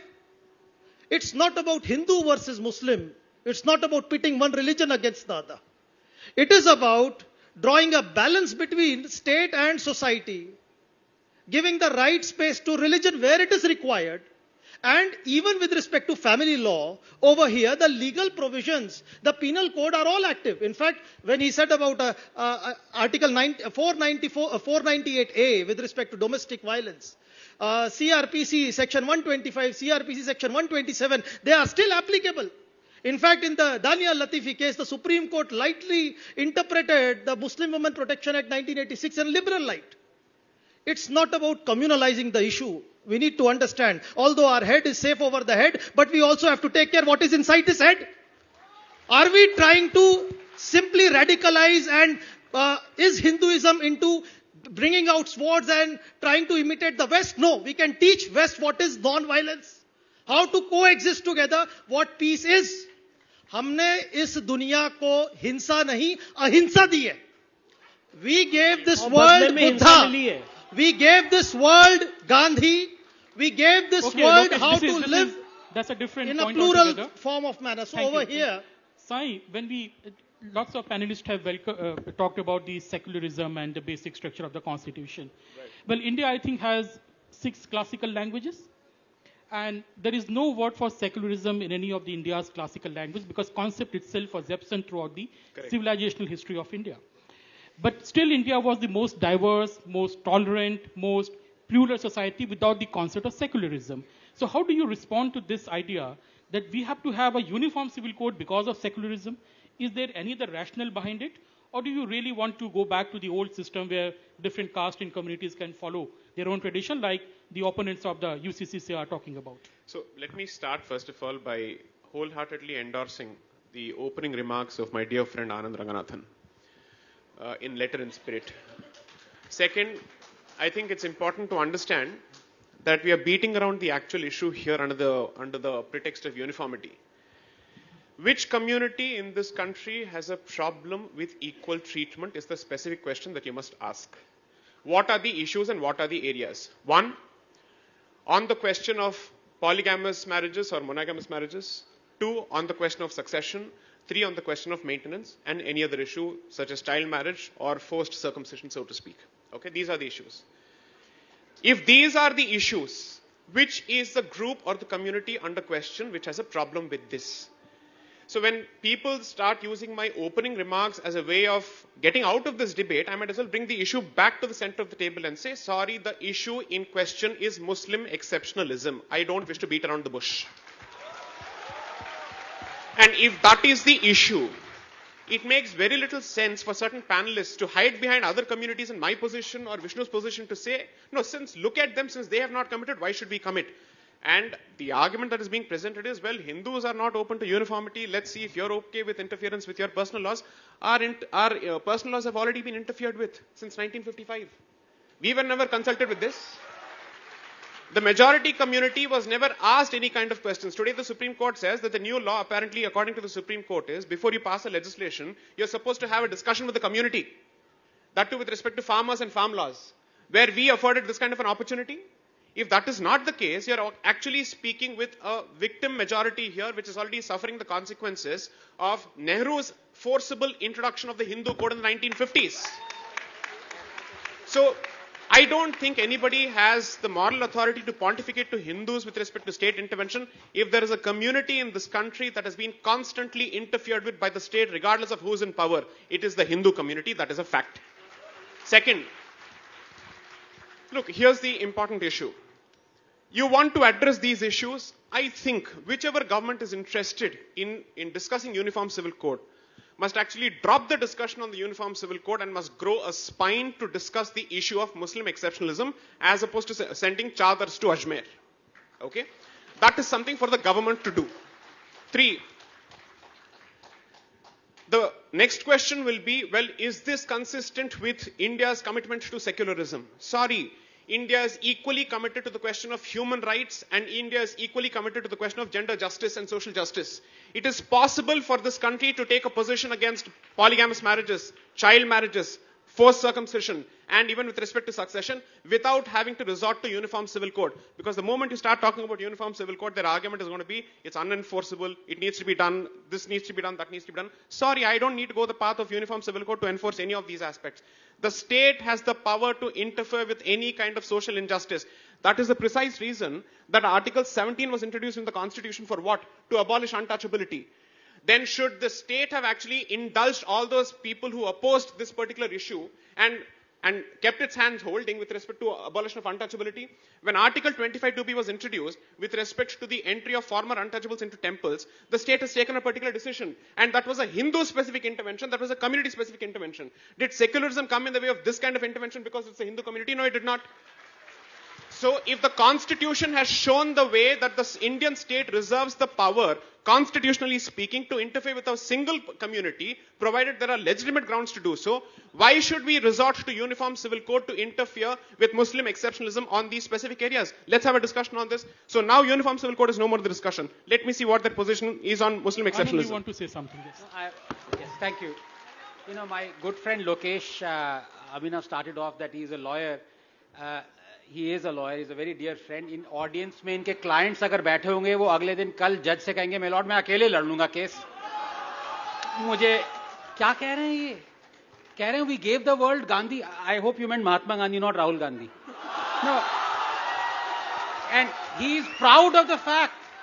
He is talking about, let me quote Mahatma Gandhi. क्योंकि जब तक facts नहीं देंगे तब तक legalist का क्या चलता रहेगा? Let me quote. This is what Mahatma Gandhi said. Hindus should not harbor anger in their hearts against Muslims, even if the latter wanted to destroy them.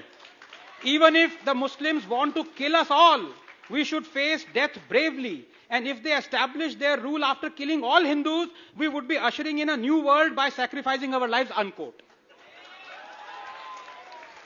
And today is the... Anand, let's just talk about UCC, not Gandhi. We can have a different panel on Gandhi. Of course. No, Lokesh, this is unfair. This is like a real TV debate. Yaar, abhi interrupt mat karo. Give me 30 seconds. Or my brother Vishnu je jo baat kari hai, 494 ki, I just want to ask him ki, does he want Muslims to not practice polygamy, or does he want Hindus to practice polygamy? मतलब discrimination किसके against हो रही है? That's a very direct question. You have to give an answer. But मैं एक चीज बताना चाहता हूं क्योंकि लोग ये समझ नहीं पाए मैं क्या कहना चाह रहा हूं. When a Muslim says I am against discrimination, he is against discrimination practiced in all other religions except Islam. When a Hindu says Like I'm saying, I'm civilizationally a Hindu. I might be a Darwinian atheist, but I'm civilized. All of us are. No, you are a Nastik who go to Mahakaleshwar Mandir in With Ujjain. pride, with pride. और रहमानी साहब के grandfather Jain थे, तभी इनको भी. It's a fact. आपने खुद admit किया है. हाँ. नहीं नहीं, मैं तो फैक्ट्स बता रहा हूं.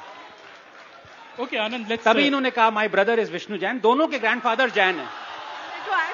मैं ये बताना चाह रहा हूं. देखिए मैं हिंदू हूं, ये अब मुस्लिम है ये.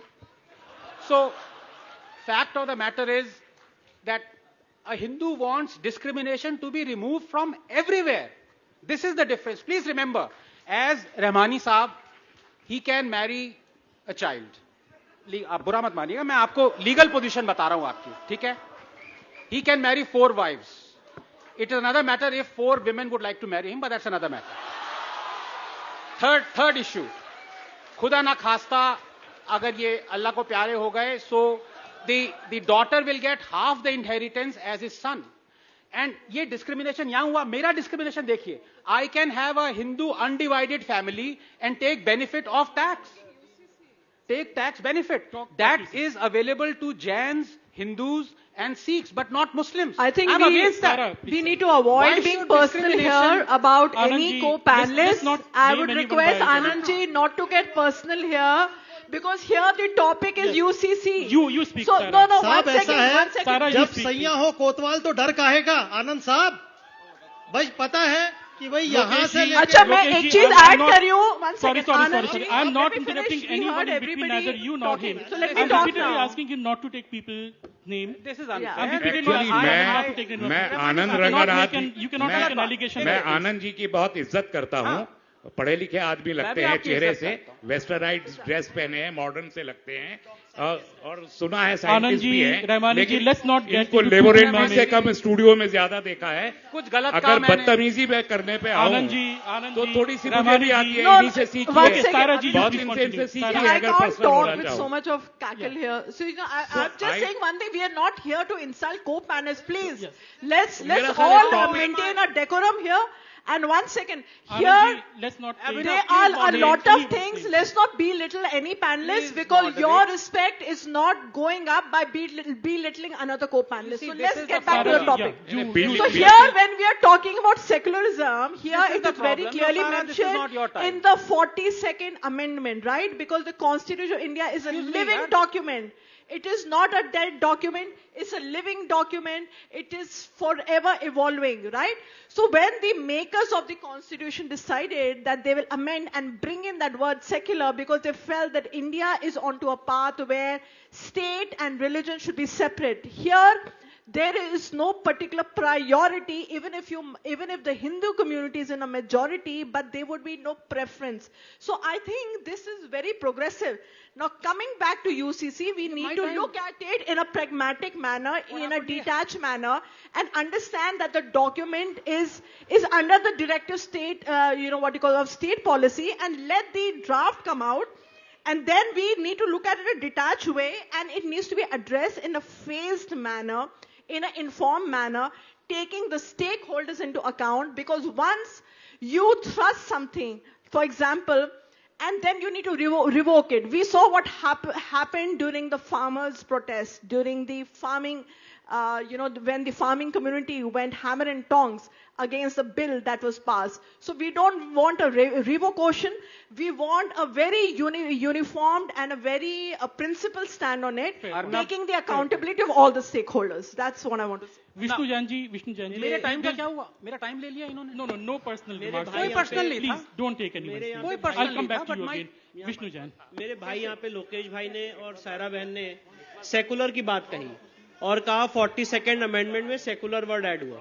मैं उस डिबेट में नहीं जाना चाहता हूं, पर मैं इतना पूछना चाहता हूं बड़ी लॉजिकली आज इन सारे लोगों से जो यहां पे बैठे हैं, और इसको एक पर्सपेक्टिव में रखना चाहता हूं कि देखिए हमारे संविधान के साथ कितना बड़ा खिलवाड़ हुआ है. और देखिए आज अगर सपोज करिए, मैं अपनी बात को एक उदाहरण से समझाना चाहता हूं. I want to explain it by an example. आज सपोज करिए हम सब लोग यहां पे एक शपथ लें, एक ओथ लें. ऐसा किसी भी लीगल हिस्ट्री में, वर्ल्ड की लीगल हिस्ट्री में Forget about Indian legal history. World की लीगल हिस्ट्री में ऐसा नहीं हुआ है कि किसी शपथ को, किसी ओथ को बैकडेट में बदला गया. We the people of India having solemnly resolved to constitute India into a sovereign, social, secular, democratic republic. तो ये जो दो वर्ड आए सेकुलर और सोशलिस्ट, जैसे भी मेरी बहन सायरा ने कहा कि ये 42nd अमेंडमेंट से 1976 में आए और ये संविधान की शपथ कब ली गई थी? On 26 November 1949. Just a minute. Let me put it in perspective. तो सेकुलर नहीं, ये जितना यूनिफॉर्म सिविल कोड का आर्गुमेंट सेकुलर पे बिल्ड कर रहे हैं, मैं तो सबसे पहली बात आनंद रंगनाथन को बधाई देना चाहता हूं कि आज वीर सावरकर की पुण्यतिथि पे महात्मा गांधी का क्या रोल रहा है उन्होंने उसको जस्टिफाई कर दिया. पर मैं दूसरी बात सेकुलर के आर्गुमेंट को डिस्ट्रॉय करना चाहता हूं. मैं इनसे पूछना चाहता हूं कि सेकुलर वर्ड की डेफिनेशन क्या है? नहीं विष्णु जी, सेकुलरिज्म पे डिबेट नहीं है. सुनिए, यूनिफॉर्म सिविल कोड पे बता दें कि गोडसे के दौर में अभी भी हम गांधी के साथ हैं. Can't be a found. My only point is this. Godse के दौर में गांधी के साथ हूं. Just listen to what I'm saying. No debate on secularism. Can't be a reason to develop uniform. We need a different panel for discussing secularism. No, I'm only saying. Let me ask a different question. Try to understand my point. Let me reorient the debate. A very Should fundamental. the government control mosques like it controls temples? ये secularism है आपका? Anand ji, there is a very fundamental question here, and that question is the conflict between modernity and the tradition. The rise of nation states in the last 200 years have also created the requirement, this need for creating uniformity, uniform laws, because societies are much more integrated than they were 200 years back. But there's also the question of survival of the old traditions, people right to choose their culture, their traditions, and different kinds of things. So why is there an opposition from one side to the tradition and from the other side to the modernity, and how we can resolve it? Shahjad. May I, with your permission, Anand? Just 20 seconds and then the remaining time can be given to Anand. You're my chota bhai, Sara ji is my elder sister. Coach, please. You got the age right. ऐसा है कि देखिए, all of this argument one agrees with. We have to also see our traditions, etc. Nobody is imposing anything on anybody. Uniformity doesn't mean that you will lose what is essential to your faith or your practice or your beliefs or your traditions. But if those particular aspects are incompatible with what we believe constitutes a society that is governed by rule of law and constitution, then it must be moderated like it was done for the Hindus 1955. All we are saying is this, that look, I am very happy when a Sabrimala verdict comes out. But my party opposes the triple talaq verdict from Supreme Court. Ye hypocrisy nahi chalegi. Ye hypocrisy nahi chalegi. The Uniform Civil Code is the biggest tool to ensure gender empowerment and women's rights. But it is unfortunate that today those who say ladki hu, lad sakti hu, or some of its versions are today at the forefront of, one second sir, I have not even taken your name, are at the forefront of sacrificing women's rights at the altar of vote bank politics. That is the fundamental problem, and I have only one question to ask. Lokesh, I know because he and I have appeared on television debates. Lokesh, did you support the Sabrimala verdict of the Supreme Court? Did he? Did he? He did support it. He said it is absolutely right. But Lokesh, tell me, then do you say that the Prime Minister who overturned the Supreme Court verdict on Shah Banu is wrong? Today I ask you with all your integrity to answer that question. I'll answer this question. See, first of all, when we talk about what happened in the Shah Banu... Answer the question. So I'm answering the question. What do you think I'm doing? So when you are talking about the 1985 Shah Banu case and the subsequent Muslim Act that was introduced in the parliament, over here, we have seen that over a period of time, this Muslim Women Act has strengthened women's right even more. Because I'll tell you why. Dekhiye secularism. Allow me to answer. Secularism 1.1. As per the Muslim Women Act 1986, now the Muslim woman is entitled to maintenance during the period of iddat itself, that is 90 days. And the Supreme Court has rightly pointed out that section 127 involves, and the man has to give him lakhs of rupees, whatever has to be the maintenance for the rest of her life during the iddat period. No, so why not beyond iddat? That's the question here. That's the question of Uniform Civil Code. But why? Yeah. why only certain period for one section of the community and why lifetime? This is one second. Wait a minute, now it's my turn. The question is asked. Question is asked. Wait a minute. Just 1 second. Wait a minute. See, we are having the Special Marriage Act 1954. As per the Special Marriage Act, it is the uniform civil code in the country. A person belonging to any religion, I mean, it's free for all. Any person belonging to any religion Lokesh, can get the marriage registered under the Special Marriage Act and have all the benefits of divorce succession in that Special Marriage Act. Shahjad asked a very clear question to you, you are not answering. One second. And Anand, I don't think Anand should be kept out of a debate for so long, and I hand it over to Anand. But now in front of you, you are seeing the difference between the mindset of a Jay Sai Deepak and a Vishnu Jain on one side, who may have a particular point of view, and a Lokesh Jindal and a Taslim Rahmani. Because, COVID times gave rise to WhatsApp University, and people who gain knowledge from WhatsApp University without knowing the concept. Rhetorics. Anand, are you the professor? I mean, rhetorics appeal to all of you, but when we talk about the conceptual basis, let's have a debate over it. University. No, but we cannot have a debate on the conceptual basis when you're taking different stands on different communities. I'm not taking different stands. The point is, Anand, listen, wait a minute. Anand, you then Rahmani. No, you do one thing, you come here now in the participating panel. Anand, you and then Rahmani. No, you do one thing. Moderator. You cannot target the moderator. I'm asking everyone the question. You are extremist moderator, sir. He is doing his work. Extremist moderator, new terminology. Towards the rightist, you are extreme right. अब ये victim card निकाल लिया इन्होंने. पहले debit card, credit card. Let me keep it very simple. You see, people accuse me because they fear fact समझना सबको वो लगता है. मैंने discrimination की बात करी. मैं कह रहा हूं कि हिंदू अनडिवाइडेड फैमिली को टैक्स बेनिफिट्स मिलते हैं, ये डिस्क्रिमिनेशन है, ये हटना चाहिए. ये किसी ने सुना नहीं. जो मैंने मुस्लिम का डिस्क्रिमिनेशन हो रहा है वो सुना और उस पर चढ़ गए कि हाय हाय क्या बोल दिया. I ask a very simple question to my friend Lokesh. Are you for or are you against child marriage? Yes or no? I am against child marriage. बस बात खत्म हो गई. But please let me complete. But आ गया ना. Do you know Age of Consent Act 1891? Do you know Sarda Bill? It took more than 150 years for our reformers so as to do away with the evil of child marriage. When I'm talking about, listen. What I'm saying, that is it your case that the Muslim community of India is 150 years behind? No, what I say is, when child marriage.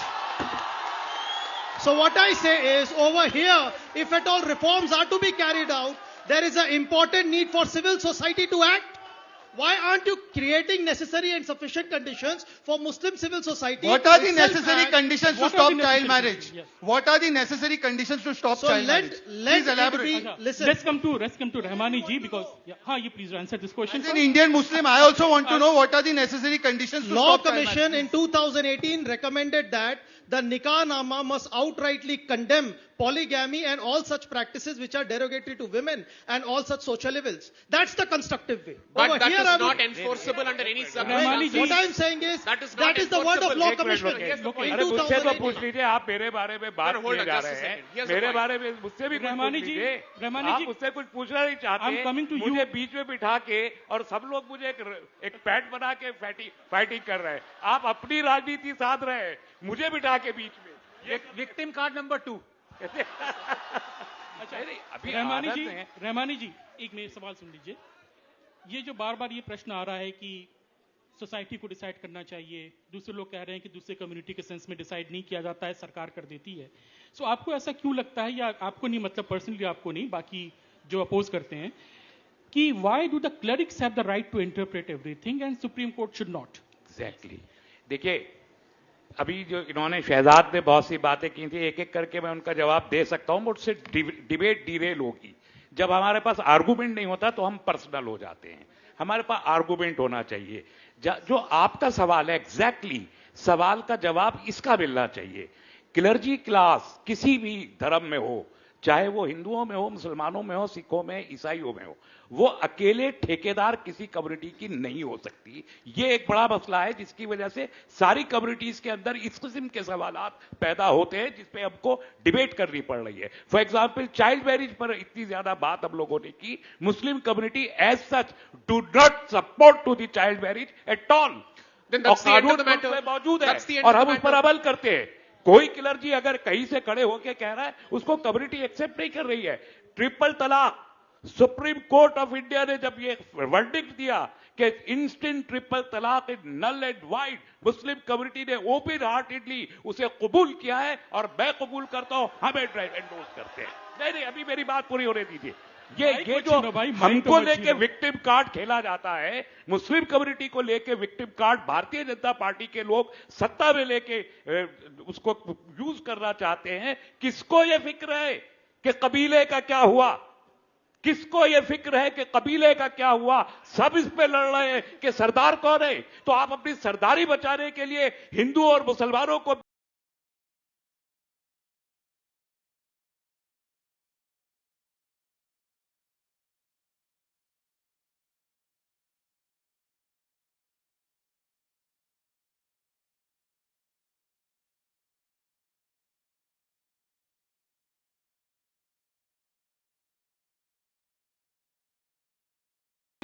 जिसका आप जिक्र कर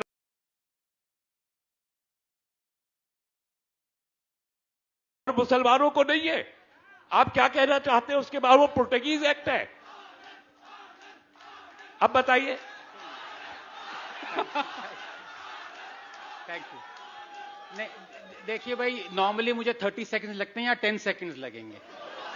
रहमानी साहब, triple तलाक का जो कुरान में नहीं है उसमें इनको कोई ऑब्जेक्शन नहीं है अगर सुप्रीम कोर्ट हटा दे। सिंपल सवाल पूछता हूं, वर you for or were you against the Supreme Court Shah Bano judgement? Yes or no? No. There we go. It is so easy to expose him. जो मैंने अभी इनसे पूछा, रहमानी साहब देखिए गलत है, मैंने अभी इनसे पूछा कि इफ खुदा ना खास्ता अगर आप अल्लाह को, हम सबको जाना है एक दिन, बुरा ना मानिए, no personal remark, I am just saying the inheritance, are you for the inheritance that a daughter should get half the inheritance as the son? He said yes. Did you not say yes? 1/3. So you are for unequal inheritance being given? It is the prescribed law. By whom? देखिए, आप debate को perspective में लाइए। Indian के आप लोग अगर बगैर पढ़े आप एक साइंटिस्ट को पॉलिटिशियन बनना चाहते हैं तो आपकी मर्जी है। आप जरूर बगैर पढ़े मत कहिए, आपसे ज्यादा कुरान मैंने पढ़ी है। नहीं पढ़ा है आपने। आप नहीं, अगर ये बात है तो चेंज कीजिए। आप नहीं, वो भी दिख रहा है। आप मुझे जाकिर नायक मेरे गुरु हैं, प्लीज। बाल लिया इन्होंने, दिखाई दे रहा है कि जाकिर नायक की मेंटालिटी लेके यहां पर आनंद जी बैठे और बहुत सारे लोग बैठे हैं। तो इसका मतलब यह है कि सारे देश को रेडिकलाइज हो जाना चाहिए। आप हिंदुत्व जैसे सनातन संस्कृति को रेडिकलाइज करने के लिए यहां पर बैठे, और अगर इन सब लड़कों को, इन बच्चों को भ्रमित करना चाहते हैं, आपकी मर्जी। मैं देश का सोचना चाहता हूं, देश का फ्यूचर। ठीक है रवानी जी। Science Deepak, let me come to you. When I ask some questions, I'll be accused of being extreme right wing. Right. But I think you know that in this country, in this time and age, apparently when you speak and when you ask for the objective answers, you are a rightist and you are an extremist. But that's fine with me. Sai, Anand did not answer that question. The conflict between modernity and the tradition. And what can be the way forward? See, first of all, on the three specific issues that I spelled out, this much is clear, that someone has said that they're okay with their daughters getting 1/3 the share of the succession. On child marriage, we are being told that the bulk of the Muslim community is opposing it, in which case it should not have a problem with that being brought by way of a law through codification. So that admission must be taken.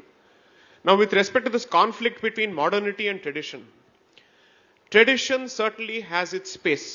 And I certainly stand by that particular position. However, the state equally has a call to take.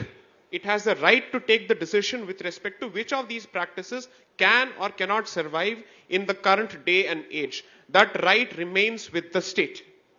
Most importantly, what is the realm in which the state wants to operate here? Is it saying that we will change the way you read the kalma?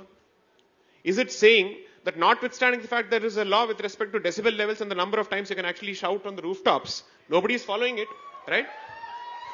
The state is only asking for intervention with respect to three sensitive areas: gender justice, pedophilia, that's what I would call it, and three is with respect to succession. If the state does not have the right to take a decision with respect to pedophilia, which is being justified in the name of a particular document, what is it that the state is useful for? And what would you call such a state? I would call such a state a soft state, because it constantly buckles and bends the moment somebody comes out on the street.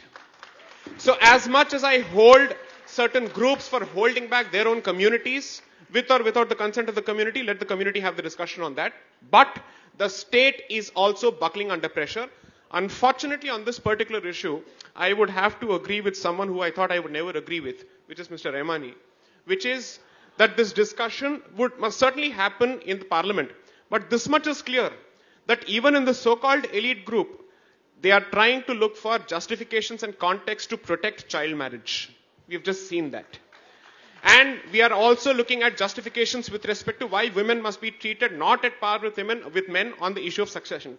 If this is what is to be expected from this elite panel, what discussion are we supposed to be having with the larger masses from that particular community? Discuss. Shahjab, this entire allegation of being a soft state, and who should have the right to interpret tradition? The state that does away with Article 370 can hardly be characterized as a soft state. I think that if we have done away with Article 370 in due course of time, whatever are the committed positions of the party, and because the party is the political vehicle in which the instrument of the state is operating, I think it can be taken without any kind of doubt that this party and this government is committed to whatever it has written in the manifesto. Yes, of course, it's a democracy. A democracy means that you bear with all kinds of elements, you take them along, you give them an opportunity, and if they still are unwilling, then you do what you have to do. And I think that was amply clear in Article 370's case. Including farm laws, I agree. No, including farm laws. No, I completely agree. Jay Sai Deepak, that's the difference between being an armchair critic and somebody who has to run a country of 140 crore people.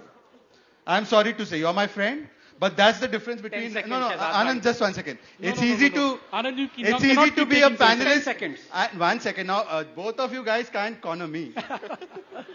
No, it is. I am no Taslim Rahmani. पर मैं सिर्फ एक बात कहना चाहूंगा कि as Shehzad said correctly, whatever is written in the constitution, sooner or later has to be, listened to, has to be, whatever implemented. He talked about uniform civil code. अब मैं हर एक की hypocrisy बताना चाहता हूं. बीजेपी की hypocrisy directive principles में ये भी लिखा है कि you must not allow cow slaughter. There are enough BJP ruled states that allow cow slaughter. वहां पे ये क्यों नहीं implement कर रहे हैं directive principle? मेघालय में, गोवा में, दिल्ली में और मेघालय में भी हमारी सरकार बना दो, जैसे ही मिलता है मौका वहां पे भी लगा देंगे. आनंद now गोवा अरे Anand, now give me all the states in one go. What we will do is that we will have a different discussion on this also. Please, Anand, don't be an armchair critic. Now,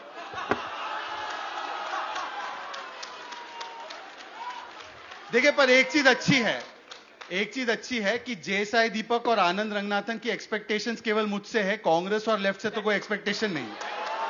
तो ये बात भी ठीक है, लोकतंत्र में ये होता है.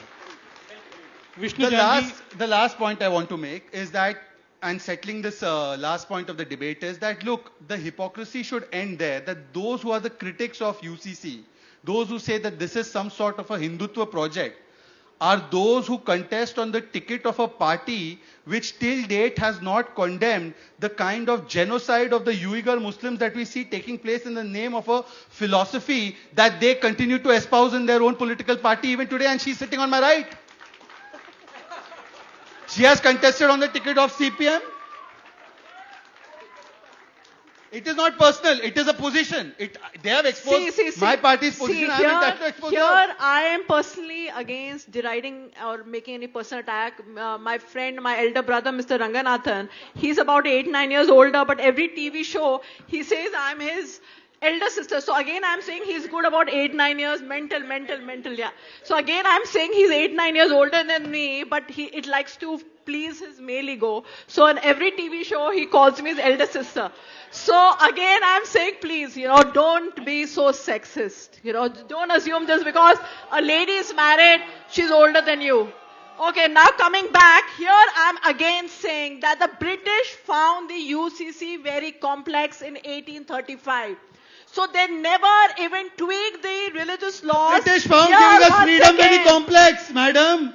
The British found giving us freedom complex. So Let what? me finish. So the British are very clear. They will only tweak the codification as far as crimes is written, as far as evidence is concerned, as far as contracts is concerned, but they never tweak the religious laws of any religion. And my friends here, who are from the majority community, have more problems with their personal laws being altered than the Muslim community or any other minority community. As my panelist said, that he is a very proud Hindu, but he has big problem with UCC. Didn't you say that, sir?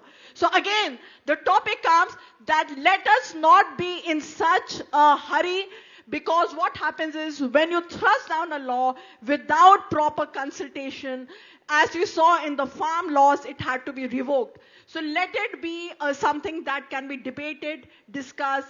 Let the whole draft come about. Let the stakeholders be asked, and then we will see what needs to be done. I would see that as a veiled threat being issued to the Indian government that if you come out with the UCC, we'll come out with this on the streets like the farm laws. Second, all I would say is, I'm grateful to Arth for giving me an opportunity to see Shehzad ji, Taslim ji and Saira ji fight amongst themselves. Thank you. Okay, last you are always happy seeing the people fighting. So you love fighting. Vishnu Janji, last remarks, closing remarks. मैं बस last में इतना ही कहना चाहता हूँ इस पूरी discussion और डिबेट के बाद, जो साई दीपक जी ने कहा, आनंद जी ने कहा, हम सब लोग यहाँ पे एक ऐसे कानून के लिए हैं जो सबके हित में हो और किसी का नुकसान ना पहुंचाए. और सबसे इंपॉर्टेंट बात, मैं दोबारा इस बात को रिपीट करना चाहता हूं as a proud Hindu, as a Sanatani, कि मैं यहां पे किसी का घर ठीक करने के लिए नहीं बैठा हूं. मुझे अपने आर्य सनातन वैदिक हिंदू धर्म को अजर और अमर रखना है, और उसके लिए जो डिफिकल्टीज आएंगी उसको मैं ठीक करूंगा as a lawyer. We can take an audience question. The time is up, but we can take audience question. Anyone in the one audience question? No? Okay, so let me ask audience a question. How many of you are in the favor of one nation, one law? And how many of you are against it? Oh, there are people, but an absolute minority. Okay, but thank you. Thank you, panelists, for being such a wonderful discussant. Wonderful. And thank you, audience, for being so wonderful. It is a very strong debate. It's a very long, winding debate. I don't think we can end it in just one panel, but looking to see you forward. Thank you, and thank you, Ji. Thank you for moderating. Yes, it was a strong debate, but this debate needs to happen. Thank you to all the panelists. Looking forward to good times. Thank you, thank you, thank you all. Thank you.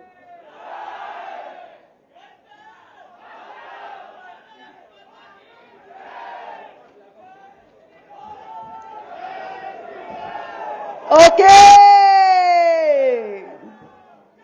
I'm just wondering, if we had an open house and you were asking questions, how much more fun would that be?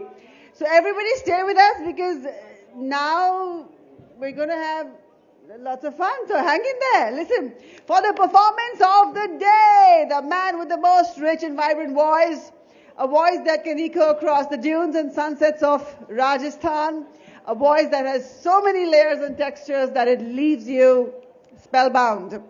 We'd like to bring on stage with a huge round of applause, multi-talented Kutle Khan, who's here this evening as the Kutle Khan Project. So are you all ready to have an evening full of music?